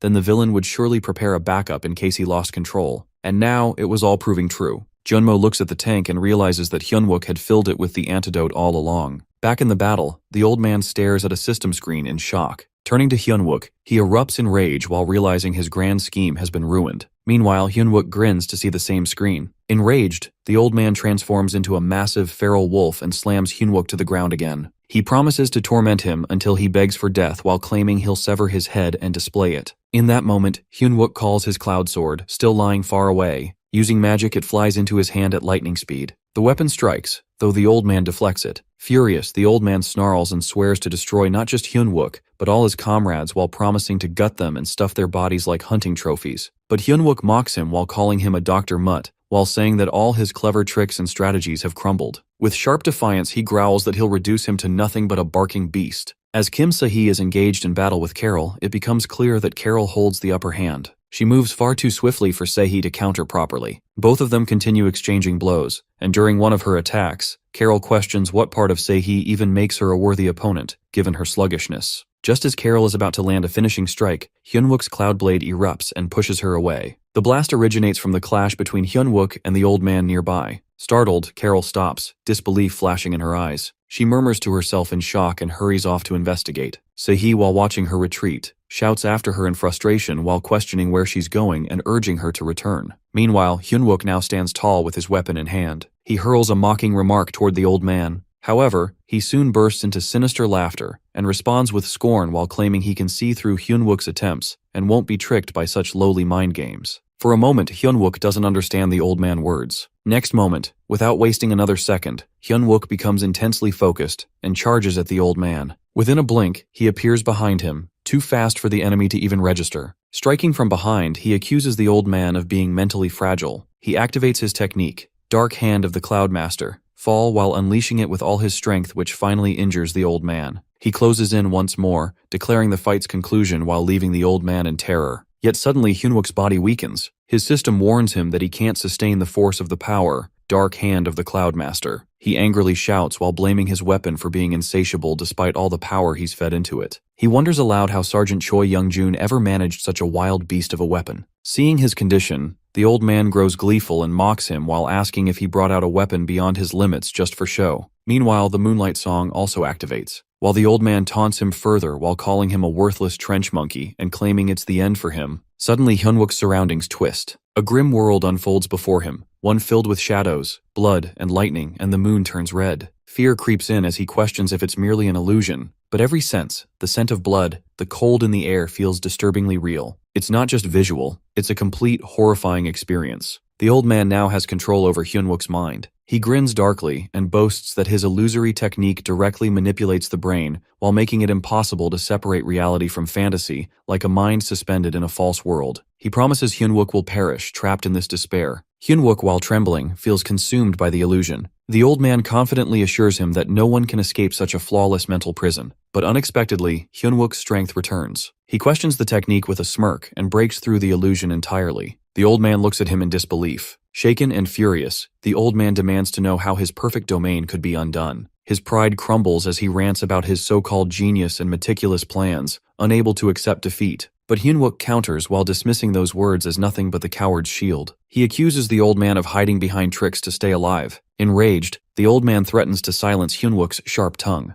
At that moment, he gets a warning from his system that both of his weapon's attributes are not compatible. Hyunwook glances at his stat window and grumbles about its timing. He reflects that if he truly feared death, he would have never chosen to regress. The old man, clearly annoyed, lashes out again while asking if Hyunwook really plans to sacrifice himself. He wonders aloud whether Hyunwook ever stops to think. However, Hyunwook becomes energized by the thought of finishing this once and for all. He laughs while recalling how in his past life he had planned endlessly to survive, yet everyone still died. According to him, that's all that cowardly planning can ever lead to. To fear death is to be weak. Without hesitation, Hyunwook triggers a skill strong enough to kill the old man and himself. Laughing, he tells the old man they'll both fall together. His strike lands, and the old man collapses while Hyunwook remains standing. He breathes heavily and reflects aloud while calling himself someone who was once a coward, now driven mad. He blames them for turning him into what he's become. Elsewhere, Carol continues running and confirms her suspicions while getting involved with the soldiers was a mistake. She recalls the moment Hyunwook launched his suicidal attack and how he had looked back and laughed at her. It leaves her shaken. She wonders if this group is made entirely of maniacs trained for war. Her body weakens rapidly, affected by the tainted blood she consumed earlier. She desperately mutters to herself that she needs fresh blood.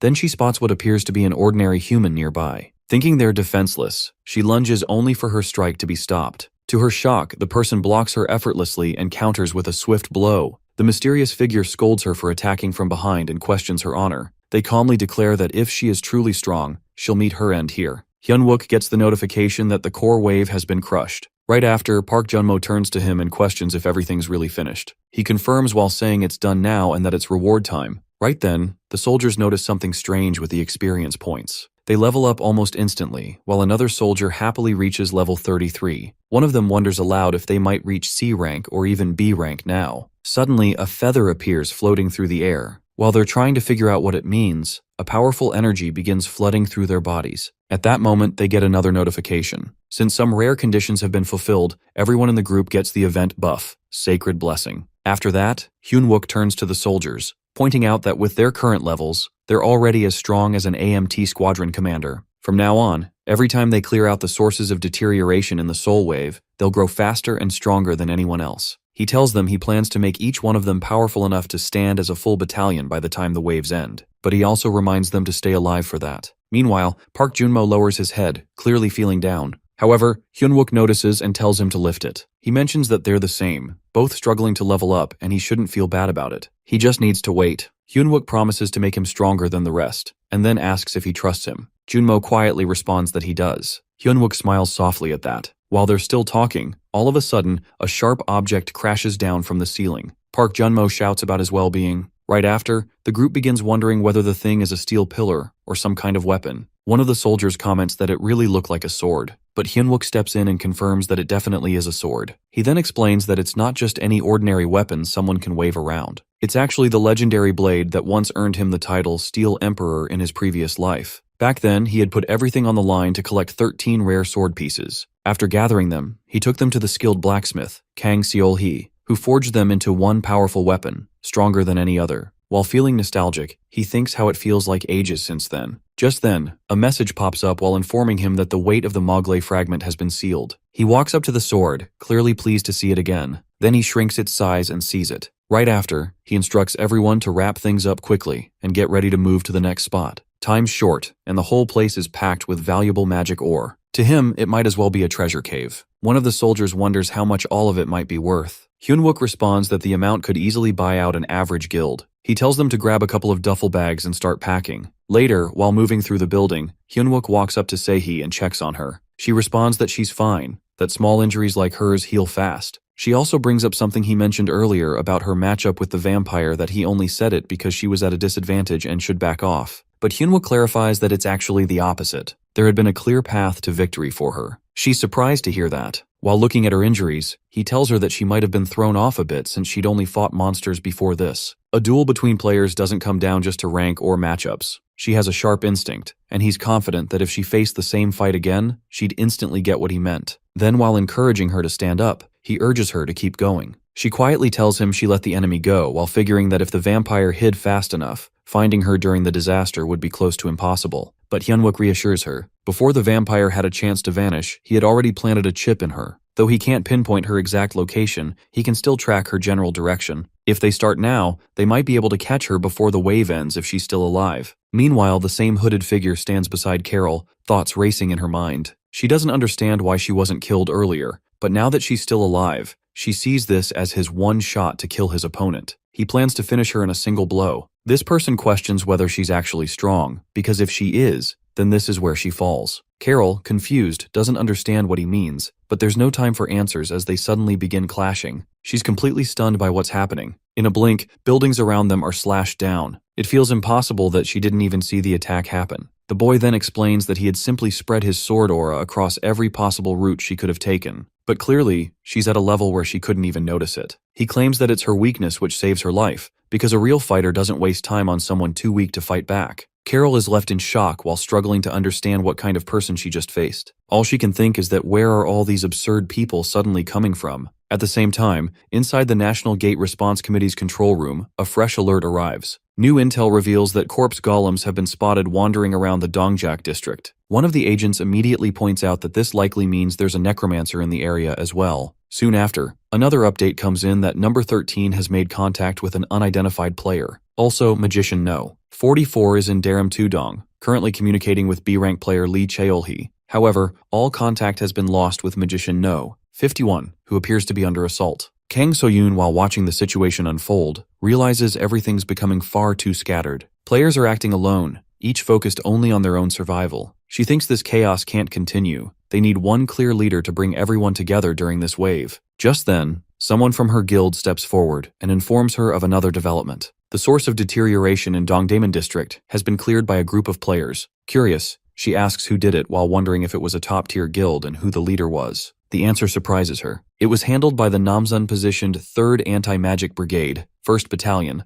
but specifically a small special team led by an F-rank sergeant. She can't believe it and questions the report. If it's an AMT unit, they're soldiers, and it's just an F-rank sergeant leading them? She stresses how critical reliable intel is in a time like this. But before the moment can escalate further, Kai Baekjun steps in and asks why she's letting anger take over. He explains that, with how bad the situation is, it's natural for low-tier groups to be sent in wherever needed. She glances at him, confused. She thought he had already given up on Korea, so his purpose to be here. He calmly explains that he never truly walked away. He just stayed out of battles where there were no good options. One of his guild's elite raid units has just cleared a gate in Hoeksok district and is now restocking supplies. Once they're ready, they'll scout the source of deterioration. He adds that this squad is highly skilled, led by A-rank players with a powerful leader at the center. He believes they'll be able to unite scattered players and help protect the people of Seoul. So, he suggests putting faith in their team leader, Chu Kyo-young. Later, where Chu Kyo-young is based, a civilian approaches him with trust and desperation. The citizen tells him that the people believe in their strength and are ready to follow their lead.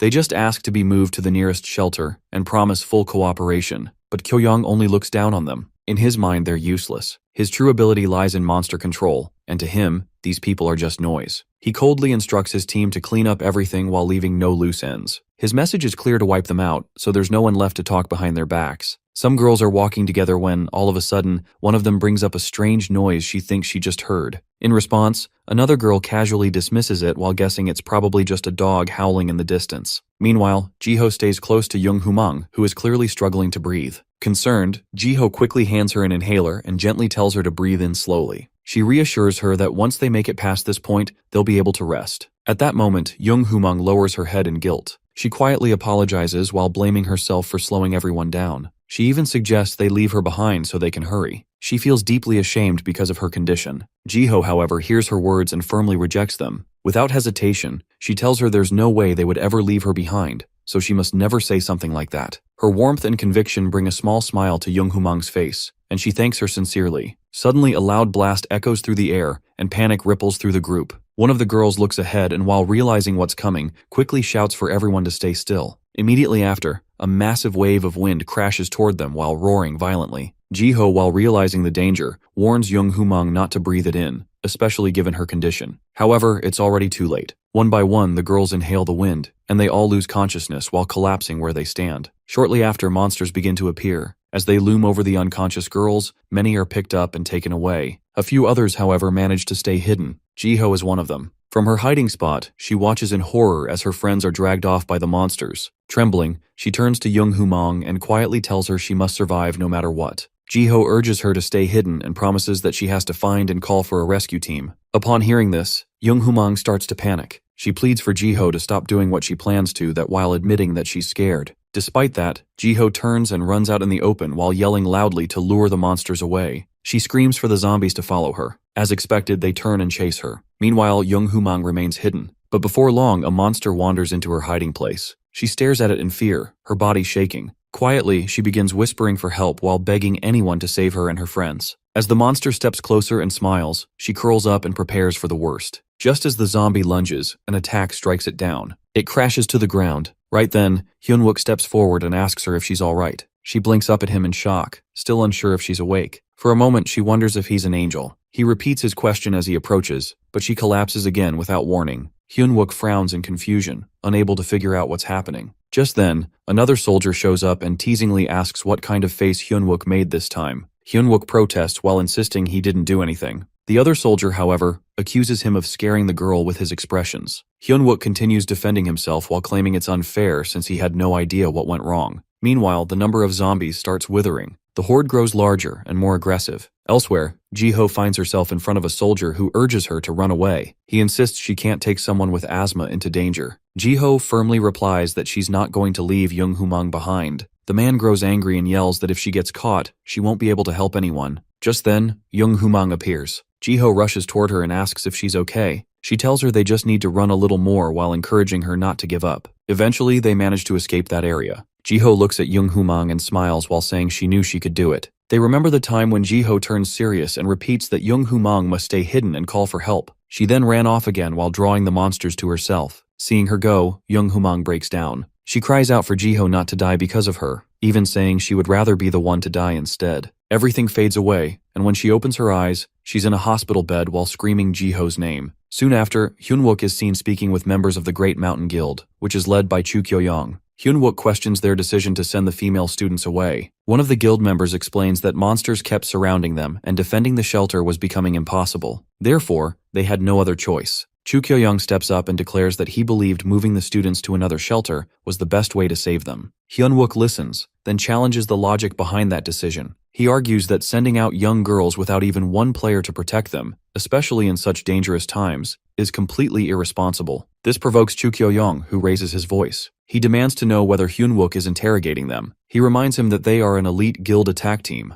not a rescue team. According to him, they're volunteering out of a sense of duty, but they still have to protect their guild's strength. He accuses Hyunwook of suddenly appearing and judging their decisions, then questions whether he's part of guild management. Hyunwook thinks carefully. He knows he has no proof of their wrongdoings, so he decides to drop a hint. Casually, he brings up the Black Magic Association. At once, the room falls silent. He explains that the association is a fanatical cult that worships mana and performs human sacrifices. He then reveals that the monsters he defeated were wearing the cult's robes. He concludes that the girls were likely kidnapped to be sacrificed. According to him, as long as they haven't regained consciousness, they can still be saved. Just then, Jung Humang appears in the doorway. With determination, she tells them she'll do anything to save her friends, even become a sacrifice in their place. Her voice shakes, but she means every word. Hyunwook sternly stops her. He tells her this isn't a task for students. Soldiers, he explains, exist to protect civilians. When she hears his words, she finally realizes he's the one who saved her earlier. She starts thinking it wasn't a dream after all. He really came for them. Her knees buckle again, and she faints once more. Hyunwook catches her, still puzzled by her condition. Another soldier rushes in and accuses him of doing something again.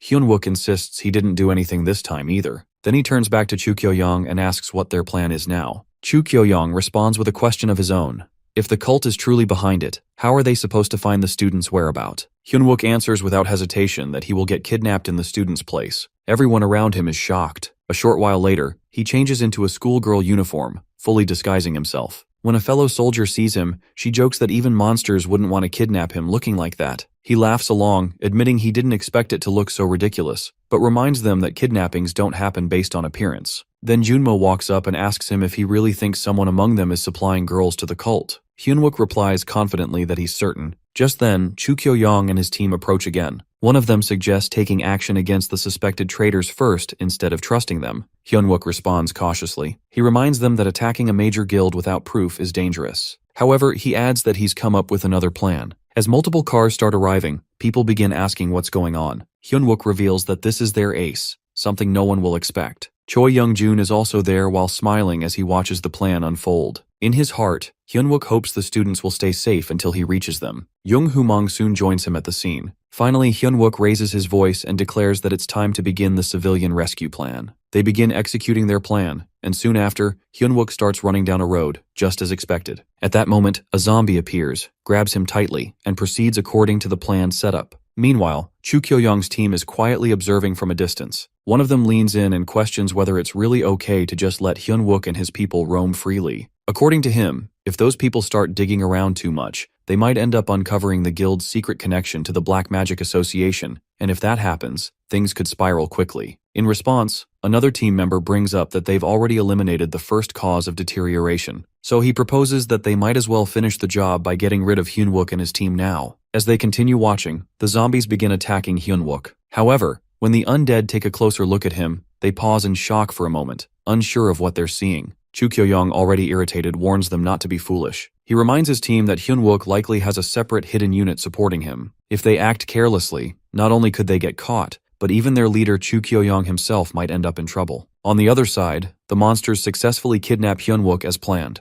Chu Kyo-young, unfazed, explains that Hyunwook revealing the Black Magic Association won't change anything on its own. Furthermore, if Hyunwook is taken to the black magic base, then there's nothing to worry about because in that place, no one can use their powers. It's known as the player's hell. Later on, he mentions that once the rescue operation properly begins, they'll launch a counterattack from the rear. After all, in his eyes, the most natural way for a player to die is during a mission. Eventually, the zombies carry Hyunwook to a different location. When he regains consciousness, he slowly opens his eyes and wonders where he is. After glancing around, he realizes he must have dozed off. His limbs are now restrained with mana cuffs. Suddenly, panic sets in as he notices his inventory bag is missing. He recognizes the structure and mutters internally that this must be the infamous Seoul Detention Center, the prison for criminal players. Meanwhile, the other soldiers from Hyunwook's squad arrive outside the building. One of them recognizes the place and confirms it's indeed the detention center. He expresses concern that if Hyunwook is trapped there with mana restraints, things could become truly hopeless. Another soldier agrees, while pointing out that the entire prison is surrounded by a high-tier barrier.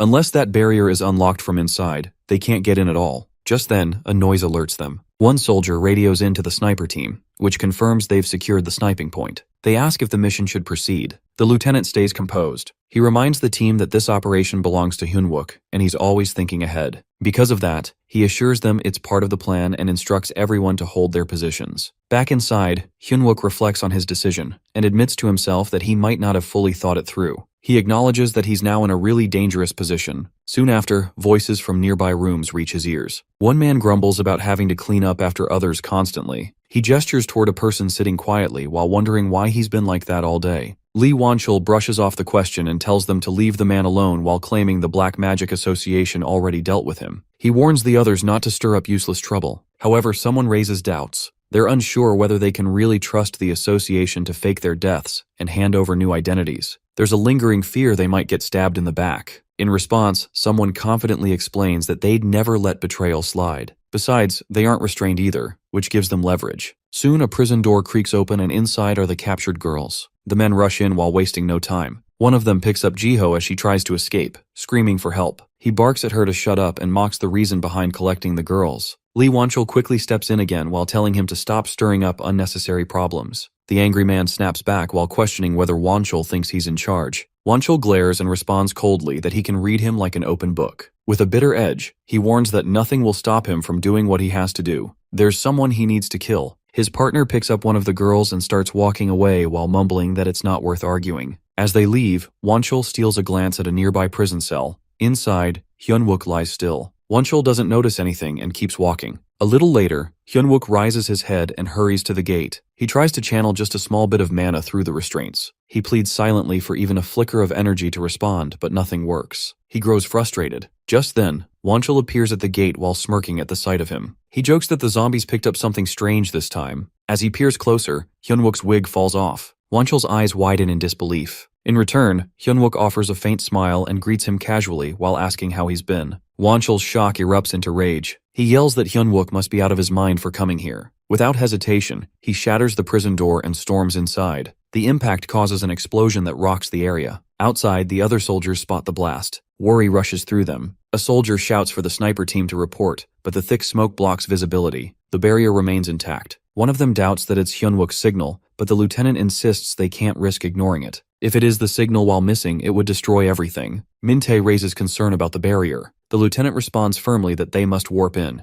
It's an emergency, and they can't just stand still. He instructs the team to prepare themselves while warning them to be on guard once they cross through the barrier. From a distance, Chu Kyo-young scoffs at the chaos unfolding. In his eyes, they're completely incompetent. There's no way these soldiers could have eliminated the first deterioration cause. He decides that as soon as they make a move, his team will strike their rear. Inside the detention center, Hyunwook is thrown to the ground. Wonchul towers over him, shouting that he's dreamed of this moment. He prayed every night for a chance to kill Hyunwook. And now, with him restrained, he's going to enjoy it even more. Hyunwook calmly replies that Wonchul never listens, just like back then. That's exactly why his leg ended up in that condition. Enraged, Wonchul screams that Hyunwook was the one who did that to him. He grins darkly and prepares to strike. As Wonchul charges, Hyunwook raises his hands while hoping the force of the attack will break the mana cuffs. But Wonchul halts right in front of him while scoffing. He accuses Hyunwook of trying to trick him into destroying the restraints. He admits Hyunwook's not completely stupid after all. Seeing no choice, Hyunwook bolts from the room.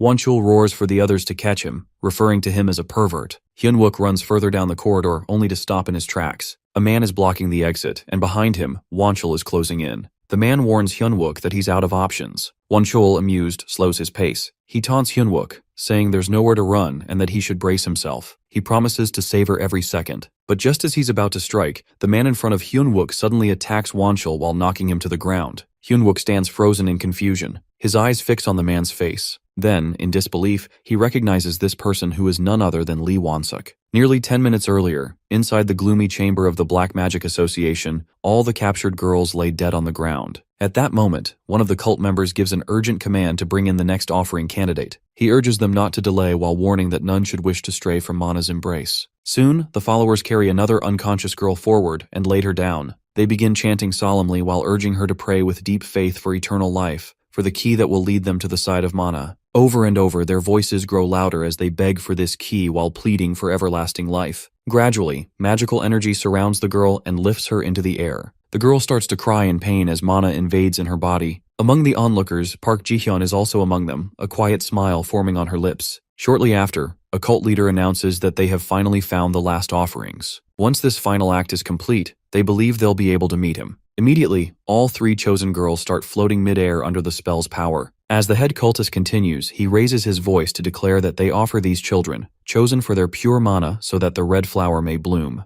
The other cultists break into wild cheering, clearly devoted to their leader's words. Meanwhile, Carol watches from the side, unimpressed. When she sees the way blood is being used in the ritual, she scoffs quietly while wondering what kind of people waste blood like this. To her, this is exactly why she hates cults. Suddenly, the ground trembles slightly. A loud blast occurs somewhere nearby. Carol stiffens and pauses while sensing the impact. She thinks something definitely happened just now, something close. Back in the ritual room, Park Ji-hyun smirks and tells the cult members that before the red flower can bloom, there is still one more step left to complete. Now, Won-suk stands beside Hyunwook, who is face to face with Wonchul. The enemy is grinning, certain that Hyunwook has no escape. He warns him to prepare himself while vowing to take his time enjoying this. However, before he can strike, Won-suk attacks from the side and knocks him to the floor. Hyunwook is stunned at first, but then recognizes Won-suk. Won-suk looks at him, equally shocked, and asks how he even ended up in this place. Quickly, he unlocks Hyunwook's mana restraints. He admits that he never imagined they'd meet under such strange circumstances. Hyunwook expresses his own surprise, happy to see him but deeply concerned. He asks whether Won-suk is part of the group responsible for kidnapping children. Won-suk quickly denies it. He explains that he has been trapped in the detention center because of the barrier. He pleads for trust while claiming he hasn't done anything wrong since being brought there. Still curious, Hyunwook questions why Won-suk looks so different. In reply, Won-suk explains that he doesn't remember everything clearly. It all feels like a dream. When he woke up, he looked just like them. He shares that because of his strange new appearance, even other players began seeing him as a threat. With no choice, he ran until exhaustion brought him down. Eventually, he gave up while thinking he would have to live as a vampire from then on. Later, the Black Magic Association discovered him and asked if he was one of their test subjects. Then, something unexpected happened. 2 leaders of the cult appeared. Won-suk lost consciousness right after. When he woke again, he found himself locked here. Hearing this, Hyunwook grows uneasy. He wonders why there are 2 leaders when there should only be 1. Won-suk, while growing more desperate, repeats that he truly hasn't done anything wrong. Hyunwook studies him for a moment, then gently reassures him. He confirms that he believes him and urges him not to worry. Overwhelmed, Won-suk begins to cry while repeating Hyunwook's name. Just then, the door locks behind them with a heavy sound. Both of them turn in alarm. Hyunwook demands to know why the door is shut and tries to force it open. Then he looks back at Won-suk and gives him a direct order that they will separate from here. Hyunwook will head up to the top floor, and Won-suk must find and disable the barrier activation device. He also informs him that the AMT is standing by outside, ready to support. Won-suk nods firmly and replies that he can do it. Hyunwook places a hand on his shoulder, gives a final look, and takes off running. Moments later, the door bursts open again as members of Kyo-young's team rush in. One of them confronts Won-suk while accusing him of standing in their way without even offering his name. But Won-suk roars like a beast while terrifying them. He recalls what Hyunwook told him earlier, that he hadn't been reported for desertion yet, so technically, he was still under Hyunwook's command. If he ran again, Hyunwook would personally kill him. With determination, Won-suk yells out his identity loud and clear. Private Lee Won-suk, 3rd Anti-Monster Brigade, 1st Battalion, Attack Platoon. Meanwhile, Hyunwook races toward the top floor, thoughts racing through his mind. He knows he has to move fast or the children could be lost. He keeps his movements cautious, but then something hits his senses. A foul, sickening stench of blood fills the air. He covers his nose while realizing that this much blood can't be from 1 or 2 people. It must be dozens. When he arrives, what he sees horrifies him. The entire floor is littered with bodies. He instantly realizes that the Black Magic Association has been slaughtered. However, something still feels wrong. As he steps further into the room, he spots the cult's leaders near the altar surrounded by the remains of children. They notice the weapon in his hand and growl while demanding to know who dares approach this sacred place. Hyun-wook is scared to see it as he dashes away from them as fast as he can. A powerful explosion rocks the building while filling it with thick dust and debris. He hides among the rubble while breathing heavily. Nearby, a small girl, who is barely able to speak as she begs for help. Her voice is weak. She's in terrible condition. From across the wreckage, Park Ji-hyun sees Hyun-wook trying to stay hidden. With a twisted grin, she taunts him while saying he hides like a rat. She offers him a quick death if he comes out now, but almost immediately, she changes her mind. Instead, she decides it will be more fun to hunt him slow. Outside, the soldiers are already present while working hard to rescue the girls. Suddenly, one of them urges Min-tae to raise his shield and move forward. In response, Min-tae points out that the barrier is still intact. At that moment, the same soldier raises his voice and commands everyone to stay alert. Since they have crossed the barrier using warp, he warns, there's no telling what might happen next. Meanwhile, Ko-young watches from a distance. Although the assault operation is underway, he notices someone yelling and causing confusion. He finds it pathetic and thinks to himself that there's no way these people could have possibly taken down the first cause of deterioration. As soon as the enemy moves, he tells his team they will strike from behind. At the same time, Junmo and Min-tae is ready to act on their plan. They remember what Hyun-wook ordered them before leaving for the operation. Hyun-wook turned to a soldier and revealed that they would use a deception operation. The soldier, clearly surprised, repeated the word deception. Looking back at Ko-young's army, Hyun-wook explained that the Great Mountain Guild was undoubtedly linked to the Black Magic Association. Even so, neither side was able to attack recklessly. After all, they were a guild, and his group was a military unit. Therefore, the moment the battle started, the guild was bound to aim for their rear. That was why, he continued, they would pretend to be weak and give the guild a chance to attack first. In doing so, they would have a definite and just cause to retaliate against the Great Mountain Guild. Then, Min-tae raised a valid concern.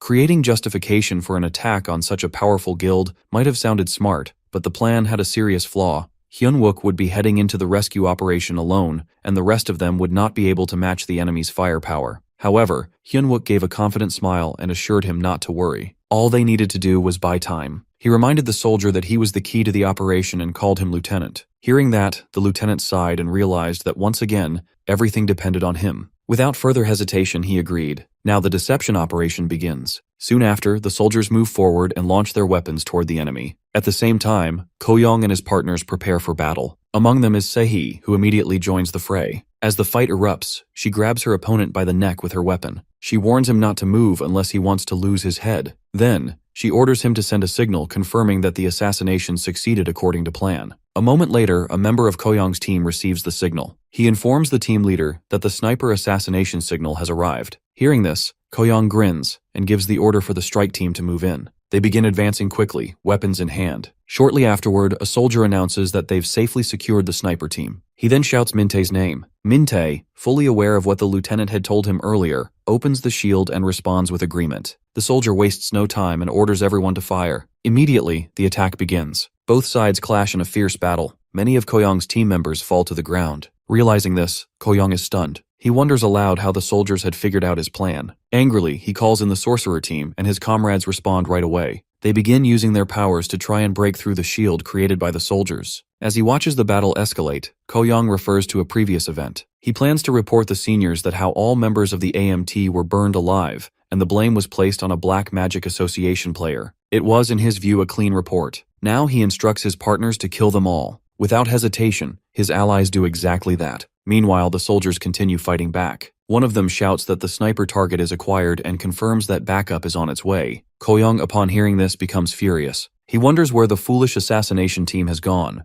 Then, while noticing tanks approaching, he orders his team to block them. However, he suddenly realizes that a warp has opened and questions how the soldiers managed to get over there without being noticed. Without delay, another soldier orders everyone to get into position and open fire straight ahead. A wave of explosions follows. Although the opponents raise their shields to defend themselves, they start suffering injuries. At that point, Ko-young fully realizes what's going on. The soldiers had planned this from the very beginning. Outraged, he shouts that he, the attack team leader, will destroy them all for mocking the Great Mountain Guild. Without warning, he launches himself into the air and unleashes a powerful blast. A violent whirlwind forms as Ko-young roars in fury. The soldiers start to panic. One of them anxiously asks when Hyun-wook's hidden card will finally come into play. Meanwhile, on another battlefield, Won-suk wipes out all remaining members of the Mountain Guild. Blood stains the area around him. Then, he presses a button while triggering an alert. A voice announces that the barriers surrounding the facility will now deactivate. In that moment, Won-suk recalls Hyun-wook's words. He remembers how Hyun-wook once told him not to run away, to fight bravely and protect his comrades. If he did so, Hyun-wook had promised, his comrades would protect him in return. With that memory, Won-suk comes back to his senses. He clenches his fists and shouts that he will never run away again. Back near the whirlwind, the soldiers find themselves in danger as massive rocks rain down. Ko-young continues his furious assault while shouting that he'll rip them apart. Just then, he notices someone approaching. It's Choi Young-jun, who loudly tells Ko-young to get out of his way. He has arrived to protect his comrades. Without delay, Young-jun launches a fierce attack on Ko-young while leaving him badly wounded and covered in blood. The soldiers witness this and cheer with joy. Choi Young-jun fights fiercely while unleashing his full power and manages to defeat Ko-young. In triumph, he shouts Hyun-wook's name at the top of his lungs. One of the soldiers, concerned by his behavior, asks what's wrong. Young-jun turns to him, eyes wide, and asks where Hyun-wook is. Junmo, surprised, points toward a nearby building where a blast recently occurred. Inside that building, Hyun-wook remains hidden from the Black Magic Association. Meanwhile, Choi Young-jun lets out a creepy smile. Then, with twisted excitement, he shouts for Hyun-wook to wait while promising loudly that he will cut him up alive. Park Ji-hyun tells the R-boy that he only crawled away and hid like a coward, while the child simply begs for her life. Stepping forward,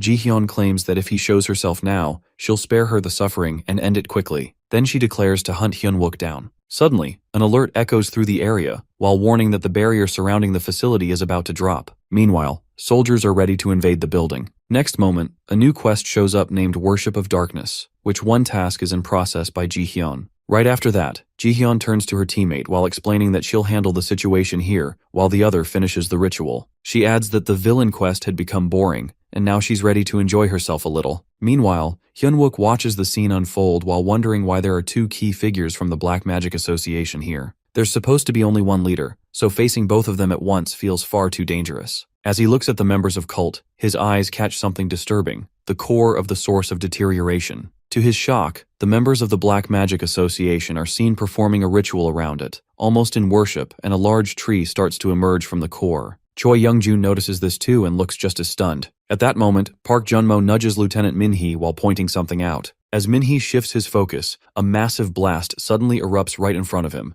At that moment, Hyun-wook recalls a past conversation with Won-suk, who mentioned that once the altar is soaked with the blood of 3 kids possessing pure mana, a red flower would bloom. He gets that the children are being used as sacrifices, but the meaning behind the red flower still puzzles him. Now, as everything begins to connect, the blood, the mysterious red flower, and the strange tree that suddenly appeared, he starts to feel uneasy. He still doesn't fully grasp what the Black Magic Association is up to, but one thing is clear. He needs to save those children before whatever that red flower represents comes to life. While he's deep in thought, Park Ji-hyun suddenly shows up and claims she's finally caught him. That instantly fires him up, and he charges toward her. But right then, a quick thought crosses his mind that he should look for his inventory bag. Ji-hyun eyes his outfit and throws a mocking accusation his way, while calling him out for public indecency and pretending to place him under arrest. Without wasting a moment, she launches an attack. Hyun-wook reacts fast while activating his body-hardening skill to block it. Just then, he senses a familiar wind spirit around him. He quickly wonders if the presence he feels belongs to Kim Se-hee. Right on cue, Se-hee arrives while asking if he's okay and whether she made it in time. With a slight smile, Hyun-wook responds while feeling a bit more at ease that she's right on time. Hyun-wook tells Se-hee that there's still another one besides Ji-hyun, so he's going to chase after him and leaves Ji-hyun to her. In response, Park Ji-hyun mocks the situation while saying it seems a better substitute for the so-called pervert has shown up. She eyes the spirit formed from condensed mana and grins, calling it a proper meal at last. She commands Manavalin to devour it completely while leaving nothing behind. As Se-hee rushes in to confront her, Ji-hyun swiftly evades the strike and counters with her own. Seeing this, Hyun-wook warns Se-hee to be cautious while getting close to her. Once Ji-hyun gets a hold of someone, she drains their mana and then unleashes the full power she's gathered. Hearing this shocks Se-hee, but before she can say anything, Hyun-wook adds that she needs to stay alert from both near and far distances. Then, without wasting time, he mentions that he'll go rescue the kids. Before leaving, he reminds her of what he once told her, that there are no fixed matchups or guaranteed advantages in a fight. What matters is to keep searching for a way to win, no matter what. Se-hee nods and assures him she understands while telling him to hurry, while she takes care of things here. With that, she charges toward Park Ji-hyun again. Ji-hyun, still feeding off mana, sarcastically wonders how much energy a spirit holds and laughs while saying she's still eating, and that it tastes just too good. Se-hee questions Ji-hyun while asking if all of this really feels entertaining to her. In response, Ji-hyun just laughs while showing no concern, and mocks her by saying that so many spirits have come to welcome her. She keeps laughing, even throwing out sarcastic thanks as if she's enjoying every second. Se-hee warns her not to regret it later, but Ji-hyun, completely unbothered, declares she'll drain every bit of mana from those spirits and invites her to come at her. Meanwhile, on the other side, where the other leader of the Black Magic Association is clashing with Hyunwook, things are getting tense. The enemy seems focused on harming the child, but Hyunwook quickly tosses the Mogley fragment toward him. At that moment, a system notification appears while confirming that the weight of the Mogley fragment has been lifted. The dark figure keeps avoiding Hyunwook's strikes, dodging with speed and ease. Frustrated, Hyunwook yells for him to stop. He recognizes that this one must be the Black Magic Association's other leader. Though he's unsure of the enemy's full plan, he demands that he step away from the kids immediately. Then, as the man slowly reveals his true form, Hyunwook is hit with the truth that it's not a human. It's a dark elf. Realizing this, he clenches his teeth, overwhelmed with disgust. He knows what dark elves are, beings who turned corrupt after turning their backs on the gods. His anger boils over as he accuses him of trading children. Without holding back anymore, Hyunwook activates his crown of light and darkness. The dark elf starts speaking in his own language, but Hyunwook, filled with rage, cuts him off while saying he doesn't care what he has to say. He's made up his mind that he'll wipe them all out. During the clash with Ji-hyun, Se-hee suddenly recalls a conversation she once had with Hyunwook. Back then, he pointed out how she tends to be a bit too straightforward. Curious, she questioned whether being honest was actually an issue. He mentioned that it wasn't just her. Most soldier-type players shared the same trait. According to him, military players are trained based on their individual skill sets, which is why they usually follow instructions by the book. But when real danger strikes and there's no way around it, he wonders what one is supposed to do when the textbook doesn't offer a solution. Now, back in the middle of the fight, Ji-hyun manages to briefly trap Se-hee's spirits. With a hint of disappointment, she mutters how she had hoped to enjoy the battle a bit longer. However, Se-hee doesn't let up and keeps launching her attacks. Ji-hyun continues cutting down the spirits that cross her path, clearly unimpressed. She thinks it's dull to fight weaker opponents and craves a challenge closer to her own level. So while changing the pace, she switches things up and brings up a new kind of game, hide and seek. In the next moment, she triggers her skill, and everything starts crashing violently to the ground. Se-hee scrambles to dodge the falling debris while trying her best to stay unharmed. Confused, she wonders what kind of trick Ji-hyun is pulling this time, especially since her vision is now blocked completely. That's when it hits her. Ji-hyun has activated Manhwa. From somewhere in the mess, Ji-hyun speaks again while letting her know that hiding won't work. She starts searching while getting closer by the second. Then she spots her target, Se-hee, and goes in for a strong strike. But at the very last moment she misses. Ji-hyun then teases Se-hee while wondering where all that earlier fire has gone, and guesses she might be the one trembling in the shadows now. Meanwhile, Se-hee slowly figures out that Ji-hyun is somehow tracking down each spirit even in total darkness. Before long, Ji-hyun locates her again while chuckling about how much she's still enjoying this. She threatens that if Se-hee keeps hiding, she'll drain every last drop of mana from the spirits. With a mocking tone, she throws in another jab while saying Se-hee must be losing her mind from how helpless she feels. Then she adds another taunt while telling her to drop to her knees and beg if she wants to live, to come out and plead for mercy face to face. Frustration starts building up inside Se-hee. She calls out to her spirits to regroup while refusing to let them fall here. But Ji-hyun quickly catches on, remarking that if Se-hee draws them all back in one spot, it's obvious where she's gathering her mana and uses that to try and trap her. Just then, another memory with Hyunwook flashes in Se-hee's mind. Back in that conversation, he had pointed out something brutally honest, that when there's no chance of winning head-on, the only option left is to use every single tool available. When she asked what that meant, he gave a real example that if she couldn't overpower someone from the front, then aim from behind and take them out in one clean move. He had questioned the logic of fairness in combat between players.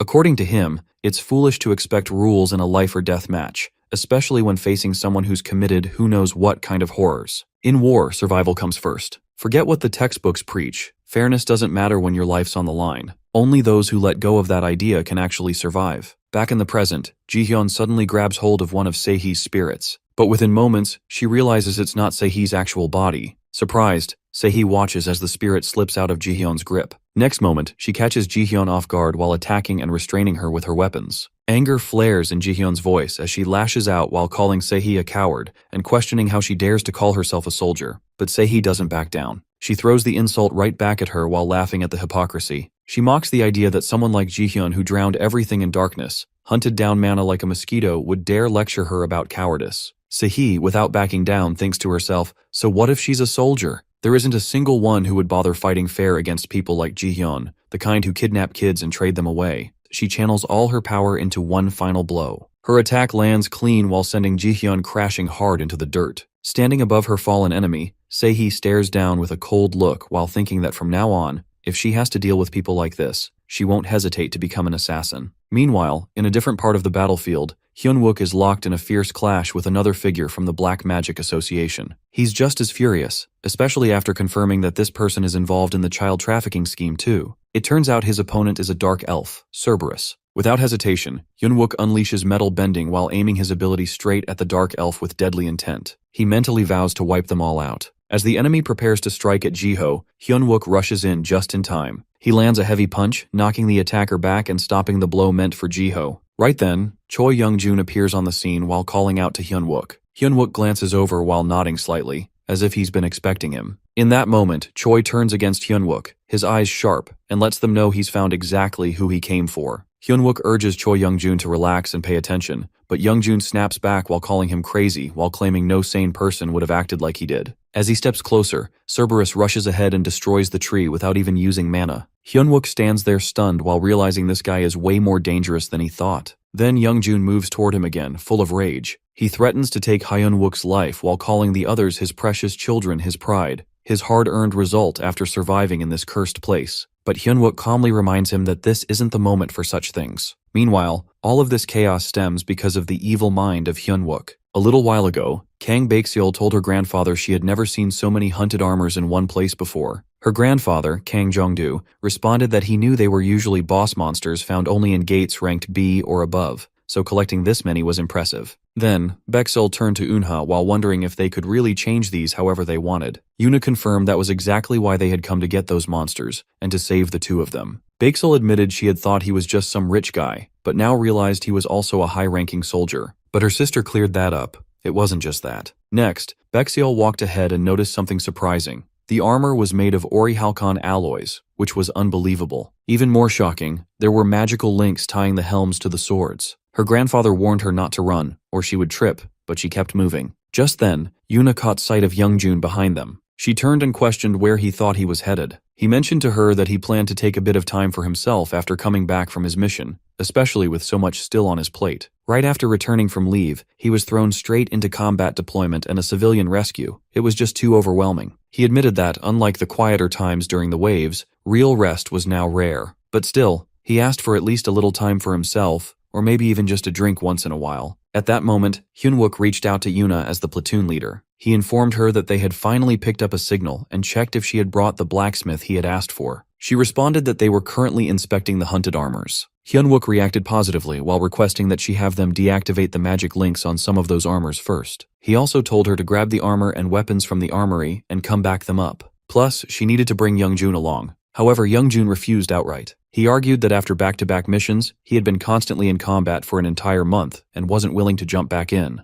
Meanwhile, a soldier started moving some belongings, and another one asked if it was Young-joon's private stash. The reply confirmed it was while warning that if he found out, it might not end well for them. But with a teasing grin, Hyun-wook added that while packing supplies, they had accidentally included the box of alcohol he had been guarding for 2 years. He joked that if they didn't make it back from this mission, they might never return it. Hearing this, Hyun-wook simply remarked that there wasn't much choice. Young-joon just needed to come help them out. But Young-joon flipped out while demanding what he meant by that. He freaked out over the missing box while calling it his baby's, and warned that he would lose his mind if they didn't return it. But then, all of a sudden, the signal cut off. Now furious, Choi Young-joon is absolutely livid with Hyun-wook while blaming him for how his precious stash got smuggled away. During the clash, Choi Young-joon accuses Hyun-wook of drinking while pointing out that he must have had some. But Hyun-wook denies it while explaining that he doesn't touch alcohol, especially not while on duty, and tells him not to start an argument. Still, Young-joon insists he caught him drinking last time. Right then, Cerberus begins growling something in its own tongue and a monster emerges from his hand.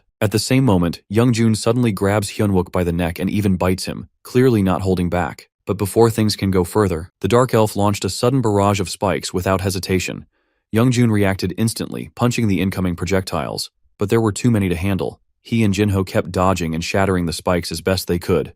In the chaos, Jinho activated the Mowgli fragment, sending it forward to slice through and block. Together, both of them start coordinating their hits while keeping Cerberus under pressure. As Hyun-wook barely avoids a powerful hit, he mutters that he nearly died on that landing. But Choi Young-joon, without any sympathy, snaps back with a cold remark while questioning why he didn't. At that moment, Hyun-wook realizes there's no point trying to reason with him right now. Their focus needs to stay on the fight. Just then, Youngjun spots a young girl nearby and wonders if their enemies are the ones responsible for what happened to her. Hyunwook notices his reaction and looks at him surprised. Without saying much, both of them feel the same rage. Whoever hurt those girls, they're going to pay. Hyunwook quickly lets him know he'll provide support from a distance. Then while counting down together, 3 to 1, they rush toward the enemy. Youngjun moves straight toward Cerberus and Hyunwook shouts at him to take him down. The energy shifts as Youngjun gets closer, ready to finish Cerberus off. At that moment, Hyunwook actually feels a spark of happiness while thinking the fight might soon be over. But suddenly things take a sharp turn. He notices just in time that the enemy is far stronger than expected and is preparing to strike, an attack that could be deadly. As Youngjun heads toward Cerberus, a sudden strong gust of wind sweeps through the area.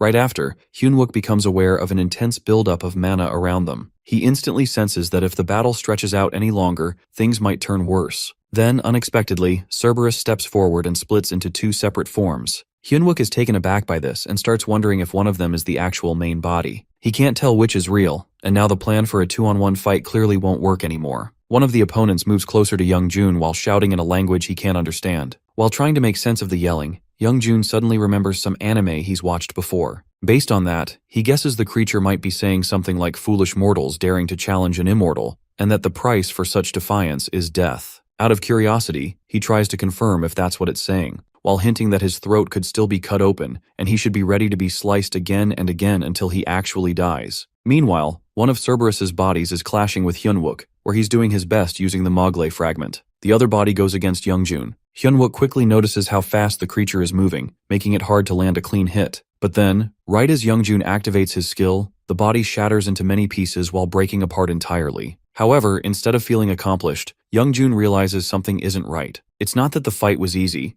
it's that his blood sugar is dropping fast. He knows if he doesn't get some alcohol in him soon, it might turn dangerous. So, without wasting time, he grabs a bottle from his bag and takes a swig. Just as he's drinking, out of nowhere, Cerberus appears again while standing right in front of him. Youngjun manages to slip past the opponent's attack just in time. Right after, Hyunwook moves in and swings at the enemy, but at the same moment, the opponent lands a powerful counter that sends him crashing to the ground. He quickly realizes the impact was so intense that even his hardening ability couldn't handle it. Moments later, a system alert notifies him that the mass from the Mogle fragment has now been sealed. As the enemy stands in front of him, Hyunwook pushes forward again, and Cerberus is caught off guard by his sudden approach. Meanwhile, Youngjun watches and casually remarks that, while Hyunwook is pretty impressive for a human, he's still just that, a human. From now on, he adds, it's time to feel the real fury of an immortal. While mimicking the opponent's language, Youngjun wonders why the creature suddenly stopped talking right when he was in the middle of translating for him. Then he casually mutters that, thanks to our boy, he's completely out of alcohol now. And honestly, it doesn't matter if the opponent's immortal or not. If anyone messes with his booze, they're going to suffer for it, even if they can't die. On the other side, Hyunwook keeps battling the enemy while throwing in a sharp jab about how long it can keep grinning like that. Then, without hesitating, he hurls the Mogle fragment toward it. The hit slices the opponent clean in 2, but surprisingly, it still holds a lot of power and keeps laughing. This reaction irritates Hyunwook even more. Seeing the elf laugh again sparks frustration,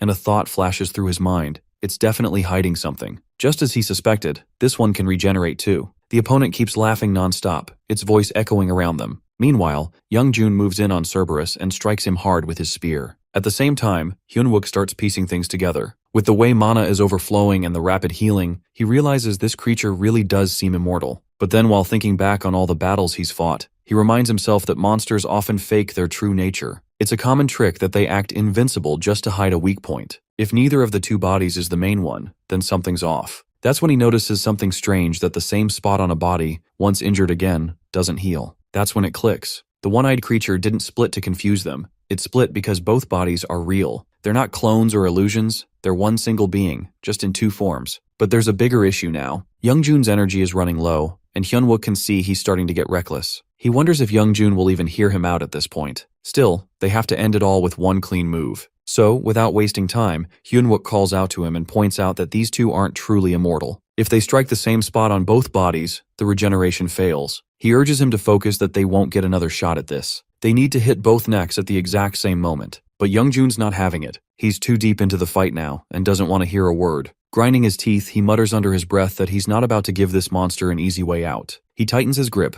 clearly fired up, and brushes off the warning. Right after, Hyunwook asks Youngjun if he isn't going to rescue the children. He responds that he'll go and handle it. But Hyunwook snaps back while telling him to quit complaining and stay focused on the plan. They've only got one shot, so all attention needs to be on the enemy. Without wasting a second, Hyunwook uses the metallic transformation shield on the opponent and signals Youngjun to strike. He then charges in, grabs the enemy by the neck, and Youngjun follows up by slicing straight through it. Right after, they both receive a notification saying that the source of deterioration, the boss monster, has been eliminated. Another message confirms that the rate of deterioration has now slowed down a lot. In that moment, Hyunwook is informed that they managed to stop the second source of deterioration before the boss monster appeared. If they keep taking out these sources like this, then the soul waves might actually be the first ever to be fully defeated in human history. After the fight, Youngjun calls out to Hyunwook and asks if it's finally over. Hyunwook replies that yes it is. They had a rough time, but somehow pulled through. He adds that thanks to Youngjun, despite his usual refusal to follow orders,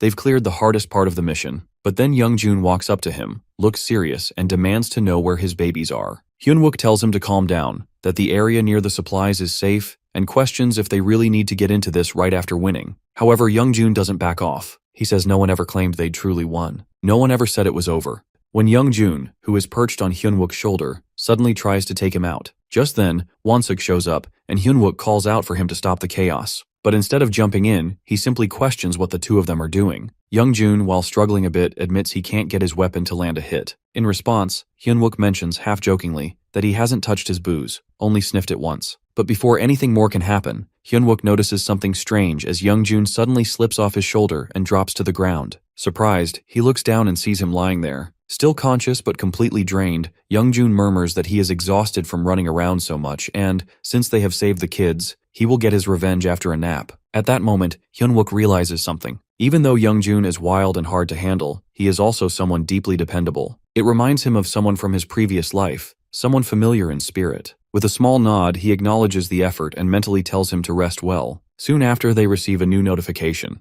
It is a reward for taking down the Dark Pastor, an ancient coin once offered by his worshippers. It is labeled as a relic from an underground kingdom. The moment Hyunwook sees it, he thinks it has to be from the gnomes. These gnomes, creators of the legendary Hextech, were known more through their relics than presents. In his past life, they had never actually appeared, and their artifacts were beyond pricey but also incredibly useful. He figures the coin could probably be traded for a rare ancient gnome item, and instantly decides not to consume it by mistake. But just then, another system message pops up, congratulating him that he has absorbed a Devil's Metal Legion. That surprises him. He grins, realizing that it has taken a bit of time to fully digest. Along with that, he unlocks a new skill, Signal Core, from absorbing an elite-grade item. When he opens the status window, he is stunned by what he sees. He now has access to Centurion Force, a power that lets the user control others and form loyal followers. Up until now, his ability hasn't really involved creating any kind of army, but now it finally makes sense to him how that necromancer has been able to command such a massive force. Smiling to himself, he thinks he will continue absorbing every bit of strength from his enemies moving forward. Meanwhile, Wonsuk glances at Youngjun and checks if he is okay. Hyunwook casually reassures him while explaining that he always dozes off when he is worn out. At the same time, Youngjun, still clutching the gnome moonshine in his sleep, mutters something about not letting go. With a small laugh, Wonsuk picks him up and slings him over his shoulder. He then reminds Hyunwook that the fight isn't over below and asks if he plans on helping. But Hyunwook, without much concern, declines. He believes there is no need. Meanwhile, on the other side where the rest of the soldiers are gathered, Choi Taeyong instructs everyone to get ready for warp. Reinforcing the front lines has become tricky now since the caster's position has been revealed. Just then, another soldier rushes over and urges him to move quickly. But Taeyong hesitates while mentioning that their comrades are still stuck out there. At the same time, Kyoyang's followers are shouting orders while pushing their troops to wipe out the enemy completely. One of the soldiers nearby wonders aloud if they can really manage this, clearly filled with doubt. The other responds bluntly that since their leader is gone and their mission's a failure, there's no chance they'll be spared. If they want to survive, they'll have to take down some of the others first. Not long after, they're stunned to see a terrifying monster blocking their path, and fierce fighting breaks out all around. The chaos gets worse, until a truck suddenly pulls up. The soldiers immediately light up with relief as they spot Yuna stepping out. Calmly and without hesitation, she announces that violence against the military during a disaster is enough reason for summary execution, and she's beginning the process now. Back on the other side, Wonsuk turns to Hyunwook and points out that even the attack platoon leader has shown up, so where exactly is he planning to go? But Hyunwook isn't paying full attention. Something doesn't sit right with him. He wonders why Carol hasn't moved to the next source of deterioration. It doesn't add up. As they walk together, things suddenly escalate. Se-hee appears out of nowhere while aiming straight at Won-suk, ready to strike him down, but Hyun-wook steps in just in time to block her. She demands to know why he stopped her, convinced Won-suk is the same vampire who caused them pain before. Hyun-wook tells her to stay calm as he's on their side now. Se-hee backs off while guessing he must have his reasons. Hyun-wook quietly appreciates her restraint and promises to explain things properly later. He acknowledges her efforts while pointing out that thanks to her, all the pastors are gone, and now they just need to clear out the cores. According to him, the second source of deterioration is done. That's when Carol steps forward from behind, her voice cold and mocking. She warns them that their real nightmare is just beginning. Next moment, the flower has been bloomed and the real disaster begins. At that moment, they get a notification that deep in the underworld, Cerberus angered by the damage to the gates of hell, and he will rise again. Monsters begin pouring out, and the air becomes sharp and painful. Hyun-wook, Se-hee, and Won-suk clutch their heads, overwhelmed by the screeching noise echoing in their ears. Through the haze, they spot Carol standing right in front of them. Her eyes burn with madness as she declares that this is the moment she's been waiting for. She wants them to bleed, to suffer, and to watch as Seoul is consumed by hellfire. Right then, Cerberus fully emerges, surrounded by blazing flames. The whole area is filled with destruction, fires rage, and violent winds whip through everything. Hyun-wook watches the scene unfold, and a heavy thought settles in his mind that this might be the worst disaster they've faced yet. At that moment, Hyun-wook raises his voice while calling out to Sergeant Se-hee. He urges her to get the children away as fast as possible, while thinking they must stop the final sacrifice no matter what happens. Without wasting time, he starts running toward the monsters, determined to protect the kids at any cost. Meanwhile, Carol watches his fearless charge, and her anger rises. In frustration, she yells out while questioning who gave him permission to act like that. Just then, as Hyun-wook rushes forward to strike, he charges a fail knot at her. She screams, completely confused and alarmed, struggling to understand what's happening as the arrow follows her everywhere. Suddenly, arrow pierces her body and knocks her down to the ground. At the same time, Se-hee stays focused on her task. She guides the children to safety and confirms through her spirit that the survivors are secured.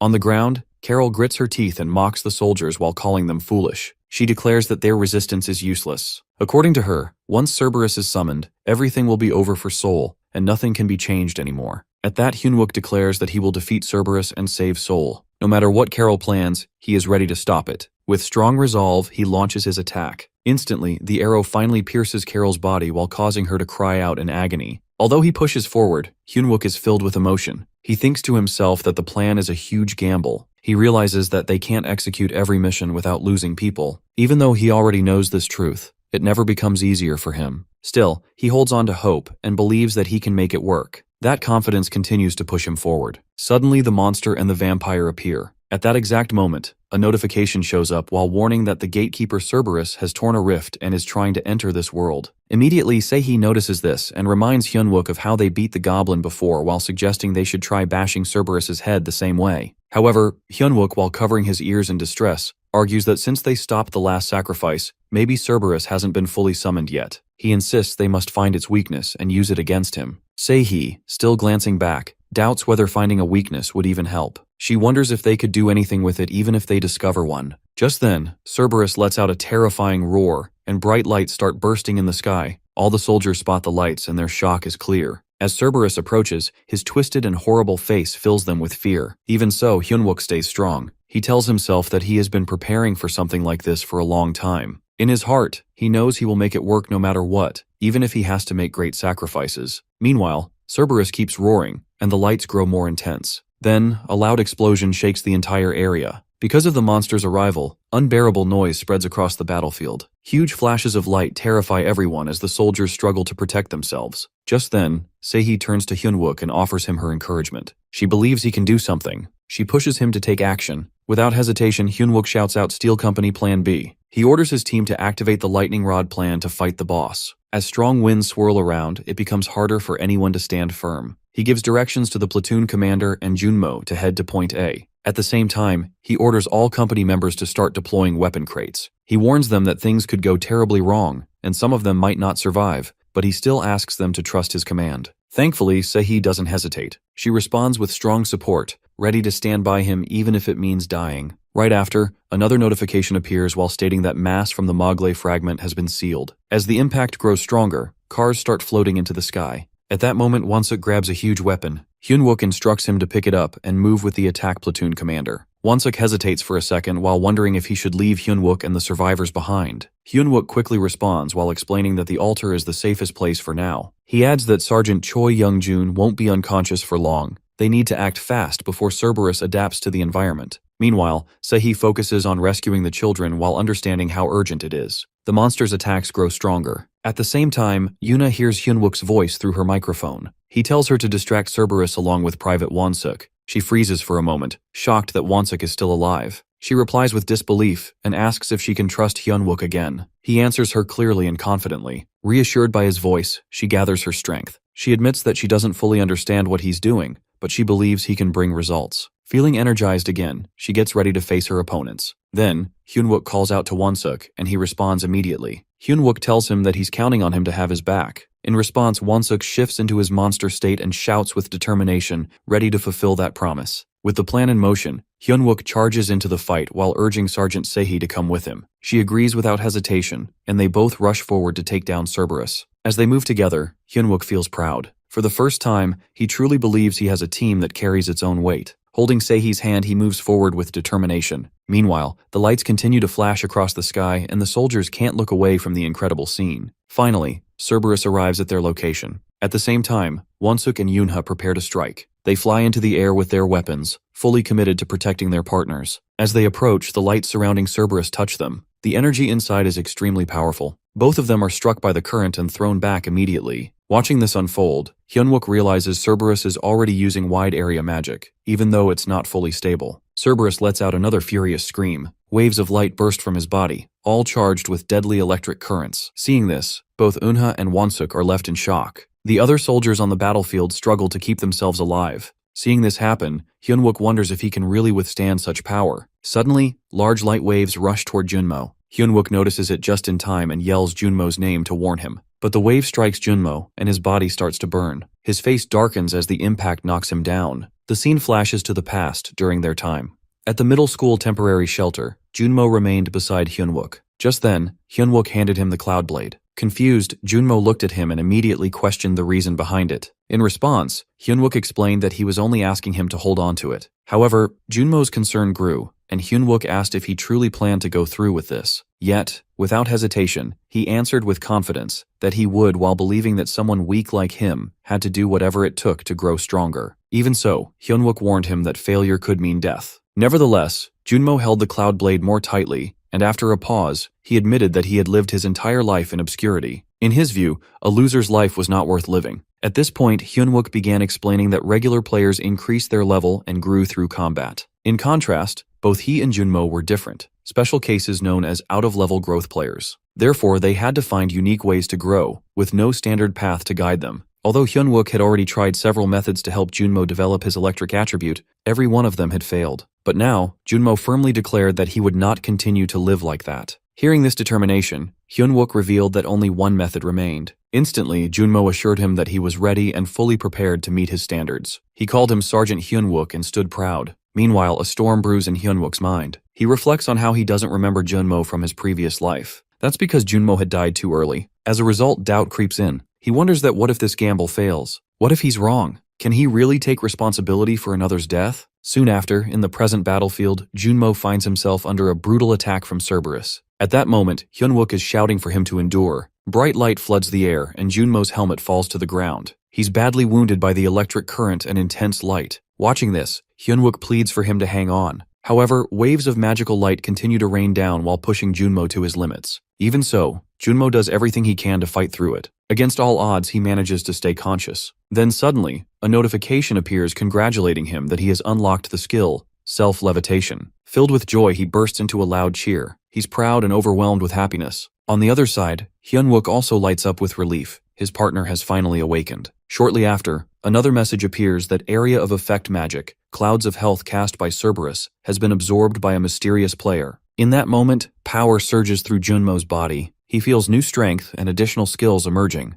Bursting with pride, he yells out to Hyunwook that he did it, that power is now flowing inside him. For the first time, he truly understands what it feels like to grow. Hyunwook watches while smiling to himself and thinks it's a jackpot. Junmo's awakening, he realizes, has created the perfect opportunity to defeat Cerberus. Just then, A soldier rushes over and demands to know what's happening. Without wasting a second, Hyunwook responds with urgency. He instructs the soldier and Sergeant Sehee to prepare a warp gate in the sky. Meanwhile, Sehee sees Hyunwook running and questions where he's going. She wonders why he isn't helping the assault platoon leader. In return, Hyunwook explains that Junmo will block the area of effect magic, and that both the platoon leader and Wonsuk can buy them enough time. As for him, he plans to tame the monster in the meantime. Then, a new notification appears that beginning the link with the Hunted Armor Black magic. You may now use Hunted Ornat magic once linked. Veins begin crawling across Hyunwook's face. He immediately realizes that the monster is resisting. It clearly doesn't want to be tamed easily. Nevertheless, his skill aura activation kicks in. He reassures himself that he still has waste metal bending. Without hesitation, he uses it, and the metals start moving under his control. Meanwhile, Wonsuk, while watching his enemy, laughs. He boldly announces that he's going to be the next player. He charges toward a vampire monster bird but is immediately countered. The monster is too strong and Wonsuk gets hit hard. Elsewhere, Yuna sees this and quickly activates Holy Wings. She observes Cerberus closely, trying to understand its abilities. Despite using all her holy mana, the monster manages to survive and counter her. Its scales are too thick. Eventually, her attack fails, and she falls hard to the ground. At that moment, Junmo arrives again and sees Yunha badly injured. He yells in panic to see her in danger. Looking at the sword in his hands, he questions what someone like him can do, someone who's only just awakened. Still, he decides that he must act. If even a strong officer like her is struggling, then he cannot stand by. Recalling his past, he refuses to remain a loser any longer. With new resolve, he launches himself into the air. He vows to protect his team and strikes with all his might. Seeing this, Yuna slowly gets up to join the fight once more. Cerberus roars in fury, flames swirling around him. He opens his mouth while gathering fire to unleash upon the soldiers. As chaos rises, Yuna feels hopeless. She whispers to herself that she has no holy mana left and wonders how she's supposed to continue fighting. Then, she recalls Hyunwook's words that there had been a trump card he had mentioned. Suddenly, Junmo appears in front of her. He stands tall and prepares to strike Cerberus. As beams of light blast toward him, he raises his sword, pushing through them. He glances back and checks on Yuna while asking if she's all right. Completely stunned, she stares at him, unable to process how he's standing there. Cerberus, still enraged, launches another blast. Junmo quickly warns Yuna to get behind him. He admits that he doesn't know how much electricity he can absorb, but he's ready to try. Fire builds in Cerberus's mouth again, and Junmo recognizes the danger. He urgently tells Yuna to find cover. At that very moment, another message appears that mass from the Mogley fragment has been released. The battlefield becomes filled with fire and repeated explosions. Still, Junmo refuses to give up. He launches another attack, determined not to fall. Although the soldiers fear Cerberus's growing strength, something changes. Suddenly Hyunwook appears once more. Seeing him, both Eunha and Junmo feel relief and hope. Hyunwook praises both Junmo's and Yuna's efforts. Looking at him again, he shouts his name and asks what it felt like to face a boss monster. Junmo responds that he could handle it as long as Cerberus doesn't use flame magic. Hyunwook laughs quietly and instructs him to keep distracting the monster. Then, Junmo lifts his sword and yells maximum electricity output. Hyunwook, filled with energy, also roars, to go. The final stage of the battle begins. Again, a system alert informs him that mass from the Mogley fragment has been released. The battlefield becomes a sea of flames. Without delay, Junmo flies into the air while wielding his sword, now glowing with electricity and light. He unleashes the energy toward Cerberus. The monster is now directly looking at him. On the other side, Hyunwook moves in fast, ready to end it. As he charges forward, his voice breaks through the roaring fire to die. Hyunwook prepares to attack Cerberus with everything he has, all his skills, strength, and willpower poured into this moment. However, at the crucial second, he misses. Frustration stings him deeply. From behind, Junmo yells his name while trying to pull him back into focus. Just then, a notification flashes before his eyes congratulating him that the amount of current you can control is increasing. Junmo quickly checks on him while asking if he's alright and offering to take care of the monster with electricity. Hyunwook answers with determination, while letting him know he'll leave that part to him and take on the fire-breathing horned one instead. Junmo agrees and shifts his focus to Cerberus. Together, they charge toward the beast, both resolved to bring it down. Suddenly, a new alert appears that Hunted Armor passive skill activating, Steel Born of Flames. He is warned to be aware of dark magic deterioration. Flames consume Hyunwook, yet he holds strong while thinking that if it weren't for the Hunted Armor, the fire would have burned him to ashes. At this point, the heat is overwhelming, fire filling every corner of the battlefield, all caused by the raging Cerberus. The monster, now consumed by anger, uses every ounce of its power. Hyunwook pushes himself as well, but soon realizes that none of his strikes are breaking through. Frustrated, he starts thinking he needs to find a weak spot. Meanwhile, Junmo shouts he's holding back the monster's attacks as best he can, but urges Hyunwook to end it soon as they need something big to finish the job. Hyunwook admits he's trying and asks if Minhee's warp has arrived. But then, the monster unleashes a massive wave of fire, and Hyunwook quickly orders Junmo to fall back while calling for a tactical retreat. Cerberus seems more powerful than ever, and another notification brings more fear, which informs them that the gatekeeper Cerberus has acclimatized while it's accelerating deterioration. As the flames spread violently, soldiers scramble in panic. One of them cries out about the flames getting out of control. Another shouts that the target is moving toward the bombardment zone. They're all doing their best to stay alive and help others. Suddenly, a soldier reports that the warp setup is complete. He calls to Kim Se-hee to ready the weapons. She confirms while letting him know they're prepared. He glances back while calling to Hyunwook with urgency while pleading for him to succeed as this is their only chance. With no time to lose, their final plan begins. A helicopter descends through the heavy fire, and chaos takes over as both flames and lightning waves crash through the area. Junmo continues struggling with the Cloud Blade while holding the monster. Meanwhile, Hyunwook comes speeding in, weapon in hand. He shouts at Junmo to move aside, then charges forward and strikes the monster, yelling for it to work already. The attack lands, but only slightly wounds the creature. Cerberus, instead of weakening, draws in more power. Hyunwook's frustration grows deeper. He realizes its skin, its strength, even its speed. Everything is beyond what he expected. The monster is adapting. It's getting stronger. He must act fast to find its weak spot. Then, he observes more closely and notices something that the horned head is guarding another one that seems incomplete. Cerberus should have 3 heads, each using fire, electricity, or toxic gas. But only fire and electricity are being used during their fight. Hyunwook realizes that it means the left head, still incomplete and guarded, could be the weak point. As he figures it out and starts running while calling out to Junmo that he's found it, he tells him to keep distracting the monster while he aims for the left head. Almost instantly, another notification flashes to inform Junmo that his used electricity has exceeded the required amount. It also helps him to unlock a skill. Junmo sees it and responds with all his strength while ready to face the monster with his new skill. He continues pulling Cerberus's attention while Hyunwook makes his move. Back with the soldiers, they watch this unfold. One of them reports that the target is just 5 kilometers from the bombardment zone. But they hit another problem that the drones can't reach the right altitude due to heavy lightning strikes. The monster moves closer, 3 kilometers now. The soldiers begin to panic and someone urges to push it as high as possible, 1 kilometer away. Then, the final notification arrives that target has reached the bombardment zone, open area. Everyone tenses. A soldier announces that Sergeant Hyunwook is moving into the warp bombardment zone. Se-hee arrives on scene while calling out, but the lieutenant tells her they can't intervene anymore. All they can do is trust Hyunwook.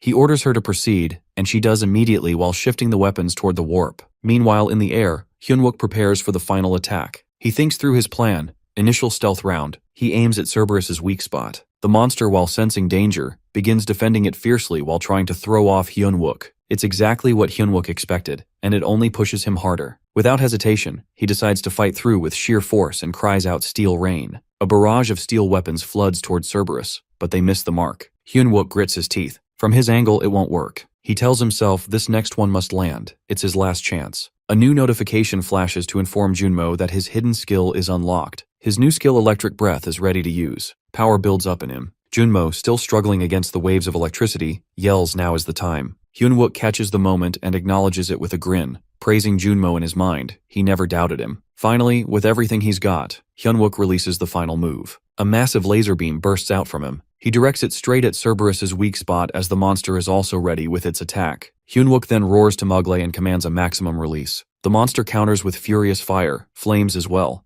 At the South Korea Guild, all members are already gathered. Suddenly, loud voices echo across the room as someone warns of irregular monowaves appearing from an unknown source. According to them, it's suspected to be the emergence of a second boss monster. At the same time, news arrives that all Taesin Guild members, who were supporting nearby shelters, are now unreachable. Kang So-yoon grows furious. With frustration, she yells out while demanding to know what Ko-young is even doing during a situation like this. Just then, a calm yet familiar voice reaches her ears. It's Cheon Myung-ho. He greets her while noting that it's been a while since they last met. She turns sharply while recognizing him not only as the Black Tiger Unit's Cheon Myung-ho, but also sarcastically referring to him as the Presidential Secretary of National Gate Strategies. He responds without tension while remarking that he carries many titles and she can use whichever makes her comfortable. Then, he brings up the real reason for his visit, that he wants her cooperation. She expresses her anger while pointing out how the government had done nothing to help with the wave. She believes they only protected their own while ignoring everyone else, and now they're asking for her cooperation. Cheon Myongho listens without interruption. After a short pause, he explains that the number of players in a nation is directly tied to its strength on the international stage. He reminds her that no wave has ever been defeated by man,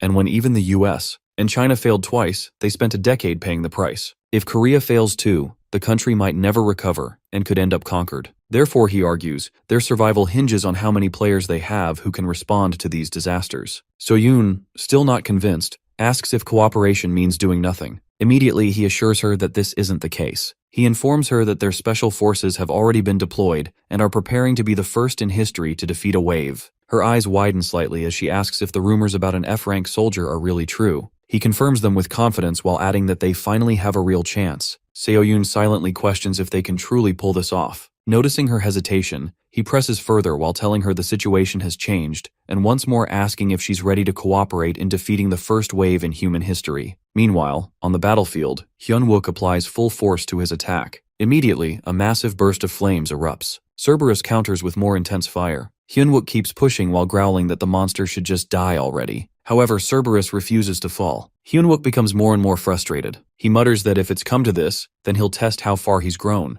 If he's truly improved, it should be possible to carry the weight of this moment. All around him, the fire spreads wildly, difficult to contain. Despite that, he manages to strike the monster. Then, a bright notification appears congratulating him that he has defeated the Cerberus. The deterioration from this source is rapidly decreasing. He stands firm, proud, and shouts that second source of deterioration is clear. Instantly, cheers erupt from all soldiers and civilians nearby. They celebrate the hard-earned victory. But moments later, another alert shakes the mood that the hunted armor's dark magic corruption is increasing. Hyun-wook reads the message and yells that it's too early to celebrate. He quickly calls Junmo while telling him they're heading to destroy the core. Meanwhile, he commands the rest to find survivors and prepare to move. They follow orders immediately. Hyun-wook and Junmo go together, and soon after, they destroy the core wave. They were notified that they have received a reward, Seed of Mistletoe. Hyun-wook inspects it with interest. Junmo glances at the seed and grumbles while wondering why they only received a stick after such a big battle. Hyun-wook corrects him. He explains that this isn't just any stick, it's Mistletoe, the very weapon that killed Balder, Odin's son. Because of its overwhelming power, it never drops as a full weapon. One must grow it from a seed, tend it, and nurture it like a tree. Although it's troublesome, it's far better than letting it fall into the wrong hands. Junmo listens quietly, then asks why Hyun-wook still looks so serious even after clearing the source. He points out that he now knows how to level up, and all they need is to defeat the last source. Hyun-wook's tone remains grim. He responds that it won't be easy. Another boss monster still remains, and with the recent changes, other monsters who had stayed back will now come flooding into Seoul. He warns that from this point forward, they can't just worry about the gate anymore. He instructs Junmo to keep his leveling ability a secret. If someone asks, he should claim he received a skill from a mission. Junmo doesn't quite understand and asks him to elaborate. Hyun-wook explains that he's not strong enough yet. If people find out, every guild, every organization, and every country will come after him. If they can't have him, they'll kill him. Junmo hears this and grows visibly afraid. Shortly after, they reach the soldiers. Hyun-wook raises his voice while declaring that monsters will now start appearing even in areas without gates. He names the main assault team, the platoon leader, Junmo, Kim Kyung-jin, and Lee Won-suk. Everyone else is told to head to the temporary shelters and protect the survivors. One soldier steps forward while refusing to stay behind, and others join in. Hyun-wook looks at them and reminds them that fighting isn't their only duty. Without players at the shelters, the survivors are defenseless. He asks if they are really willing to let them die. The soldiers understand and quickly return to formation. Hyun-wook commands everyone to mount up. They'll leave as soon as they're all aboard. Just then, he receives a call through his mic. A voice checks in that it's Cheon Myongho. Hyun-wook confirms he's listening and asks if his request has been approved. Myongho responds while telling him it wasn't easy. The battalion commander even put his own position on the line. Hyun-wook silently thanks the commander for his obsession with rare items. Myongho continues while explaining that the president has granted full access to all military armories except the presidential one. No player in AMT history has ever received such permission. Hyun-wook thanks him and makes another request that a caster should be stationed in each armory to cast warp spells. Myongho informs him that the Zumanara Guild has also granted access to their arsenal. Kang So-yoon chimes in over the channel. She introduces herself again and mentions that they're in contact with several A-rank and even S-rank players. She offers to bring them in to help. Hyun-wook responds urgently while telling her to act fast as there's no time to waste. Suddenly, voices from the guild begin shouting that a monostorm has been confirmed. The source is identified, and it's growing fast. One member yells that it's nearly 20 times larger than a normal gate. Seo-yoon gasps and demands to know how that's even possible. She stares at the growing threat in disbelief. At the same time, fire erupts again on the battlefield. Loud noises boom across the sky. From a hole in the air, a massive hand begins emerging. The soldiers freeze in horror. A terrifying new monster starts to generate. A portal opens, and the monster continues forming. Then, a warning message appears that Beelzebul is attempting to enter this dimension. Meanwhile, Cheon Myongho reaches out again. He speaks to Kang So-yoon softly while asking if she truly believes they can stop it. Another notification appears that his advent is delayed due to the incomplete deterioration. Still, fire rains down. The massive monster keeps trying to push through. Watching it all, Hyunwook, he vows to himself that he'll be the one to end the soul wave. While sitting alone, Youngjun starts recalling the voices of the kids who used to call him Teacher Youngjun. They had asked if he was really joining the army, if he would be battling monsters. To them, it all sounded exciting, almost like living inside a video game. He questions how they could ever think the army was something fun. He had been going to war to shield innocent ones like them. Next moment, these kids turn into corpses as one of them darkly asks him that if he was meant to protect them, then why didn't he? That question hits him the hardest. He was looking at the monster who killed those monsters with wide eyes. The memory haunts him, especially the thought of the children whom he had failed to save. Next moment, he wakes up from his nightmare and a fellow soldier checks on him while calling him. Youngjun, still dazed, asks where he is and what became of the kids. The soldier informs him that none survived except for one. Still trying to grasp everything, Youngjun wonders what Hyunwook was doing a time like this. But the soldier explains it was a surprise attack, and there wasn't much Hyunwook could have done given the sudden chaos. Then he finally looks at the disaster on the road. At the same time, Junmo, who's with Hyunwook, urges him to move quickly. They're being chased, and there's no time to waste. Hyunwook also adds that they must reach the meeting point as planned. At that moment, a monster is about to attack. Wonsuk steps up to confront an enemy, full of bold confidence. He introduces himself while claiming to be the squad's future ace. With no hesitation, he charges in to land a powerful hit. Just then, Seo Yunha joins in too, ready to fight. Both of them slash monsters one by one. Suddenly, they receive an alarming update that the King of Hell, Beelzebul, is trying to break into their world. Luckily, his appearance is being held back due to an incomplete collapse in the dimension, while giving them just over 5 minutes before his full arrival. Choi Young-jun sits with one of the soldiers as he gets updated about the situation. The soldier mentions that several A-rank players are gathering due to the third source of deterioration. Young-jun, not looking too interested, just nods and tells him to get some booze. Confused at first, the soldier questions him, but Young-jun insists that he just wants his drink. Eventually, the soldier points to a nearby box filled with his liquor. Without hesitation, Young-jun walks over and starts drinking. Looking surprised, the soldier remarks how strange it is for someone about to head into battle to be drinking. He brings up how they're all about to fight together, and it feels unfair. But Young-jun quickly clears up any misunderstanding. He isn't planning to go with them. He's going in alone, just like always. He then explains, ever since he reached A rank, he prefers to fight solo. His reason is simple. The others are too slow and only hold him back. They don't understand how terrifying it is to protect someone when every second matters. With that, he moves forward toward the enemy. One by one, he slashes monsters like vegetables. Hyunwook notices him breaking away from the formation and calls out while asking where he's headed. But Young-jun, clearly furious, lashes out while accusing him of putting his hands on what he calls his precious babies. Referring to his drink, he brushes off the concern and tells him to move aside. He's doing what needs to be done. Hyunwook grows more annoyed, but deep down he understands. Ever since Young-jun lost all his students during an old mission, he's never worked with a team again. That pain still lingers, and Hyunwook wonders how he's supposed to manage someone who's still trapped in that trauma. Meanwhile, the monsters are right behind them while closing in fast. In the chaos, Young-jun spots a child who's moments away from being killed by one of the creatures. Without pause, he dashes forward and slays the monster while saving the child just in time. Young-jun gently tells the kid not to cry as he pulls him away from danger. After making sure the child is safe, he crouches down and asks where the others are and if his parents are nearby. But instead of replying, the kid steps closer and hugs him tightly. Feeling the small arms around him, Young-jun quietly asks if the boy is okay. In that moment, old memories begin to flood back. Faces of children from past missions, ones he couldn't save. That pain resurfaces, and frustration starts to build inside him again. Meanwhile, Hyunwook continues yelling while reminding him he's not allowed to break formation during an operation. He walks over while eyeing the boy, and questions who the kid is. He even points out how Young-jun usually keeps his distance from children,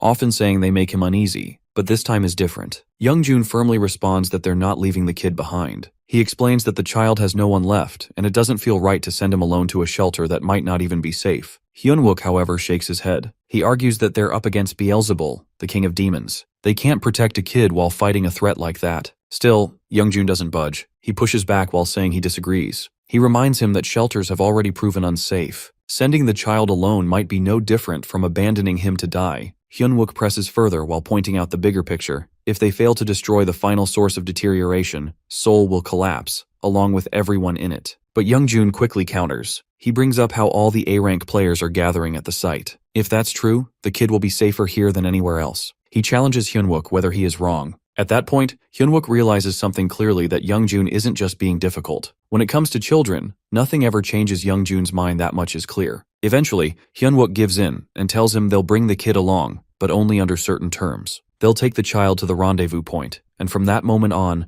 Youngjun alone will be responsible for looking after him. On top of that, Hyunwook lays down one more rule, that Youngjun must follow every single command until the Soul Wave crisis is handled. Youngjun agrees, though not without attitude. He mutters that he'll decide later whether to actually obey or not. But Hyunwook doesn't let it slide. He repeats himself firmly. Every order means every order, no room for exceptions. Feeling irritated, Youngjun snaps back, calling him annoying, but still agrees. With that settled, Hyunwook announces they're moving out and need to pick up the pace. However, there's one issue, that the kid refuses to let go of Youngjun. Even as they get ready to leave, the child keeps holding on tightly. Watching this, Hyunwook smirks and thinks that maybe this works out well after all. At least for now, this kid might be the one thing keeping Youngjun in check. Meanwhile, on the other side of the battlefield, Chu Kyo-young stands among the fallen bodies of soldiers. One of their phones begins to ring, and a broadcast repeats over the line that all A-rank and higher-level players must gather at the rendezvous point immediately. Listening to the message, Chu Kyo-young lets out a quiet scoff. To him, the call sounds like a joke. It's supposed to be an emergency assembly, yet barely any players are left standing. In his mind, he doubts anyone will even reach the location. With a bitter grin, he mumbles to himself that nothing is ever going to go the way they planned. At the unofficial Soul Wave response rendezvous point, the Steel Army is present, and a few soldiers are quietly chatting. They're wondering if Hyunwook really stands 2 meters tall, and whether their squad is the one that actually dealt with the source of the deterioration. One of them doubts it while thinking there must be others involved too. Soon, the platoon commander steps forward and calls out to the steel company. They quickly report for duty. He gives a brief nod of approval to Hyunwook while expressing his trust and reminding him that things aren't over just yet. But right then, a huge shadow appears out of nowhere, and strange creatures begin heading toward them. The steel company instantly shifts into battle mode, while staying sharp as Yoonha shouts out for everyone to get ready. However, the commander quickly stops them while telling them to stand down. Turns out it's not an enemy, but an ally. He casually admits he was only checking how prepared the unit really is. The whole squad is caught off guard when they realize it's Chu Kyo-young of Great Mountain standing before them. He casually remarks that the military is just a training ground for players, and finds it irritating when soldiers interfere with their missions. His tone doesn't sit well with the platoon commander, who walks up with an angry look and questions if Chu is mocking the military. He even hints that he'd prove how serious he is if needed. Meanwhile, Youngjun tries to cover the kid's eyes while thinking this whole argument is something too dirty for him to see. The commander adds that Chu should consider it a favor that the military isn't allowed to harm civilians, but Chu throws it right back while implying that the commander's just afraid of losing his troops. Before things heat up even more, Hyunwook steps in and questions what they're all doing, clearly trying to calm the tension. Her further questions if Kyo-young is here on behalf of his guild, while asking if they should take his actions as the official stance of Great Mountain. That instantly annoys Kyo-young, and he snaps back while demanding to know who he even is. What gives an ordinary soldier the right to interrupt? But the platoon commander steps up and clears the confusion. He explains that Hyunwook isn't just any soldier. He played a major role in eliminating the source of deterioration in Seoul. Not only that, but he's also the one leading the mission to take out the final source. Still, Kyo-young can't believe it. He scoffs and questions if there's been an actual military appointment, like a formal enlistment in command, and wonders if they've lost their minds. However, Hyunwook calmly explains the situation. He shares that 3 gates, one in Gangbuk, another in Gangnam, and one more in Gangseo have opened while responding to the rise of the King of Hell. Over time, these gates will merge into one, and that's the moment they expect Beelzebul to appear. To counter that, the AMT Player Alliance is preparing to arm themselves with holy weapons and launch powerful holy magic attacks at each gate. But Kyo-young waves that off while brushing it aside as nonsense. He argues that gates can't be destroyed that way anyway, and at best, it might just delay the King of Hell's arrival. What he really wants to hear is whether there's a concrete plan to actually defeat the creature. Hyunwook admits honestly that with their current strength and supplies while killing the main body of the King of Hell isn't possible. Kyo-young loses his temper at that, furious that a high-level player was summoned without a proper strategy in place. He accuses them of dragging him into a death wish. Yet, before the argument escalates, the platoon commander steps in again and asks him to settle down while saying Hyunwook doesn't speak without reason. He encourages him to listen first. Hyunwook goes on while clarifying things further. Technically, they can't destroy the main form of the King of Hell that stays on the far side of the gate. but they can attack the parts of its body that reach into soul. That might not end the threat completely, but it's a way to deal damage and slow it down. Kyo-young sounds a little skeptical while repeating the idea back to him, so they can't kill it, but they can basically tear it apart? He questions what the real outcome of that would be and if such a plan is even realistic. In response, Hyunwook confirms it's definitely doable. In fact, they've already seen parts of the beast's body breaking through, some even showing exposed bone, due to the creature not being fully formed yet. Hyunwook explains that they can slow down the creature's movements by blasting it with magic, and if the high-ranking players focus their hits on a single spot, they might even be able to slice off its leg while blocking its entrance and clearing the deterioration at the same time. On top of that, if they manage to destroy the core, they'll make history by being the first to actually conquer a wave. The platoon commander agrees while pointing out that the real way to defeat a wave isn't by taking down the boss, but by destroying the core that spreads the deterioration. However, there's a problem. Not even one A-rank player, who they really need to destroy the core, has shown up yet. He questions if it's still doable in this situation. In response, Hyunwook offers a solution. He suggests gathering all C-rank and higher players who can do direct damage and organizing them to attack in turns. That way, the core might still be taken down. But then, Chu Kyo-young raises a valid concern. He points out that the gate system has never allowed them to hit monsters that easily. Whether it's an arm or the head, the system always responds by making things tougher once they make a move. Hyunwook then wonders out loud what other option they have. He asks if there's anything that allows them to strike all three parts at once. At that, Kyo-young can't help but mock him by saying it's clear he has no real experience in this kind of situation. However, the platoon commander quickly defends him. He explains that experience doesn't mean much when it comes to Hyunwook. After all, he's the one who cleared the Red Gate and Seoul Station, and he did it all as an F-rank. Kyo-young looks surprised and questions it while thinking it's got to be a lie, and saying it's starting to sound way too fake. But then Hyunwook calmly admits it, he really was F-rank. Still, the main issue right now is that attacking all three targets at once isn't realistic. He points out that not even one other A-rank besides Kyo-young has shown up for this. Then he asks if Kyo-young knows why that might be. Hyunwook pauses for a moment while thinking to himself that, what's wrong with this guy? He really has no clue, does he? Meanwhile, Kyo-young casually responds while acting like it's not his concern. Maybe all the others ran off to hide or have already been taken out. Either way, in his eyes, there's only one real option while attacking all three gates at the same time. So, he declares he'll take one on his own, and the rest of them should just figure out how to handle the others. Inside, he's already scheming. If he steps up and takes one gate himself, no one can say anything when he eventually starts picking them off one by one once they're all scattered. He then mocks the others while asking if they're too scared to attack with their weak squads. Still, he confidently adds that he'll take control as the representative of the Great Mountain Guild.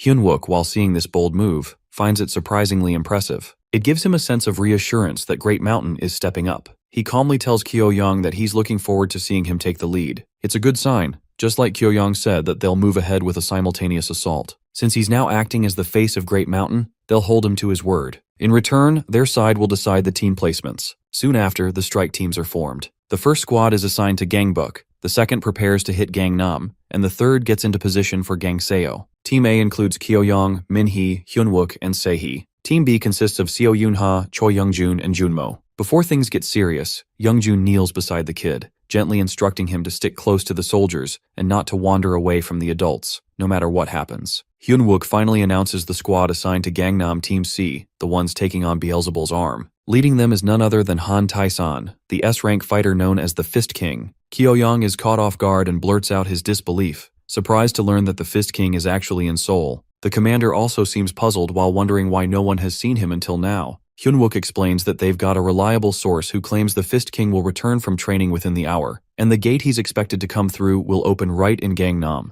Still, deep down, Hyunwook knows this isn't guaranteed. It's something he remembers clearly, something he's read over and over in the Soul Wave reports in his past life. The Fist King, all on his own, stood against the King of Hell. That memory helped him gather a lot of insight about their enemy. Switching back to the task at hand, Hyunwook asks the commander to handle the bombardment. The commander agrees, but raises a concern that he questions whether Kyo-young's plan can really be trusted. He admits that Kyo-young is clever but also ruthless, the kind of person who wouldn't blink before sacrificing his own people to win. Even though his ideas make sense, the commander isn't comfortable relying on him. Hyunwook reassures him while mentioning that he's thought it all through. That's exactly why he placed Kyo-young in the same team as himself to keep a close watch. The commander is thankful and also a bit guilty. He apologizes for putting so much pressure on Hyunwook, but Hyunwook calmly responds while saying he's had plenty of chances to grow through all of this. This wave is his opportunity, and he's going to give it everything he's got. Impressed, the commander gives the signal to begin. The order goes out, and the soldiers launch a full assault. Explosions light up the area as monsters start charging through, taking the hits but pushing forward. Hyunwook then tells the platoon leader to take Sehee and Kyungjin and head to Point P. They immediately follow his command. Right after he calls for Team B to move into action,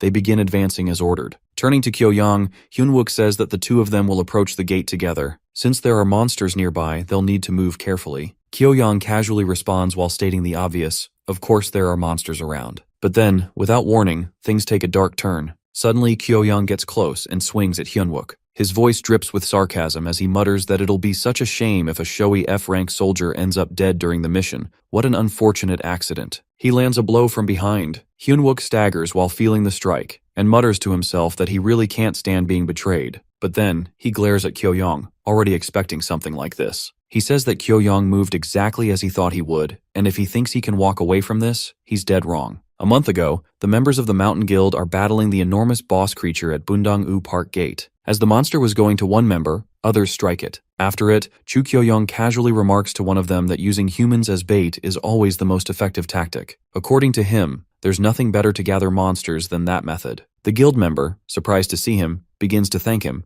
but before he finishes, Chu Kyo-young suddenly strikes him. The man collapses to the ground. With irritation, Chu remarks that although human bait works best, it becomes bothersome when too many eyes are watching. Then while locking eyes with the monstrous beast, he states that he has no interest in the creature's land. It's the beast itself that fascinates him. Excited, he activates his ability. Moments later, the boss creature is subdued. Now with his skill, Chu Kyo-young has taken control of the entire monster group. Now Hyunwook reflects that in his previous life, Chu Kyo-young led a monster horde that could stand against medium-sized guilds. He had even been acknowledged as the A rank closest to reaching S rank. But after the end of the Soul Wave, he mysteriously vanished. Yet not long after, a necromancer appeared, one who commanded an army of monsters. Hyunwook wonders if the two events are linked, whether Chu Kyo-young have evolved into a necromancer. Now Chu Kyo-young stands opposite Hyunwook. With a mocking tone, he brings up that how he is going to present this incident to everyone where a showy F-rank soldier died instantly during a mission while calling it unfortunate. But Hyunwook keeps his composure and responds that Chu is moving just as expected,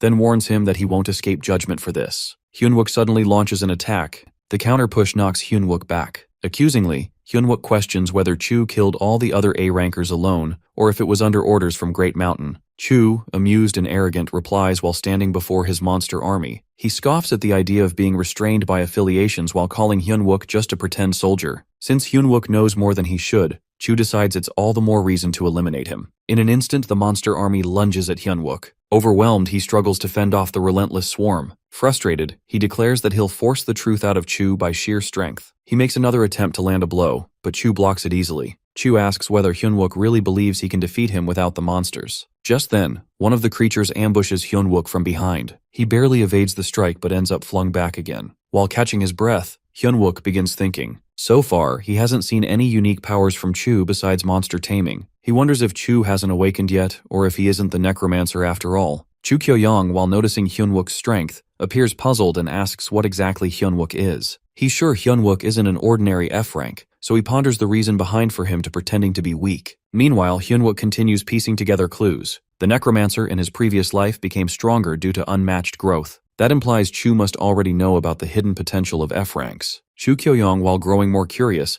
implies that if Hyunwook's going to such extremes to hide his strength just to kill him, then he must be hiding something valuable. He then coldly suggests cutting off Hyunwook's arm to make him talk. One of the monsters readies to strike, and Hyunwook panics upon noticing something. In this moment, he realizes that Chu Kyo-young also holds a fragment of Mogle. Then, an explosion rocks the battlefield by the move of monster. A few monsters grab Hyunwook and slam him down while rendering him unable to move. Kyo-young orders them to finish him. In desperation, Hyunwook yells that he has critical information related to the villain quest, specifically something vital to clearing the King of Hell phase. Internally, he hopes Chu takes the bait. If he truly is the villain, that intel would be irresistible. But to Hyunwook's shock, Chu reacts with genuine confusion. He doesn't even know what the villain quest is. This throws Hyunwook off. He thinks there's no way someone like Chu would pretend not to know something so important. The villain alliance is ruthless that they never hold back. So if Chu isn't the villain, nor the necromancer, then why is he sabotaging the wave? Chu's answer, however, is blunt and selfish. He admits that he's doing it simply because he wants the King of Hell for himself. His guildmaster gave him permission to act freely, so he doesn't care about stopping the descent. Hyunwook, angry, insists that even greed needs a reason. but Kyo-young just laughs it off while saying that in a world where everything humans, monsters, even him, is trying to survive by killing, why shouldn't he do the same? That, to him, is enough of a reason.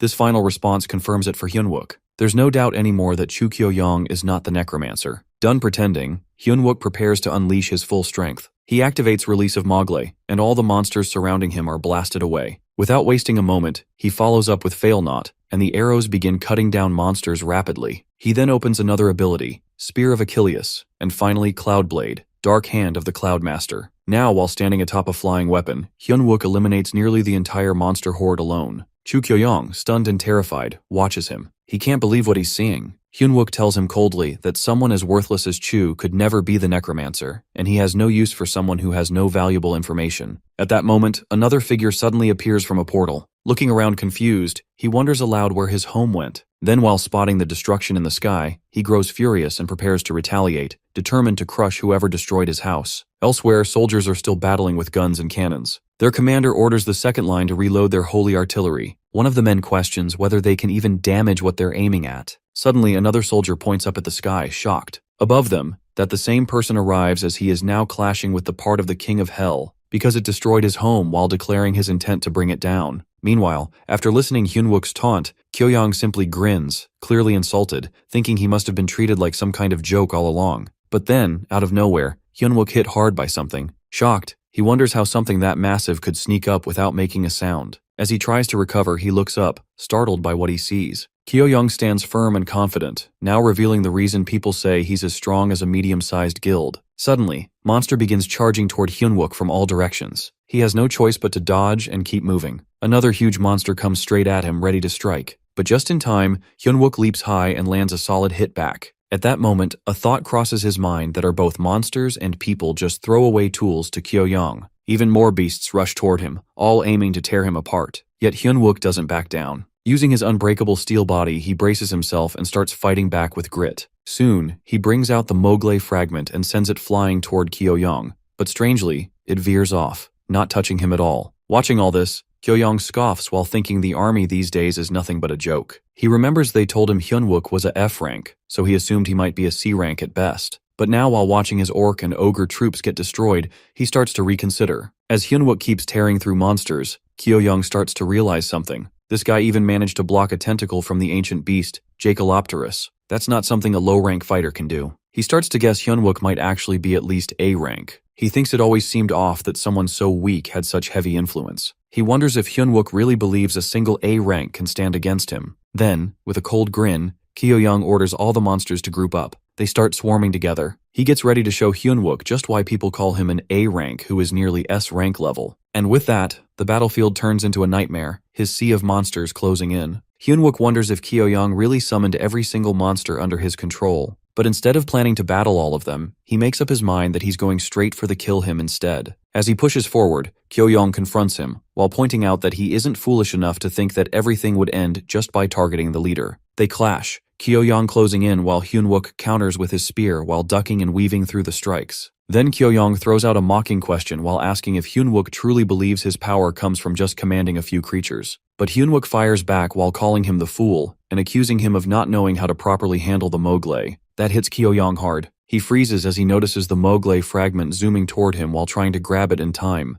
However, Hyunwook calmly reveals that his real target isn't Kyo-young at all. In the next instant, he unleashes the Fail Not while catching Kyo-young off guard while he's busy clutching the fragment while trying to protect himself. Hyunwook then pulls out a small pouch from his pocket. Kyo-young, now alarmed, demands to know if he even understands what he's holding and angrily commands him to hand it over. But Hyunwook already knows that it's the Monster Heart inventory bag, the one where Kyo-young had stored all the hearts he collected. Kyo-young grows desperate, warning him that if the contents are released now, all the gathered monsters will go berserk, and both of them will be torn apart. Hyunwook, caught off guard by his words as he realizes something. He doubts the monsters are after him at all. In fact, they likely have a bone to pick with their so-called master first. As the mob of creatures begins to close in, Kyo-young tries to reason with him while insisting he won't be able to take down the King of Hell without his help. Hyunwook simply replies that he'll give it a shot, but he refuses to team up with someone who betrays others. Frustrated, Kyo-young accuses him of lying about being an F rank while saying that's just how humans are, deceitful, selfish, violent. But Hyunwook shuts him down while claiming that's not the whole truth. Not everyone is like him.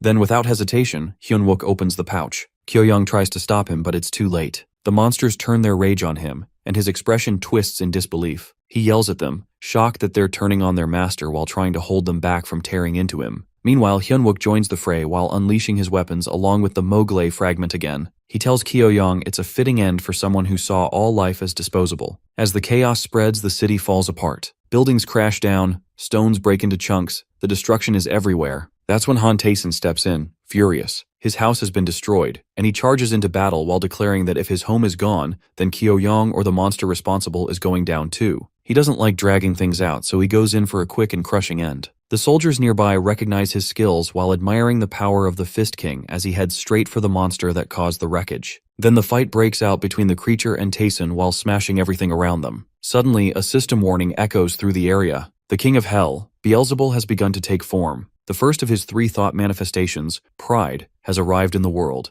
The King of Hell reveals its form and punches back Han Tae-san to the end of the world. Now finally his first of 3 form, Pride, has been emerged. Next moment, Han Tae-san rises to his feet while wondering whether all the civilians in the area managed to escape, or if they've all perished. Either way, he figures there's no one left to worry about. With that thought, he makes up his mind that he's going to take down the King of Hell. It's been a long time since he's let loose like this. At the same time, Beelzebul strikes with fierce and piercing blows, but Han Tae-san remains unfazed. Han Tae-san stays focused. Standing in the middle of Seoul's Gangnam district, he feels anger rise that this was where he once dreamed of owning a home. Now it's in ruins, and the monster standing in front of him seems to care about nothing. He charges forward, determined to tear him apart. Down below, the soldiers shout to each other while urging calm. They try their best to keep backing up him as he goes head-to-head with the enemy. They hang in there, determined to support him in any way they can. Meanwhile, the battle intensifies. Han Tae-san and Beelzebul clash in a brutal fight. At one point, Beelzebul manages to grab Han Tae-san by the neck, nearly crushing him.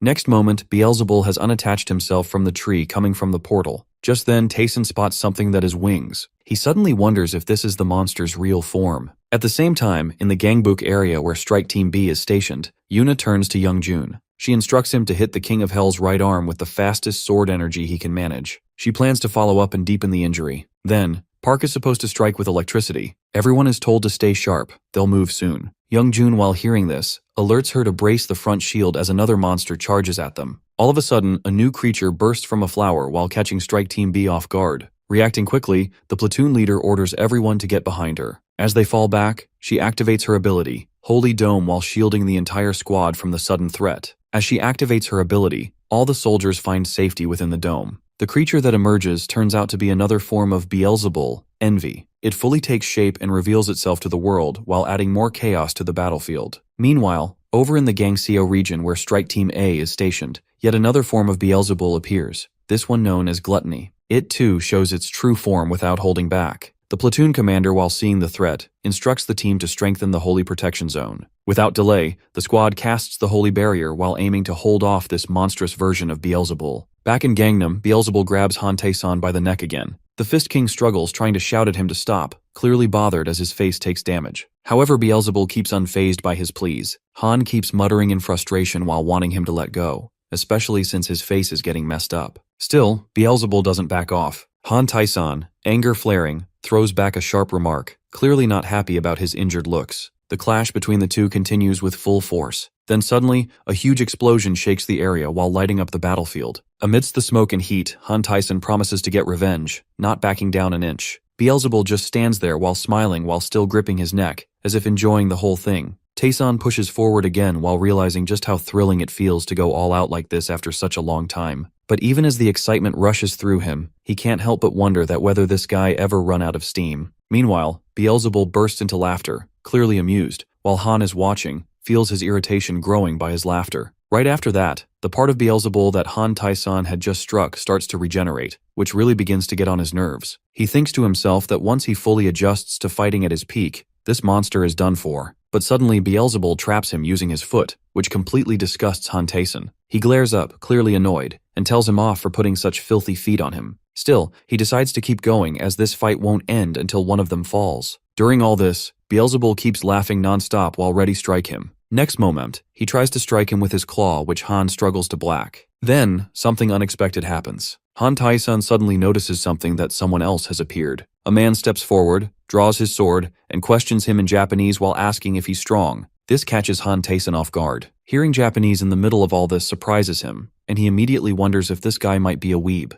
But before he can react more, the stranger calls him weak and tells him to step aside. Without wasting time, the man unleashes a blade technique, followed by a powerful strike aimed straight at Beelzebul. Han Tyson stands there, stunned at what he's just witnessed. There are curs on both of the arms of Beelzebub. Then the man turns, acknowledges Beelzebul while admitting that he is strong. Han Tyson questions the man about what he's doing, but the guy responds by claiming Tyson is weaker and should step aside. Tyson, a bit irritated, realizes that this guy is a foreigner and mentions that he doesn't take it lightly when someone tries to snatch what belongs to him. He warns him to stay out of the way if he values his life. Meanwhile, flames begin to swirl around as Beelzebul steps forward. Right then, a sudden blast shakes the area, and Tyson charges toward the enemy while attacking at it with his sword. Both enemies clash with each other's. At that moment, the man joins the fight as well. Tyson, confused, asks if he's lost his mind. The man, unfazed, remarks that Tyson's weakness has saved his life twice already, and if he keeps pushing, he might be the next target. Just then, Beelzebul, who is burning with dark power, lets out a chilling cry, and next moment his smile turns sinister. The man seems stunned after getting a proper look at the King of Hell. Tyson realizes something's off.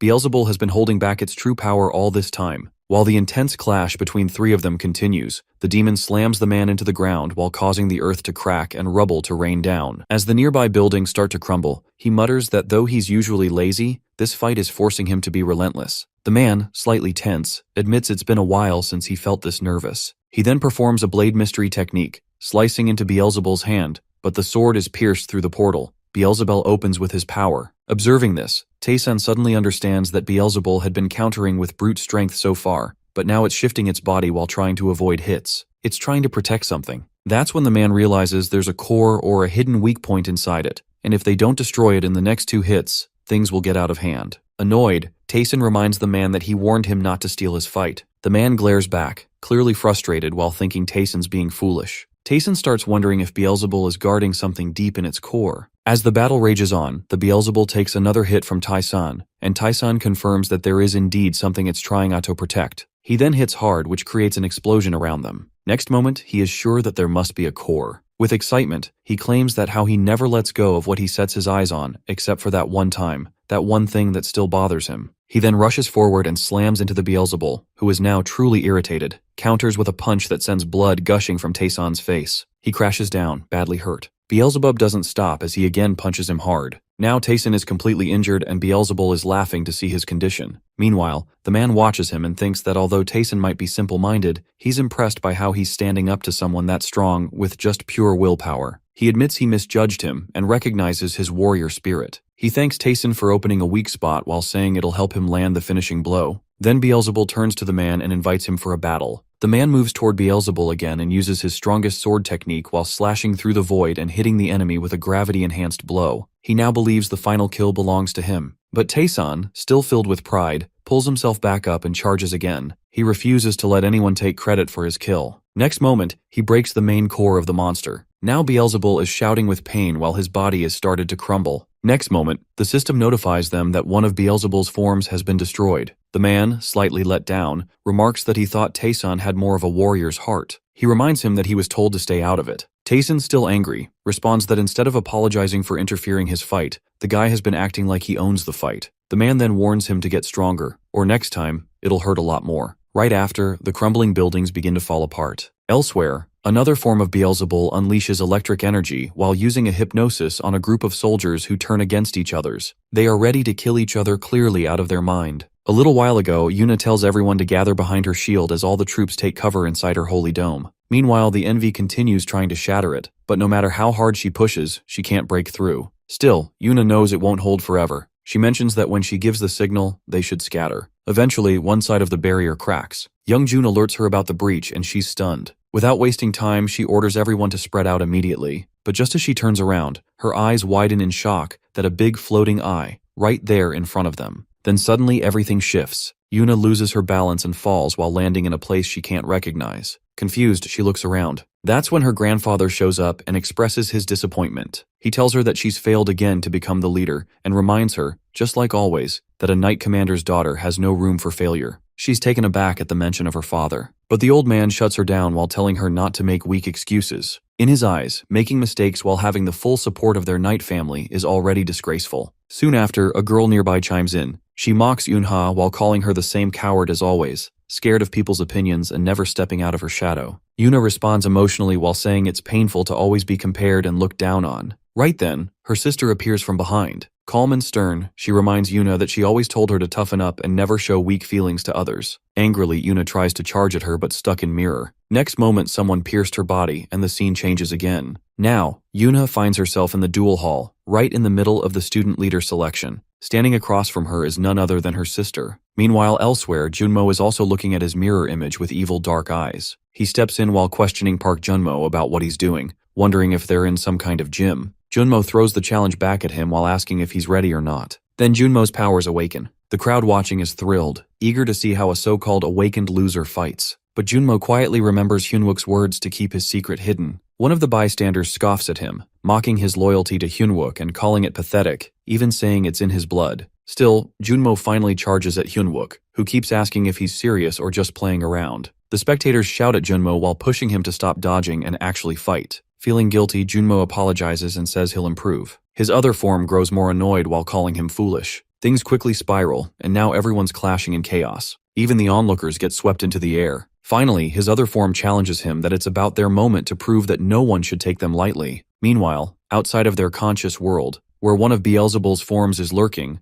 the both Yunmo and Yunha are ready to kill each other. At the same time, Seo Eunha is caught up in a tense fight with her other form within the illusion. Her other form points out how emotional she's getting, clearly unimpressed. Yuna tries to land a solid blow while aiming fiercely at her, but the necromancer picks up on her unsteady moves while commenting that she can't handle her emotions and that her attacks are too predictable. To make it worse, she's just mimicking her sister's style. Then with a mix of pity and irritation, she wonders if Yuna is actually crying. That's when Eunha freezes, eyes locking with her sister, shocked to see her instead of her other form. Her sister, cold and sharp, throws cruel words at her while wishing she'd just disappear and stop being a shame to their household. Eunha, taken aback, questions if that's really how they see her. She thinks back to how much she's done, how hard she's tried, but it still isn't enough. Her sister brushes it all off while calling her immature. In her view, effort means nothing without results, and that's something Eunha's always known deep down. That's why she ran to the military to escape the constant weight of expectations. In that moment, Yuna feels her chest tighten. She's nervous, shaken, but her sister stays calm, coldly reminding her once again to bury those weak feelings. On the other side, Park Junmo is locked in a fierce clash with his other form.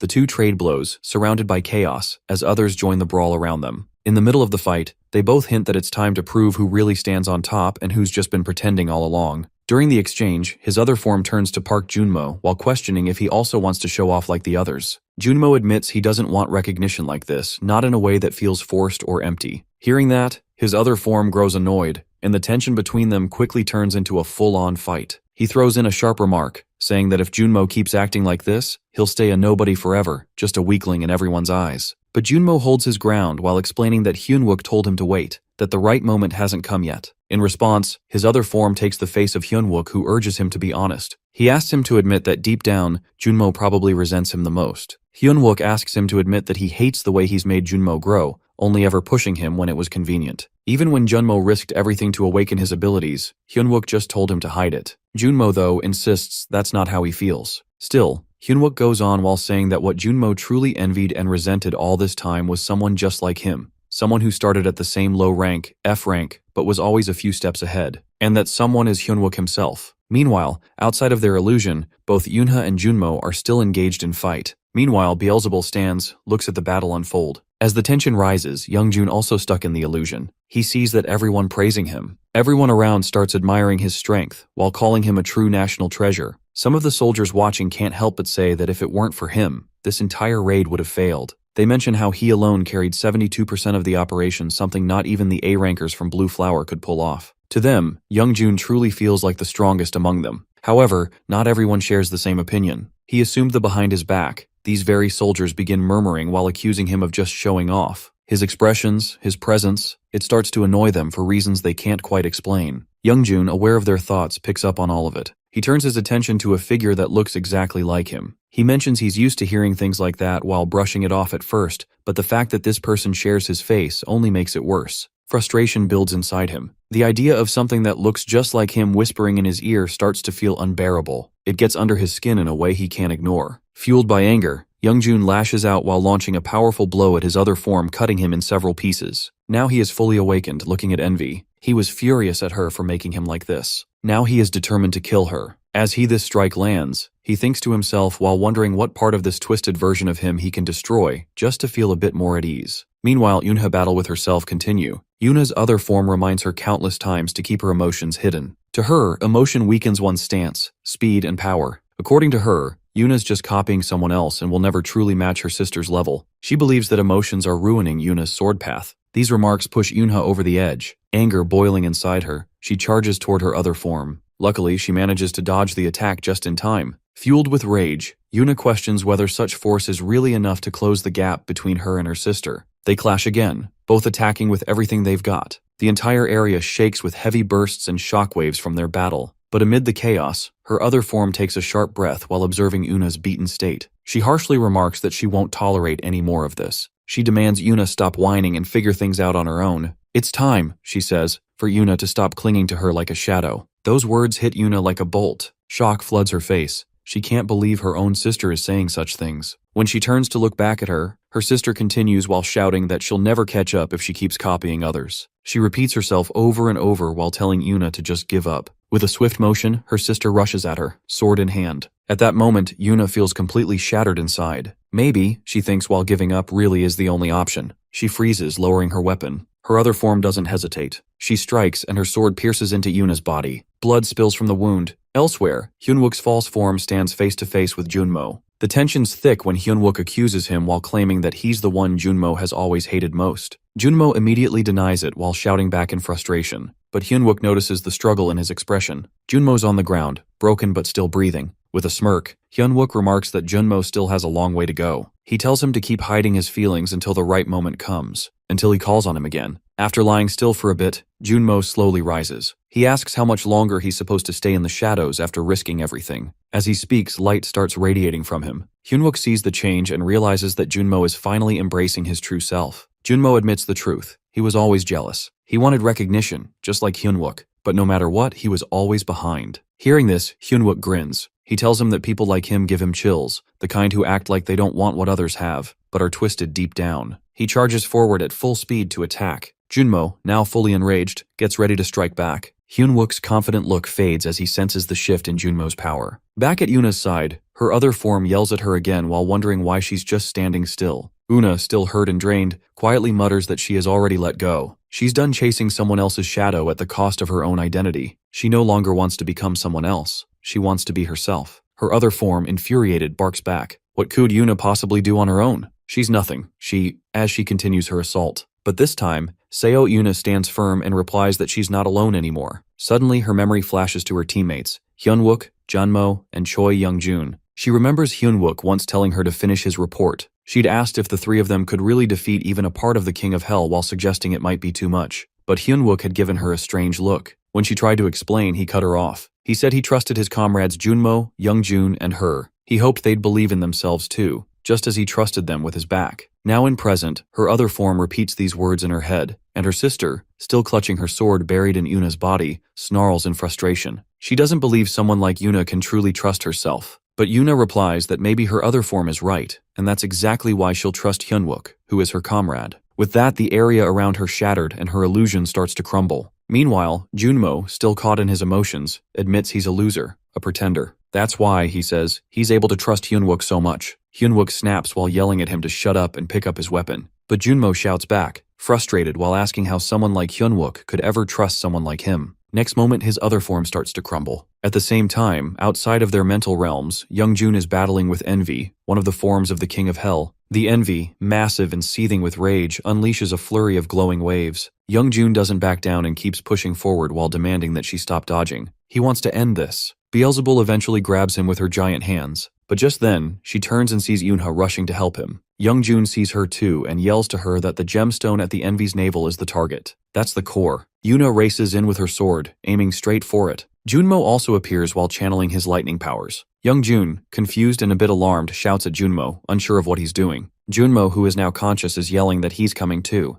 Together, the two of them charge at the Envy's core in perfect sync and break it. Their combined strength overwhelms her, and they manage to take her down. Suddenly, a message appears that they have destroyed Envy, one of Beelzebul's 3 thought forms and the source of deterioration. Joy spreads among the group that they actually did it. Una smiles, and Junmo, while catching her expression, remarks that he's never seen her smile before. Youngjun adds nervously that he nearly forgot to aim at her for maximum pain. But then, reality sets in that there's still one Beelzebul left. They all hear the sinister voice of the final monster echoing nearby. Junmo hears it too and wonders aloud if Hyunwook can handle this last battle on his own. But Yuna assures him that he'll manage. She trusts him. Hyunwook, now facing the final piece of Beelzebul, readies himself. A massive rift opens, and the monster sees him. Hyunwook commands his team that all units, AMT warp, open. Blinding waves of AMT begin blasting the area. The monster watches in fury as Hyunwook yells, "Still rain bombardment, ready to fire!" And with that, the final clash begins. Hyunwook continues battling the monster head-on while yelling that Steel Rain bombardment prep is now done.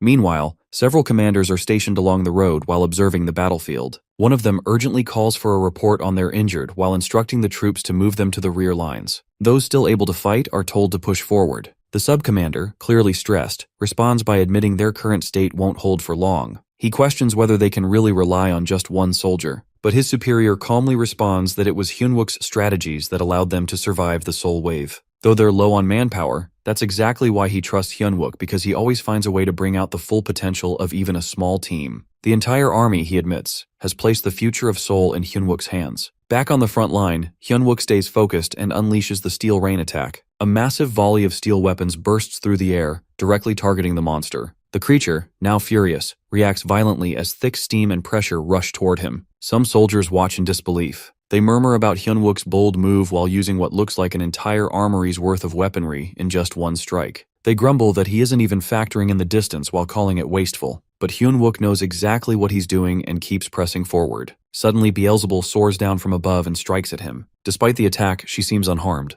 The soldiers watching from a distance grow even more frustrated while questioning why she isn't even slightly damaged. They express doubt while thinking they won't stand a chance if Hyunwook keeps missing his mark. The vampire, now fully recharged, begins her counterattack. Meanwhile, orders are given for the AMT drone squad to split up and take their assigned spots. As the drones move into place, the ground is riddled with holes, and out of nowhere, a massive explosion erupts while swallowing the entire area in flames. Watching from afar, Junmo voices his concern. He points out how much stronger the enemy has grown and asks if they should step in. But Seo Yunha, while remembering Hyunwook's instructions, replies that he told them to stay out of it no matter what. Despite everything, she still believes in him, and so do the others. He counters while summoning his energy and thinking of the technique Dark Hand of the Cloudmaster. He orders for Armories 3 and 4 to reload their weapons. The soldiers, while hearing his command, follow through without hesitation. More weapons begin appearing across the area. The second round of bombardment is set. A huge beam of light, shaped like a blade, charges straight at the vampire. Though she tries to deflect it, Hyunwook charges in at full speed while shouting his final command, Mogle Release. A wave of blinding light floods the battlefield as the attack surges forward.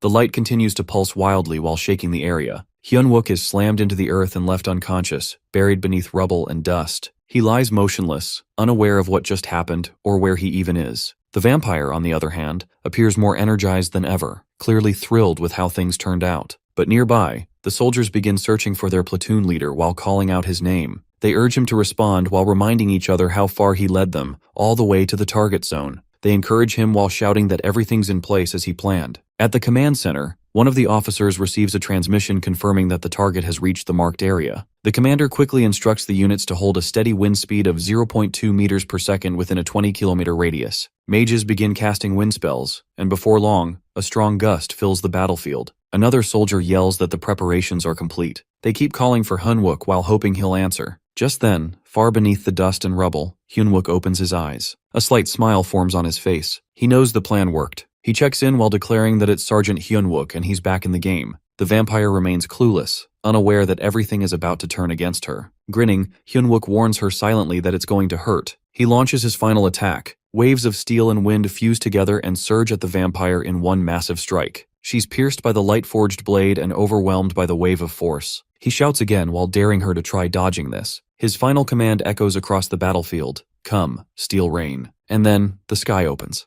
A storm of 1,000 swords rains down while crashing toward Beelzebul while shaking the ground and sky alike. The Steel Rain has begun. The surroundings are left in ruins from the sheer force of the attack. However, once the dust settles, Hyunwook notices Beelzebul still standing unharmed, and shock spreads across his face. The platoon commander demands a situation report. One of the soldiers yells that Beelzebul's thought form remains fully active. It consumed all their weapons. Beelzebul turns to Hyunwook now. Hyunwook, not backing down, retorts with determination. He remarks that he has already studied Beelzebul's feeding behavior, and that his greed will cost him. Then, he charges forward and unleashes Metal Smash directly onto Beelzebul's abdomen. He tells him this is what happens when metal is consumed without proper burning. Beelzebul falls to the ground, and Hyunwook declares the fall of the cursed soul wave. He hurls another arrow toward him, but to everyone's shock, Beelzebul devours that as well. Suddenly, Beelzebul counterattacks. Hyunwook, caught off guard, fails to avoid the strike. The impact is devastating while tearing through the area. Witnessing the destruction, the platoon commander issues a command to abort the mission and orders all units to retreat immediately. The attack's magnitude stuns everyone. Kim Min-hee notifies the commander that there's no sign of Hyunwook. Meanwhile, Yoona and Choi Youngjun prepare to enter the field. Yoona insists they move in. They need Hyunwook alive for what's ahead. Just then, Hyunwook rises again, activating his skill Mogle. He commands it to release, then charges at Beelzebul once more. Regaining control of the battlefield, he instructs all units to hold their ground. Turning to platoon leader, he directs her to warp as close to the thought form as possible. Min-hee, startled, questions the order, but Hyunwook insists that they cannot fall back now. If they do, nothing will stop Beelzebul, and the entire city along with its people will become his meal. Flashes of Beelzebul's earlier attack cross Hyunwook's mind. With urgency, he urges them to act fast. The platoon leader nods in agreement while assuring him the weapons are in place and encourages Hyunwook to make it count. With renewed resolve, Hyunwook vows to finish the mission. He once again calls upon steel rain and steel pours from above. Yet Beelzebul absorbs every arrow once more. Meanwhile, the soldiers' drones approach the target. Min-hee confirms the drones have reached the closest possible range, though their noise will soon give them away. While still engaged in battle, Hyunwook responds that it's fine. He tells everyone to hold steady. He'll warp in and dive toward the creature himself. That, he believes, is the only way to destroy it completely. His plan is to enter its body and detonate it from within using Tsar Bomba. However, just as he prepares to strike, Beelzebul uses a teleport and lands a deadly blow. His attack pierces through Hyunwook's chest. As the rest of the unit engage in a fierce battle against the monstrous Beelzebul, chaos unfolds across the field. Now Beelzebul is standing while Hyunwook is laying unconscious and injured on the ground. Suddenly, a soldier yells while requesting a report from Lee Min-hee. Another immediately responds while shouting that Lee Hyunwook has collapsed after Beelzebul pierced through his chest. The shocking news spreads like wildfire while leaving everyone stunned. Without wasting a moment, the platoon commander instructs all AMT units to retreat. He vows to buy them time and stay behind. Meanwhile, Hyunwook lies on the ground, blood pouring from the gaping wound in his chest. Despite the intensity of the moment, the commander calls upon his tamed beasts and sends them charging toward Beelzebul. However, the Beelzebul effortlessly demolishes each one while proving his overwhelming strength. As the troops begin to withdraw, a soldier urgently urges everyone to board the transport and not look back. At that moment, Beelzebul identifies his next target and flies in pursuit. But before he can reach them, the commander leaps into the air while intercepting him mid-flight. They both crash to the ground, and from Beelzebul's sliding strike, the commander suffers an injury to his arm. Despite the pain, he acknowledges Beelzebul's power and reminds himself that he alone may not be able to stop him. Still, even with his mana running low and his body on the verge of collapse, he refuses to let the monster advance any further. With determination, he summons his remaining tamed beasts and commands them to attack. A fierce clash unfolds, and a massive explosion tears through the battlefield while shaking everything nearby. Beelzebul is also ready to attack him. Elsewhere, a soldier kneels beside an unconscious Kim Se-hee while pleading with her to awaken. Regaining partial awareness, she anxiously asks about Hyunwook while worrying they hadn't confirmed his death. The soldier responds with a heavy tone while claiming that Hyunwook's heart had been destroyed, and not even an S-rank healer could revive him now. However, Hyunwook is not entirely gone.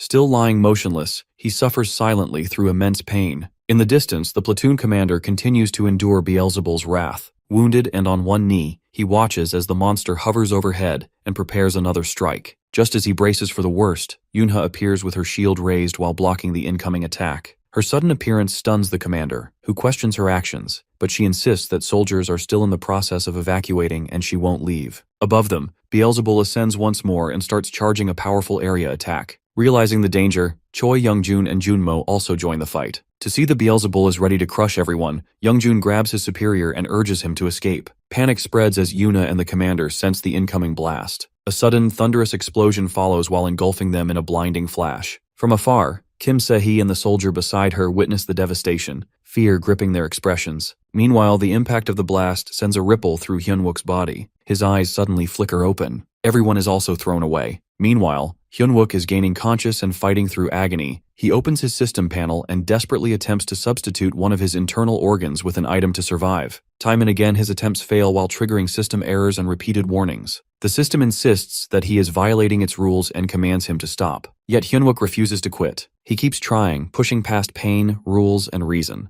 Finally, after relentless effort, he succeeds. His damaged heart is restored. A brilliant streak of mana erupts into the sky, visible to everyone on the battlefield. The light marks his return. Then, in a burst of strength, Hyunwook rises to his feet fully healed, body reinforced, and ready for battle. Against all odds, he has defied the system itself. Standing tall with unwavering eyes, he prepares for the next phase of the fight while declaring his presence as Sergeant of the 3rd Anti-Monster Brigade, Steel Company, Lee Hyunwook.